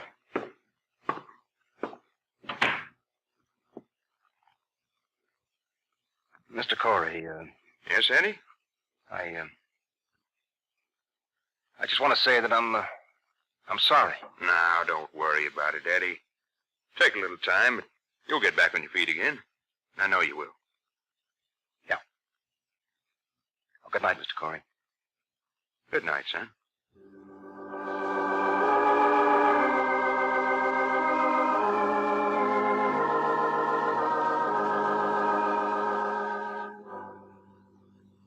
I walked into the room, Al's room, and for the first time since it happened, I felt something good for somebody.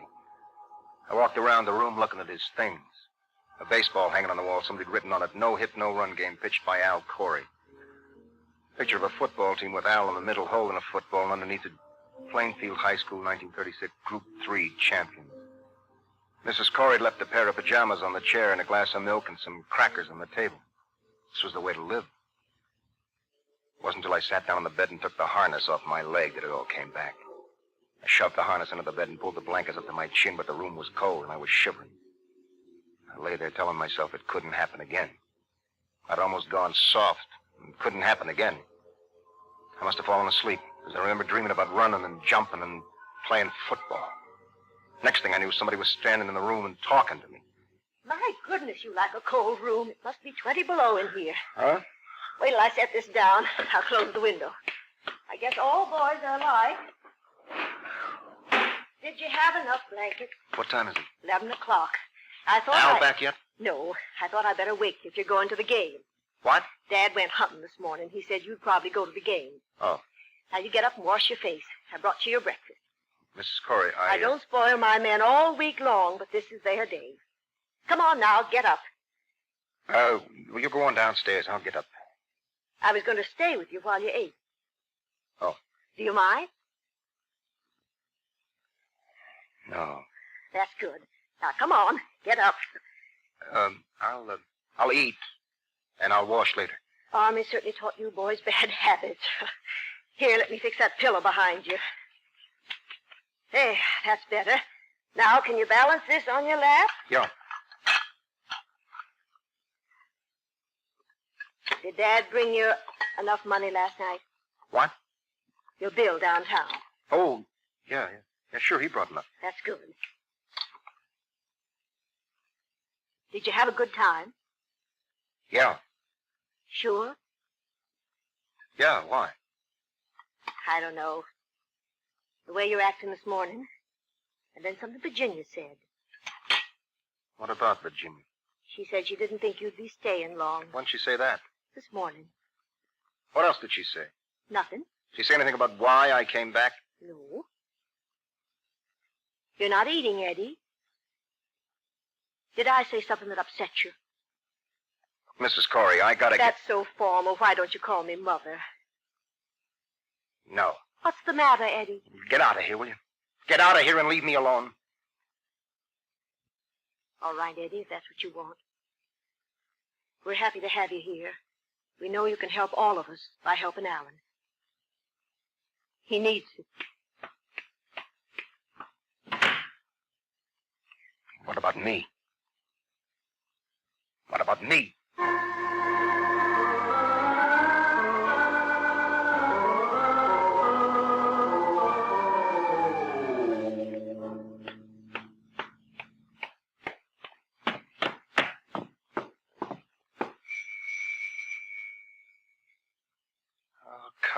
Come on, will you? Yes? I want to talk to you. I'm sorry, Ed. I don't want to talk Well, that's too bad. You're gonna. That's the way you do it in the Army. Yeah, come to think of it, it is. Well, this is Plainfield. Will you please leave before... Shut up. Go on in there and sit down. I will not. Go on. Whatever you want to say, please say it and get out. I'll leave when I'm through. That's something in your favor. Now, sit down. Yes, Sergeant. What's the idea of poking your nose in somebody else's business? What do you mean? You know what I mean. You talked to Mrs. Corey this morning. Is that against the law? You talked to her about me. I only said I thought you'd be leaving soon. What else did you say to her? Nothing. You told her about last night. I did not. You're lying. You told her why I came back to Plainfield. Didn't you?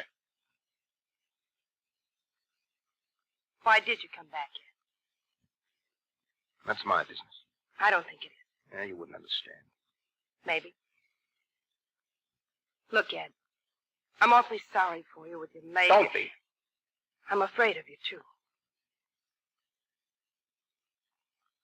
Afraid?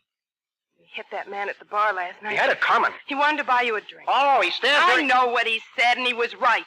The war is over. I don't know why you came back to see Al, but I'm afraid. Why? Something in you. Vicious, I don't know. You're crazy.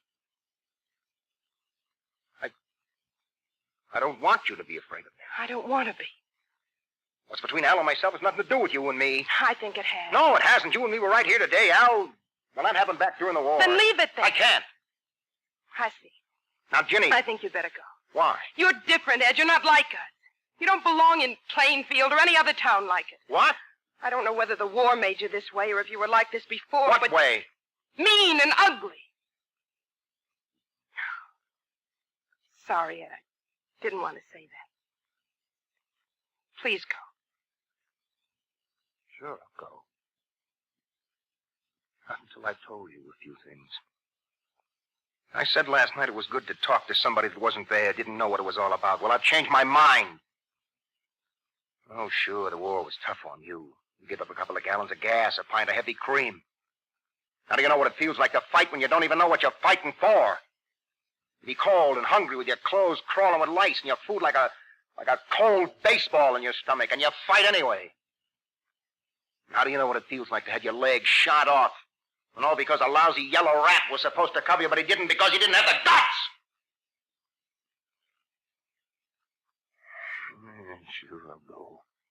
And glad to.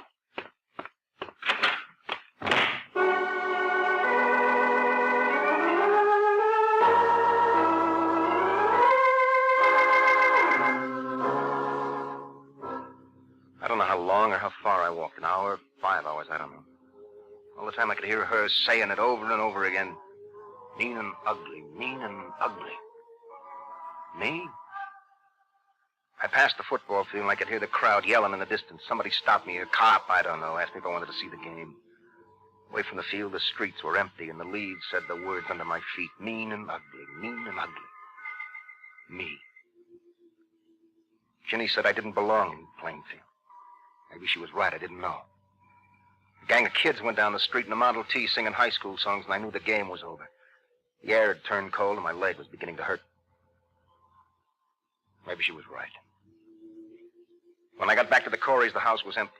There was a note on the hall table from Mrs. Corey saying that she'd be back in time to get dinner. I went upstairs to my room, Al's room, and I got my toothbrush out of the bathroom, the shirt off the chair, and put it in the musette bag. I started writing him a note.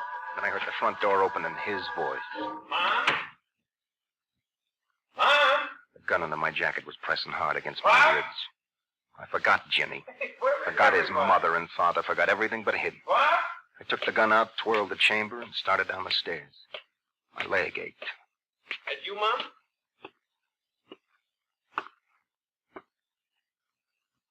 No, Al, it's me. Ed. Yeah. I come back, Al. I come back.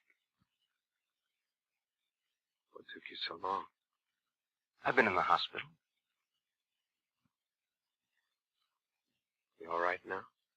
Oh, yeah. Glad you're back on your feet. They aren't both mine. Oh. They made me a leg. Same almost as good as new. Except I can't run. Won't be able to teach my kid how to play football. Can't even hunt. I'm sorry, Ed. Yeah, it's too bad. Used to be pretty good at football. Been a long time, hasn't it, Al? Yeah. I remember the last time I saw you. All I could see was the seat of your pants. Funniest thing I ever saw. It's not the way I like to remember it, buddy. Guess not. I hear you had a pretty tough time settling down. Kind of going around in circles. Yeah. That's funny. You got a lot of things here most guys don't have. Good home. Good mother, father. Nice girl across the street. Should have been easy. It wasn't. That's too bad. Look, Ed, everyone has his own problem. You've been my biggest one. Yeah? I knew if you were alive, someday you were going to come back. I couldn't get straightened out till this was settled one way or another. Then you ought to be glad to see me. I think I am. Oh, I know what you think of me. Probably you're right. But I can say I was more worried about what would happen to Mother and Dad when you came back than I was about me. I mean it. Now that you're here, I'm glad you are. You're bluffing. No. I don't know what happened to me that day. Just had all I could take, I guess, and I ran. But I'm not scared now. You're not? No, Ed. I don't think you know what it is to be afraid. You're tough. You can take it. I'm tough. Yeah? And you're not. No.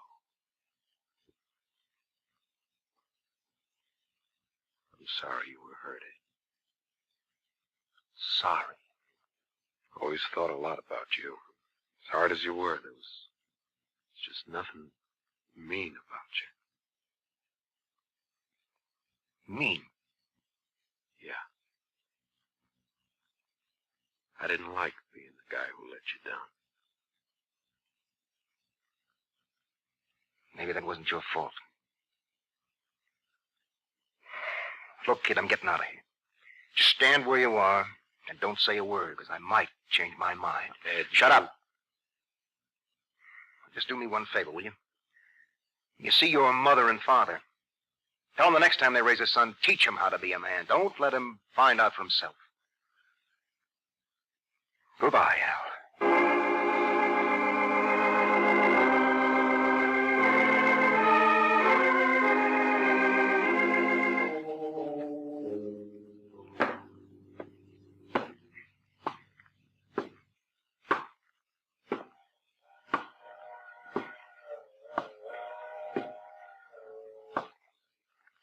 Excuse me, Mr. This aside from New York? That's right. What's the next train? Be along in a minute. Ticket window's closed. You can get one on the train. Thanks. 101st Infantry, Yeah. Your outfit had a tough time. Yeah. You from around here? No. Nice town, Plainfield. Well, here she comes. Let me give you a hand. I got it.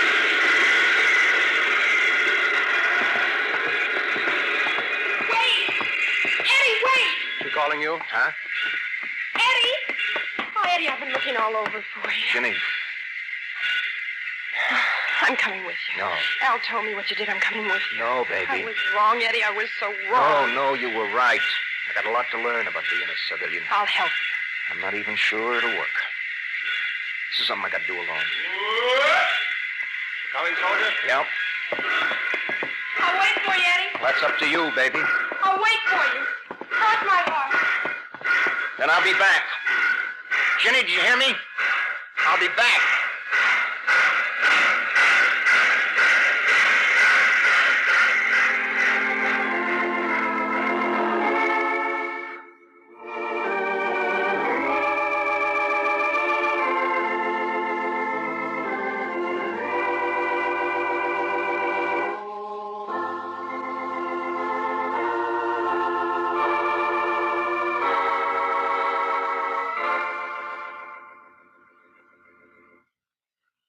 Title, The Circle Road. The story of a man who learned that the handbook of battle is not the manual of peace. Well, friends, if you liked Eddie's story, why not come back again next week? I'll have the story of a man who sacrificed his integrity among men for a mission of honor. I like to call it Cargo X. So until next week, this is John Steele saying a life of adventure is yours for the asking, wherever you find it. Only don't look for it. It may find you. Well, goodbye and good hunting.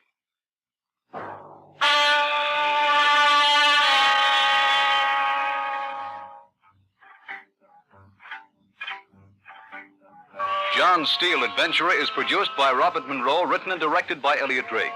John Larkin was heard as Eddie. Also in our cast were Jim Bowles, Joyce Gordon, Abby Lewis, and Ross Martin. John Steele is played by Don Douglas. Musical effects were created by Doc Whipple, and your announcer is Ted Melly. Remember, next week, Mutual presents Cargo X, another story of suspense and action from the files of John Steele, Adventurer. This program came from New York. Follow clues down Mutual's mystery lane to further thrills and chills. Along the Sunday avenue of mystery and suspense are Martin Kane, the two-fisted gumshoe, the shadow in a cloak of invisibility, true detective mysteries with real-life cases, and Nick Carter, master detective. Weekdays, hear I Love a Mystery every night over most of these same stations with the fabulous adventurers Jack, Doc, and Reggie in eerie investigations.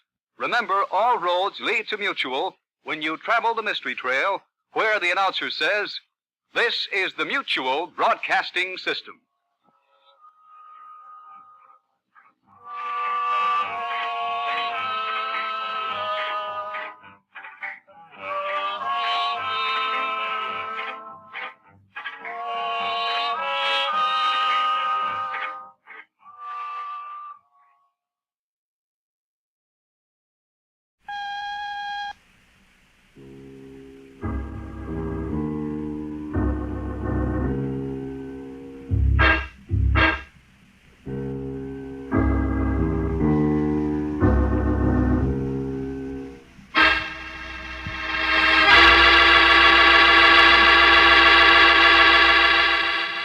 Take one man with a driving compulsion. Give him his chance to destroy it. That's our story, Captive, taken from the files of John Steele, Adventurer.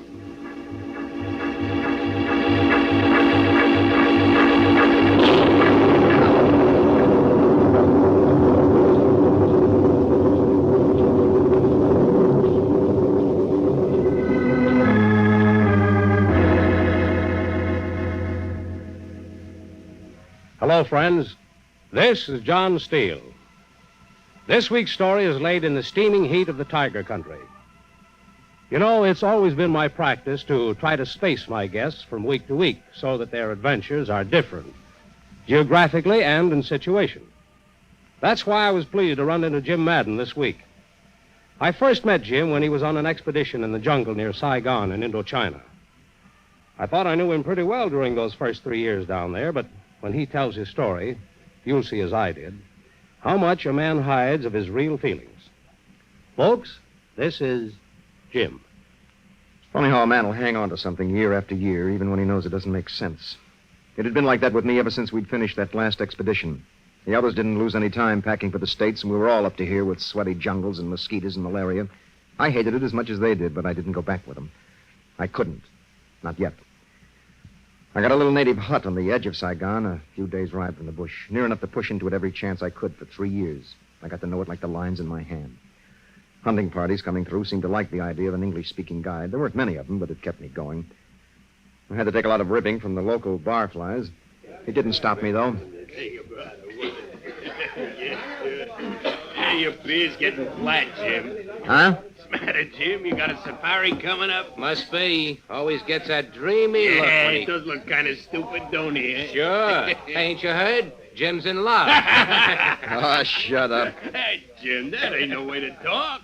Now, if I knew a beautiful Hey, maybe babe- it's the American dame over there with the little guy. Them two came today? Nah, Jim don't bother with no female but one. Lay off, will you? Being in love ain't good for a jungle guide, you know. Sure, get soft. In the head.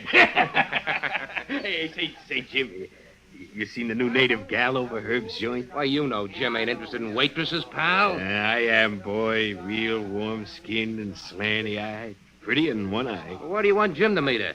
He never introduced Why her don't to you go his... get her, Jim? The native girl? I told you. No. One eye. Sure be nice to have around the house, Jim. Jim bring one eye home? Yeah. Why, man, Jim's a real lover boy. He just stands around and worships. He don't do nothing. Fade, you guys. What's the matter, Jim? You lose your nerve? Yeah, that's what it is. Yeah, I tell you, she's got him where she wants him, all right. Well, I'll get her, wise guys, as soon as I have the dough for another trip. Hey, you know, Joe, seems to me I heard that before. Yeah, about 3 years ago now, wouldn't you say, Bill? Yeah. When did it... Giving you a hard time, Jim? Oh, hi, John. No, I'm used to it. Jim's playing puss in the corner, Mr. Steele. Say, Jim, remember Dick Manning, don't you? Sure. I'd like to see old Dead-Eye Dick. Then start packing. What? Got a letter from him this morning. Asked me to look you up. Yeah? What for? Remember Dick left here to take over his dad's geology labs? Good break, too. Yeah. Dick's done well with it, too. He'd just been given an endowment by the government for a whole new branch lab in New York. Oh, swell. Tell him I said congratulations. Dick wants you to run it. I'm sorry. I can't make it. But good night, man. It pays $10,000. Sorry. You could use $10,000. I know, John. Tell him thanks anyway. One eye, huh? Well, I'm... Okay, Jim. I won't be answering his letter till the end of the week. Think it over, son. A week. 2 weeks, 2 years. I'll get her or nobody will. You sound very sure of yourself, Mr. Huh? Madden. You are James Madden, the guide, aren't you? Yeah. I'm Danny Masters. Pat, Miss Dennis, and I are down here to do a story. She takes pictures. We're from Rifle and Line magazine. I know. No kidding. It's not so surprising, Danny, considering the New York papers. We don't get New York papers, Miss Dennis. Really? News about me gets around faster News than... about any visitor moves fast down here. Your local gossips tell you my father owns Rifle. I'm impressed, Miss Dennis. What I was trying to say, Mr. Madden, is that I'm prepared to pay you. Oh, well. That puts you on another plane. Oh, Pat means, Jim, we'd appreciate it if you'd be our guy. Oh, stop bowing and scraping, Danny. We're hiring Mr. Madden. What kind of animals are you looking for? Well, I don't know, sladang, wild elephants, tigers, whatever we have. Have a credit card for me at the hotel desk this afternoon. Well, sure. Thanks, Jim. That's swell. I'm quite sure the gratitude is on Mr. Madden's side, Danny. How so, Miss Dennis? It's your job. Yeah. And I believe I overheard you say if you had the, dough, you'd... Yeah? This, what did you call her? One-eyed. She must be very unusual. Oh, Pat, he doesn't want to... You know, Mr. Madden, I'd really like to see the kind of female you're so wrapped up in. Would you? You'll meet her, if you're lucky.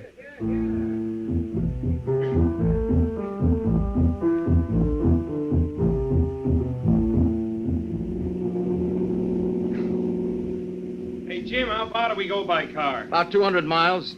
We'll make camp at the edge of the tall cane where the road ends. Road. Might have selected something more comfortable than pickup truck. Roads like this, you'd ruin a good car. Look at The poor natives piled in the other one. Must be hot as Oh, don't be blazes. absurd, Danny. After all, they're just natives. They're good men. That it up ahead, Jim? Yeah. Gee, never thought I'd see the jungle I again. don't see anything so wonderful, just woods and tall caves. And tigers. Yeah. What are we stopping? Shut up. Mr. Madden, I I haven't... said shut up. Danny, take over, will you? What on earth? Just follow the natives. They'll know where to pitch camp. What's up, Jim? Nothing. I'll meet you later. You're taking a rifle. I'm coming with you. Sit still. All right, Danny, get going. Right. They hadn't heard it, but they hadn't been listening for it like I had. I'd have known a tigress call anywhere. Maybe it wasn't One Eye, but I had to find out. And I had to be alone, because if it was One Eye, I was going to get her. Not Danny, not Pat Dennis.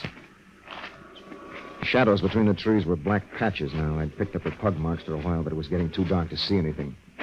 She might be crouching in the thickets waiting for me to pass. I noticed the air was suddenly very still. The monkeys and peacocks were quiet. I knew she was close by now, somewhere in the shadows. And then I saw her. She was lying in a small clearing by a high rock, not in a crouched position. She was asleep. I crawled forward and watched her from behind a tree. The zigzag of the scar over her blind eye looked deeper than I'd remembered in the dim light. I raised the Springfield carefully and took a sight on her forehead. My eye wandered down over her heavy body. Her stomach was heaving in big, regular breaths. She was the most beautiful thing I've ever seen. I don't know how long I stood there looking at her, my finger on the trigger of the rifle hard against my jaw. My hands felt sweaty on the cool barrel. 3 years I'd waited for this. But I didn't shoot. Next time, maybe. I stood up slowly and headed back for camp.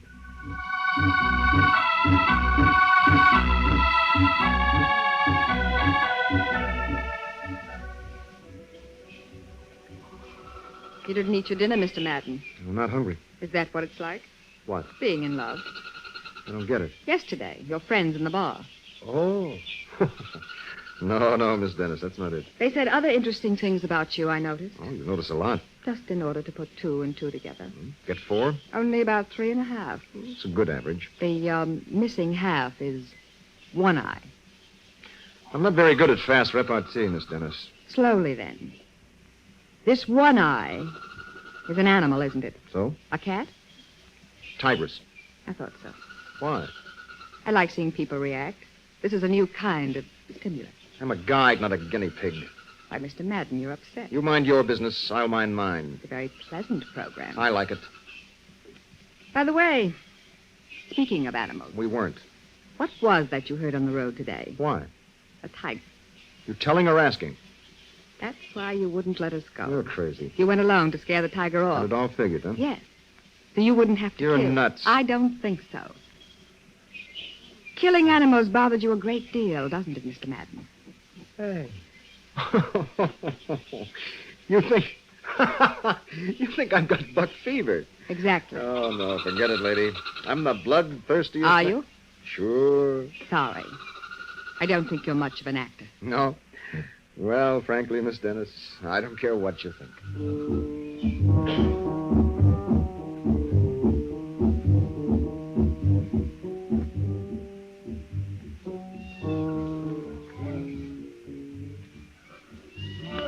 Good morning, Mr. Madden. Mm-hmm. Hi, everybody. Well, they to start, huh? You can stand the heat. It's hot, all right. Now, look, why don't you two hang around camp today, get used to this? Oh, not me, Bub. I'm going hunting. You're frowning, Mr. Madden. Rather I laughed out loud? Hey, will you quit, you two? Gee, you'd think you were married the way Though you... I'm sure Mr. Madden knows what I'm thinking. Sorry, afraid not. Danny, did you know there's a tiger near here? No kidding. Mr. Madden heard it on the road yesterday. A tiger? Well, why didn't you say something, boy? Well, there wasn't time to tell you what to do, Well, and let's get it now. It should still be around. That depends. How come? It might have been scared off. Isn't that true, Mr. Madden? No. Way to tell us by the buffalo bait we spread around this morning. Now, Miss Dennis can set up her cameras near that. No. I'm going in myself. You want pictures, don't you? Of course. Well, wild animals don't pose, Miss Dennis, not even for you. Why? Sure, Pat, that's the way. Just set up cameras with string traps. Animal goes to bait, snaps his own picture. I only have 2 cameras, and I'm not getting them smashed. Get better pictures if you do it. I that way. believe I made myself clear. Okay. And I'm going to get me a tiger rug. Now, this section of the jungle is pretty dense. You need flash bulbs. A string system would really Are be... you trying to tell me? I'm trying to tell you wild animals are easily frightened. They can jump at but you. you'll just... be there to protect me. Won't you, Mr. Madden? Me too, Pat. I want to crack at those babies. You're here to write stories. Well, sure, but... You're carrying the only gun, then, Mr. Madden? Oh, no. Are you? Why should I? That seems to fit, is all. Things aren't always the way you think in the jungle. I'm seldom wrong, Mr. Madden. Well, you're wrong this time, honey, because I'm shooting I'll me see a if Pat. Etienne has a report. Get your stuff together.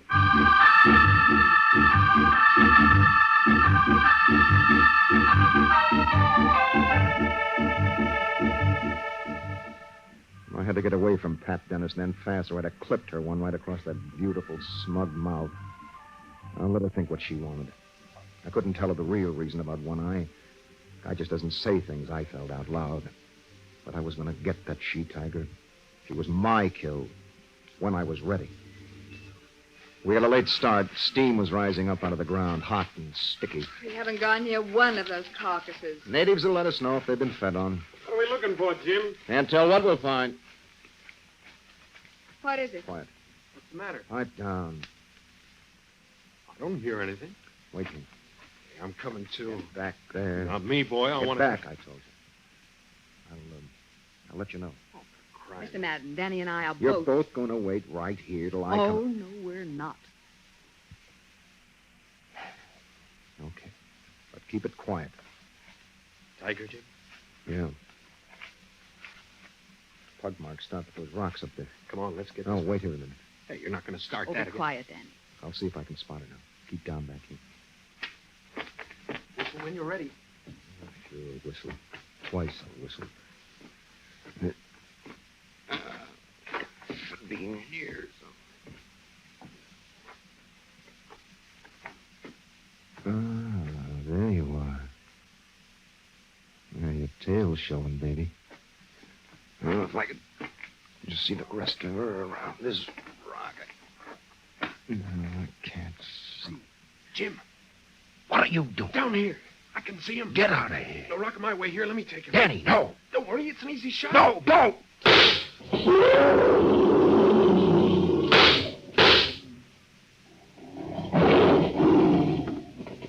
Got her. I got her, Jim. You killed One Eye, you dumb jerk.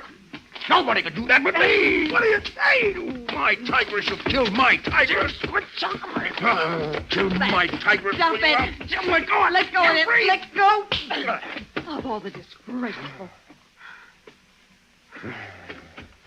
Gosh, fella, what did I... Shut up. Should have hit you twice. You could have Shut choked up. him. Shut up, both of you. Monsieur, he is magnifique. Yeah, quite a guy. He killed me, Jim, if you just Forget tell me it. what... Forget it. I still I said forget it. Don't you want to see Danny's kill, Mr. Madden? That's right. Let's have a look. Sure. Hey, look at that. I did that. Etienne, get ready for skinning. You're not even looking at the tiger, Mr. Madden. And I've seen tigers before. Boy, look at those eyes. Eyes? Sure. Look swell over my mouth. Get out of the way. But you weren't interested, Mr. Madden. What's the matter, Jim? It's not. It's not. Not what? Nothing. Nothing at all, Miss Dennis. Well, hey, Danny boy, this calls for a celebration. Your first tiger.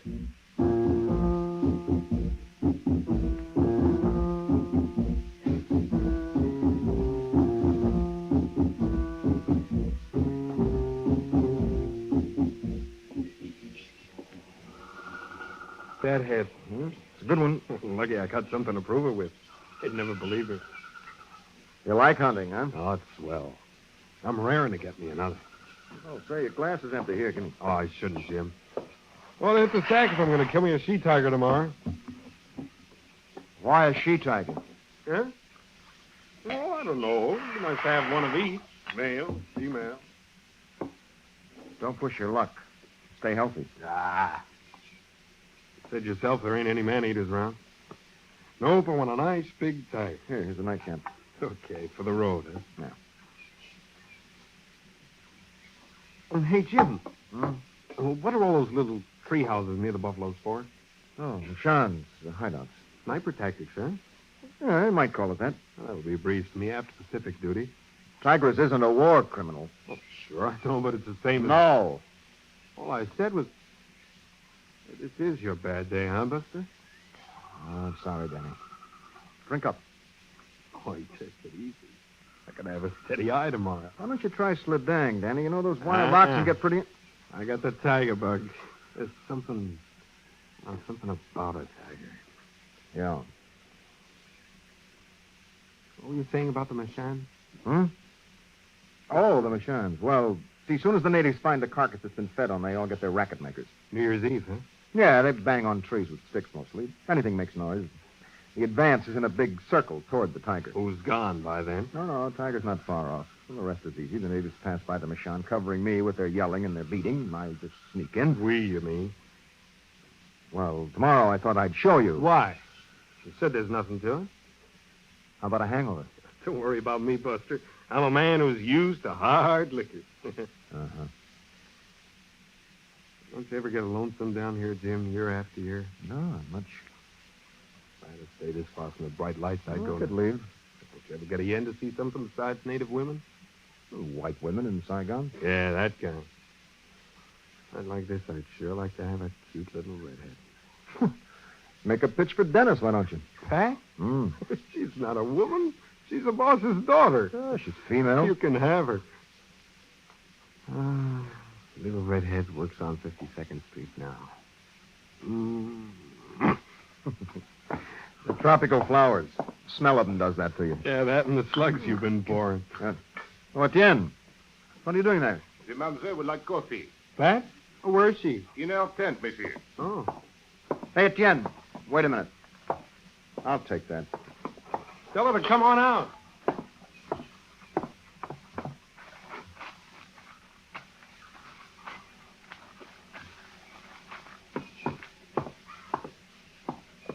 Mr. Dennis, What do you want? here's your coffee. Just leave it. I'll be out Get in a full minute. of bugs. All right. Put it on the table there. Please. Please.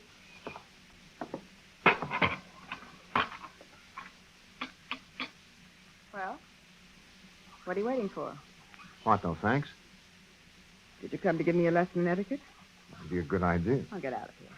Ladies in there. Don't flatter yourself. All right. Thank you. Now, will you please... Down? Sure, don't mind if I do. From now on, Mr. Madden. My friends all call me Jim. How nice for them. Now, will you... Cut the act, will you? Your act's better than mine. What's that supposed to mean? Why pretend? I don't get it. You'll never kill One Eye. Oh, that's where you're wrong, Duchess. Am I? What do you keep harping on that for? All right. If it's not buck fever... I told you it's not. You expect me... I expect nothing from you. Good. You wouldn't understand. I might. No, you've never seen her. She's not like other animals. One blind eye. No, it's she... Oh, she's intelligent, smart. A tigress with an IQ. This Look, is... you're quite a tennis player, aren't you, Miss Dennis? Well, Well, you'd rather have a good player beat you than win all the time over... of course. Get it? From the first time I saw One Eye 3 years ago, I've known I was going to get her someday. Each time I've gone into that bush, I've sworn I'd come back with her pelt, but... Couldn't give up your lollipop, could you? Well, I got kicks out of just... Go on. You don't get it. Please. Yeah. Well, she's outsmarted me almost every time. Once, through the water. Last time, she let me almost get near enough. And then I found she'd led me right into the tall cane. Almost like she's having herself a good laugh every time. This could go on for years, you know. Unless someone else gets the first. No one is... No, this trip... Really, Mr. Madden? Really, Miss Dennis. You write me about it. You'll be here. See for yourself. Oh? Matter of fact, you're very much here right now. I think you'd better go. Oh, well, take it easy, Duchess. There's no rank in the jungle. Mr. Madden. Man makes his own rules out here. Please. Oh, what are you scared of, Mr.? I'm not. You're frowning, Miss Bennett. Get out of. Don't you trust me? Please. No more room to back up. I'll have that tent pole moved in the Take morning. your hands off me. Would you like a man's arms around you? Out of here. This is the jungle, my girl. Everything by instinct. I'm sorry I didn't shave, Duchess. Stop that. Don't you dare. Oh. You rotten. What's the matter, Duchess? You look bothered. Get out of Okay. here. Wait, Jim. Oh, Jim now, huh?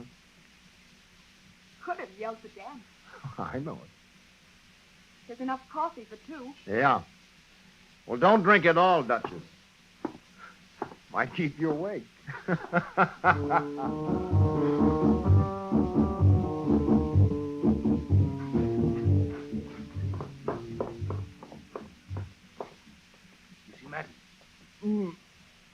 Wake up. Number 2 carcass, monsieur. Chewed on? Tigress is still there. Tigress? I'll rouse the beater. No, never mind. Try without him. But, monsieur, at 5 You o'clock. heard me, Etienne. Get my gun. Oui, monsieur. What's up? Go back to bed. Etienne said something about a tiger. Jim? Yeah. Tigress. A sheep. Be right with you. That's what you think. Monsieur, we are ready. Oh, shut up. You want to wake the whole camp? Okay, Jim. Pass up too. Oh, fine. You do not wish to use the beaters, monsieur? They are anxious. We might as well now. Let's go. Jim, let me have the first. Etienne, okay? We are ready. No kidding, Jim. How about letting me have the first shot? Shut up.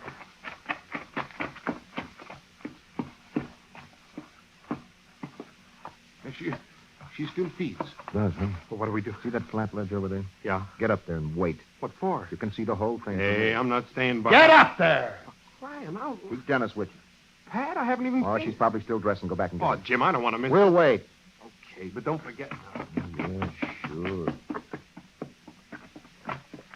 Okay, boys. Let her rip.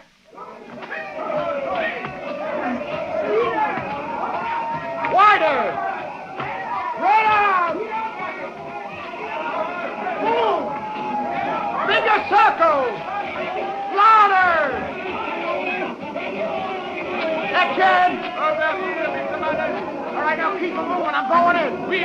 Fast pressure! Here goes!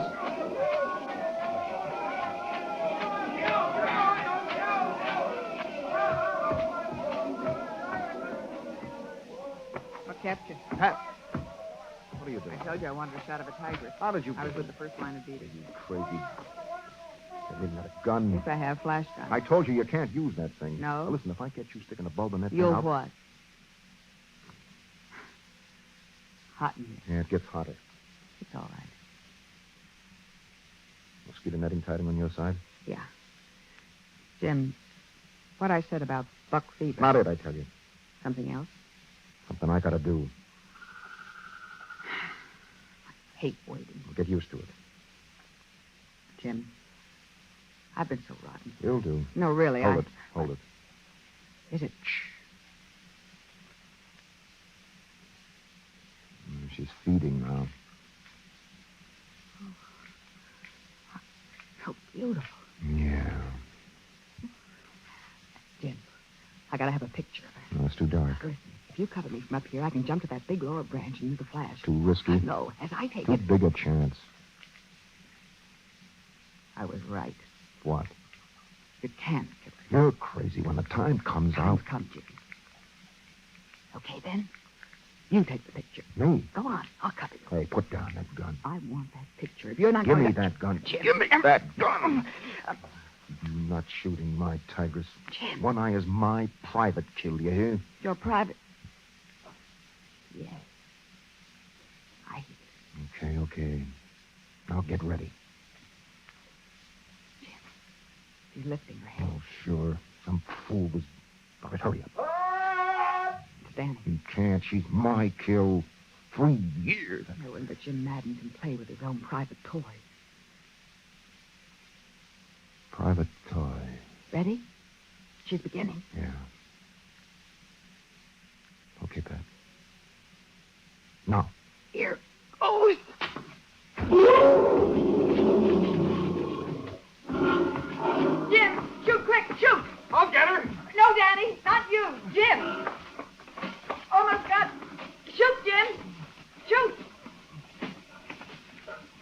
Okay, Danny. Let her have it. No, Danny. Jim, shoot her. Go on, Danny. Between the eyes, boys. Kill yourself a one-eyed tigress.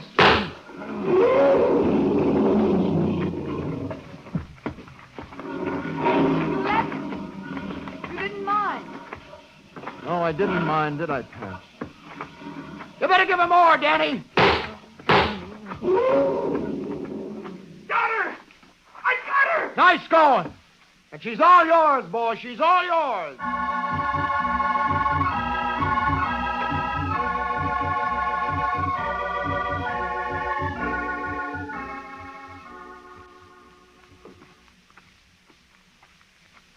Rather I walked with Danny? Oh, you know better. Jim, he didn't realize. I know. Good thing. For 3 years. Still a good thing. I want a ball. Pat, I had a perfect sight from the Machan. I know. That's why. Honey, listen. If I'd shot her myself, I'd have only started looking for another one like her. You said she was one of a kind. Well, I'd never have been sure. Always be maybe. Yeah. Let's get the first plane, Jim. I want New York. No. Something I gotta do first. Jim. No. Yeah. First, I gotta stop off in Saigon long enough to buy a wedding present. A wedding. Oh. People are supposed to send us. Oh, well, it's not for us, Duchess. It's from us. To Danny.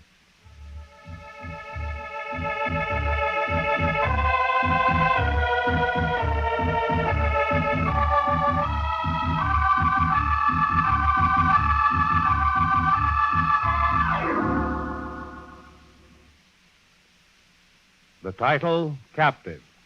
A story of a man who learned the importance of self-denial. And if you like Jim's adventure, why not come back next week, friends? I'll have a story of a man who had to face death to learn how to live. I like to call it the right medicine. So until next week, this is John Steele saying a life of adventure is yours for the asking, wherever you find it. Only don't look for it. It may find you. Well, goodbye and good hunting.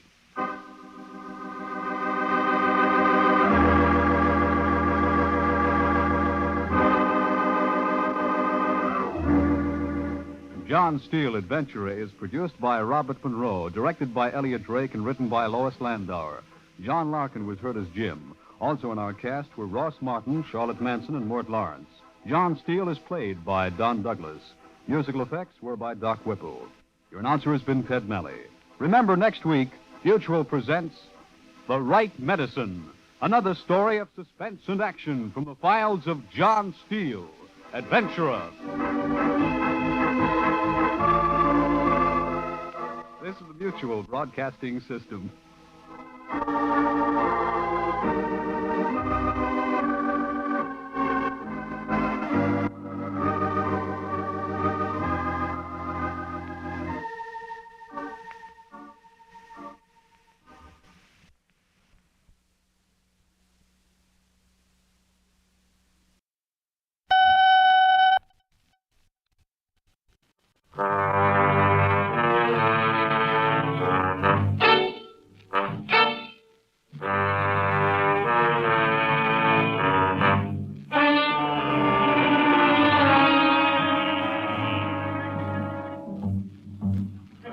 Take one man who made a bargain with himself. Add the soft voice of a woman and a windswept mountain. That's our story, Shadow on the Snow, taken from the files of John Steele, Adventurer.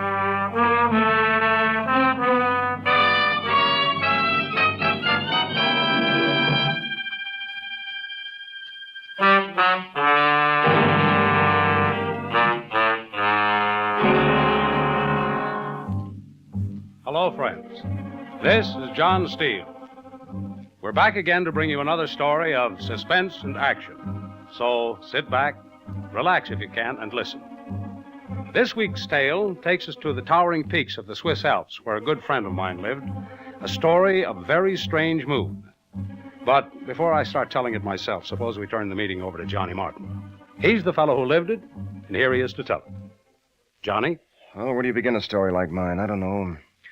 Maybe I should go back to the war when I first came to Switzerland on leave. Rehabilitation leave, I think they called it. I remember how hungry I was for the sight of a city that wasn't gutted by bombs and for the smile of a people who hadn't known fear or want. And I remember how I hated going back to the army and all that that meant. I promised myself that someday I'd come back to Switzerland, and I did. Yeah, that's where I'll start it.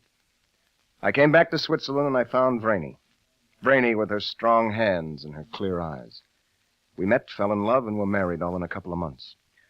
We rented a small chalet high in the hills outside Zermatt. During the summers, I'd help my friend Franz pull the tourists up and down the peaks around us. During the winters, we ran a little shop in the village that Vreni's father had left her. And that went on for 3 or 4 years, and we were happy.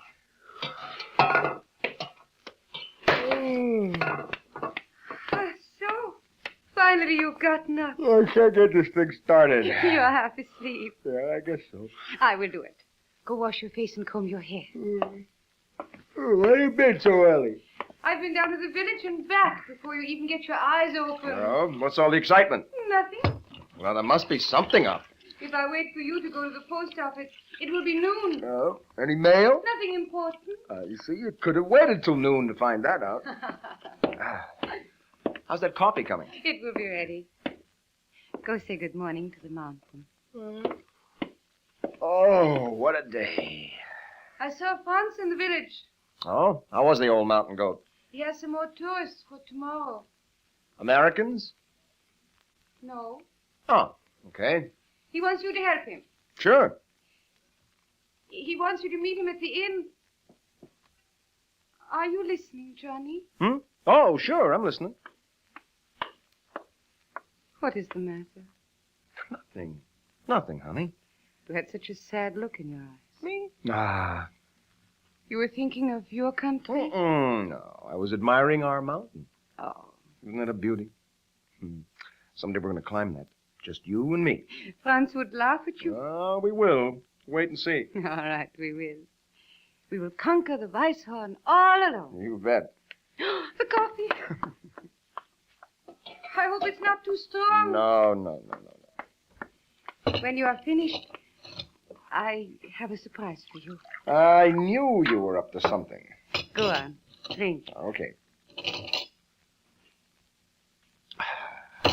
There. Now, what's the surprise? In a moment. There.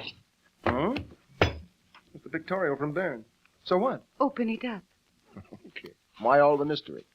It is always 2 or 3 weeks old by the time it reaches us, but... Brainy. Do you like... Why? I sent them in months ago. Why did you do it? I thought it would please you. Well, you shouldn't have. But... You think I want my picture plastered all over Europe? I'm sorry. You shouldn't have done this. What harm? You shouldn't have done it, that's all. The first time you've been angry with me. I'm sorry. The magazine said, send in your pictures. I know. You look so funny with the edelweiss in your hat. Please, Brainy, I said I was sorry. It's all right, Johnny. I will not do it again.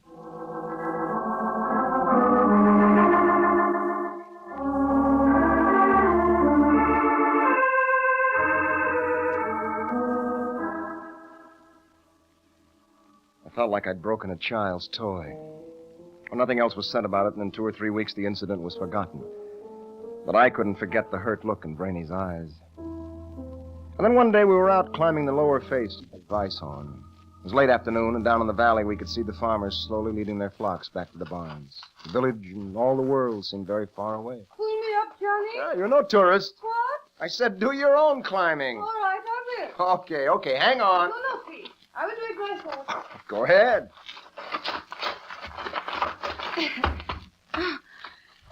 See? Oh, you're terrific. Shall we rest? Yeah, sure. Come on, sit down.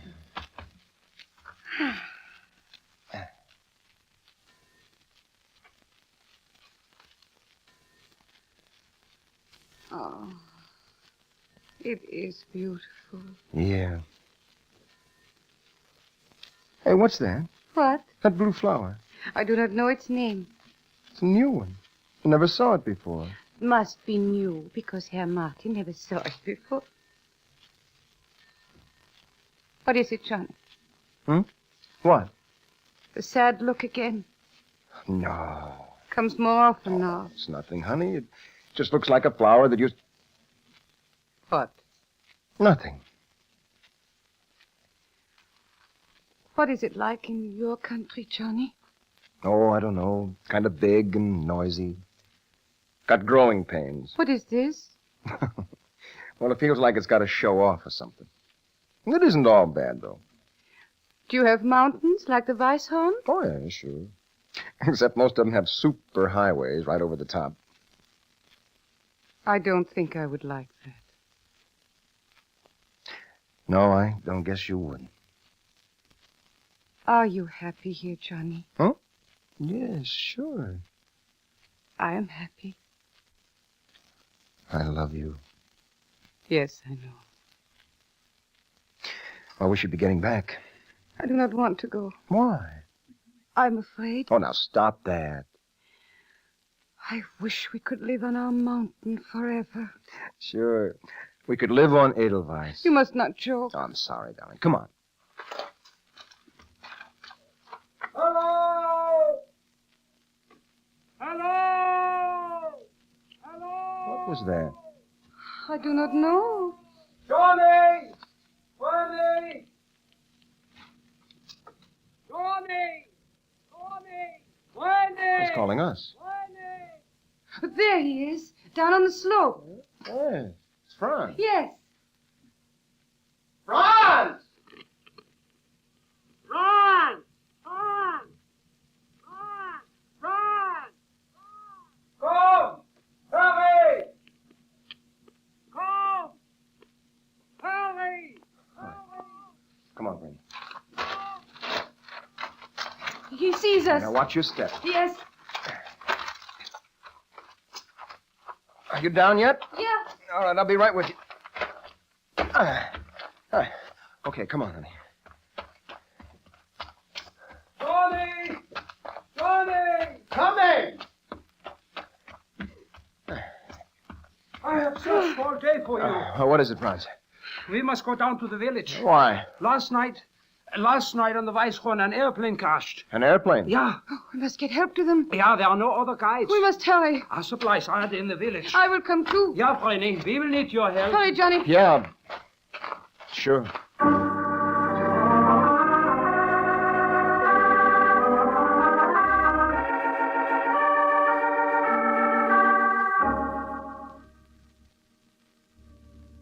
On the way down to the village, Franz told us all he knew about the wrecked plane.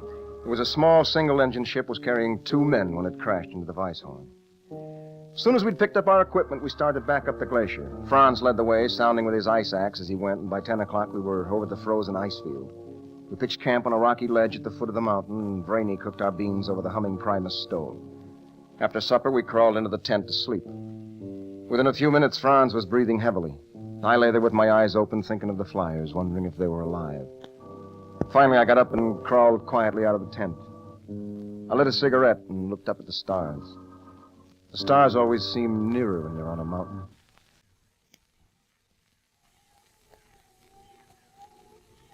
It is quiet. Oh, Did I frighten you? I didn't hear you coming. You cannot sleep either. No.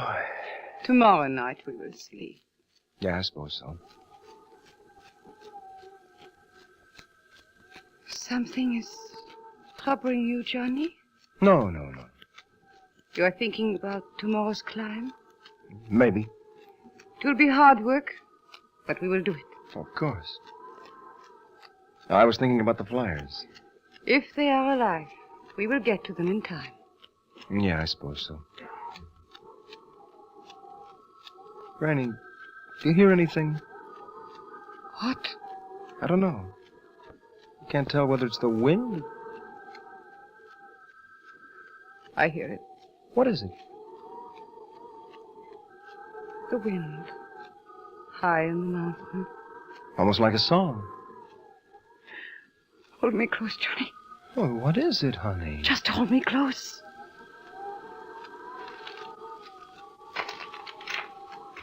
Yeah, the wind is blowing. Oh, did we wake you up, Franz? Sleep is always hard the first night on a mountain. Which way is this wind coming from? The north. Oh, that's bad. It is hard to say.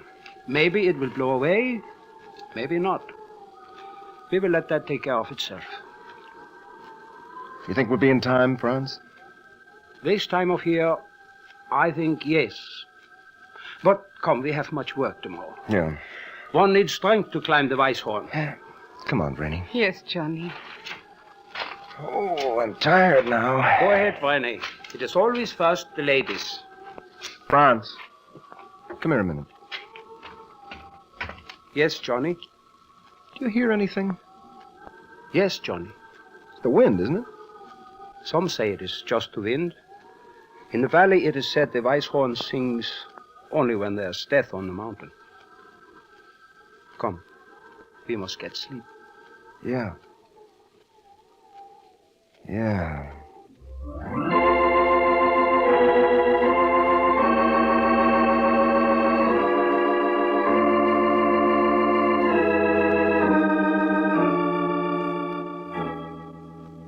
Next morning, the wind had died down and the mountain above us was shrouded in a heavy mist, and everything we touched was wet. It was impossible to scale the rock face above us, so we walked around to the west wall. At last, Franz stopped and pointed up to the cliff. The first 100 feet or so fell off at a slight angle, and there seemed to be enough cracks and handholds to make it climbable. So we roped up Franz first, then Brainy, then myself, and Franz started up the wall. It's a lonesome business, this climbing a mountain. Sometimes you pull yourself up to a ledge and find the others resting, but most of the time they've gone on and you're alone. You hear them shouting above you, and the rope wriggles and twists up into the mist, and you know they're there, but they seem in another world. Your own world is the gray rock wall pressed against your face and the thousands of feet of air beneath you. Well, by 4 that afternoon, we were nearing the top. The last 30 feet had been hard work. The wall became almost vertical. My arms ached and my clothes were wet with sweat, and I heard Brainy's voice right above me. There's a handhold a little to the left. All right, got it. Now I can reach you. No, I'm okay. Give me your hand. Yeah. Now. Oh, thanks. How do you feel? Oh, I'm winded. It will not be long. Where's Franz? Right up there. Huh? Uh-oh. Franz thinks he can get around it. Yeah, but that shoulder sticks out right above us. He will do it. How does it look, Franz? It will go. Well, now be careful. Yeah. He has not moved for 5 minutes. Come on down, Franz. Let me try. It will go. Can you reach that crack to your right? I will try. That's it. Now, another couple of inches. Be careful. Shift your weight to your right foot. Yeah. Franz! Hang on! Oh, he stopped. yes. Franz, you all right?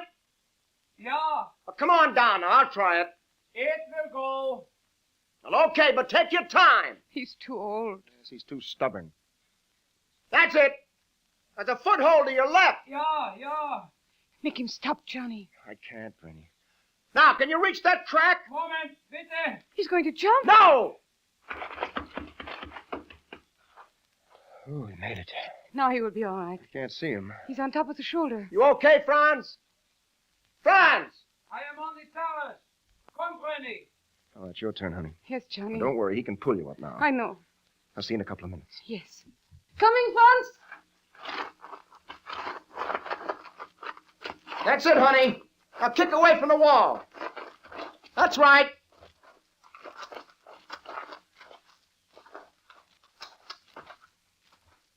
Cheers up, Johnny. You come. Right.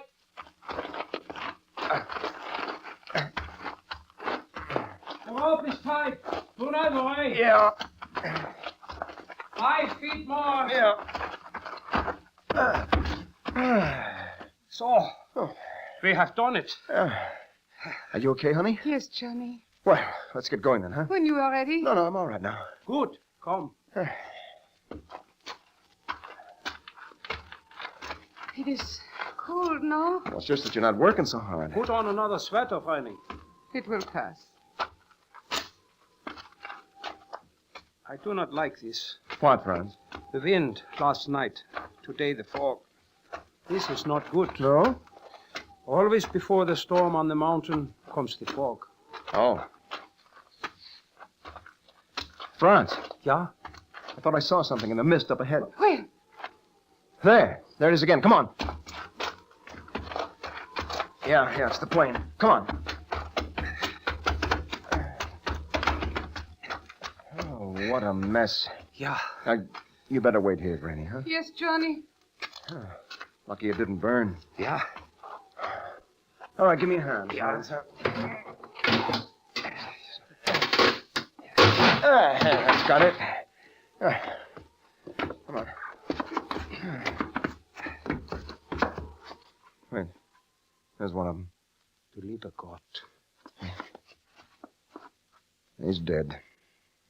Probably better for him. The mountain will sing no more. No. Wait a minute. I thought there was supposed to be two. Johnny! Franz! What? Come, hurry!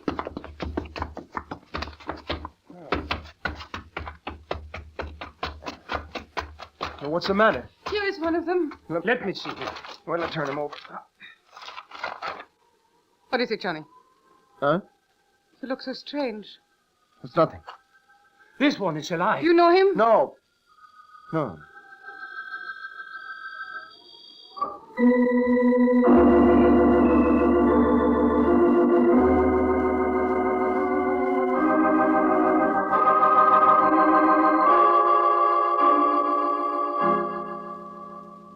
We buried the dead flyer there on the terrace and then pitched camp. Rainey took care of the injured man as best she could. Franz said there were no broken bones and that he was probably suffering from shock and exposure. Well, during the night, the storm broke. By morning, the terrace was covered with 2 feet of snow. There was nothing to do but wait it out and hope that our supplies would last. We sat there in the half light of the tent with the unconscious flyer lying between us. Nobody talked much.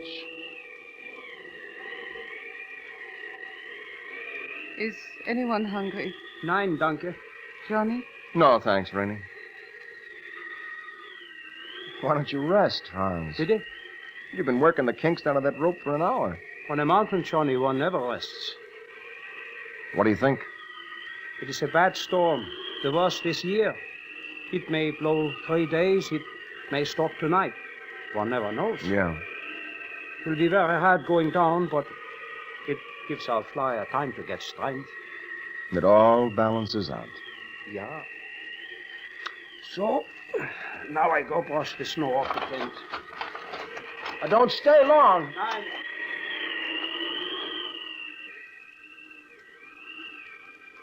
Brainy, Yes, Johnny?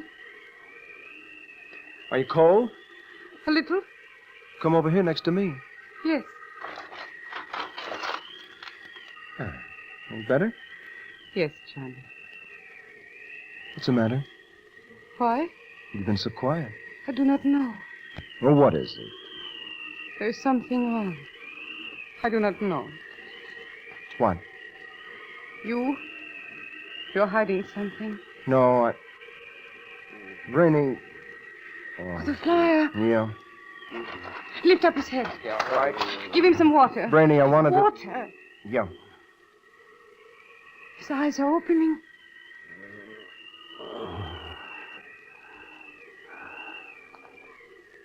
Johnny. Hello, Johnny. You're all right, Mr. Steele. Just take it easy. Yeah.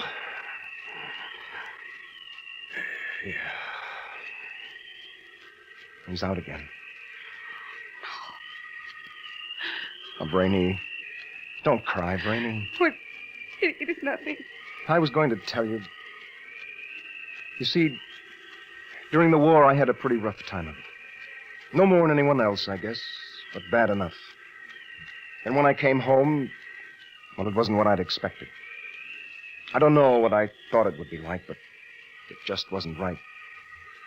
Lots of guys got up and made speeches about the boys and things, but nobody really knew what it had been like. How could they? Yeah, that's right. Only I didn't know that then. Seemed like everyone just patted you on the back and said, nice going, fella. And then went right back to being what they were before the war, making the same mistakes. Nobody had learned anything. And then when things started to look bad in Europe, well, I just said, this is crazy. I don't want any part of this. And I ran away. I didn't tell anyone where I was going. I just ran. And now you want to go back? I don't know, Rainer. See, I didn't figure on you. Now, I don't ever want to leave you. Hold me tight, Rainer. Yes, Johnny. Yes, Johnny.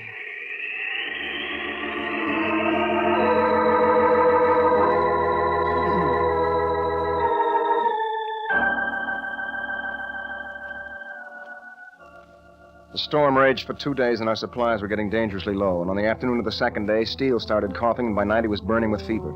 Anybody who's ever been on a mountain can recognize pneumonia. Franz said we had to go down the next day, storm or no storm. On the third day, it stopped snowing, but the wind continued to blow bitter and cold. We roped up and started down the cliff, and lowering each other 30 or 40 feet at a time, we were at the bottom by noon. We'd gone maybe a third of the way down the glacier when we came to a savage gash in the ice. We dropped our packs and walked along the lip of the crevasse looking for a way over. It does not go. Well, it has to. See for yourself. But it must be. The crevasse stretches all the way to the rock walls. Yeah. Well? I do not know. Well, we can't stay here. I know. Steele is sick. He needs to... Johnny! Yeah, Brenny, what? Quickly. What's the matter? Look. Huh? Ridge of snow. It's clean across the crevasse. Yeah. Will it hold us, Franz? I do not know. Well, it has to. Perhaps if there is ice underneath. Well, all we have to do is get a rope across. We will see. No, Franz. Bitte? I will go. You? Yes, I will go. No! You're too heavy, Franz, and you too, Johnny. If it will hold any of us, it will hold me. No, Brainy. Brainy is right. I'm not going to let... If you go or I go and the bridge falls, that is our last chance. Where's the rope, Franz? Here, Brainy. No, Brainy. We will live till help comes, Johnny. But Herr Steele... All right. But tie that rope tight. Yes. And if we tell you to come back, now you come back. Yes, Johnny. So, we are ready. Now remember... Wish me luck. Yeah. Go slowly, Brainy. Use your ice axe. That's it, before each step. She is a brave father. Well, we shouldn't have let her go. She will be all right. Franz, call her back. It will go. Brainy! No, Johnny. Be careful. She's halfway. Yeah. If it was going to fall, it would have by now. It will hold. If we ever get out of here... She's slipping. Brainy! Oh, caught herself. 5 feet more. Oh, please. Slowly, Brainy. 3. Slowly. She's over.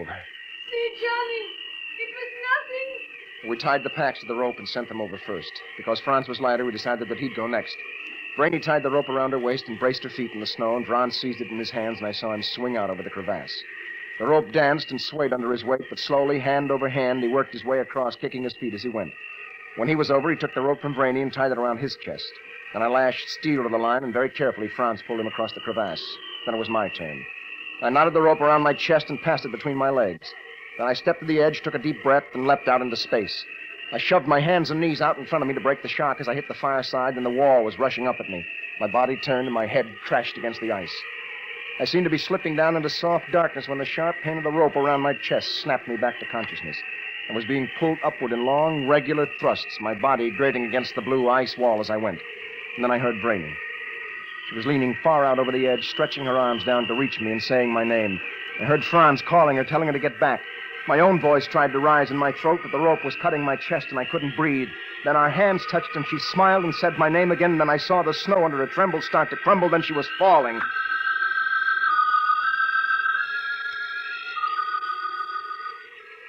I'm going to bring you up, Johnny. No. It is best, I know. Let me down. Yeah, Johnny. Brainy. Brainy. Brainy. Brainy. It is no use, Johnny. I can't find it. Now let me down. More. Let me down. There is no more hope. Brainy. Johnny, I must bring you up. No. Brainy. Brainy. Brainy.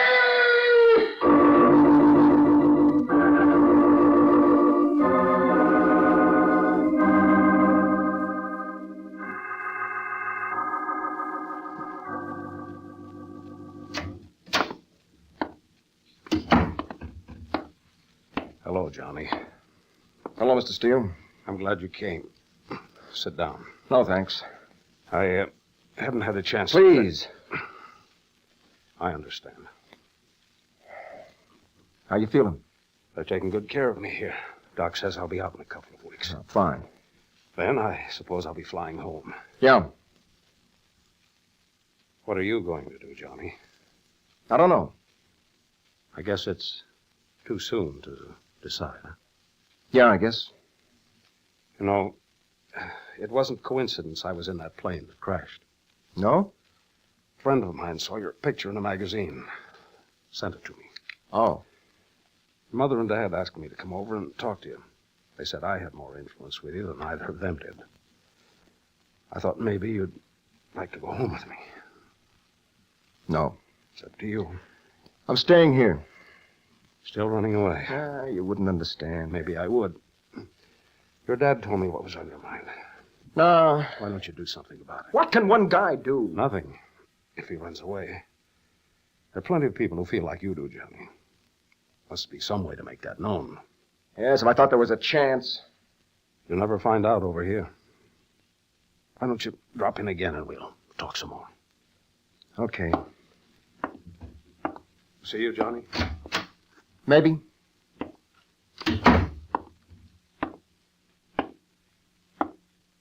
Johnny!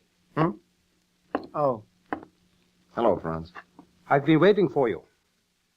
They found Vreni this morning. Vreni. I told them to bury her on the mountain. I thought you would want that. She said she wished we could live on the Weisshorn forever. Yeah. Take care of her for me, will you, Franz? You are leaving. I guess so. Yeah. This I have always known. Someday, Johnny would go home.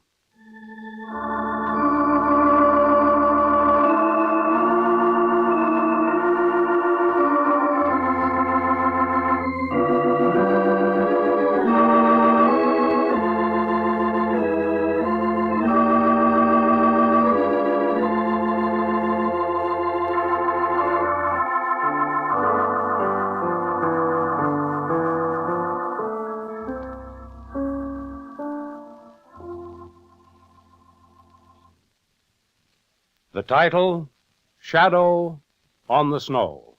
The story of a man who had to climb a mountain to find himself. Well, next week, friends, we won't be with you. But be sure to listen in 2 weeks from now. Until then, this is John Steele saying goodbye and good hunting.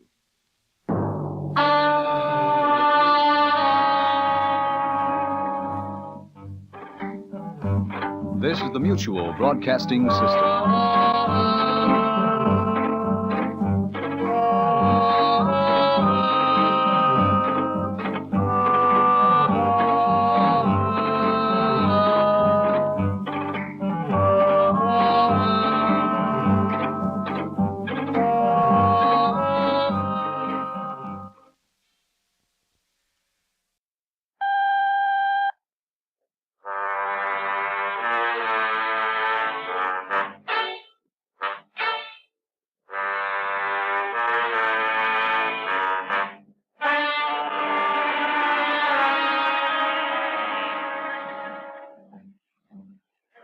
Take one man who rides alone. Add a voice in the night and a bargain sealed in the hot flash of gunfire. That's our story. The Marshal of Morgan County. Taken from the files of John Steele, Adventurer.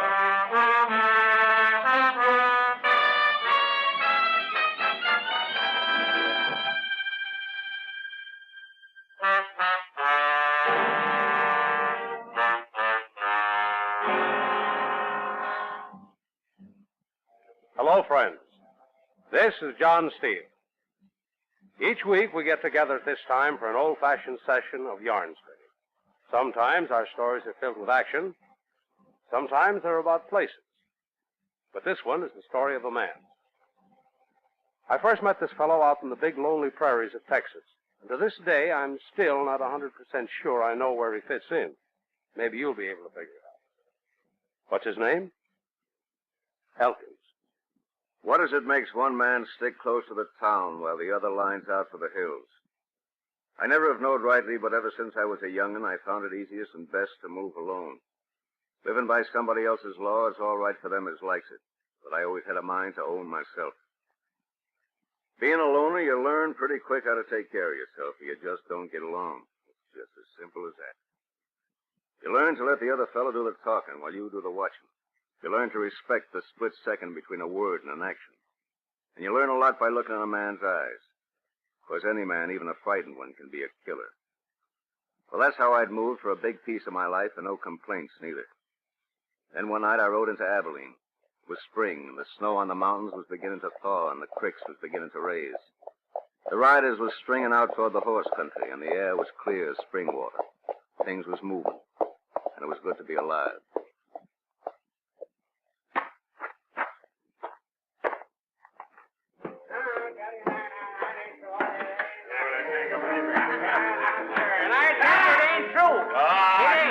Before he wasn't Sam Hill, do you think of Marshall's fur? Well, I'm telling you it is true. Good stuff, but he ain't that tough. Hey, you... No, man, he is.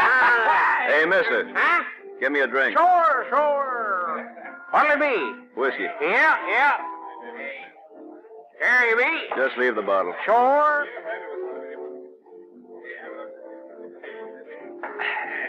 That's all. Sure. Stranger, huh? Yeah. Name's Wendy. I own this here place. If you're looking for a place to stay, going to be in town long. Maybe. Just got the thing for you. Room upstairs, barn out back for your horse. Now, Ralph. Shut up, Wendy. I said we were talking.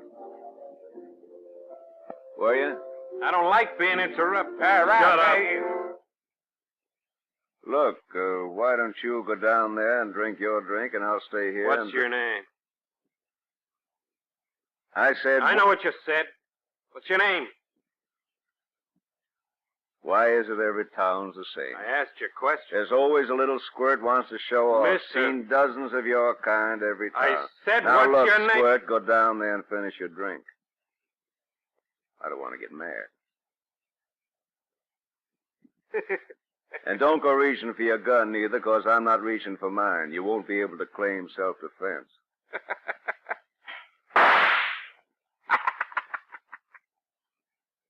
I told you I wasn't going to draw. Now finish your drink and get out of here. Next time I won't be aiming at the floor. Hey, play something, Sam. Hey, you're a cool one, mister. Shot right in front of you and you didn't even blink. Yeah, little squirt. He's a mean cuss, that Ralph Ford. They say he hangs out with Hamey. Ever hear Judd Hamey? Yep. Haha, he's bad. Been kicking up quite a fuss around here for the last year. I know. Gunned down a couple of marshals and... Hey, wait a minute. For a stranger, you know a lot about Abilene. Maybe. You're the new marshal. Haha, they told us you was coming, but they didn't say when. Hey, what's your name? Elkins. Sure, that's the one, Tom Elkins. Well, why didn't you say so? Well, I was... You wanted to get the lay of the land first, I know. Hey, this here's the new marshal, fellas. Hey! You help yourself, Tom. I'll be back. I was watching. Huh? I liked what I saw. Who are you? Gene, I work here. I'm... Tom Elkins, I know. I'd watch Ralph Ford if I were you. Why? He's mean. Here he's a friend of Judd Hamey's. What they say. What do you mean? Nobody's seen Judd for 2 months. They say he's out in the hills. What's the sheriff been doing? Isn't one right now. Huh? Nobody wants a job.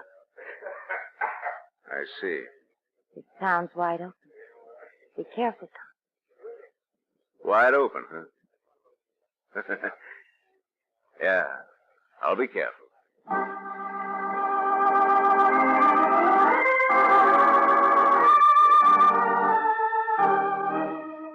Next morning, I headed over to what used to be the sheriff's office. The lock was gone off the door, and inside the one cell in the back of the room was just like the town, wide open. I knew at best I only had 3 days to work in, and that didn't leave me no time to waste. I straightened up the place so things looked right, and lined out for the Wells Fargo office. Good morning. Morning. What can I do for you? My name's Elkins. Oh, glad to meet you, Marshal. I'm John Steele. Howdy. Heard about you and young Ford last night. Whole town's talking. That's right.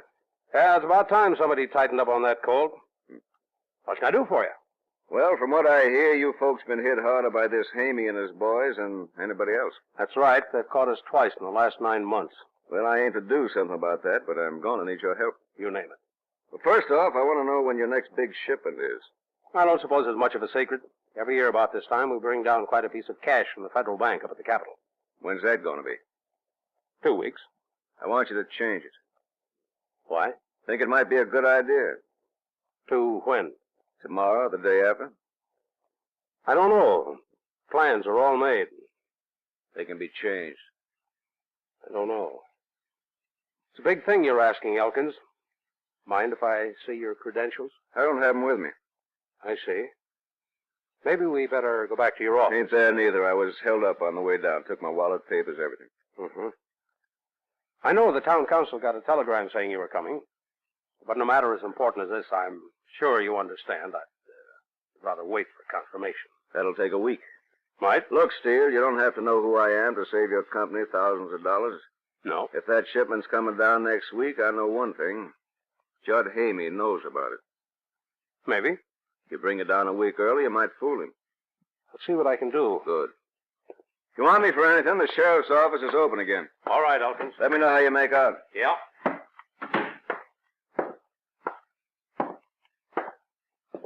Tom. Tom. What? Oh, morning, Jean. I've been looking all over for you. Why? There's a crowd of men over at your office. What do they want? They said something about a posse. Can you saddle a horse? Sure. Go over to Wendy's barn and get my horse ready. But, I have Tom... a feeling I'm going to be needing it. All right, Tom. See you later.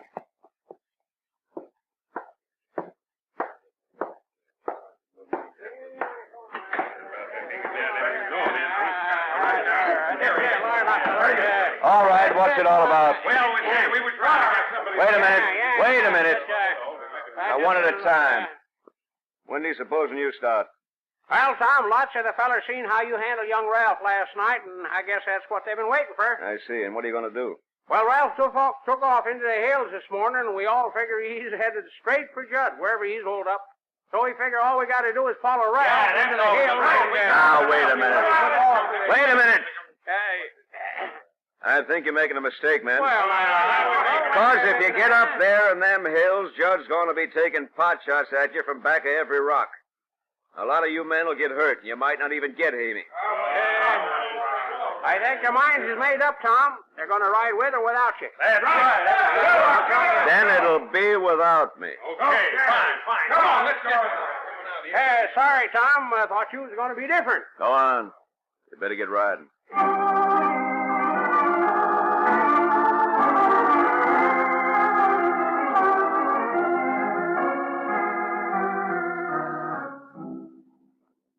Soon as I saw the posse right out the north end of town, I headed for Wendy's barn.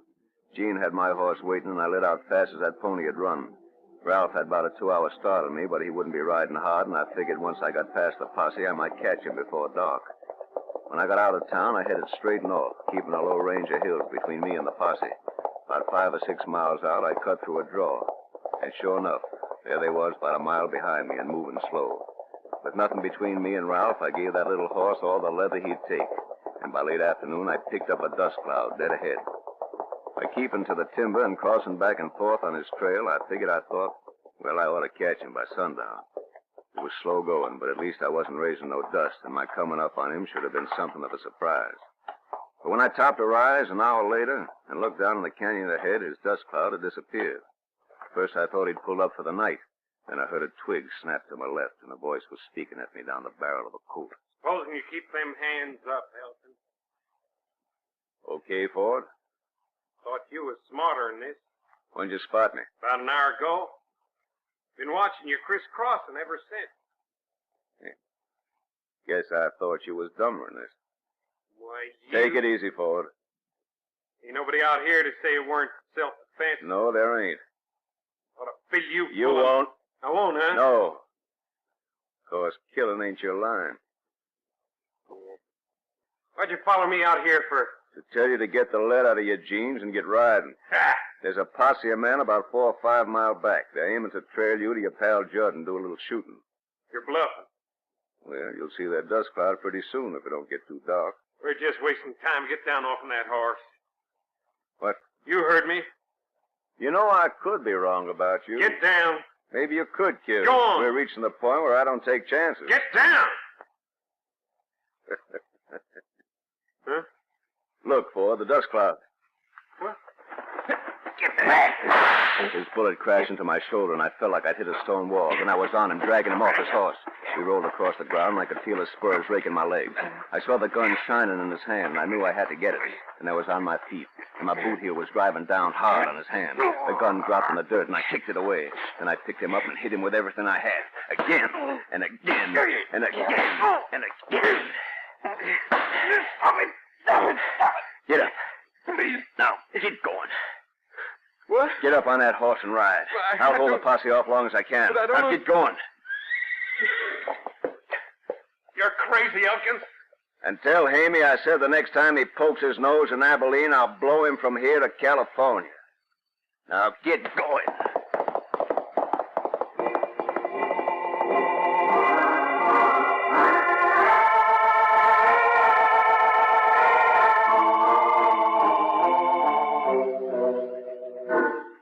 As soon as Ford took off up the canyon, I tied up my shoulder best I could and rode back toward the posse.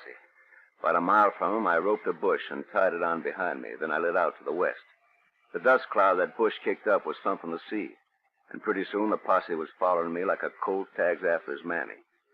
I led him around through the canyons till it was dark. Then I took to the timber and headed back to town. By the time we got back, that little pony was lathered to an inch of his life, and the pain in my shoulder was fretting like a new brand. We was a sorry-looking rig when we turned into Windy's barn. I was bedding him down when I heard steps behind me and a light flash in my face. Turn off that light. Any of the others get back yet? No, nobody's in the bar all night. They usually come in for a drink. I gotta get out of here. What's the matter? Nothing. You're hurt. Gotta get out. Tom. Here. Lean on me. My room. Lean on me. Yeah. I don't know what happened. Just plain run out of sand, I guess. I felt like I was riding a wild horse, only in slow motion, and there was nothing I could do about it. The barn was swinging round like it had come unnailed in a high wind. I felt an arm go round me, grabbing my waist. Then I stopped trying. Next thing I knew, I was lying on a bed, and Jean was leaning over me. Feel better. Yeah. Was a real cut. What? Be all right now. My room. Mm-hmm. How'd you do it? You weren't much help. Sorry. Sorry I pulled it. Probably best I might have hurt you. How? When I took the bullet out. You? Be all right. Yeah. A long time. Since I was took care of by a woman. Oh. Had slugs in me before, but always rode till I was holed up, then I took 'em out myself. This way's easy. Yeah. Forward's gonna move out. Yeah. Did you ever give much thought to settling down? You shouldn't be here. Did you? No. Some men are made for that sort It's of all life. right. I'm not. It's all right. You don't understand. I was just thinking out loud. You better get out of here before they get back. Yeah. My shirt, it's all blood. I'll get rid of it. You know, Hey, Tom, let me in. Wendy, I seen your light on. Come on, Tom. What are you going to do? Come on, Tom, open up. I don't. What do you want, Wendy? Right. Nothing. Tell Tom I'll see him in the morning. You shouldn't. Forget it. Will you be able to sleep now? Yeah, You'll be all right in the morning. Jean. If I could settle down, I'd do it now. I know now.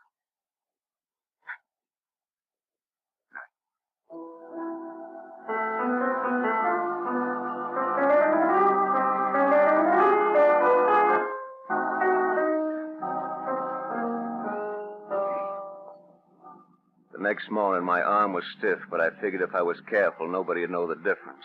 Couldn't take a chance on laying in my bunk all day. Time was closing in. I had to be ready for anything that happened. I'd come down here with 3 days to do the job, and I'd wasted one of them chasing around the prairie after a nervous squirt. 2 days left, and no sign things was going to go my way. I spent the day sitting in the sheriff's office. All my lines was out, and there was nothing to do but wait. Any other time, it would have struck me funny, sitting there with my feet on the desk, the cell door open behind me. But right now, minutes were sliding away. The flies was buzzing in the sunlight. I must have dozed off, because I didn't hear them coming till the door bust open. What's the idea of busting in here like this? We aim to do some talking with you. Doggone right we do. Okay, Wendy, you seem to be the speaker for this group. Supposing you do the talking. We want to know what kind of marshal you are, anyways. Who wants to know? We do. The whole town does. First night you come here, I knowed something was funny. Who ever heard of a marshal letting a kid draw on him and get away with it, eh? Something like that. That's a marshal's job. If he ain't getting shot out, he ain't doing his job. Maybe so, but what about yesterday? What about it? We come in here busting to make a posse, and what did you do? Now, wait a minute. Wait a minute. There's easier ways to get Hamian to go hooping and hollering into the hills while he sits up on a rock and shoots you down one by one. What kind of ways? There's ways, that's all. You expect Judd Hamey's going to come to you? Maybe. All right, maybe he won't. But I'll tell you one thing. It's the marshal's place to call for a posse being formed and not the town's. Let me tell you something, mister. This town's been without law for a long time, and we had to do the best we could. Till a man comes along that can change things, that's the way it's going to stay. That's right. That's the way we had it. Now, you that kind of man? Are you? What's going on in here? Come on. Wait a minute.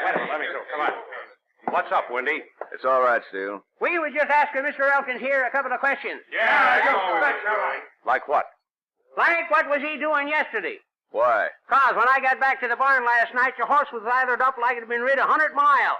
And this morning, when I snuck down to the kitchen early, I found the girl down there stuffing her shirt in the stove. It was your shirt, and the left sleeve was all blood. Seems to me that's mighty strange acting for a marshal. Well, what you got to say, Elkins? Sure, I did some riding yesterday. Where? That's none of your business. Doggone it, I'll make it my business. Now, wait a minute here. Listen, men.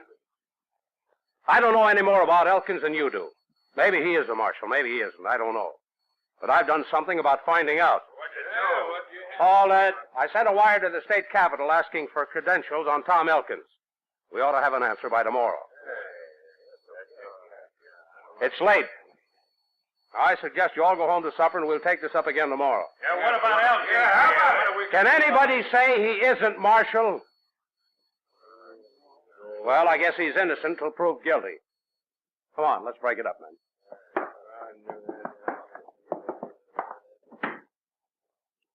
Well, that's that. Yeah. Oh, almost forgot to tell you what I came over here for. What? I got word back from the company. They're going to advance the shipping date. To when? Well, they couldn't get it down today or tomorrow, but it ought to come through in 4 or 5 days. Maybe that's the way it should be. Huh? I don't get it. You would. Well, don't look so worried. Do you think I was going to steal it from you? I don't know what I thought. Till now. Oh, they're coming. Wait a minute, who's coming? I was riding out north of town. I saw them. So who? Ralph Ford and Judd Haney. They're coming this way. We'll get a posse around them. But look, you said I was still marshal. We'll do it my way. Elkins, I want everybody off that main street. I'll go meet them alone. Okay, Tom. I'll get going. Yep.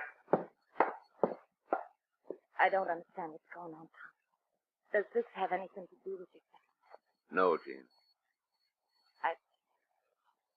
Be careful. Don't worry. This is what I'm best at.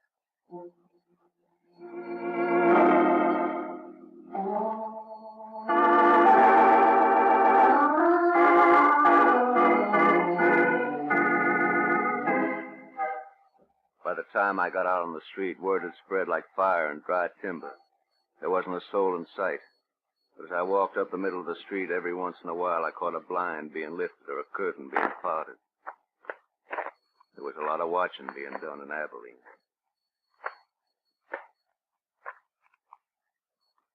The road stretched straight ahead to the country outside of town. In the half-light, I could see the hill at the top of the street where the last house left off, and the prairie begun. If the light held, Amy and me couldn't help but see each other. But night comes fast in the west. Before I got halfway to the hill, it was dark, and I couldn't see the houses on the side of the street. I stood still and listened. A horse bellowed in the distance, but outside of that, there wasn't a sound. I started walking again, and this time I loosened my Colts and their holsters. A dog was barking at the other end of town, maybe fussing over the unnatural-like quiet. I remember thinking the sound of a dog in the night's a comforting one, when you don't hear much when you're a mover. And before I heard it, I knew it was coming, and I hit the dirt. The shadow moved between the houses on my right. I'll get you, Elkin! I'll get you! The squirt. I should have known. Sneaking up on the side of me like that. I didn't want to mess around with him, but I knew I wasn't going to get to Haney till Ford was settled one way or the other. The dirt was cool against my face, but when I started to crawl for the shadows around the houses, my shoulder was hot with pain. He hadn't fired for 2 or 3 minutes, and it was hard to tell where he might have moved. Then I heard a rattle, a stone. I knew which one he was hiding by. I was in the shadows now, and I got up on all fours and crawled to the back of the house. I stood up, took out my coat, and slid round the rear to the other side. There he was, lying in the dirt about halfway to the road and looking the other way. I measured the distance careful. And under 10 feet. He turned. His shot went wild in the air, and my gun butt hit his head. I took his gun, threw him out in the road, and left him laying there. I figured 5. Maybe 6 minutes it went by while I was chasing Ford. Amy had to be near now. I was out in the middle of the street again, walking north when I seen him. Just a shadow about 30 feet away and standing smack in the middle of the road. I guess he seen me at the same time, too. Ralph tells me you're going to chase me out of town, kid. You're making a mistake, Amy. This ain't Tom. What? Hey, Ward. Yeah, it's Ward. I come in here looking for some fun. You're gonna get it. What are you Get talking? back. What? Get back. You crazy? This is Judge you're talking to, Ward. I know. What's the matter? Tom's riding in here tomorrow as marshal. I heard. I come down ahead of him just to make sure everything went smooth for him. I see. He's no match for you, Amy. What'd he ever do for you? Nothing. You're no more like brothers. Shut up. Okay, Elkins, if that's the way you want it. As soon as he said Elkins, I was falling for the dirt and firing as I fell. I saw him start to fall, then twist up on his feet again. He fired once more. And I answered him twice. And he crashed to the dirt and was still. Down in the other end of town, a dog was barking. Comforting sound. A dog in the night. Comforting.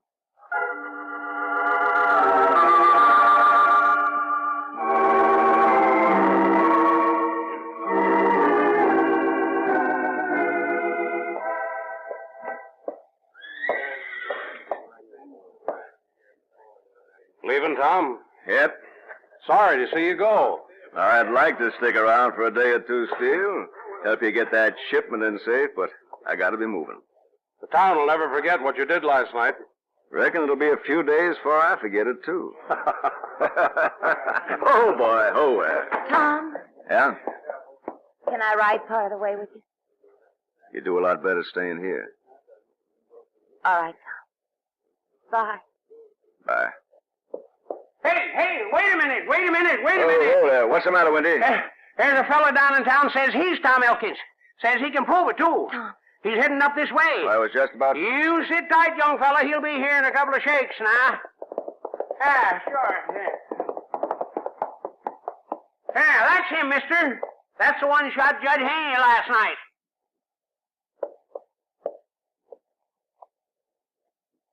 Well, what do you say, mister?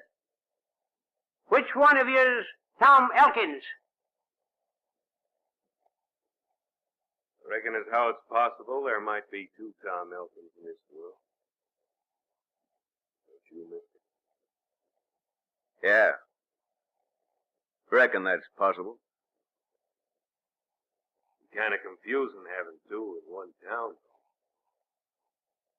Don't you think? Might be. Maybe you better get right. Mr. Elkins? Yeah. Mr. Elkins. Maybe I better.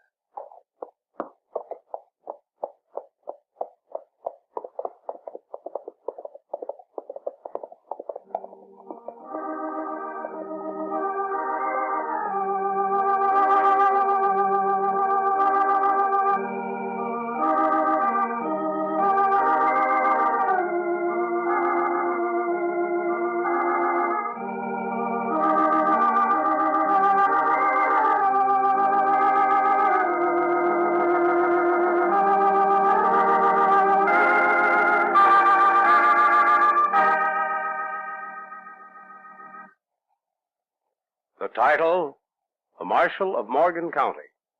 The story of a man who rode through a town and swapped freedom for justice. And if you like Ward's story, why not come back again next week, friends? I'll have a man who found his own eyes to be the key to life or death. I like to call it eyewitness.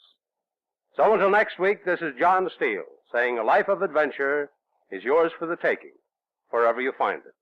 Only don't look for it. It may find you. Well, goodbye and good hunting. John Steele Adventurer is produced by Robert Monroe, written and directed by Elliot Drake. Grant Richards rehearses Ward. Also in our cast were Ross Martin, Connie Lemke, and Phil Sterling. John Steele is played by Don Douglas. Musical effects were created by Doc Whipple, and your announcer has been Ted Melly. Remember, next week, Mutual presents Eyewitness, another story of suspense and action from the files of John Steele, Adventurer. This program came from New York. Follow clues down Mutual's mystery lane to further thrills and chills. Along the Sunday Avenue of mystery and suspense are Martin Kane, the two-fisted gumshoe, the Shadow in a cloak of invisibility, true detective mysteries with real-life cases, Roy Rogers with action Western style, and Nick Carter, master detective. Weekdays, hear I Love a Mystery, every night over most of these stations, with the fabulous adventurers Jack, Doc, and Reggie in eerie investigations. Remember, all roads lead to Mutual when you travel the Mystery Trail, where you hear the announcer say, "This is the Mutual Broadcasting System."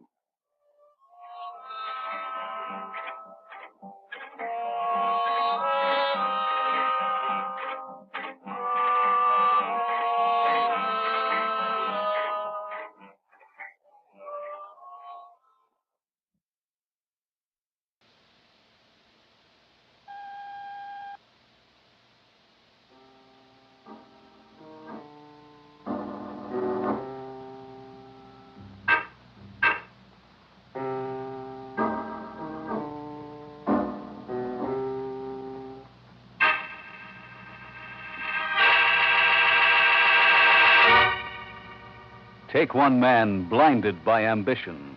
Follow him from poverty to public acclaim. That's our story, Detour, taken from the files of John Steele, Adventurer.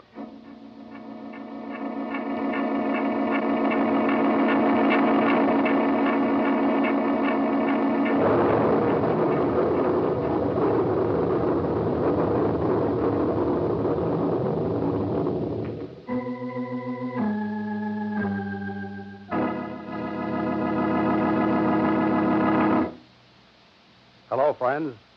This is John Steele. Very often, my guests take you to far-off places of foreign scenes and intrigue. But this week's story takes place right here in the middle of a large city. Because, as I've mentioned on other occasions, adventure can take place anywhere. Yeah, that's right, even in your own backyard. That's why I know that everyone has at least one adventure worth telling. Now, I knew Steve Malden's father many years before Steve was born, so his story has a special interest for me. And here's Steve Malden to tell you about it himself. Steve? I've always been an ambitious guy. I wanted to make a lot of money. My dad did, only he wasn't careful with it, or else he trusted the wrong people. Anyway, Dad died when I was 5, and Mom and I moved to the Lower East Side, to the ghetto of the city. The money that she'd gotten for her furs and jewelry saw me through high school. Working and going to school after that was a full-time schedule. I wanted to be a lawyer. I got to be one, too, although it didn't leave me much money for any social life. My buddy Eddie and I had always hung around together pretty much, just the two of us, talking, taking long walks. I liked it best when we walked uptown. It was clean and rich. The day I was taken on my first job at Steele and Wendell Law Associates, Mom had Eddie up for a celebration dinner. Wouldn't have been a celebration without him. That's what I call real cheesecake. Have another piece, Eddie. Oh, no room. I've had seconds already. Seconds? Don't let him kid you, Mom. He sneaked a slice while you were out getting the coffee. She knows it, don't you, Mom? I'm not saying. See, Kibitzer, I got the lady of the house on my side. Yeah, some house. What are you talking about? Looks swell since you painted. Oh, sure. Too bad I couldn't paint in the bathroom and a couple of radiators. Radiators, he says, with sweat rolling down his neck. Oh, you can laugh now, but come winter, Who's you know. laughing? Hey, you think that dump of ours is Buckingham Palace and that tool shop I work in? Oh, brother, suffocate in the summer, icicles in the winter. Ah, stop your beefing. Come on. Let's get the dishes done. All right. Oh, no, this is a special occasion. Oh, no, nothing doing, Mom. You're going downstairs. Yeah, huh? Mom. Cool it down on the front stoop. Tonight's my treat. Now go on, both of you. Okay, Mom. Thanks. Hurry it up, Mom. Yeah, it won't be long.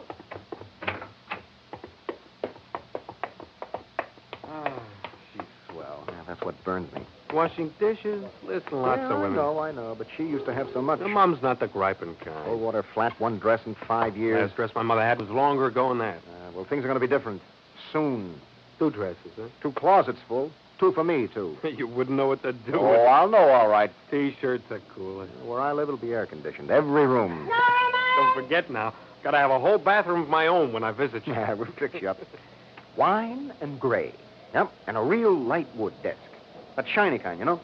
We're at your office now, I take it? Yep. New job must be a honey.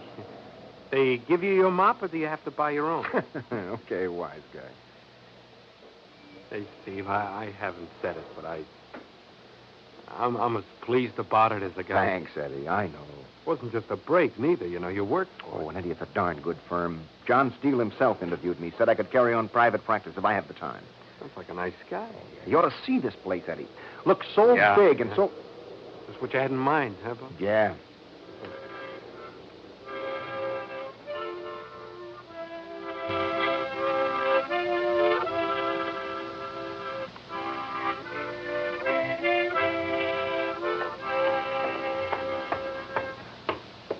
Oh, hi, Mom. Took down some nice, refreshing hot air.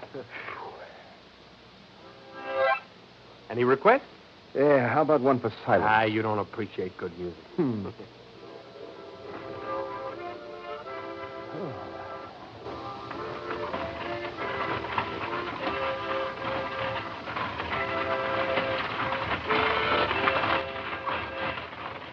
Hi, Abe.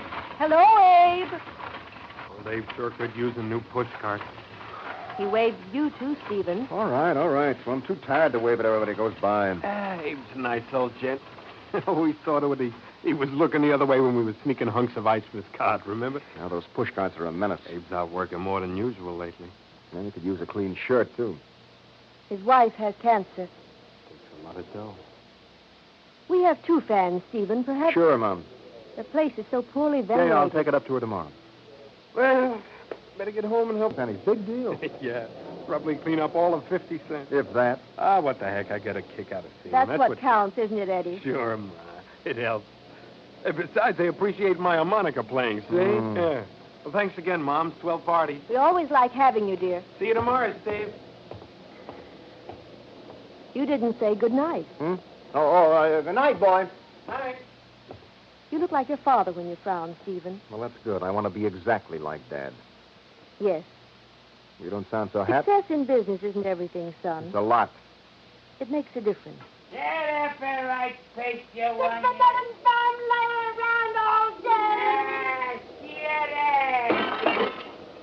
Brother, nice neighbors we've got. Being tired does that to people. Yeah, well, it's not going to happen to us. It hasn't. It could. But we're not going to let it, Mom. Not now.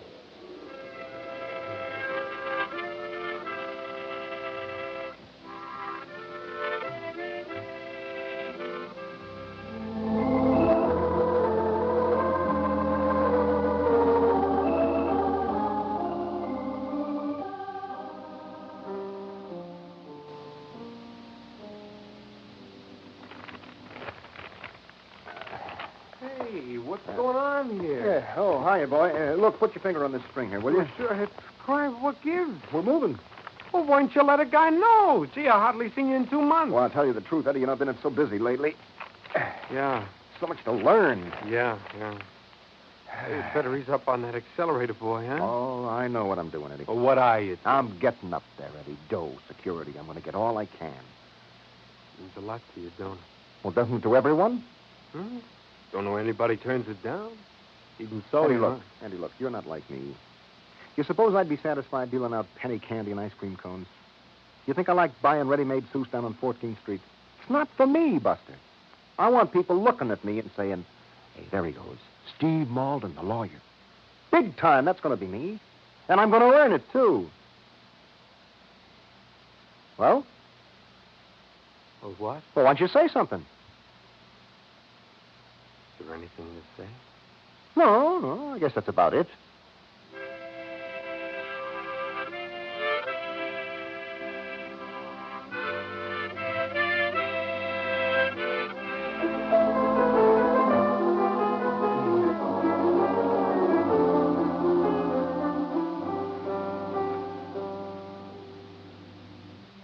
After we moved uptown, I lost all control of time. I stayed on at Steele and Wendell's about a year, just long enough to make the contacts I needed for my own office, and then I moved on. I felt a little guilty taking so much of Steele's following with me, but I told myself they came to me. At first, I handled mostly divorces and lightweight stuff, but then I found myself hitting the more interesting cases. So I had Mom keep a clipping book for me, and was filling up nice and fat since I'd been made district attorney. And the last was the announcement of my entry into the race for mayor. I hadn't seen much of Eddie in the past few years. Matter of time, I kept telling myself, but I knew that wasn't it. So did Mom. Eddie must have known, too, because he didn't call anymore. And then one morning, a bombshell exploded right in my face. The next case on my desk was the State versus Edward Sanger. The charge, manslaughter. Yeah? Stephen, the papers. I know, Mom. Have you been to see him yet? No, I just heard about it. Of course you'll be able to clear him. Well, I don't... Stephen, you are taking the case? Stephen? Yeah, Mom, I'm taking it. Oh, for a minute I... Against Eddie, Mom. I don't understand, son. We're prosecutors in this office. Couldn't you find a way to keep it out? No, there's nothing I can Eddie's do. your friend. Yeah, but did it mean... I know. The election next month. Well, Does he have a good lawyer? Yes, one of the best, John Steele. But our evidence is pretty heavy I against read him. it. Stephen, won't you reconsider? I'd like to, Mom, but voters certainly can't hold this sort of thing It's against... not just the voters, Mom. I see. I won't be home for dinner. There's cold chicken in the icebox. Oh, canasta again? I'm spending the evening with Eddie's mother. Oh, yeah. Stephen, please. I'm sorry, Mom. All right, son. Goodbye. Edward Sanger. You're going to have to call the accused. Now, come in. Your secretary said it'd be okay. Oh, Mr. Steele, sure. Sit down, won't you? I can't stay that long. Just wanted to ask you a favor. Oh, what can I do for you? I'd like you to take another look at Eddie Sanger's case. Why? The boy didn't do it. Oh, well, you're supposed to say that. You're his lawyer. You're supposed to think it. You're his friend. Well, the evidence is too strong. I couldn't... Sure, I know. There's no positive evidence, though, that he did not do it. Well, then I don't... That's the point. I'm sure we could prove somehow that he didn't do it. You have a lead? No, but if you keep it out of court, at least give me a little time. I'm sure with a little time The case is already scheduled. I know, but... It'll look prejudiced to the public if The voting public. Well, look, if it got out that Eddie is a friend of mine... Don't worry. Eddie doesn't consider you a friend anymore. Oh, you don't know what you're trying Should to do. he? Oh, why not? Steve, I knew your father when he first started, and later, too. So? I was just a young inkwell filler in his office when he was making top racket money. Now, Dad played his cards right. Your dad respected two ideals above everything else before he died.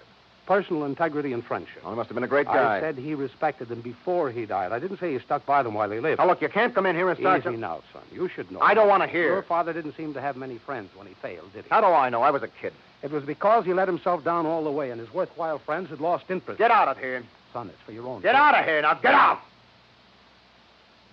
All right. And you can tell your client for me that I'll see the justice is done. Tell him that for me.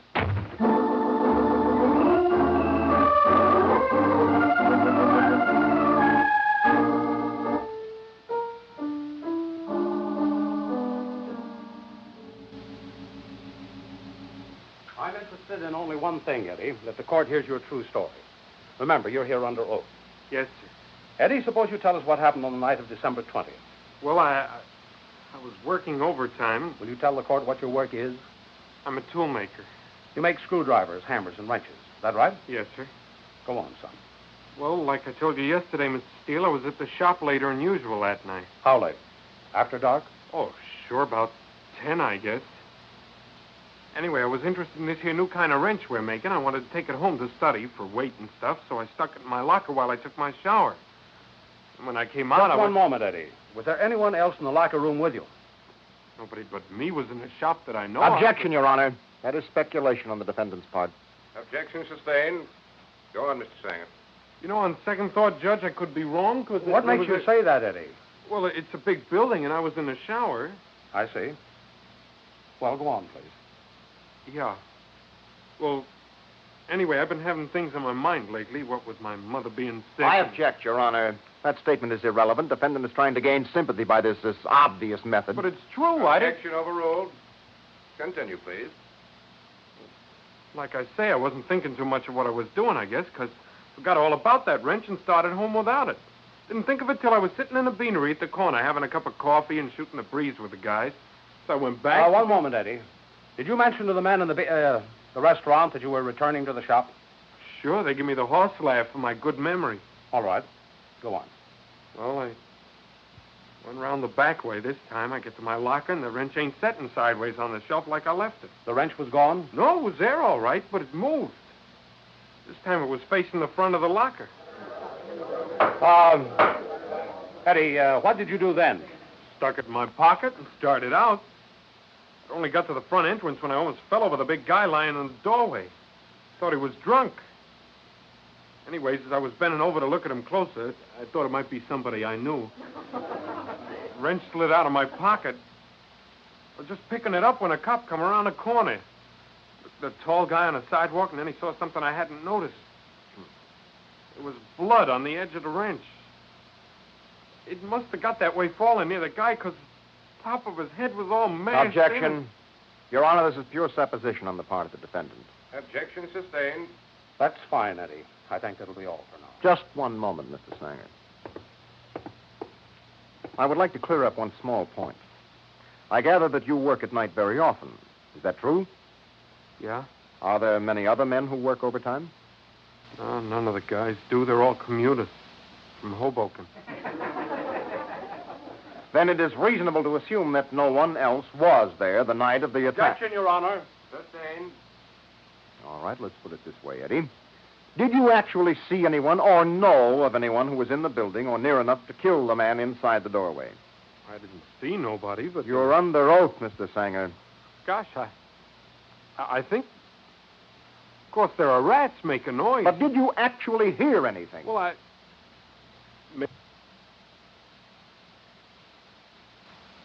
Of course, there are rats making noise. But did you actually hear anything? Well, Maybe Are you sure?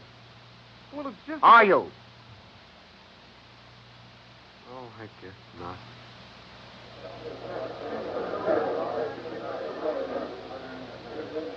Nice going, Mr. Mayor. I think so.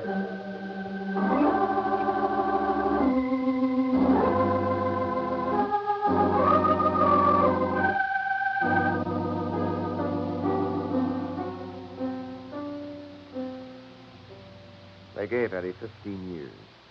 He looked so small and white leaving the courtroom, I wanted to go over and say something to him, but Gerber, my campaign manager, was there, and it wouldn't have looked right. There was that same puzzled expression on Eddie's face I'd seen when we were kids. The time the rich boy kicked him for dragging his white pup out of traffic because Eddie's hands were dirty. Well, the election looked good. The papers on our team played up the quick conviction, as Gerber had said they would, all except Jimmy Cranen on the Star Herald, who was always beating a drum for some cause or other. I could have dragged the trial out longer if I'd looked into a little thing that occurred to me, but like I say, fast trials are cheaper, and it made the boys at campaign headquarters happy, so I didn't bother. Mom didn't talk about it, but I knew she was seeing Eddie every visitor's day. I could tell. Well, it's a fine thing. I take my mother to the best restaurant in town, and she doesn't even eat. I'm just not hungry. Oh, sure you are, Mom. Now let me order you no, something else. this is fine. Well, why don't you say it? You really want me to? No. He's so little. He always was. Oh, I don't know, 5'6". That's not what I meant. Yeah.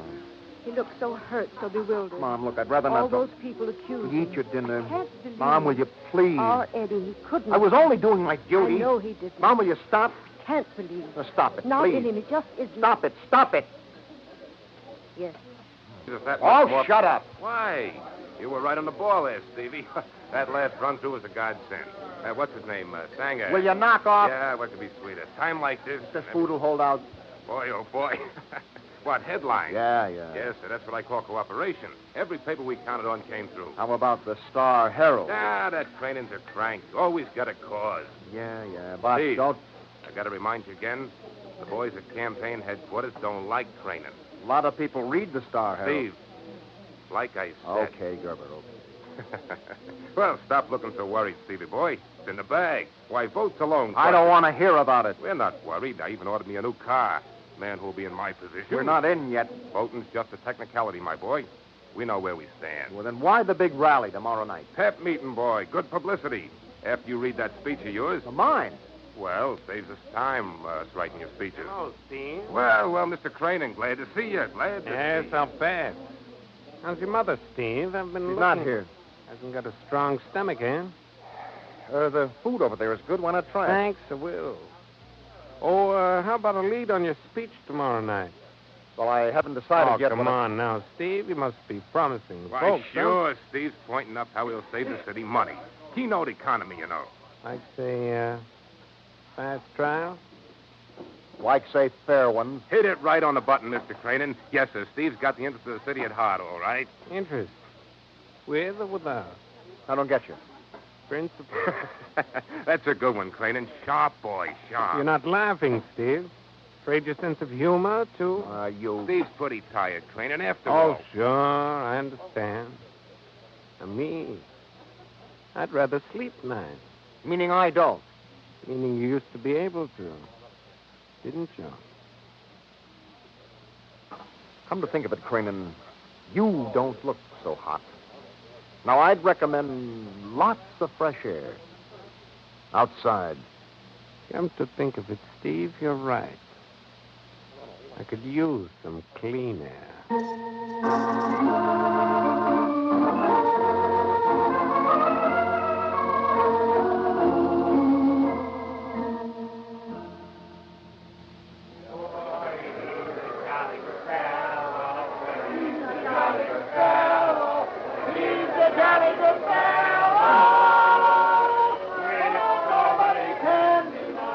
Well, Stevie boy, this time tomorrow night, you'll be His Honor, Mayor Stephen Walden.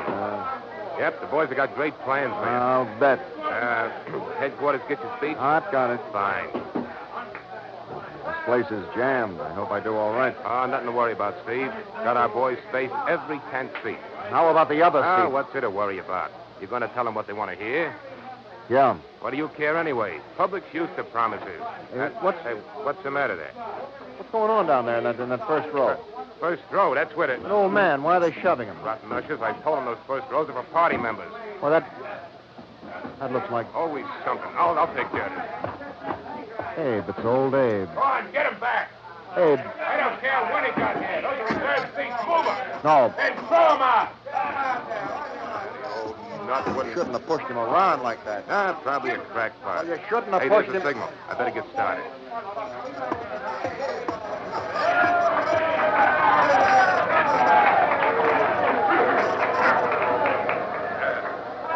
Ladies and gentlemen, for years now, you've been waiting for the kind of man you wanted for your city mayor. Today, he is here and ready. We've all watched his rapid growth from an obscure lawyer to district attorney, and we know there can be one and only one man to be our mayor. His only thoughts are for the good of the people. You, as I'm sure he will reassure you presently. So now, with the utmost pride, I give you that intrepid champion of the people, defender of your civic rights, the man of the people, the man of the hour, Honest Steve Malden.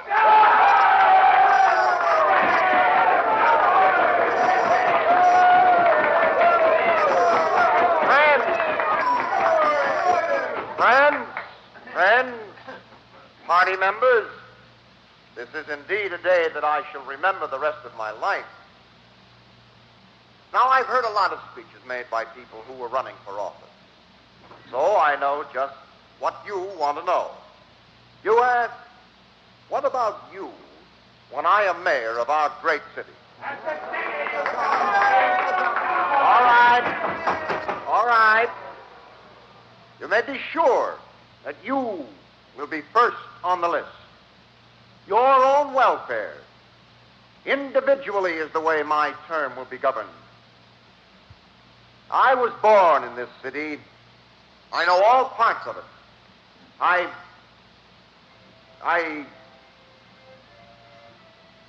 Yes, it's the individual that counts. The individual. It's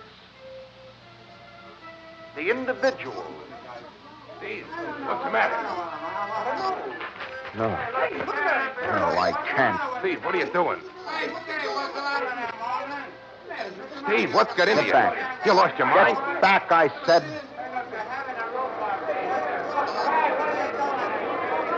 Ladies and gentlemen, please, ladies and gentlemen, I can only hope for your forgiveness, those of you who have faith in me, but I find I cannot go through with making promises I know I won't be able to keep. I would like to have been your mayor. Few men would turn down such an opportunity. But it means I wouldn't be able to guide you fairly because of commitments to those who put me in office. I don't know when it happened,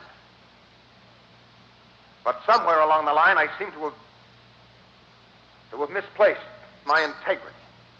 And that's something a man needs if he's going to live decently with others. And mostly with himself. Somebody stop him. And so, I withdraw my candidacy.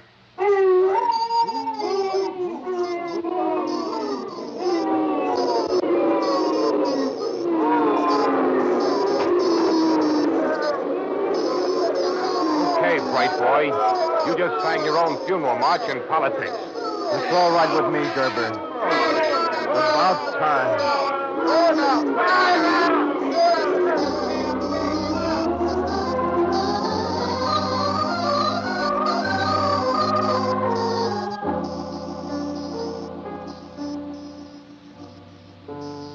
I stood in the thin rain outside the back of the auditorium until all the angry voices were gone and the big building was dark. The rain felt clean. A news truck dropping off a bundle of the early papers made me realize that I'd been standing there for hours. The top paper had come loose. I looked for my name. It was there, but not in headlines now. The bold banner type carried the name of the party's new dark horse. I found my name buried in the story toward the bottom of the page, already in small print. I knew what I had to do. I hopped a cab to the station and caught the first train out to state prison.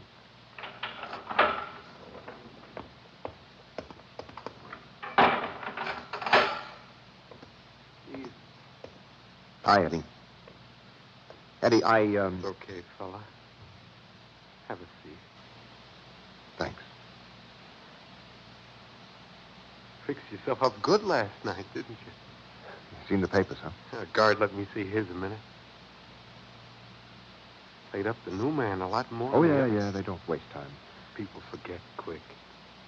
Yeah, like, for instance... Oh, forget it, will you? Yeah. Okay, boy, let's get with this now. The man on the sidewalk, how tall would you say he was? You mean a stiff? Yeah, how tall? How tall? Your height? My height? Oh, what's this got to do with... Answer me, Eddie, please. I don't know. Lots taller than me. 6'2", I'd say, maybe more. Why? 6'2", huh? That's what I thought. Well, what's that? Don't you see? The blow that killed him was on the top of the man's head. You couldn't have done it. I couldn't have reached. See? Yeah. Okay, Sonny. Hey, guard, let me out of here. Steve. I'll be in touch, Eddie. Probably after lunch. Hold it, will you, buddy? Yeah?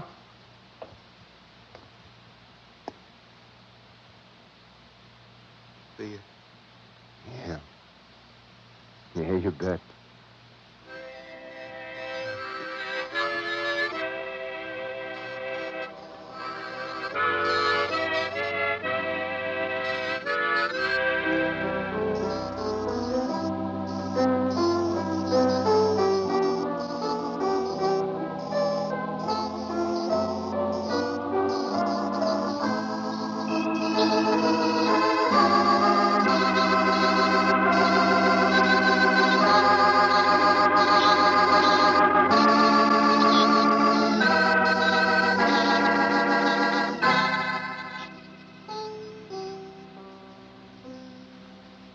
The title, Detour.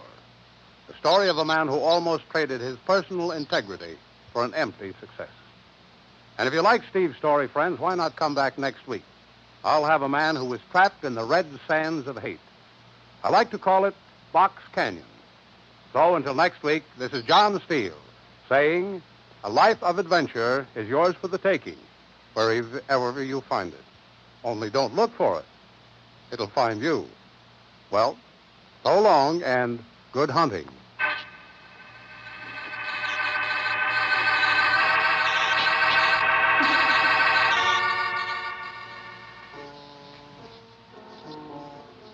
Remember, next week, Mutual presents Box Canyon, another story of suspense and action from the files of John Steele, Adventurer.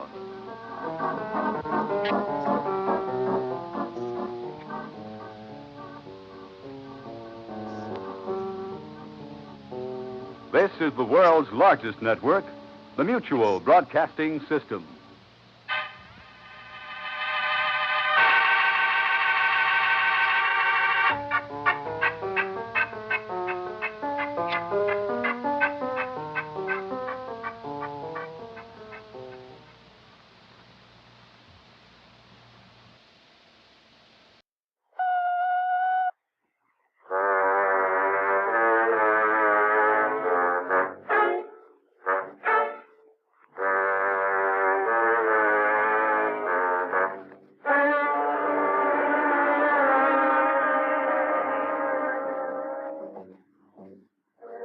Take one man who stood apart. Add the distant thunder of war and the loneliness of a dream. That's our story, Saturday Hero, taken from the files of John Steele, Adventurer.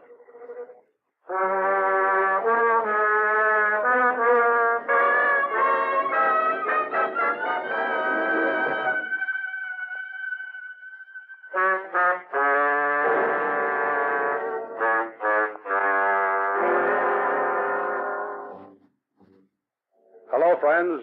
This is John Steele. Back with a story that's as timely as tomorrow's headlines. You know, some people you can know for years and they never surprise you. Then there are others who are full of surprises. Well, Joe Trusky was that kind of guy. Just when I thought I had him slotted away in a convenient cubby hole, he'd let go with a new wrinkle that I'd never even knew was there. But it took a complete stranger to really introduce me to Joe. All this sound like double talk? Well, you just stick around and listen to his story. Maybe you'll get what I mean. Joe? I don't know why I did it. When the last war was over and the time came for getting out, I stayed in. Maybe it was because the Army was the only job I know. Maybe it was because it seemed like the thing to do. I don't know, but I did it. And a funny thing happened. I felt like I'd been locked in the stadium after the football game was over. Oh, it was still the same Army, all right, but somehow it was different. It was different without the old excitement, churning in your stomach, which made you jump. The way your brains clicked. You knew they were using real bullets. It was different without the guys. The guys that laughed with you, jumped with you, fought with you. There were many of them around. And one morning I wandered into the mess hall and some Joe in there was waving his jaw about Korea. Later on that day I found that he wasn't just waving his jaw, and a couple of months later the outfit shipped to Japan and business was picking up. Oh, Hello, Joe. What time is it? Almost 5. Oh, I must have fell asleep. What you doing in the barracks during duty hours? Things were slow. Johnson said I might as well get some sack time. Tell Johnson I said the next time he should ask me. Sure, Joe. And don't forget. Sure. So what's eating you? What do you mean? I don't know. You've been sounding off like a top kick all of a sudden. How come? Because that's what I am. Yeah, I know, but before you was never like this. Maybe I should have been. Back in the States, you always used to say, wait till we get overseas. All the time you used to. Now we're over here and you're worse than before. You call this overseas? Oh, it's Japan. Is that bad? Wait till we get up where they're doing some shooting. You'll see. Me, I like it here. You would. You think I want to be a hero? I just want to be back in the States. No medals for me. Japan. Hey, how'd you like to be stationed in Brooklyn right now? Huh? The ball season be about half over. Brooklyn what? There's more than one? Okay. The Dodgers ought to be in first place by now, and every day there's a game, and all the kids hang out at the gas station on Bedford Avenue. Why? So they can catch the home runs and get in the ballpark for free. Oh. And dames. Nothing but dames. I don't know where they stay all winter, but come summer and they're walking all over Flatbush. They are, huh? And then there's the Gowanus Canal. Oh, I can just see it. I can just smell it. Huh? Who are you trying to kid? Oh, what are That's you? the dirtiest collection of water this side of the Suez. It is not. It is so. I'll prove it to you. I'll get my kid brother to send me some water right out of the Gowanus Canal. I'll drink it right here. Shut up. Sergeant Traskey, report to Major Steele immediately. Sergeant Traskey, report to Major Steele immediately. That is all. I wonder what he wants. I'll see you later. You wait and see. I'll prove it to you.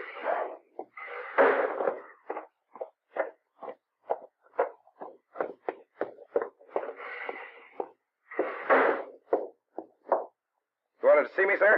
At ease, Traskey. Yes, sir. Lieutenant Hardison, Sergeant Traskey. How do you do, sir?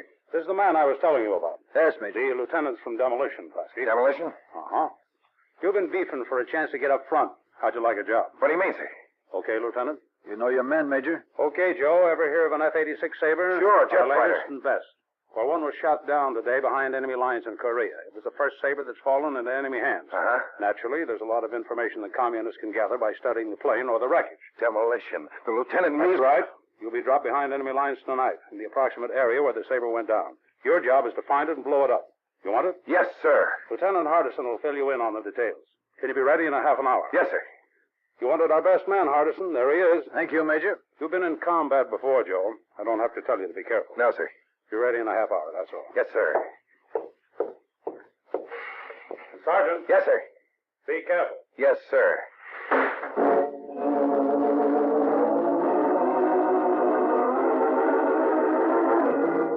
Now, this was more like it. No more sitting around while the other guys went up and did the fighting. I was going to get my crack at it, too. Half hour later, I was back at the strip, climbing into a C-119 that was warmed up and waiting. Major Steele rode up forward with the pilot and me and the lieutenant back in the cargo hold. The C-119's built to carry 40 or 50 troopers. It seemed funny to be rattling around in that big ship alone. When the pilot revved the engines, we rumbled down the strip. We were airborne.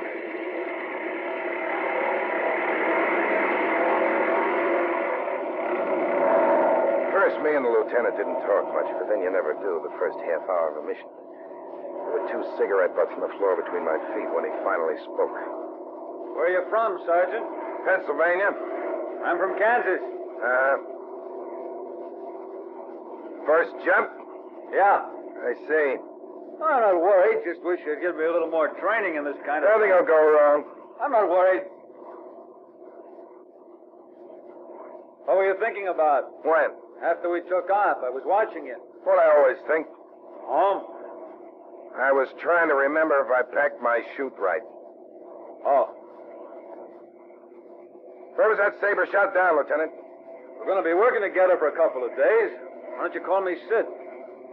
We'll work better if I don't. Okay. Where was the plane shot down? On Kunshan. It's about 40, 50 miles north of Seoul. We occupied the town last summer. North of the parallel? About 10 miles. But intelligence says the natives are 70% friendly. If we're lucky. Yes. What's the plan? We'll have 3 days. And win or lose, we report to the rendezvous point and get picked up by copter. Win or lose? That's right. We'll find it. Those are our orders. We'll find it. What you do in civilian life, Traskey? What? Miner. Oh? Yeah. Father a miner? No. How'd you come to... Didn't have no father. Was raised by my big brother. Oh. I was raised on a farm. Big one. Corn as far as your eye That's could the see. way it went, but that's the way it always goes. You sit alone for a while thinking your thoughts, and somebody starts to talk, and you have to leave yourself and help them. That's the only reason they do it, because they're jumpy. It helps them let off steam. Pile of cigarette stubs beneath my feet grew. While I kept count by shoving half of them over the left, half of them to the right. The 15th one fell in the middle. They grounded out and left it there. And the lieutenant talked. Well, I just couldn't see it under the circumstances. So I said, look, Billy. 4 minutes. Stand up and hook up. There they were, the words you wait for. Stand up and hook up. That's when you start to sweat. I reached up and clipped my static line to the plane. The lieutenant was staring at the floor. I reached over and snapped his line to the plane. 2 minutes. 2 minutes. We were on our feet now, moving slow to the rear, and the two open doors from each side. My hands were moving over my equipment, checking automatically. The lieutenant was looking straight ahead. 1 minute. 1 minute. I hollered to him to watch the lights over the door. I didn't know if he heard me with the rush of wind and the roar of the plane. Maybe he didn't. And the green light was flashing. The lieutenant froze in the doorway. I put my foot in his chute and shoved him out of the plane. Then I took a deep breath and stepped out after him.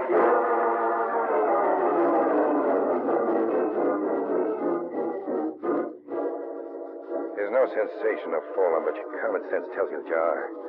When you feel a sharp pain in your harness, you know your chute's open. Plane fades away in the night above you. You start thinking about the ground. Hoped me and the lieutenant would fall together, but if he was near, I couldn't see him. Time to worry about him later.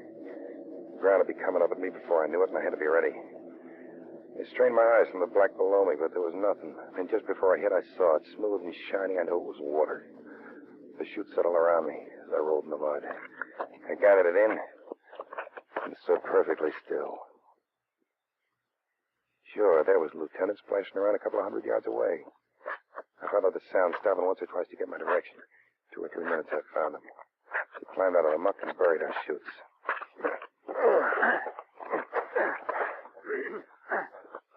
That ought to do it. Yeah. What a mess. At least it was easy digging. You think they'd find a way to grow rice out of water? Come on. All the career to jump, we got to land in a rice field. At least we're down. Yeah. What's next? Find a plane, I guess. Just like that. How would you do it? We only got 3 days. That's right. You could walk around for a month and never find it. Guess we were lucky. I say that. Tom. Hey. What is it? I don't hear nothing. Thought I saw something move ahead of us. Let me take a look.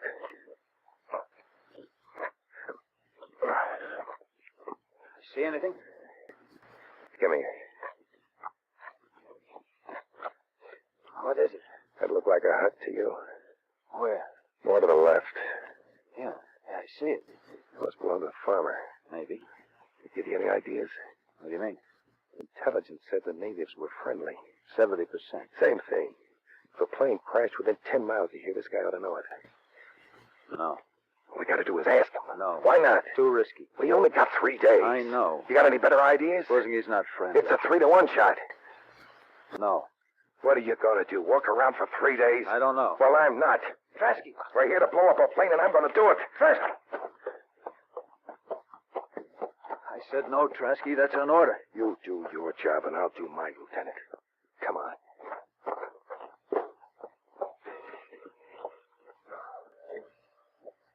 You see anything?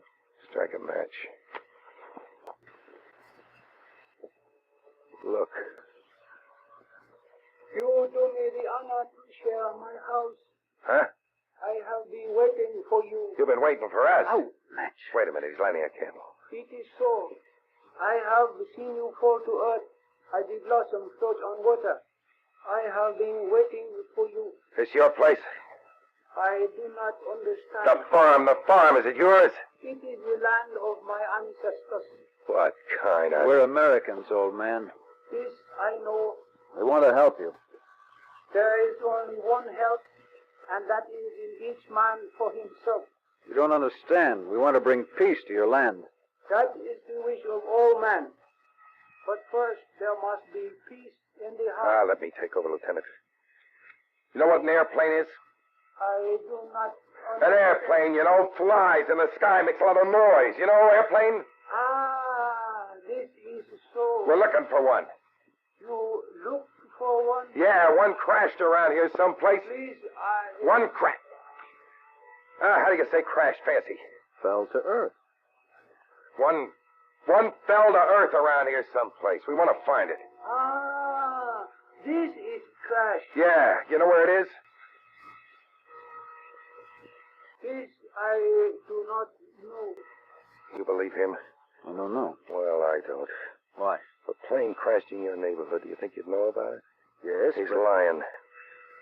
Oh, man, we won't hurt you if you tell us where it is. I do not understand. You can't do that. Can I? Just watch me. I said, tell us where the airplane is. We won't hurt you. It is written in the book that as the cup holds its share of water and no more, so it is with pain. If I knew the answer, I would tell you. Now what? I don't know. But please, if you will do me the honor to share my house when the sun rises, I will help you find that which you seek. What do you think? Why not? At least it's a roof. Yes, old man. We'll stay. This is as I wish. There have been many flowers in the valley since the house of my ancestors has been visited by The old man strangers. stirred the fire and brought out some food, and all the time he was talking that lingo about the book and his ancestors. I began to get warm, and then I realized how long it had been since I'd slept. I looked across the table at the lieutenant. He was sleepy, too. Then the old man stood up and led us over to some straw in the corner of the room. I was asleep almost before I lay down. Next thing I remember, somebody was pulling on my shoulder, Get and up, American somebody dog. kicked me. Hey. Oh, what? Get up, Trasky. Somebody turned us in while we were asleep. The old man. It wasn't his ancestors.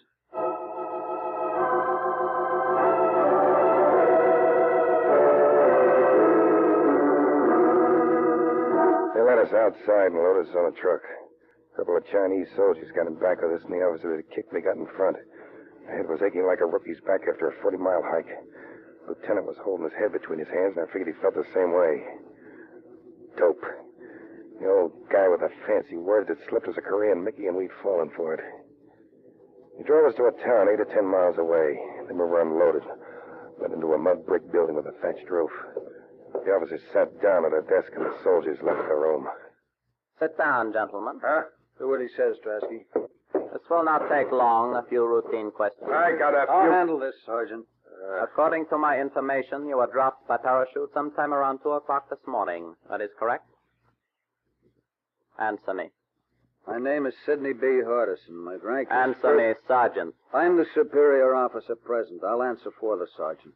This information is correct, is it not? My name is Sidney B. Hardison. My rank Silence. is first lieutenant. My serial... Silence! Is 015591168. It is not fitting that one officer should strike another. A most deplorable situation. But you must understand that any airborne activity is of extreme importance. It is my duty to discover the mission of such activity. I'm required to give only my name, rank, Yes, I know. I am familiar with international law. But there are times when the situation demands that the good of many thousands of men be placed above the life of one or two. Do I make myself clear? My name is Sid... You have made your point, Lieutenant. Sun Ming? That will be all, Lieutenant. No, Sergeant, you will stay. See you later. Name, rank, and serial number. That's all. Now, Sergeant, you were dropped by parachute around 2 o'clock this morning. That is correct? Is it? If you know what he asking me for. It is correct. Yeah. I'm glad to see you are sensible. What was the purpose of your mission? My name is Joseph Sergeant, Trask. don't tax my patience. We have other ways of persuading you to reveal information. Less pleasant ways. You wouldn't. Please, do not forget, you are a spy. I have and as on such, my you are subject to the uniform. maximum You penalty. can't. Do I make myself clear? Now, the purpose of your mission was to secure information concerning troop strength in this area, correct? No. Information which was needed to support the new American offensive, correct? No. An offensive which the Americans have been preparing since May. No. By the way, Sergeant, that is an interesting shoulder patch, one I've not seen in Korea. How long have you been in combat? Well, no matter. So, nothing that I have said is true, yes? No. And what was the purpose of your mission? You were seeking information concerning troop strength in this area. No. Information which would enable the Americans to predict our offensive strength. No. Perhaps troops have been withdrawn from this sector to help on the Central Front, yes? No. By the way, Sergeant, have your superior officers told you about the new shipping strike? What? It will hold up supplies for Korea You're for many lying. months. It is unfortunate. It's not that it true. comes You're when lying. we're fighting It's not with us, true. But no matter. What was the purpose of your mission, Sergeant? Answer me. My name is Joseph Trasky. American dog! Who do you think you are? Reach your gun. Got it. All right, white guy. One peep out of you and I'll blow your head off. You know what me's gonna do? We're gonna walk right out that door, and the first guy makes a move to help you, you're gonna get a big fat slug in the back of your neck. First, I gotta find something out. You wanna know what we're doing here? I'll tell you. We're looking for an airplane, see? An F-86 Sabre. And when we find it, we're gonna blow it to Kingdom Come. Now, where is it? Where is it? What's the matter with you? Sunday! I told you! So this is the purpose of your mission. Why, you... The gun. Oh, yes, it's quite empty. I keep it for just such occasions.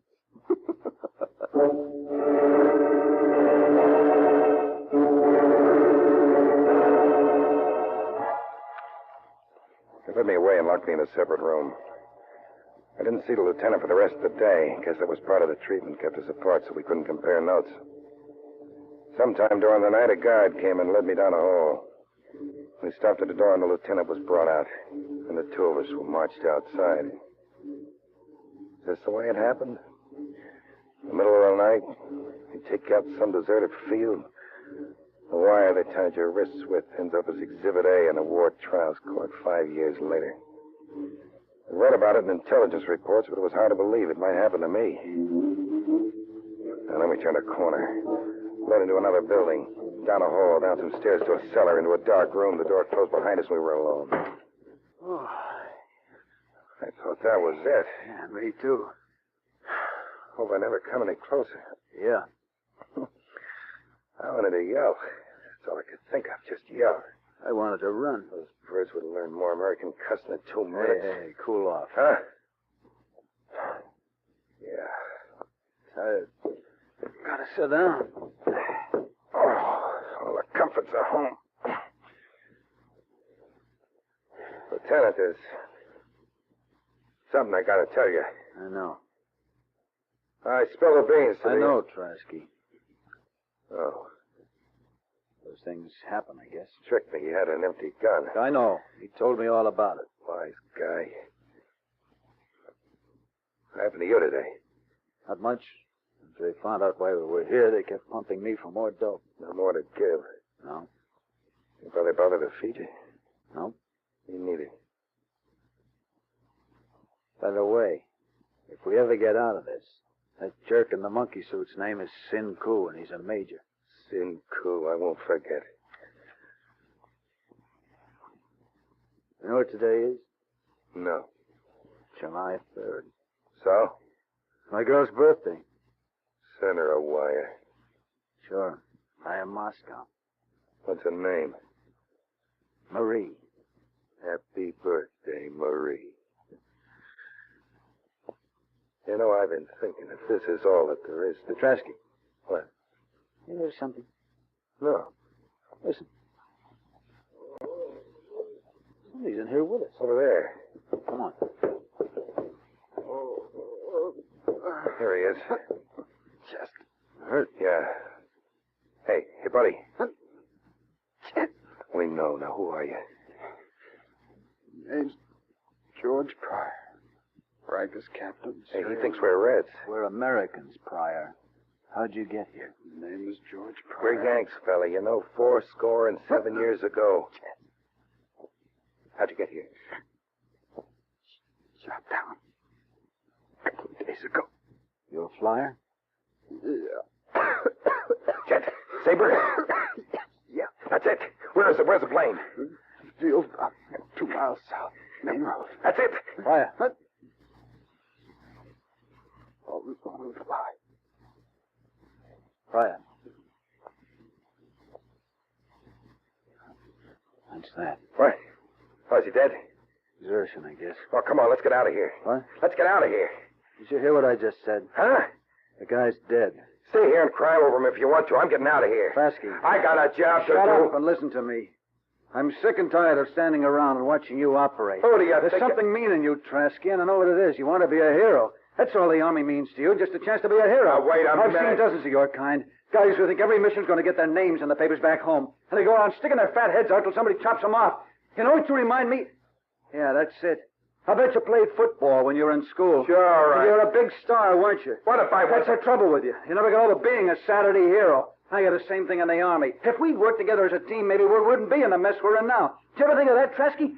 What are you going to do when peace comes and there's no more chance to be a hero? Or are you the kind of jerk that'll be sorry when it's over?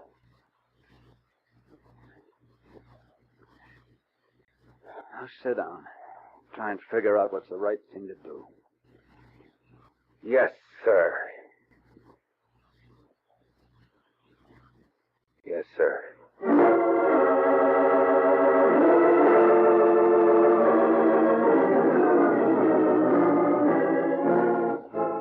We thought it over and decided there was only one thing that might work. We propped the dead flyer against the far wall and then called for the guard. The idea was we'd tell the guard the captain was sick. If he came in the room, we'd both hit him at the same time. If he fired, he'd shoot at the captain. That'd give us the time we needed. Besides, we were both sure the captain liked knowing he gave us a hand. That's pretty much the way it worked out, except the guard never had a chance to shoot. I guess the lieutenant had played a little football, too. They got another uniform from a guard upstairs.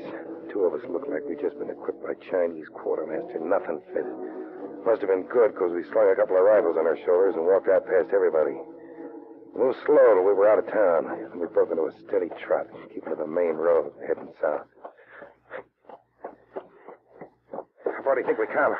Well, maybe a little more. Price said 2 miles, didn't he? Yeah. Getting bushed. We gotta keep moving. If we find those two guards tied up, they'll know where to look for us. Yeah? I swear if I ever get my Stop. hands... What? Truck. Yeah. Come on, let's Wait a minute. It's turning off the road down there. Yeah. Maybe that's it. All right, let's move in, but keep down. Right.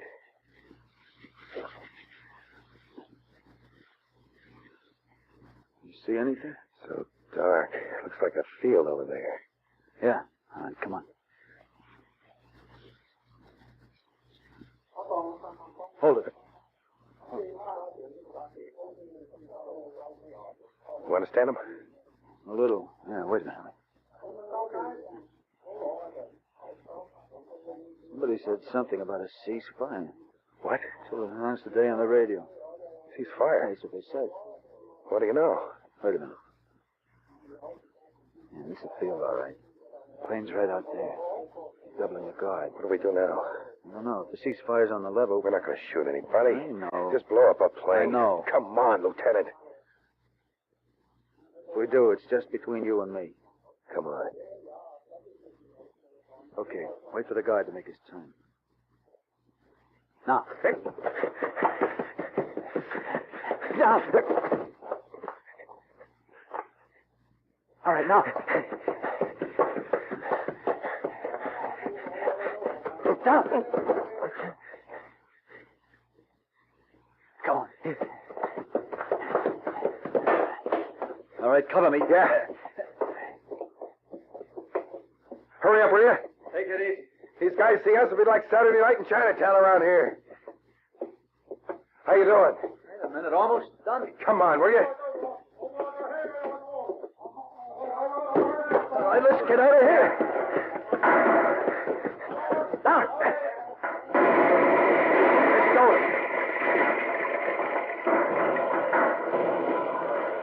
What you doing with? Powder from the rifles. 4th of July, huh? Come on, we got a date with a cop. Yes, sir. Yes, sir.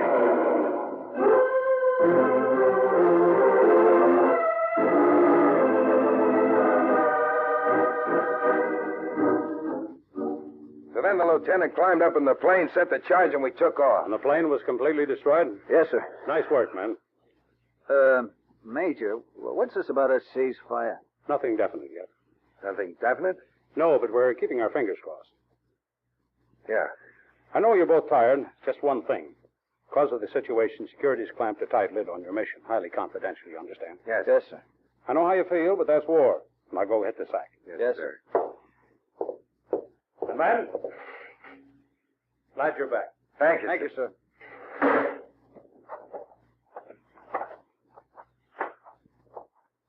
I guess this is where I get off, Joe.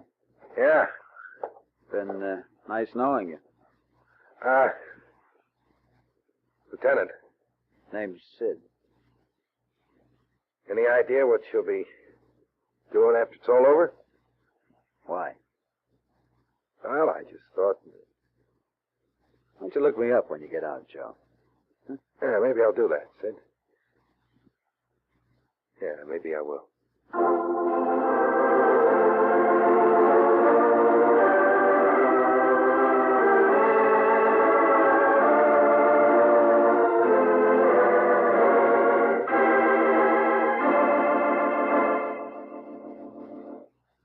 The title, Saturday Hero, the story of a soldier who faced his biggest battle within himself. Well, friends, if you like Joe's story, why not come back again next week? I'll have a man who is the world's greatest listener, but nearly pays with his life for listening to the wrong party. I like to call it slight unseen. So until next week, this is John Steele, saying a life of adventure is yours for the taking, wherever you find it. Only don't look for it. It may find you. Well, goodbye and good hunting.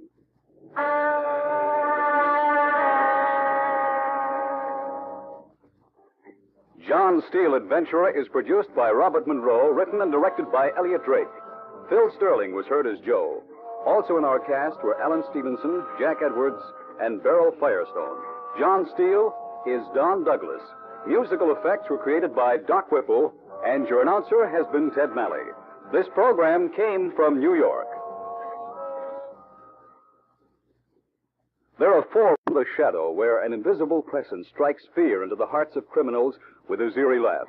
Number 2, True Detective Mysteries, which brings a factual account of police at work on real-life cases. Number 3, Challenge of the Yukon, which dramatizes the call of the wild in the frozen waste of the far north. Number 4, Nick Carter, master detective who solves crime bafflers with polished ease. All these where your announcer says, this is the Mutual Broadcast.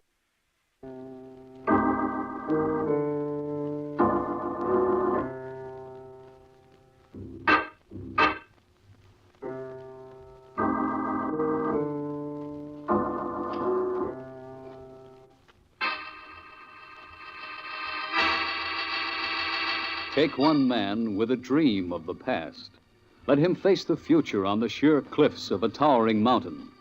That's our story, Ascent, taken from the files of John Steele, Adventurer.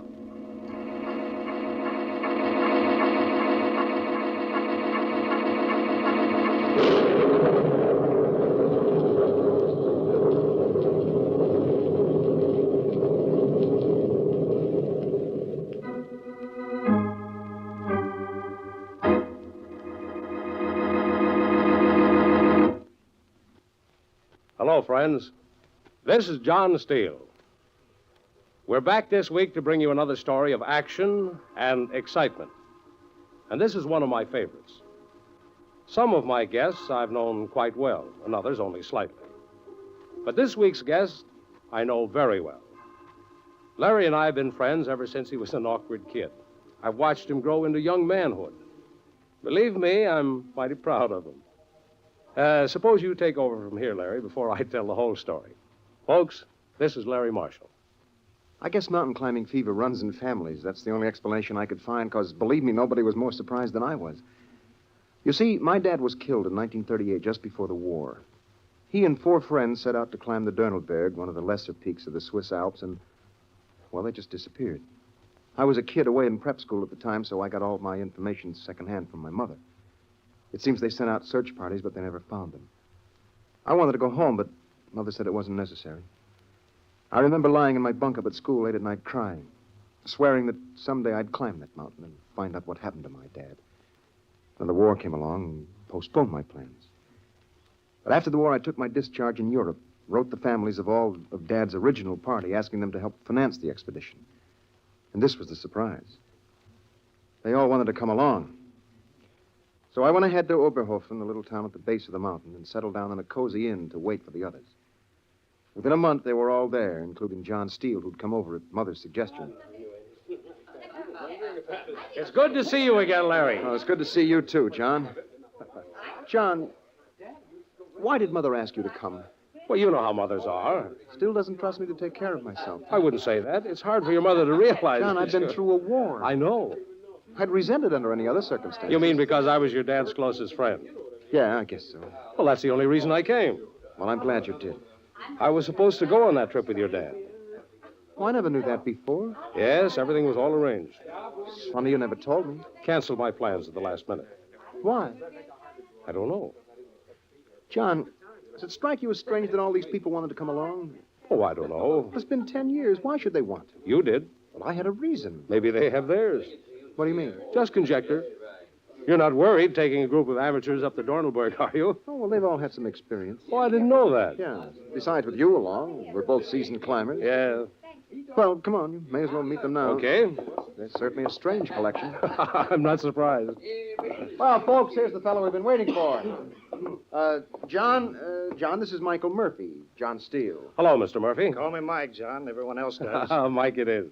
Mike's brother was on the trip with Dad. Yeah, I remember. John, this is Jerry Livingston. Hello, Jerry. How do you do, Mr. Steele? Well, since we're being informal, why don't you just call me John? Well, I'd rather not. Whatever you say. Jerry's in the same spot I'm in. He lost his dad on the trip, too. Yes. And this is George Weishart. Hello, Steele. Doing a little celebrating, eh, George? Nothing wrong with celebrating. No, of course not. It's just that if I'm going to guide this party, then I'm responsible for your safety. I've been up a lot tougher mountains than Dornelberg. This time of year, any mountain's tough. Well, don't worry about it. Dornelberg may have killed my brother, but it won't beat me. Oh, I'm sure George will be in shape by morning. Oh, sure. This is Virginia Hamilton, John. How do you do, John? Hello, Virginia. Isn't it just too exciting for words? I suppose you might say that. I mean, the anticipation and everything after all these years. Yes, of course. I know just how Mother felt the night before they left. Perhaps. Dear Dad, he's such an old stay-at-home, but Mother used to enjoy this sort of... Yes, if you'll excuse me... It's sort of elemental. Of course. Now, I feel almost... yes, Virginia. We have 8 days of hard work ahead of us, folks. Is there anyone who feels he can't make it? Oh, no, of course not. Okay. Larry has gotten all our equipment ready. Now, I've arranged for us to be awakened at 4. In the morning? Yes, Virginia. We have to be on our way by 5. But that's so early. Well, good night, folks. See you all in the morning. Yeah, good night, Mr. Steele. Time to turn in, Larry. Yeah. I think I'll get just a breath of air before I hit the sand. Good idea. Go on the terrace, John. Okay. Weather chart looks good. You never tell in October. No.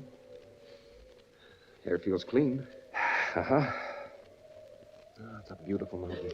Yes, it is. Doesn't seem possible. What?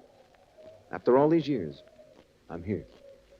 I was hoping you'd forget about this during the war. Well, I almost did. Can't wait any longer. What do you expect to find up on that mountain, Larry? I don't know. I don't know. Are you sure you want to make this trip? Yes, John. Very sure.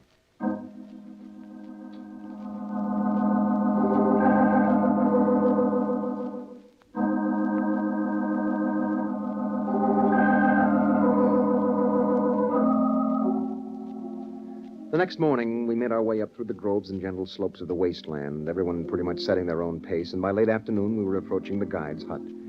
I noticed that Weishart had lagged behind a couple of 100 yards, so I dropped back to see if he was all right. Everything okay? Just taking my time. There's no hurry. Almost there now. Yeah, I know. You know? I mean, it's, after 5. I assume we're getting close. Oh. George, what was your brother like? Hmm? I said... I heard you. Well? If you don't mind. Well, of course. I had no idea after 10 years you wouldn't want it. Did I say something funny? Very. Well, I guess... There was no love wasted between me and Tom. Oh. I hated him. But then why... Why what? Why do you want to go up the mountain? You know, you ask too many questions, kid. Maybe I do. You mind your business. I'll mind mine. That's okay with me. Well, it's just over this slope. Good. Yeah, there it is. The others are already there. Meaning? Nothing, George. Oh, John, where's Virginia? Down by the brook, cooling her feet. Well, I think I'll take some of the sand. Just call when supper's ready. Okay.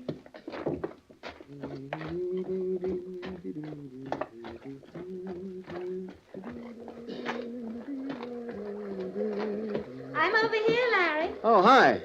This brook's just too delicious for words. Tired? Oh, back of my legs simply throb. Come on, take off your shoes and give it a try. Well, all right. You talked me into it. Isn't that simply wonderful? That feels good. Is that all you can say? Well, it feels fine. It's not much better. Oh, it's been a simply thrilling day. Has it? Of course. Yeah, I guess it has been a good day. You guess? Oh, I hadn't really noticed. Oh. You see, I take this trip pretty seriously. Why on earth? It's something I've been promising myself that I'd do ever since my dad was lost. That's silly. Silly? Maybe. Why did you come along? Just for fun. Sounded like a good idea. Besides, I was bored with New York. I see. Well, there's really nothing to be so intense about. No? You don't honestly think we're going to find anything up there, do you? I don't know what I think. Well, that isn't the silly... What was your mother like, Virginia? Mother? Oh, I don't know. I can barely remember her. You weren't that young. I just never knew her very well.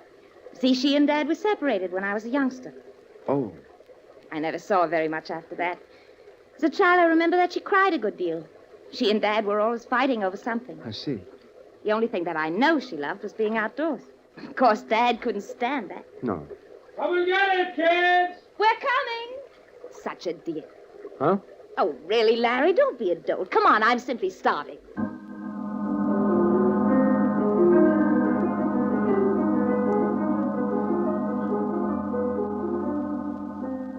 By mid-morning of the next day, we had reached the foot of the glacier lying between two huge ridges that swept up the Dornelberg. When we got up on the smooth ice of the glacier, John insisted that we rope up as a precaution. So we split up into two teams, Steele, Virginia, and Weishart on one rope, Jerry, Murphy, and myself on the other. John led the way, sounding with his ice axe before each step and watching for the discolorations that were sure signs of the voids under them. A sense of uneasiness was growing inside me. I wanted to know more about these people I was climbing this mountain with. Can't we rest a bit, John? I'm simply exhausted. Okay, Virginia. Can't waste time if we're going to make the first terrace by dark. 5 minutes more won't make that much difference. Oh, how you doing, Jerry? Okay. Well, just sit where you are. Yeah. You okay, Mike? Strap on my rucksack's been loosening up for the last hour. Oh, well, here, I'll help you. Yeah. Really beautiful up here, isn't it? Yeah.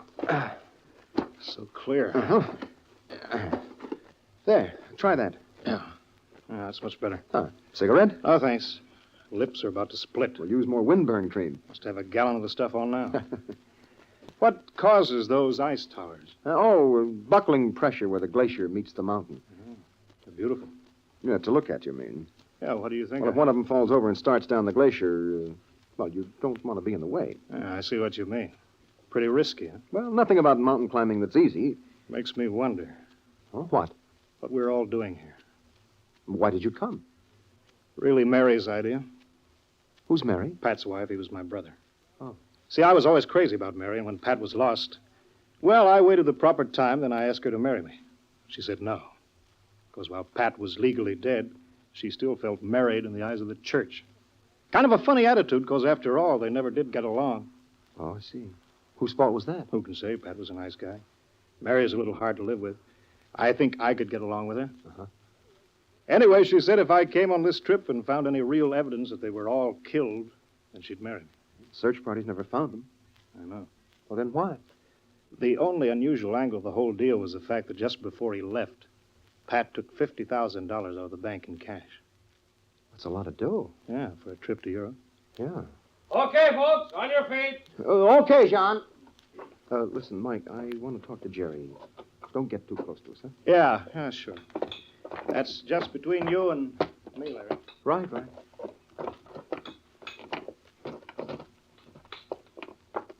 Well, feel rested, Jerry? Oh, much better. You've been kind of quiet all day. Well, I've been thinking. I know what you mean. They came up this glacier 10 years ago. Maybe over the same route. Maybe. It's the closest I've been to Dad for a long time. What do you mean? I don't know. I kind of feel him all around me. Must have been quite a guy. Oh, the best. I thought the world of him. Yeah, I understand. No, you don't. No one ever loved his father the way I loved mine. Well, take it easy, fella. Sorry. It's just it's been so long. Yeah. Nobody understood him like I did. He was such an idealist. Nothing ever worked out for him. Maybe it wasn't such a good idea you're coming along on this trip. Oh, no. My psychiatrist said it was the best thing in the world for me. Why? Well, he says it's not knowing that's made me so nervous. Oh, I see. He says maybe if we can find proof that they were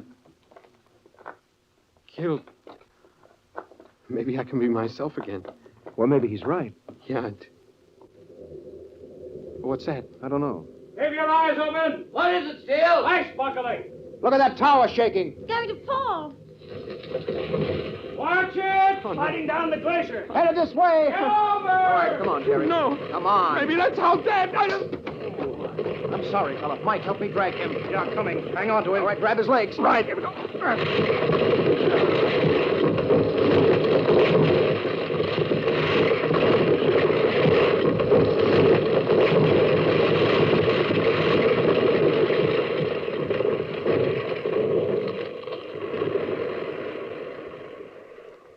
Everyone okay? I turned my ankle. Oh, that was close. Okay, Mike? Yeah, okay. Jerry, come on, kid. Come on, open your eyes. Dad.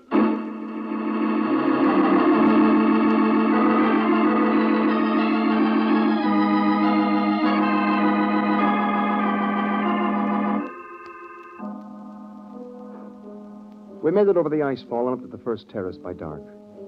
The next morning, Virginia's ankle was so swollen that John decided to leave her with the tent and enough supplies while the rest of us pushed on. It had turned cold during the night, and we all pulled on extra sweaters and mittens before we started climbing. We worked our way up the gentle slope of the terrace till mid-morning when the ledge became noticeably narrower. What do you think, John? Terrace is good for another couple hundred of yards. I haven't seen anything that looked scalable. I've been watching, too. You gotta find something soon. Well, maybe we should have started around the other way. Never lose altitude if you can help it. Cardinal rule of mountain climbing, Jerry. Really cuts in here. Yeah. John, hold it. Huh? How about right here? Pretty steep. Little at first. If we can get up the first 30 feet, looks like the cliff face falls off after that. The corner isn't bad. You get a leg on each side. It might go. I'm willing. All right, what do you say, George? It's okay by me. It's the best we've seen. Well, let's go then. Right. Rope up, everyone. Okay. Right. Yeah. I'll lead. Then George, Jerry, Mike, and Larry, you bring up the rear. Yeah. Okay, well. Tie those knots tight. I'll leave about 40 feet between you and George, Jerry. Yeah. Here goes.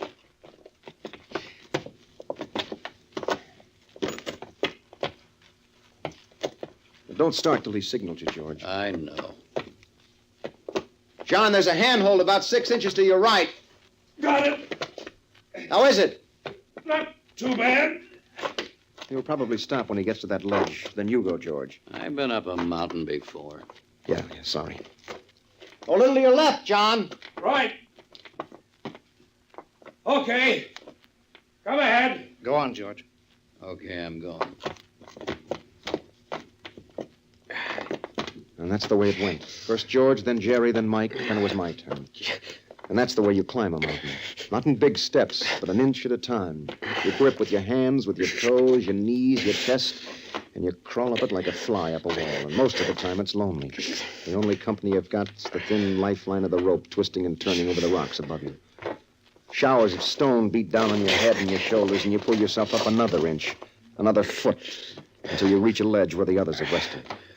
But by that time, they've gone on. And then way above, you hear the leader hammering in steel pythons as he reaches the tough part of the climb.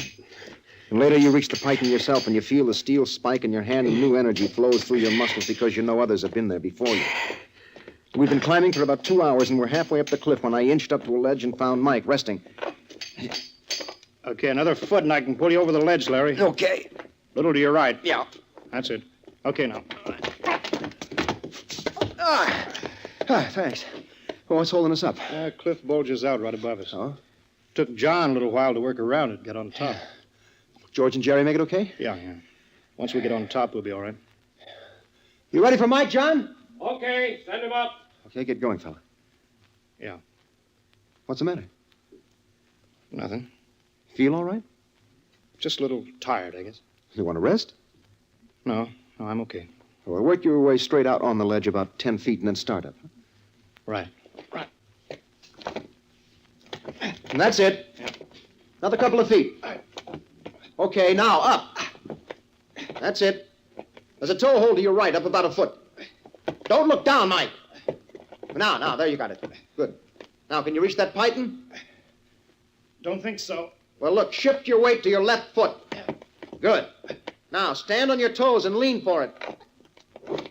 Can't make it. Don't look down. I'm slipping. Hang on. I'm gonna fall. Grab the rope, kick away from the cliff. What happened? Mike fell. Is he hurt? I don't know. Hit his head. Mike, you hurt? Help me. All right, hang on. John, belay him up. He's hanging right below me. Right. We'll get you, Mike. Just hang on. That's it. Keep him coming. More. Another 20 feet. Hang on, Mike. 10 feet now. Keep him coming. That's it. 5 now. All right, hold it, John. I can reach him. Don't reach for him. Pull him in. Right. All right, slack off. Hold it now. Okay, John, I got it. All right. Loosen the rope. Cutting my chest. Yeah, you're okay, Mike. It's a close call. Yeah. Here, let me see that cut. How is he? He's got a bad cut on his head. How's he feel? How do you feel, Mike? Scared. Weak. He's weak. Better send him back down. Right. I'll lower the grappling rope. You let him down 50 feet. He's over the hard part. You make it alone from there. Right. I'm sorry, Mike. Nothing but foolishness anyway. Why, what do you mean? He's dead. Everyone knows it. Oh, I see. Why should I risk my neck coming up this mountain? No reason. If you find anything, let me know. I will. Wish I knew for sure he was dead. Yeah, I guess you do.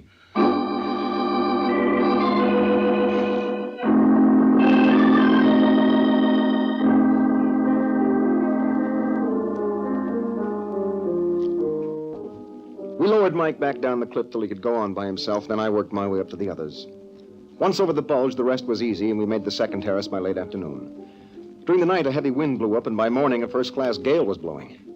So John and I left George and Jerry to look out for the equipment, and we went on up the terrace. If the ledge went all the way to the top, we could give it a try, wind or no wind. But if the ledge ran out, and we had more scaling to do, we'd have to wait for a break in the weather. Too bad if we have to wait. Yeah. Only have supplies for 5 days. I know. You're cutting it pretty fine. Well, maybe the terrace goes all the way. Maybe. It's funny we haven't seen any sign. Of what? Dad's party. What did you expect? Oh, I don't know. John, what's that? What? That pile of stones looks like a cairn. Wait a minute, Larry. I gotta see it. Maybe Dad's. Take it easy. It is, John. It is. Are you sure? There's a tin can in here. Let's see. All right, wait till I get it open. Anything in it? Yeah, it's a piece of paper.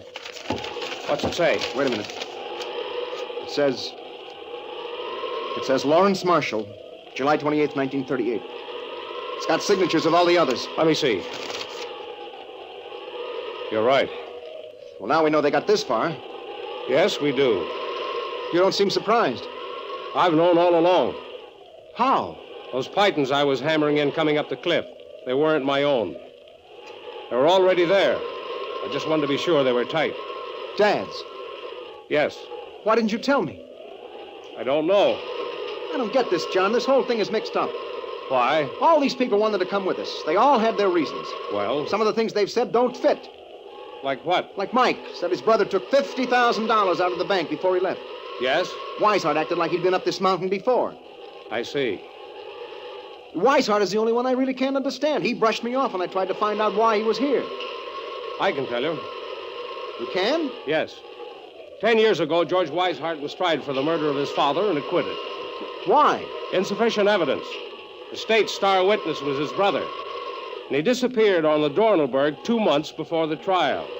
Oh. George has been partway up the mountain before. In 1939, he tried to climb it alone and failed. That fits. How? Every one of these people wanted to go with us for selfish reasons. Yes? And everyone on Dad's trip was unhappy through no fault of his own. Everyone except Dad. You never knew your dad very well, did you, Larry? Huh? I mean really well. Well, I was away in school a lot. Dad traveled 6 months of the year, but I thought I knew him. Maybe I didn't. I don't think you did. You know, from the beginning, I've had the feeling you didn't want me to make this trip. I didn't. Well, why? I can't explain. You think Dad and the others... I don't think anything. I won't forget that, John. And somehow I'm going to prove you wrong.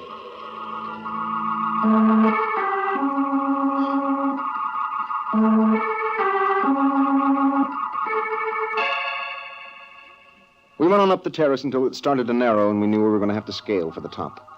Then we went back to the tents and spent the day working on the equipment. The wind blew all day and late into the second night. But when John woke me at 4 the next morning, the gale had died down. Jerry had burned his hand badly on the Primus stove, and John decided that he couldn't make the try for the top with us. We started scaling the cliff right where we'd found Dad's cairn, me leading, Weishart next, and John on the end of the rope. And John had been right. Every time I reached a tough passage and needed a python, I'd find one waiting just within arm's length. By noon, we were resting on a ledge just short of the top. The bald dome of the Dornelberg stretched 200 feet above us without even a handhold in sight. Nothing but smooth, shining rock. The ledge on which we were standing circled off to our left, and we decided to skirt the dome until we found something scalable. We worked our way around for 50 feet when the ledge suddenly narrowed to 3 or 4 inches.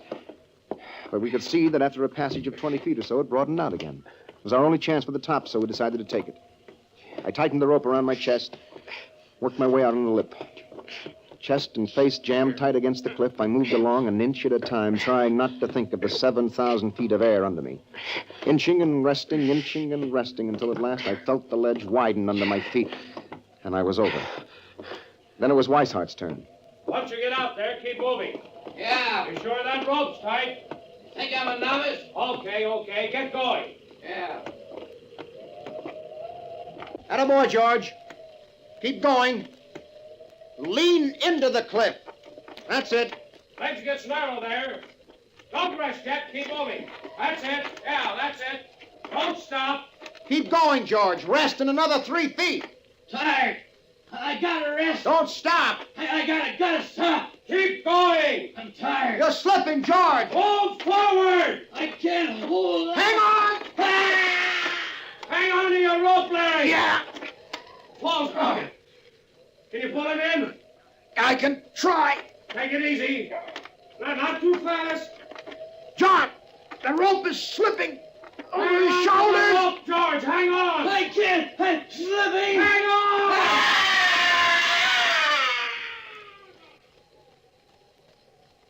You okay, Larry? Yeah. I'll be right over. When something like that happens on a mountain, you just got to try and forget it. You got to push on, try not to think that it might have been you. John made it over to me. We worked our way along the ledge again. Finally, we found a cleft in the dome that looked scalable, and we started up. And like before, there were Dad's pythons waiting to give me a hand. In an hour, we were 10 feet from the top. Oh, hold up another foot, Larry. All right. That's it. Can you reach that python? Yeah. Now, pull yourself up to that ledge. Good. All right, it's easy from here. Okay, John, I'm up. Be right with you. Come on, I can pull you up from here. Okay. All right, come on. All right, now kick free. That's it, 5 feet.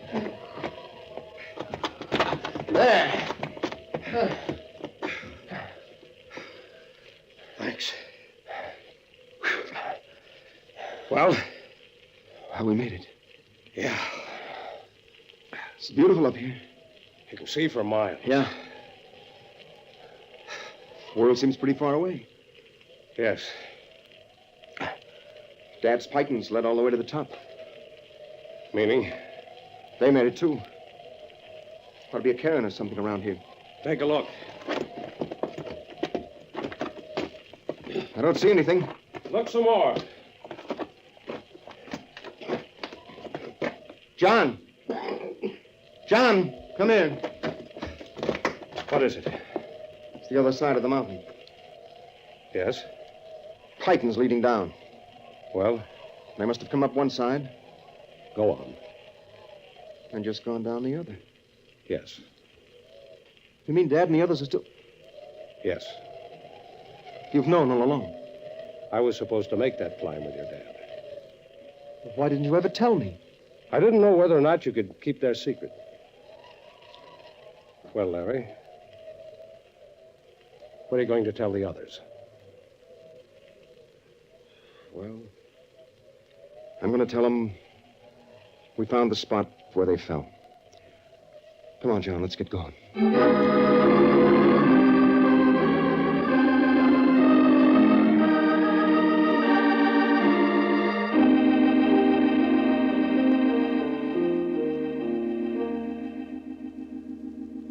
The title, Ascent, the story of a man who learned to leave the past where it belongs. And if you like Larry's story, why not come back next week, friends? I'll have a man who had an unusual adventure with a milk truck, a money press, and a sinister stranger. I like to call it Grade A. So until next week, this is John Steele saying, a life of adventure is yours for the asking, wherever you find it. Only don't look for it. It may find you. Well, goodbye and good hunting.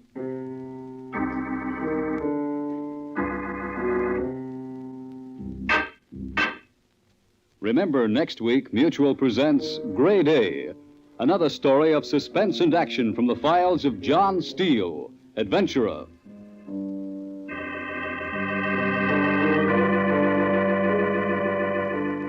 This is the Mutual Broadcasting System.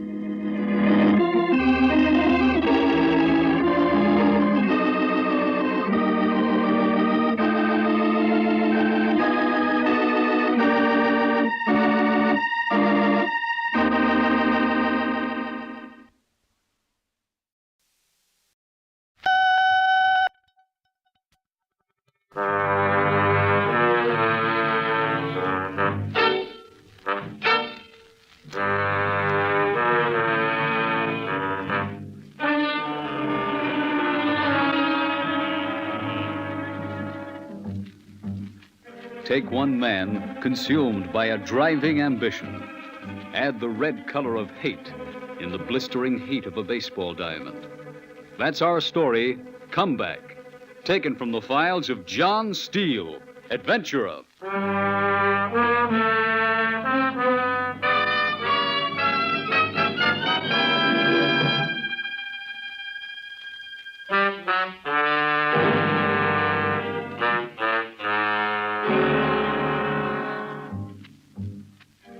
Hello, friends. This is John Steele.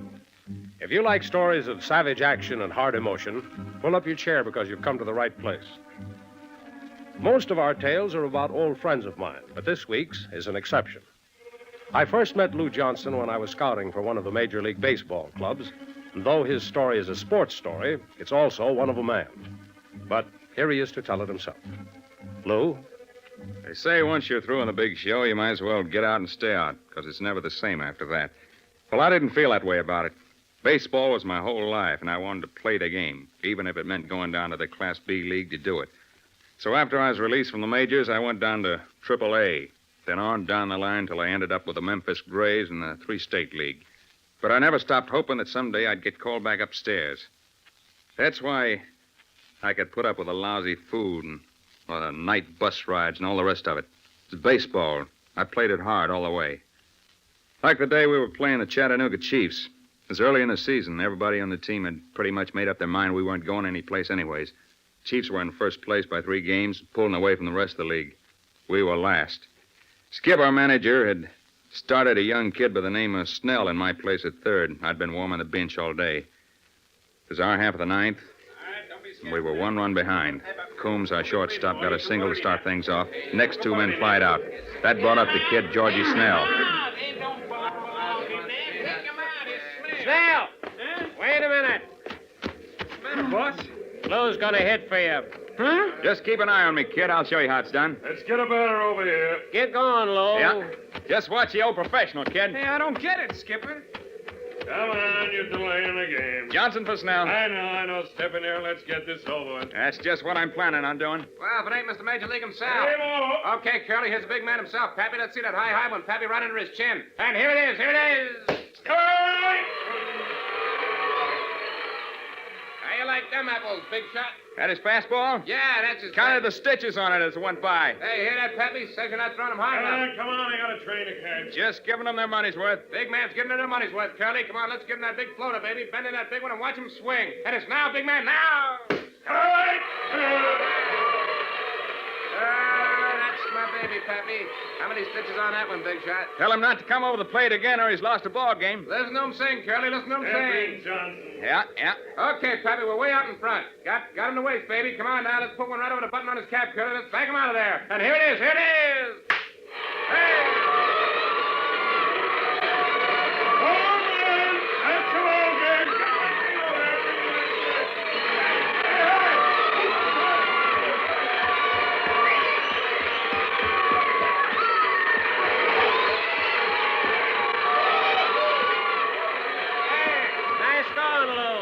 Coming down the middle with that one. Yeah, get into that shower now. All right, Skip. Hey, Snell. Yeah? Wait a minute. What do you want? Did you learn anything out there today? Sure. What? Ain't never gonna get used to the clutch if the skipper's gonna take me out when things get hot. You got plenty of time. Yeah. Don't take it so hard. Them as has it and them as ain't. Well, I know I've got Maybe it. you just ain't a ball player, kid. Why don't you get off his back, Lou? He's got to learn to take it. Yeah, you sure that's the reason? Of course it is. Okay. Did you hear the news? What? The Sox called Charlie Harris back to the majors. When? Yesterday. What do you know about that? Guess he needs some pennant insurance. You sure? Yeah, it's in tonight's paper. Says he's going to be used as a pinch hitter. Oh, Charlie. They should have been out in front by 5 games by now. Yeah. Maybe Harris will give him the power they need. Maybe. Have to keep an eye on him. Yeah. What's the matter with you? Nothing? Well, let's get in that shower before the hot water's gone. Huh? Oh, yeah. Yeah.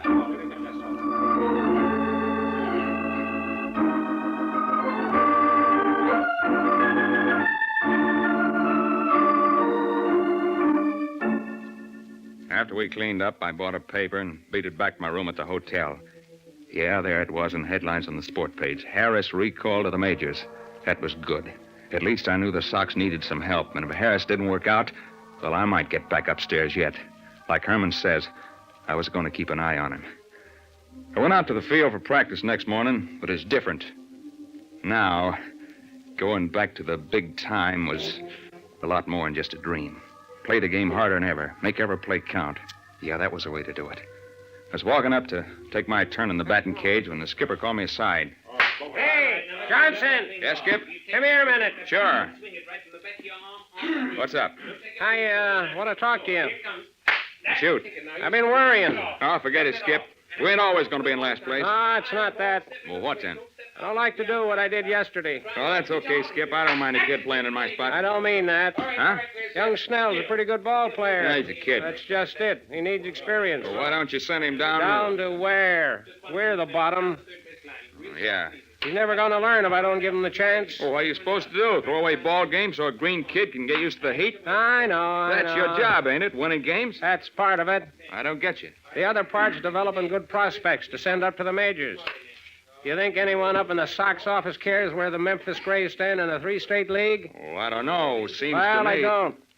If I can send up one good player every 3 years, that's what makes some sense upstairs. Well, what's that got to do with me? Just this. I like to win ball games just as much as you do. Yeah?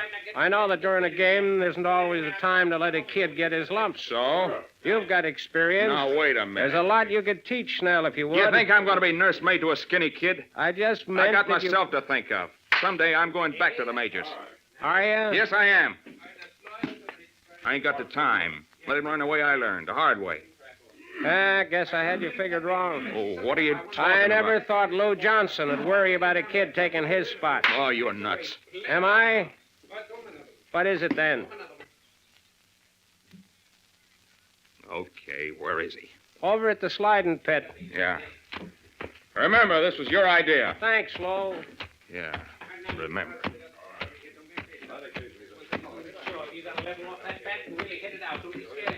What do you think they make them sliding pads for? You gotta hit that dirt a good 10 feet from the bag and then come in roaring.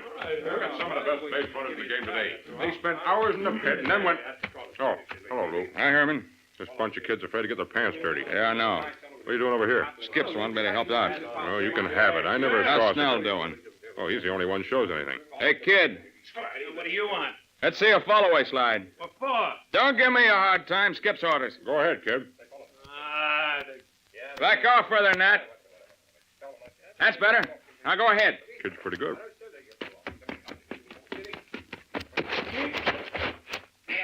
Not bad. You call that a follow-away?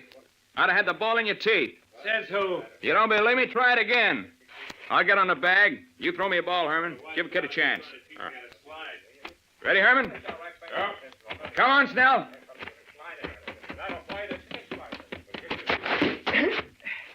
Was he out? About 5 feet. Okay, wise guy. What's the matter, kid? You getting hot? Try it again. Sure. Only don't do a fall-away. This time, come in with your spikes flying and break up a double play. Sure. I'll stay on the bag and hold the ball. Now, if I can get out of the way of your spikes and throw to Herman, your slide stinks. Okay? Sure. Hey, wait a minute, Lou. We don't want no one getting hurt. It's all in fun, ain't it, kid? Yeah, all in fun. Go on, Herman. Get back here. Okay. It's your legs. Go on, Snell. Sure. Ready, Herman? Yep. Come on, kid. Spikes up.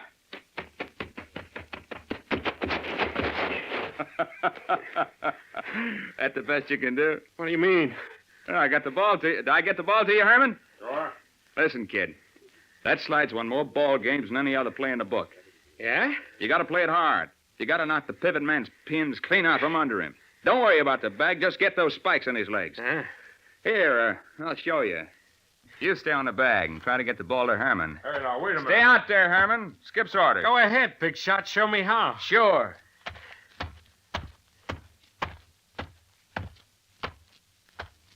Okay, Herman? Yep. Okay, kid, here I come. See what I mean? Dirty! Here, let me see that leg, Snell. I'll get him if it's the last Shut up thing. and lie still. Just a scratch. Get it on Shut up. purpose. Now, wait till I get the sock down. Oh, no. Wow. That cut's 7 inches long. Somebody get the doc. Bad, huh? Be a month before you play again, kid. Dirty rat. You shouldn't have done that, Lou. You shouldn't have done that.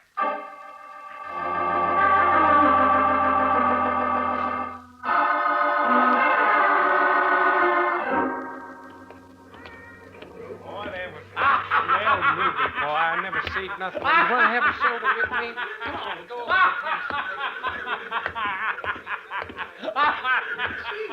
Pretty good picture, huh, Herman? Yeah, That movie stuff's all a bunko. suppose so. All that love stuff, that ain't for real. No. You take that girl. Hey, what's the matter with you? Huh? You've been so quiet. What's the matter with you? Oh, it's nothing. Want to stop for a beer? No, I don't feel like it tonight. It's awful hot. I don't care if you want. What's the matter with you? Snap out of it. Come on, we'll stop for a drink. No, forget I brought it up. Love stuff's the bunk, huh? Yeah, sure it is. How come you never got hitched, Lou? Huh? Oh, I don't know. Used to have plenty of girls. Yeah, I guess I had my share. How come you never married one of them? Never had the time, I guess. That's what I thought. Well, you know how it is. Always shoving on to another town. Yeah. Never in one place long enough to get to know anybody. Didn't you never want to get married? Yeah, I thought about it. Be nice to have a little house. Kid, maybe. I guess I figured that'd come later. Other things more important. Like what? Playing the game, working my way upstairs. Yeah. Maybe you played it too hard. Huh? What do you mean by that? Oh, nothing. I was feeling good till you started talking. I know. What a creep. Sorry. Want to buy paper? Okay. Give me the Chronicle. Thanks. What's the headline? Here's some stuff about Korea. See the sports page. Yeah. Here we are. Let's see. The Sox, what'd they do today? Yeah, here it is. They lost 3-2. Now, where's the write-up? Oh, yeah, it'll be down at the bottom here. Was pitching well in the ninth inning. Charlie Harris, who flew in from Indianapolis this morning, was sent in to pinch hit for Robinson. He might just as well have come by train, because with 2 out and the tying and winning runs on base, he struck out to end the game. How about that? What? Harris was sent in to... I heard you. A couple more like that, and the Sox will be beating the bushes for another pinch hitter. I suppose so. How long we known each other, Lou? Oh, 15 years, I guess. Let's see. We come up with the Sox together in 35. Funny thing. I've never really known you till now. Huh? I guess the guys were right this afternoon. Oh, they're just a bunch of punks. Are they? Well, sure they are. That's the trouble I with don't think they are. What do you mean? They wanted to go to Skip and have you thrown off the team. But I stood up for you. Said they didn't know you like I did. Well, why would they... They think you spiked the kid on purpose. Well, those things happen. No, they don't. It was an accident. I thought so this afternoon. Now I know I was wrong. What are you trying to... You spiked that kid today, and now you're out laughing and having a good time. He'll be out for a month, maybe more. You didn't even go over to the hospital to see him. It's a tough game. You got to play it hard all the way. The guys was right. Well, what difference does it make? Skip never would have listened to him. Maybe not. So long, Lou. Dumb jerk.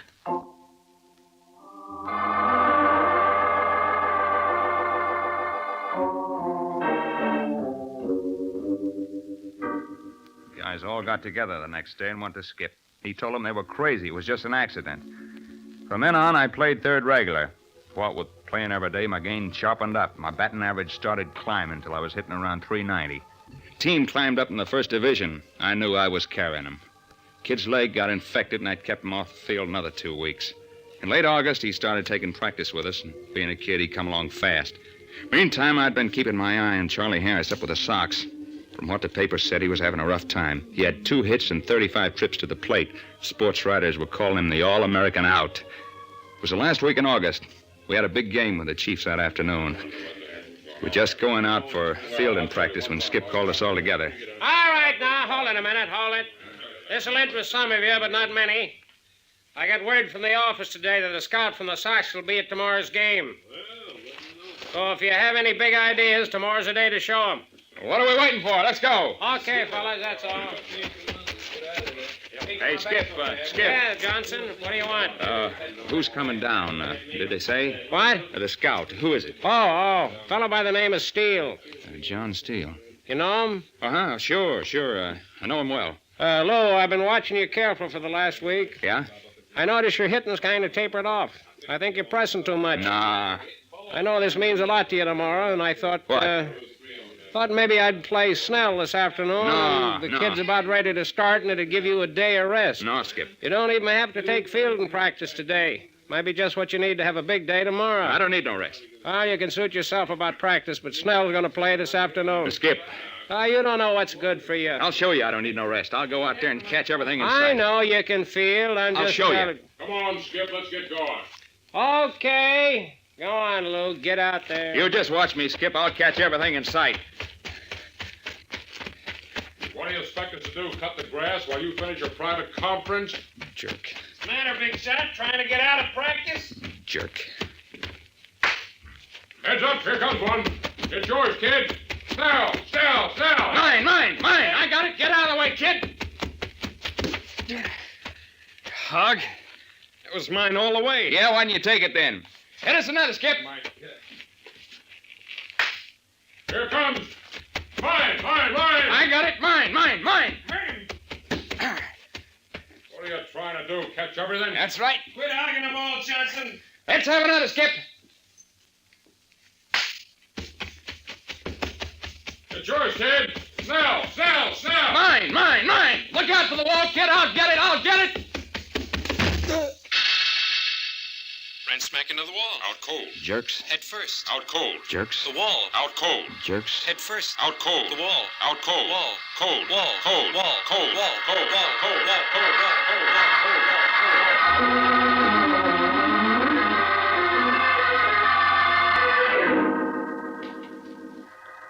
When I come to, I was on a bench in the locker room. The doc was bending over me. I could see Skip looking over his shoulder. Wasn't nobody else around. My head was busting. My whole right side ached. Doc said something about a mild concussion, and I'd have to go to the hospital. Then him and Skip left. I knew I wasn't going to get tied up with no hospital, not with a game coming up tomorrow. When I got up on my feet, I was ronky as a lush on a 10-day bender. Got some clothes on, took off out the back door. I don't know where I went or how long I walked. When I got back to the hotel, it was dark. I unlocked the door of my room. Even before I turned on the light, I knew somebody was there. Where you been? What are you doing here? Where you been? Skip's been looking all over for you. I don't know. Been up here 5 times. Yeah? How you feeling? I'm okay. Sure? Yeah, now get out and leave me alone. Sure, I'll go in a couple of minutes. I just want to say I'm sorry about tomorrow. What about tomorrow? Skip says I'll be playing third. Oh, he did, huh? Yeah. We'll see about that. Doc says you can't play. We'll see. I'm sorry it worked out like this. What do you mean? I wanted to beat you fair and square, not this way. Besides, I had you all wrong. Yeah? You can play tough for the other guys, but I know better now. What gives you that idea? I heard you warn me off that wall just before you hit it. Only a right guy'd do that. Yeah? Yeah.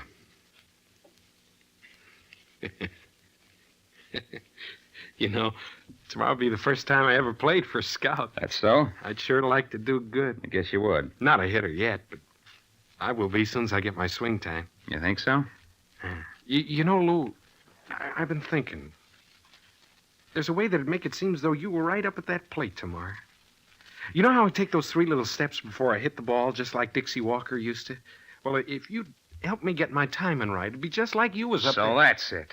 Huh? You little worm. Come squirming around here. Tell me what a good guy I am. So's I'll give you the tip that'll send you upstairs. You got it all wrong. Well, let me tell you something, smart guy.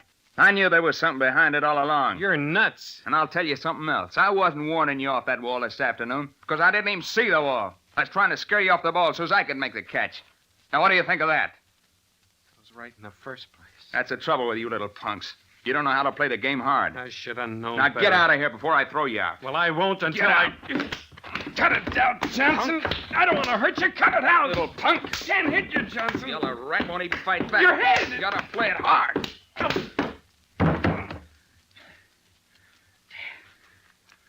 Now, get out of here. Sure, I'll get out. Until I tell you something. You're sick, and there ain't no doctor can help you. Shut up. All your life you've been playing ball, playing it so hard you forgot everything else. You don't even know there's anyone else alive, and you know why? Because you're scared to death inside. Scared you ain't good enough. Scared somebody's going to take your spot away. Scared you ain't going to make the grade. Now you got something to really be scared about, because you're going to get left holding the bag. You're going to get old, and you won't have baseball nor people nor nothing, because nobody's going to care. Shut up! Well, you're through now, and you ain't got nothing. Nothing! I feel sorry for you. Get out.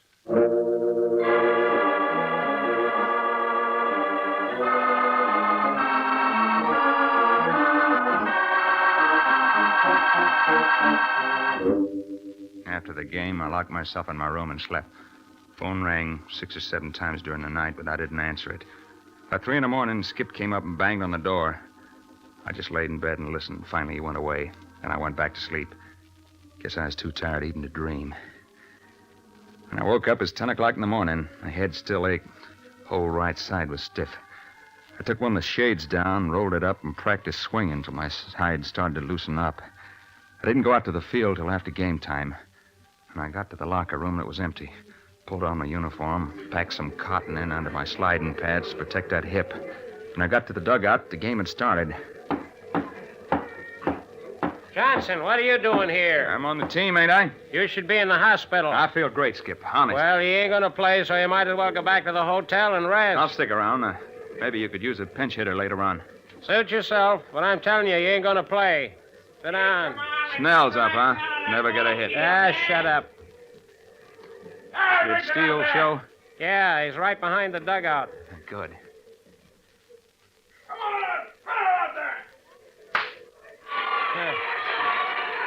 Another line drive. Yeah, right to the shortstop. If he just straightened one of them out. Sorry, Skip.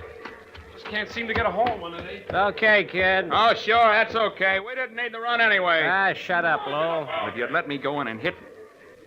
I'll be back in a minute. Where are you going? Stay away from that kid. Don't worry.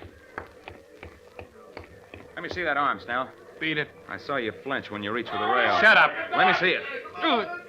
Ah, swollen. How'd that happen? It's nothing. Last night? It's nothing, I tell you. You dumb jerk. You've been out there batting with a sprained wrist. So what? You throwing the game away? We've only been playing with 8 men. Shut up. What's the idea? You said to play it hard. Well, that's the way I'm playing it. Yeah. Yeah, you are.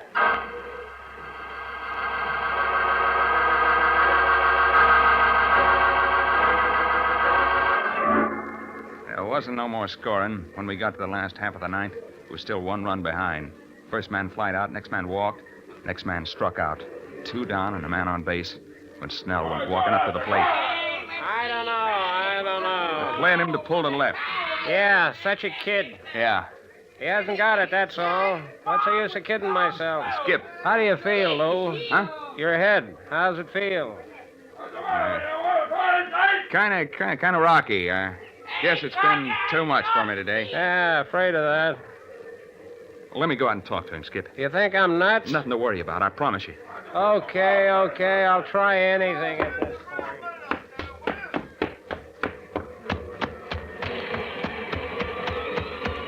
Kid, wait a minute. Come on, hurry it up. Time. Come here, kid. What do you want? Now, listen to me. I ain't got much time. When do you start taking those 3 little steps before you hit the ball? Huh? Tell me. I see the ball coming around from behind his head. Now, listen to me. I used to watch Dixie hit. Wait till the ball leaves his hand. Then go into your dance.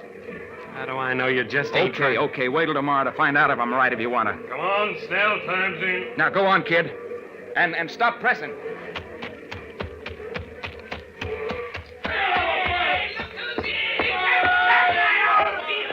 I don't know. Don't worry, Skip. Put it over. That pitcher's sure taking his time. Yeah. Get it over. Hit it foul. Yeah, but to the right.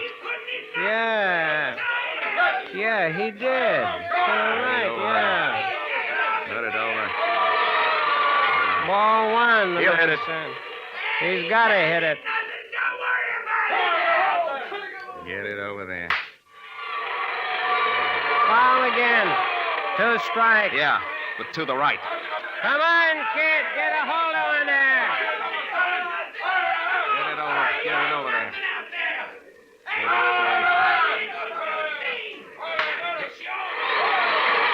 There it goes. All the way. Home run. That's the ball game. Yeah. Attaboy, kid. You really creamed that win. Yeah.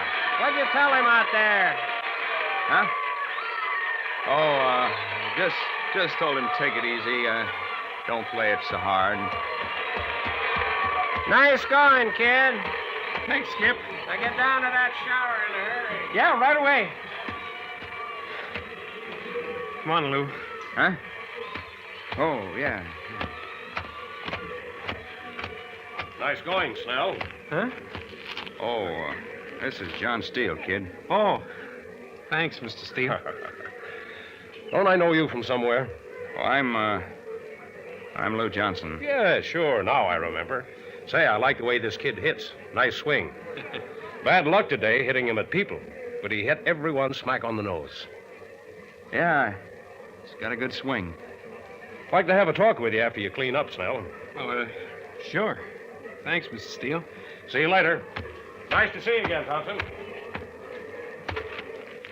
I guess I was right the second time, huh, Lou? What? Nothing. Looks like you're on your way, kid. Oh, I'll be seeing you again, Lou. Huh? Because I'm going to tell them up there they got a good coach going to waste down here at Memphis. I'll be seeing you again, Lou. Maybe. Maybe.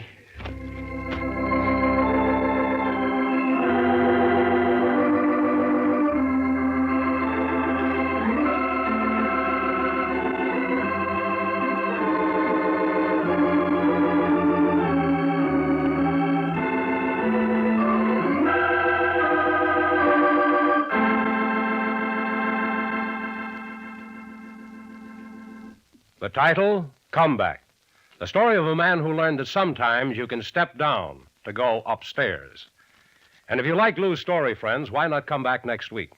I'll have a man who was trapped not 10 feet from civilization and whose life depended on a single blade of grass. I like to call it Juniper Bush. So until next week, this is John Steele saying, a life of adventure is yours for the asking, wherever you find it. Only don't look for it. It may find you. Well, goodbye and good hunting.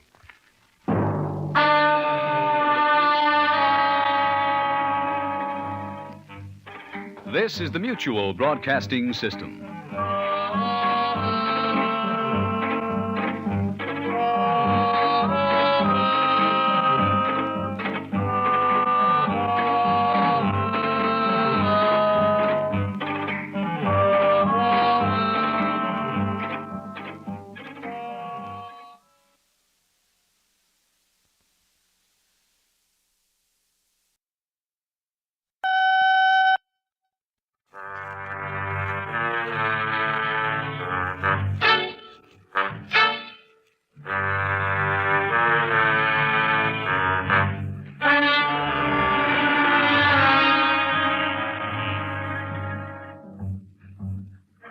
Take one man with a gnawing hunger for glory.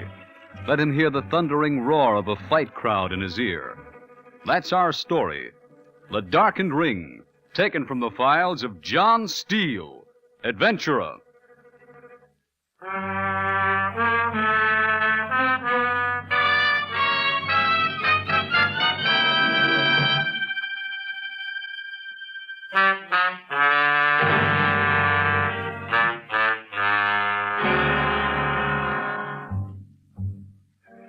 Hello, friends. This is John Steele. Every once in a while, I reach way back in my files and pull out a story I want to hear. One of those off-the-beaten-track tales of haunting mood and smoldering action. This is that kind of story. Now, I first met Joe West when I was a sports writer for one of the big New York newspapers. He's quite a different guy now than he was the first time I saw him. But I'll let him tell you about it. Joe? How'd he get mixed up in the fight racket? I don't know. There's something about it. Smoke in the gym, the feel of a glove in your hand, the sweat, the blood, the roar of the crowd when you're going good, and the humming in your head when you're hurt and down. It ain't like nothing else in the world. Once you're in it, you can't get away. It's back a few years in New York. I'd fought a prelim at St. Nick's against a big muscle-bound ape, and he almost ruined me. But in the 6th round, I caught up with him, and the way he hit the canvas, I knew it was all over. After the fight, I dropped in at Harry's, a bar over on 2nd Avenue. It's near the hotel, and I guess I needed a drink.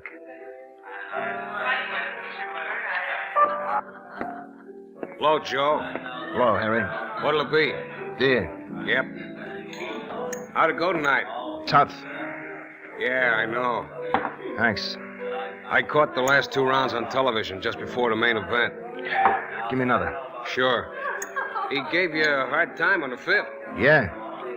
Did he hurt you? Nah. Looked to me like... What's the matter? Huh? You spilled your beer. I don't know. I'll clean it up. Dizzy. Next one's on the house. Huh. I said to Abe if Joe'd keep us right up, he'd be taking most of those on his glove.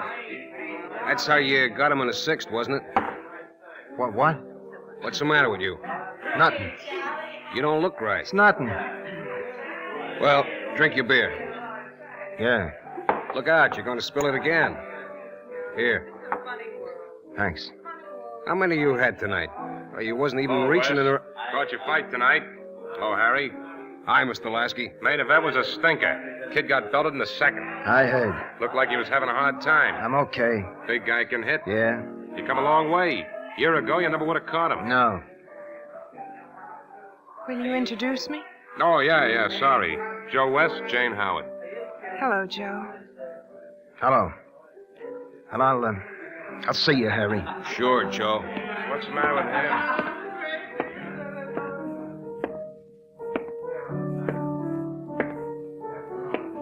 How you feeling, Joe? Tired, I guess. Sure you are. Anything special you'd like to hear? No. Just something slow and easy, huh? Yeah, I guess so. Well, let's see.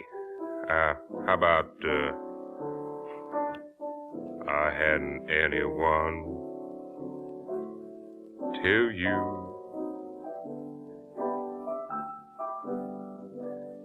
I was a lonely one till you. You like music? Huh? I used to lie awake I do. and wonder Don't you belong to Lasky? could be I came with him. I don't belong to him. as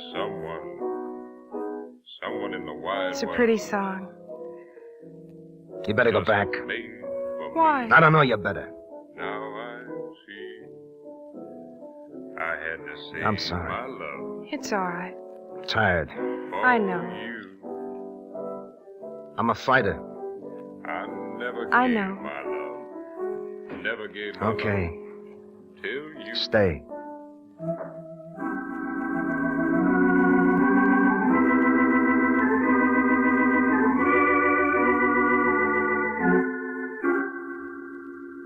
That's how it happened. Look, couple of words, and that was it. Something about her, like a little girl, I don't know. The way she talked, the way she said my name. Made me want to fight for her. Or cry for her. I knew it wasn't right. I tried to tell her, but it was what she wanted, and we got married. From then on, she was always with me. Seattle, Portland, Sacramento, San Francisco. 100 dirty little rooms in 100 towns, she was there. I never let her see me fight, but when I come home late at night, she'd be waiting for me, and I'd tell her everything that happened. Sometimes I'd be mad if I'd lost, if I'd had a dizzy spell. I'd hurt her, but she always understood. She'd feed me, bandage my cuts, say my name that way. And everything would be all right again. I was in Reno about 6 months later. I'd fought a tough little punk from New Jersey, and I was late getting back to the hotel. Baby? Baby?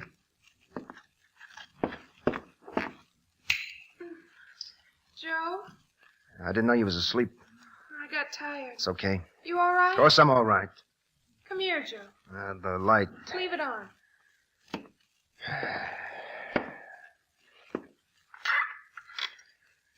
Did he hurt you? No. You're cut. That's nothing. Oh, It's nothing, I said. I lost. Yes. It's crazy. I was going good till the fourth. Had him tied up in the corner and he was hurt. Then he lets fly with a wild one, catches me on the ear. I couldn't get going after that. Saw the openings. I was late every time. It's all right. Hands were like lead. I couldn't move them. Late every time. It's all right, Joe. Saw the openings. Couldn't come in. Did he hurt you? No! What do you keep asking for? You're so late. Well, no, he didn't hurt me. You've been drinking? So what if I have? Nothing. I lost the fight. You understand? He had me on Queer Street in the ninth. I'm lucky to get through the round. What are you trying to do? I didn't mean anything. I needed a drink. I was rocky. When I come out with a It's 10th, all right, Joe. I'll get you something to eat. I don't want anything. Lie down and rest. Won't take long. I don't want anything. Lie down.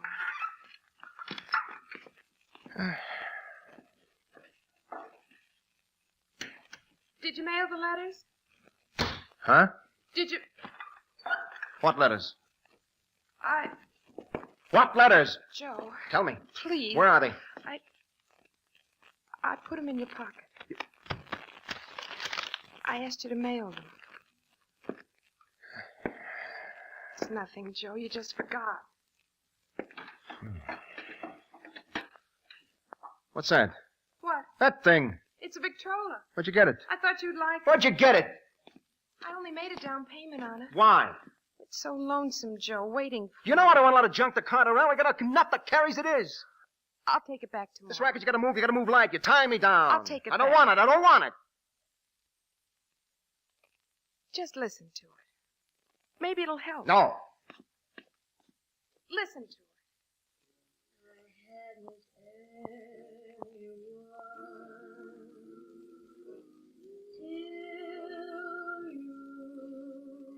Remember?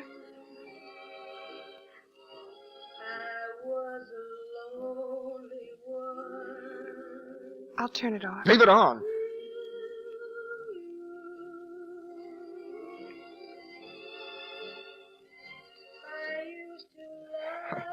Baby, baby. Oh, it's all right. Whatever I do, whatever I say, I love you. I know. Remember that. I love you. Yes. I don't want to hurt you. I You're don't wanna... not. Jesus, wait, I'll be punchy in 4 months. Maybe I'll go haywire, but I love you. Get away from it. No. Give it up. There are other ways to make money. That's all I know. Please. Look, it's in me. I can't get it out. Baby. It's all right now. Joe.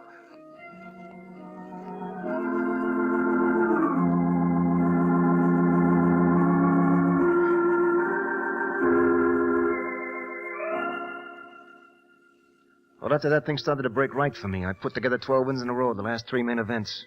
Papers began giving me the big build-up. Lou Getzey, my manager, was talking about a crack at the title, said we'd better start working our way east.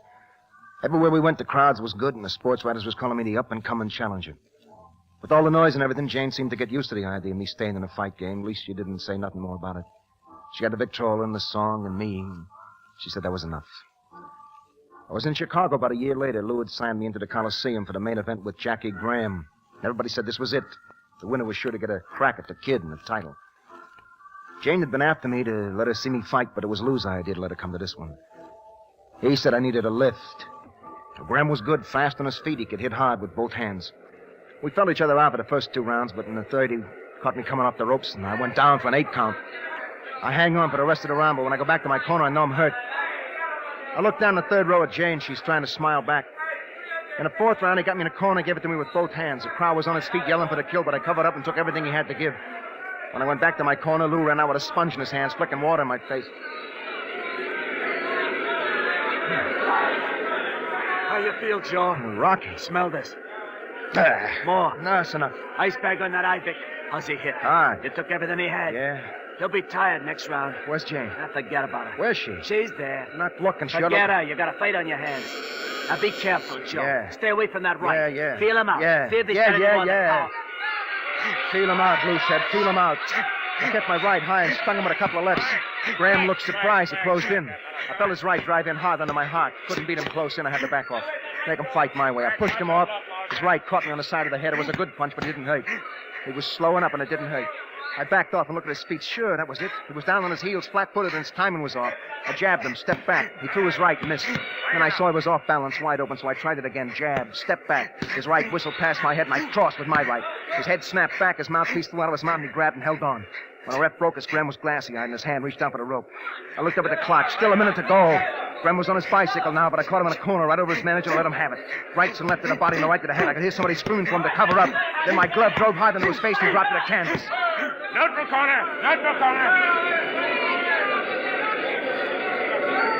4, 5, 6, 7, 8, 9, 10.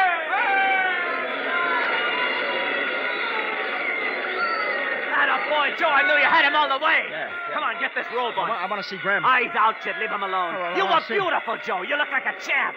Cover up, kid, and keep moving. Yeah. Come on. Yeah. The time, 2 minutes and 36 seconds of the 5th round. The winner by a knockout, Joe West.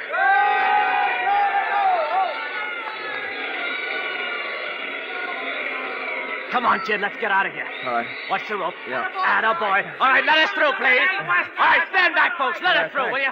Stand back, please. Let the boy get out of here. All right, break it up, folks. Will you break it up? Where's Jane? She'll be along in a minute. I want to see her. I told her to meet us in the dressing room. You were great, kid. You know what this means to us? Yeah, a chance at the big dough like we always wanted. Come on, boy, get up on the table. Jane? She'll be along. Right hand. Hey, Graham. Yeah, he'll be okay. There. Left. I never saw you throw a better punch. There. Now, lie down. Joe. Oh, baby. Are you all right? Did he hurt you? I couldn't watch. Kept hitting you and everyone was yelling. Baby, Are you all right? Sure, I'm all right. He didn't hurt you bad? Yeah. I couldn't watch, Joe. I wanted to, but I couldn't. I know. It was awful. It's all right now, All right, baby. come on, Janie. We got to work on our boy before he stiffens up. I'm sorry. Lie down, kid. It's the first time I've ever... Yeah, I know. Hey, take it easy, Lou. What's the matter? Oh, I forgot to tell you. What, Joe? The cleaner brought back that dress he lost today. Oh, that's good. Buy you 100 someday. You know this fight needs a crack at the title? That'd be more than a crack if Joe keeps going like he is. Will that make you happy? Sure, baby, sure. You see the way he bounced back tonight? He was hurt in the fourth, hurt bad. But he come back and nailed his man in the next round. That's fighting. All right, other leg. Yeah. I thought he had you in the fourth, sure. Graham's good. Sure he's good, but you're better. Oh, you know that dress the cleaner lost, baby? What, Joe? He brought it back today. Lou. He's tired, Janie. Yeah, he's tired. What's the matter? Nothing, Joe, nothing. Well, come on. I gotta get out of here. That's probably reporters. Can't they come back later? Yeah, I'll brush them off. All right, boys, break it up. Now take it easy, will you? Come on. Where's Lou going? He'll be back. Tough fight. Lie back and rest. Nice guy, that Graham. Lie back. Yeah. Oh, forgot to tell you. Cleaner brought back that dress he lost. I know, Joe. Buy you 100 when I get that title. Yes, Joe. I know.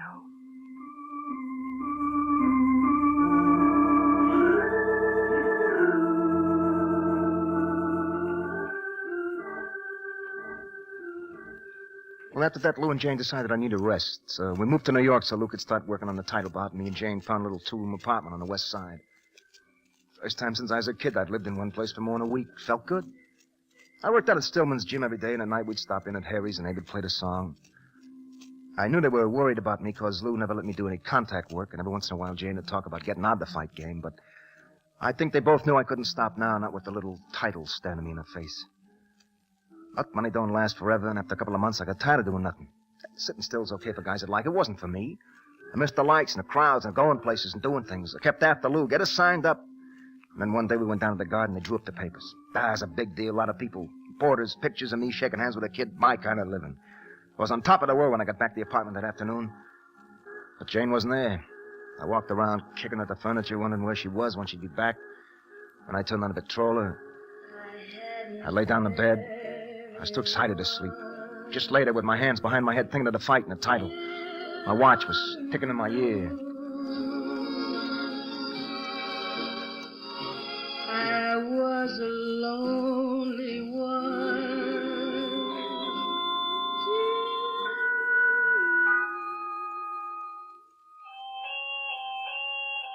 You spilled your beer, Joe. What? I said you spilled your beer. Oh, sorry. Hey, draw me another, huh? Sure, Joe. Here you are. Thanks. See, I can pick it up just like that. Nothing to it. Sure you can, Joe. Nothing to it. Hello, Joe. Huh? Who are you? Sure you can. I'm Jane. Say, you're some looker. Do you like music? Me? I'm nuts about music. Me too. Hey, you know we're going places, you and me? Are we? Sure we are. I love you. Joe loves Jane. Yeah. Jane loves Joe. You were terrific, Joe. We're going to the top of the world, baby. That a promise? Sure. He never laid a hand on you. Don't forget. I never forget. Had him from the word go. He's a pushover. Sure he was. Where's Jane? Back at the dressing room. Come on, let's hurry. Take it easy. Joe. Joe, you were wonderful. How'd you like it? He was a pushover. It was wonderful. You weren't scared? Of course not. That's my girl. Did you mail my letters? Sure, I told you. I never forget. I love you. Come on, kid. Gotta get you in shape for the title. Yeah. Joe. Get you in shape for the title. I never felt better in my life. Joe. Shape for the title. Okay, Lou. Joe. Huh? The title. Joe, it's The me. title. What? The title. The title. Oh. The title. Oh, baby. The Are title. you all right? The Yeah, title. sure. The You left title. the control on. The title. I did? The shut it title. off. The title. Are you sure you're all right? Oh, sure, I'm all right, baby. I mailed the letters. What letters? The letters you get. What is it, Joe? It's nothing. It's nothing, baby. You lie there and rest. No, I'm sick of resting. I wanted to tell you something. What, Joe? I can't. Oh, yeah. We signed for the title today, baby. Oh. Yeah, I come home to tell you. Where you been? I've been out. Where? I went to see the doctor. What did you do that for? Please. I don't need a doctor. Joe. I never felt better in my life. I didn't go to see him about you. You what? I'm going to have a baby. Baby. Yes, Joe. No. What? I said no. But... I don't want it, you hear? Joe. I don't want it. Tying me down, I don't want it. I told you I gotta move. I gotta move light. It's part of the fight game. It's part of me, and I don't want it no other way. You're tying me down. I don't want any part of it. All right. All right.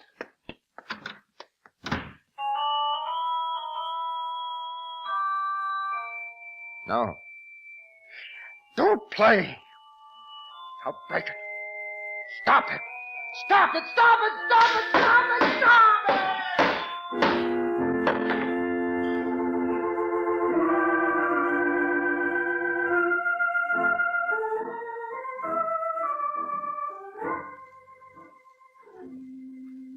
It wasn't the same after Jane left. I moved out of the apartment.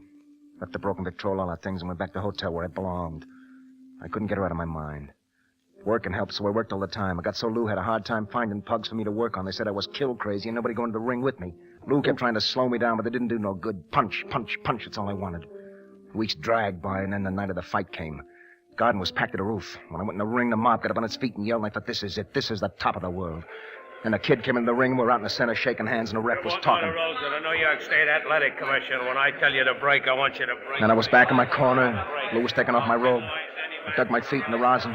Lou hit me on the back, and the bell rang. And I went after him from the bell. Bob and weave, jab and cross, keep following, waiting in. The kid looked surprised and backed off. He was countering nice, kept his left stuck out there in my face. I was taking punches, but I was giving 3 for 1. So at the end of the round, I got him in his corner, and the kid slipped and fell in a wet spot. The crowd was yelling, but he got up and laughed, so I closed in. Break,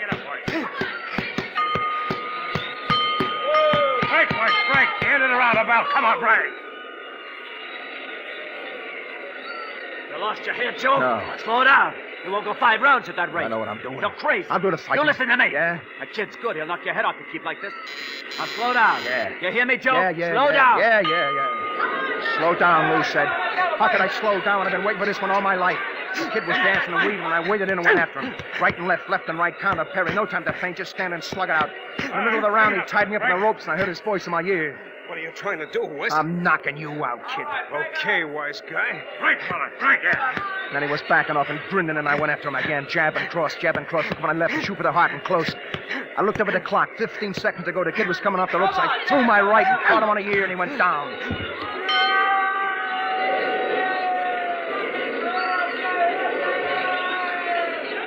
You're crazy, Joe. Yeah? I spent 7 years building you up, and you're throwing it away because you're crazy. Hit him, didn't I? If you don't slow down, I'm through. Yeah? Gonna walk out of your corner, that's all. Okay. Now you listen to what I'm saying. He'll stay away from you because you hurt him. But you watch him, Joe. He's smart. Watch him. Yeah, sure, Lou. Lou was right. The kid wasn't grinning no more. He was backing off and moving around. His left stung me, and when I crossed with my right, he wasn't there. I followed him around the ring, but his left was always in my face, and I was missing with my right. Then we were tied up in the center of the ring. His voice was in my ear again. Okay, West, you've had your party. Yeah? Sweet dreams.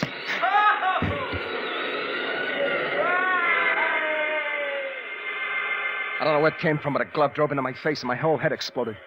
I tried to shake off the blow, but the ropes was twisting in front of me, and the canvas was waving like a flag. Way off, I heard the ref counting.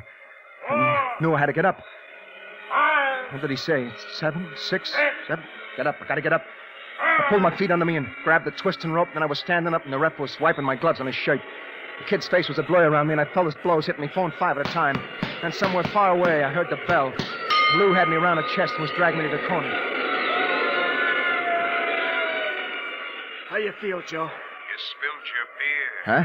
How you feel? The letters, Joe. I'm okay. Want me to stop it? The title. No, I'm okay. Smell this. Give it up, Joe. I'm okay, I tell you. Now stay away from him, Joe. The title. Yeah. Stay away from him. Give it up. No. Stay away from him, Joe. The title. Title, yeah. My legs felt like rubber when I stepped down into the ring, and I tried to lift my hands, but the gloves were heavy. The kid was dancing around me. I didn't know where it was coming from next. Fist crashed into my jaw, and then it drove hard into my stomach, and I grabbed and held on. Then the ref broke us, and the kid was all over me. I tried to cover it up, but there was too many gloves. I couldn't see. I felt the ropes against my back, and a fist exploded in my face, and I fell to the canvas.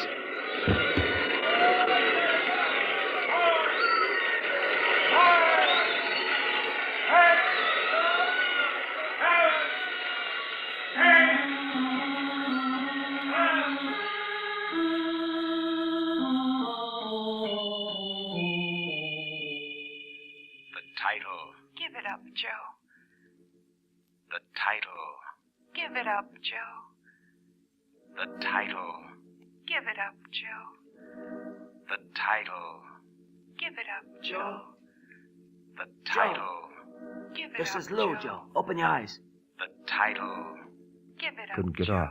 How do you feel? Couldn't get off. Joe, Give it up. this is Lou. Lou. Lou? Yeah.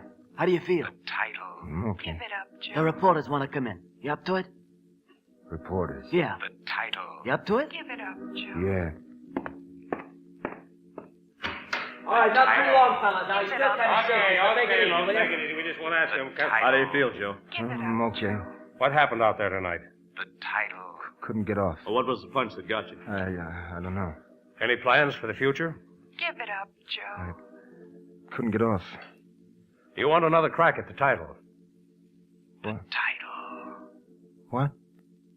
The title. What? Listen, you better come back later, fellas. He's not ready yet. All right, Come on, all right, break Joe. it up, will you, boys? all right. Joe, you take it easy. I'll be back in a minute. Come on, fellas. All right. The title. The title. The title. The title. The title. The title. The title. The title. The title. The title. The title. The title. The title. The title. Give it up, Joe. Give it up, Joe. Give it up, Joe. Joe, what are you doing here? Give it up, Joe. Couldn't get off. Joe, look at me. Give it up. This is Harry. Harry? Yeah, Give it how'd up, you get Joe. here? I don't Give know. it up, Joe. You're all wet. You okay? Give it up, Joe. Couldn't get off. You need a doc. Give it Go up, on back Joe. and sit down. Give it up, Joe. Give it up, Joe. Give it up, Joe. Hello, Joe. Sorry about the fight. Give it up, Joe. Couldn't get off. Give it up, Of course Joe. you couldn't, Joe. Know just what you mean. Give it up, Joe. Broke the record, Abe. Give it up, Well, that's Joe. too bad. Broke Jane's Give it record. up, Joe. Well, that's the way it goes sometimes. Give it You up, just listen, Joe. Joe. I'll put it right back together again. I hadn't anyone to you. Give it up, Joe. I was a lonely one to you. Joe. Joe. Huh? Lou called. I looked all over for you. Baby? Yes, Joe.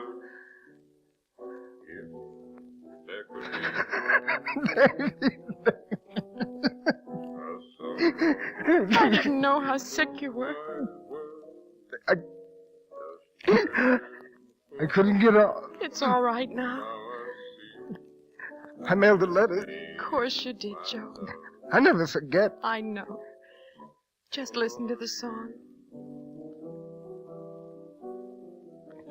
I never gave my love. I spilled my beer. Listen.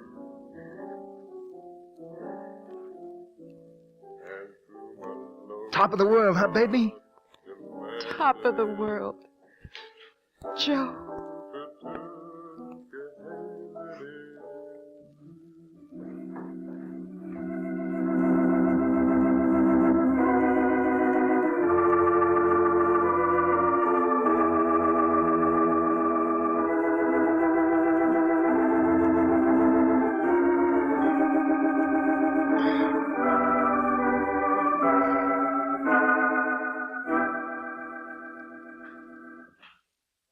The Darkened Ring, the story of a man who almost lost his right to a future in the violence of the present. Well, friends, because of a special broadcast, we won't be with you next week. However, if you like Joe's story, why don't you join us 2 weeks from this time? I'll have a man who learned that a misplaced love can lead to destruction. I like to call it Men Under Pressure. So until then, this is John Steele saying, a life of adventure is yours for the asking, wherever you find it.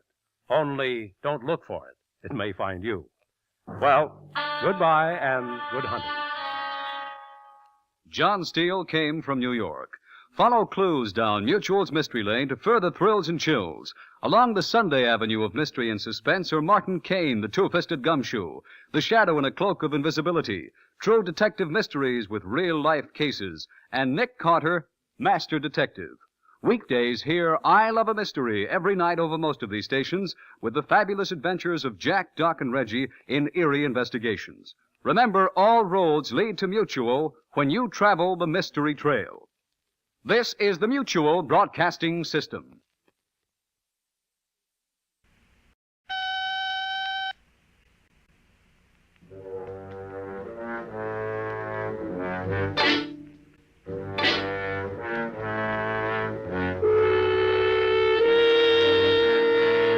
Take one man who knew but one fear.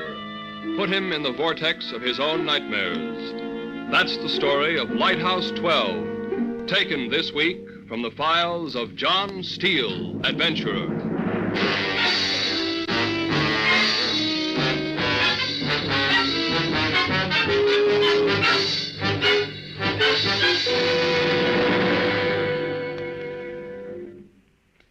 Hello, friends. This is John Steele. If you like yarns with a briny flavor, this week's tale will be right up your alley. It's a chapter from the life of a young friend of mine I grew to know quite well, shortly after he'd been discharged from the Navy. I know he's anxious to tell you this story because he feels, as I do, that was a period in his life which showed him the importance of looking a problem squarely in the face. I first met Peter Rawlings when I was running a supply cutter for the Coast Guard along Portland Bluff. But let's have Peter tell you about it himself. Pete? I guess plenty of guys came out of the war with uneasy thoughts that seemed too unimportant to talk about. Things a man just tries to work out by himself. That's the way I felt. Would have embarrassed me to make a big thing of it. My application for the lighthouse course at Coast Guard School came through right before I got out of the hospital, and I figured this is all blow over as soon as I got on the new job. Night doesn't last forever. It's the way I saw it. Jan had been writing, asking me when she could come see me, but I kept putting her off till I had this thing all squared away. Not that she wouldn't have understood. Jan's a bright girl, but being a woman, she'd have worried. But when she came up to school the day I finished the course, it didn't take much convincing on her part about getting married right away. My orders had come in, and there was nothing holding us back, so we got married at noon and took off right away for Lighthouse 12. The inlet was smooth as a baby's chin. Pete, I see it. Where? Look, over there. I don't... Oh, yeah. Well, can't we go faster? What's your hurry? Aren't you anxious to see it? Well, sure. Well, come on then. Make the spray fly. Okay. Love that on my face. You think to give us a man-sized boat instead of this? What? Nothing, Dave. Pete, come on. You're slowing down again. We're almost there. Well, let's step on it. Right. Hold on. You sure are. The lighthouse. Oh, wait a minute. I can't hear you. Well, here we are, honey. Now, throw me that line, will you? This one? That's a girl. Good. All right, now watch it. It's slippery. Oh, darling, look at it. Yeah. You like it? Yes. It's so by itself. Independent, sort of. Mm-hmm. I mean, standing out here so far from everything. Yeah. different what I thought. Disappointed? Oh, no, it's lovely. So wide and... Independent?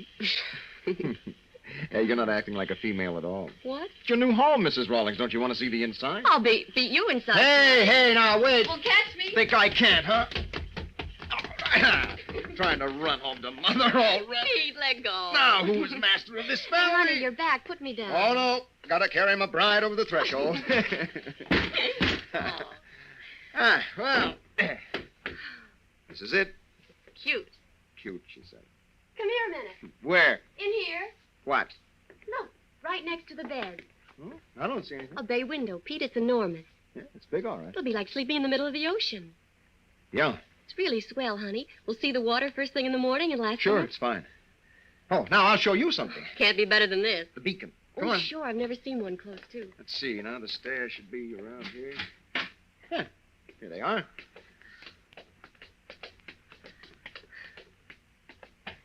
Oh, they furnish parachutes coming down. Almost there. Oh, suits me. Yes. Like it? It's really something. Bother you being up so high? No, except for the water, of course. What about the water? It's so far away, you can't even hear it up here. Hmm. You happy, Princess? I approve of honeymoons. Not much of a honeymoon stuck way out here. It's ideal. Just you and me and the ocean. Yeah, I guess you're right.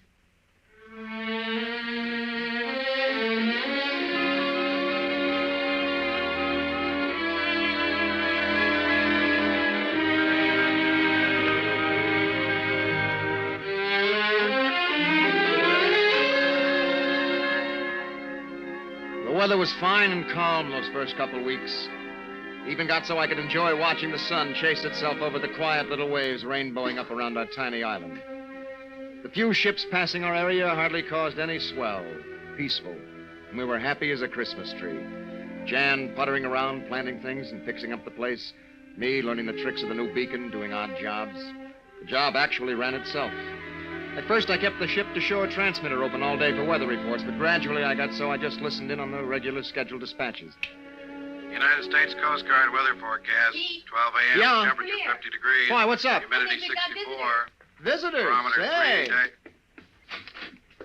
3. Who is it? Don't know. Come on down to the dock. Heading this way, isn't it? Yeah, it seems to be. I wonder who. What's the date? The 1st? Yeah, it's around that. Why? That's it then. Supply cutter. Oh, sure. Ahoy! Lighthouse! Hello there! Bring any sugar? 20 pounds! Throw your line. Okay. Thanks. I'm John Steele. Be bringing you supplies every month. Yeah, Peter Rawlings, my wife, Jan. Glad to know it. You're just in time for lunch.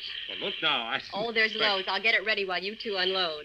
She's the boss, you know, Mr. Steele. Don't let him get away, Pete. He's going to mash the potato. Oh, now I know you're staying. That's usually my job. Oh, here, let's get this stuff off. This your first lighthouse? Yeah. What do you think of it? Oh, it's okay. Not exactly what I'd expected. Why? What did you expect? Oh, I don't know. More storms, for one thing. You've only been here a few weeks. Why? This inlet's known for its heavy weather.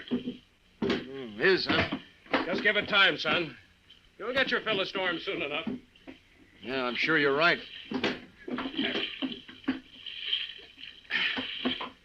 There, that does it. Where you want the new outboard put? Pete. Huh? What? Outboard. You want it left? Oh, yeah. Just leave it here on the dock. Say, Mr. Steele, those storms you mentioned. How soon? Well, let's see. This is November. Should be setting in pretty soon now. Big breakers, huh? You bet. Biggest I've ever seen. Well, I remember one night I had a 40-degree roll over by the bluff over there. Uh-huh. and, Well, we'd better not keep Jan waiting. No, better not. Come on. I'll toss you for the potato masher.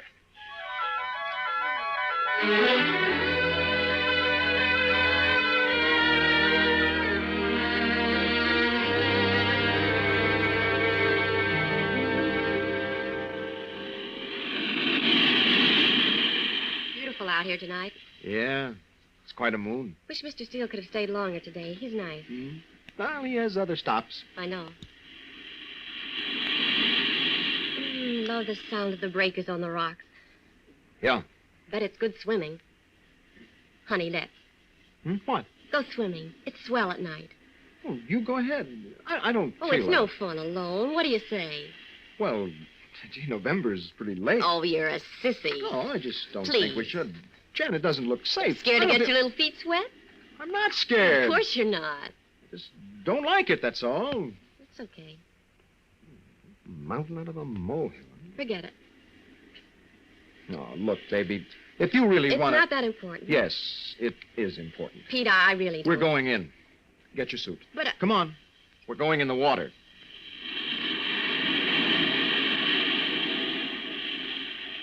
Last one is a big fat pig. I'll be right there. Hurry up, it looks marvelous. I'm coming.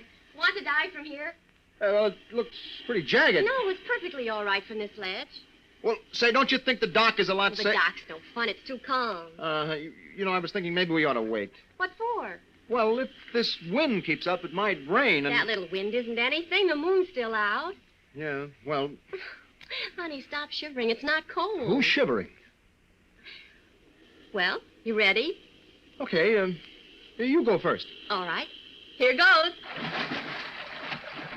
Oh, it's wonderful. Come on in. Yeah, looks good. You don't know what you're missing. Aren't you coming in? Yeah, sure, I think I'll grab a quick smoke first. Well, hurry up or I'll push you in. Oh, out already? See, I told you it's too cold. Not too cold, you big sissy. I've come to get you. Oh, okay, I'm gonna go in. Here, let's dive in together, holding Oh, hands. now, look, I don't need Oh, to... no, it's fun. Come on, take hands. That's crazy, it might be dangerous. Oh, here, give me your hand. I, Come on, try it. Jan, I don't think... Here, there. Hey, let go, will you? Now, when I count three. No, Jan, I'd really rather... 1, 2. Wait, now. 3. Oh. Jan, Isn't it wonderful? Jan, We should have thought of this before. I have to get out. Where are you going? It's cold. Swim around a little. You won't notice. No, I've had enough. I'm getting out. No, you don't. Hey, now, don't. So you get away, huh? No, don't, please. Running home to Mother, huh? Jan, let go. Now who's out of this family? Jan, stop it. Jan, let go. Think I can, huh? Think I Let can. me go. Will you stop it? Stop it.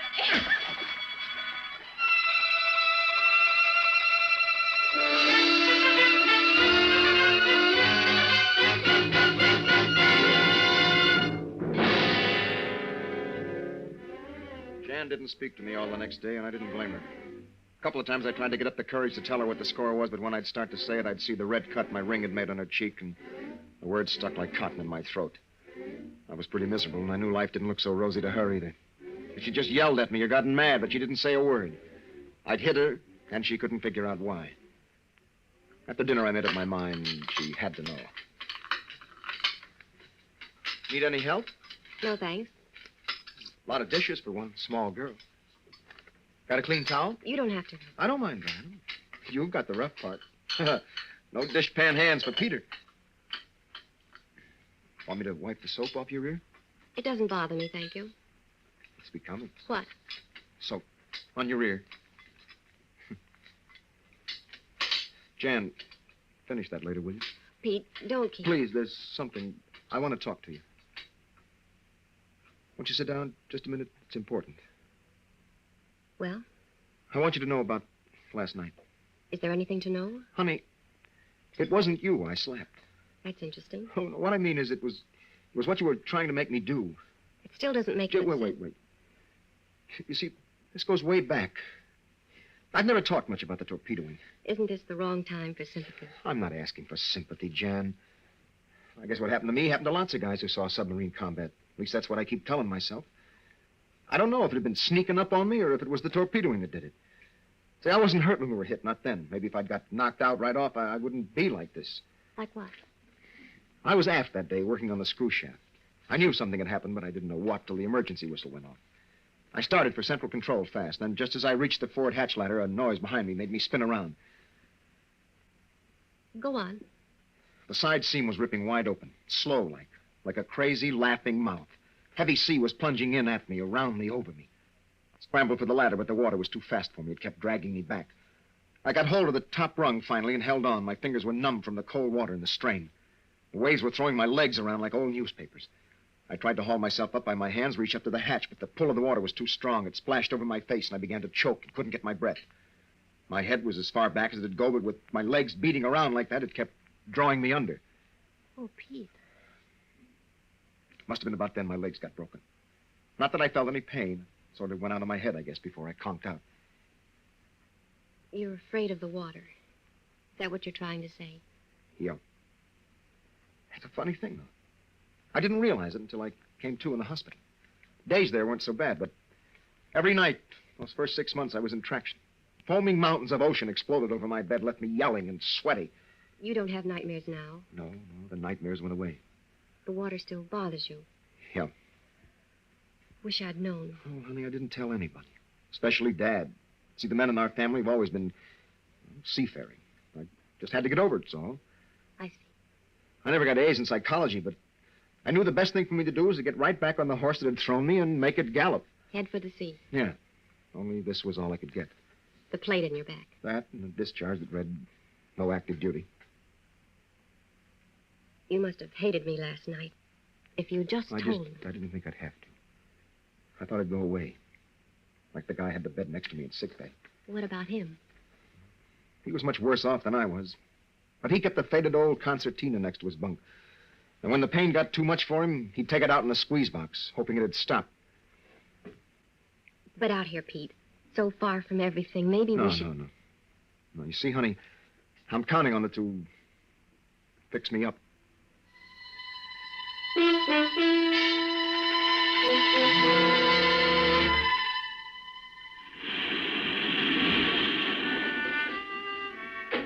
Yeah, that's better. Pete? Huh? What time is it? It's about 3, I think. 3? What are you doing? I'm closing the window, dear. We should have air. Well, I'm cold. Oh. Jan, if you really want... No. I guess it is getting a little chilly. Yeah. Windy out there, isn't it? Yeah. Nights will be like this all winter, darling. All winter. Don't look at it, Pete. I don't know what you're talking about. Hadn't you better get back to... Oh, go to sleep. Will you go to sleep?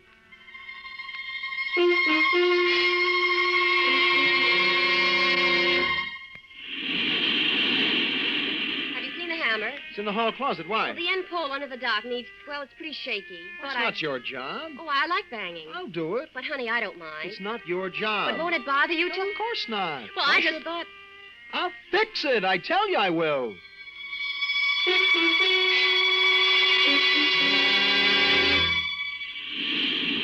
Darling, that pole's going to collapse any day now. I'm going to do it, Jan. Don't worry about it. Well, maybe if we did it together. No. Well, I was just thinking you could hold it in place with the dock, and I could... No, I can do it. But, Pete, you've been saying that... I'll fix it. Well, it better be done soon, darling. I'll fix it. Now let me alone, will you? I'll fix it. Next week, sure.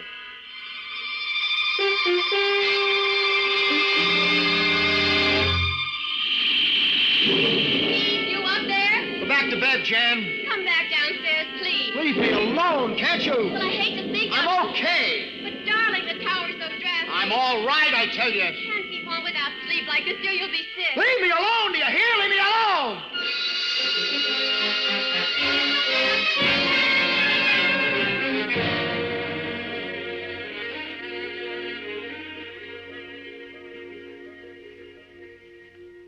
Hey, how come the fancy fixings?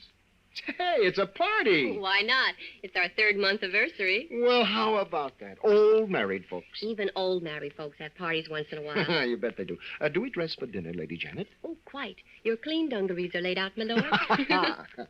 You want me to light the candles? Yeah, everything's ready. All right. What are we having? Oh, it's a surprise. Oh, I'm going to look. I'll have your ears if you do. I spent all day at this party. I wonder why Mr. Steele didn't come today. Oh, I forgot to tell you. He's bringing the stuff tonight. Oh, he can help us celebrate. Yeah, I spoke to him this morning. He had engine trouble or something. You can't get music on the ship to shore, honey. Just a minute.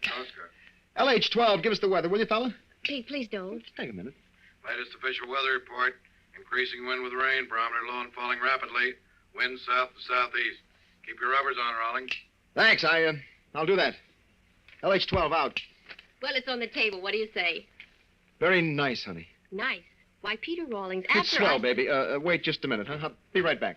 Pete, I think maybe I ought to check the beacon. you know the beacon's all right. Well, you can't ever tell. If you leave me tonight... Honey, this'll just take a minute. Will it? Just a minute. You bet. I'll be right back.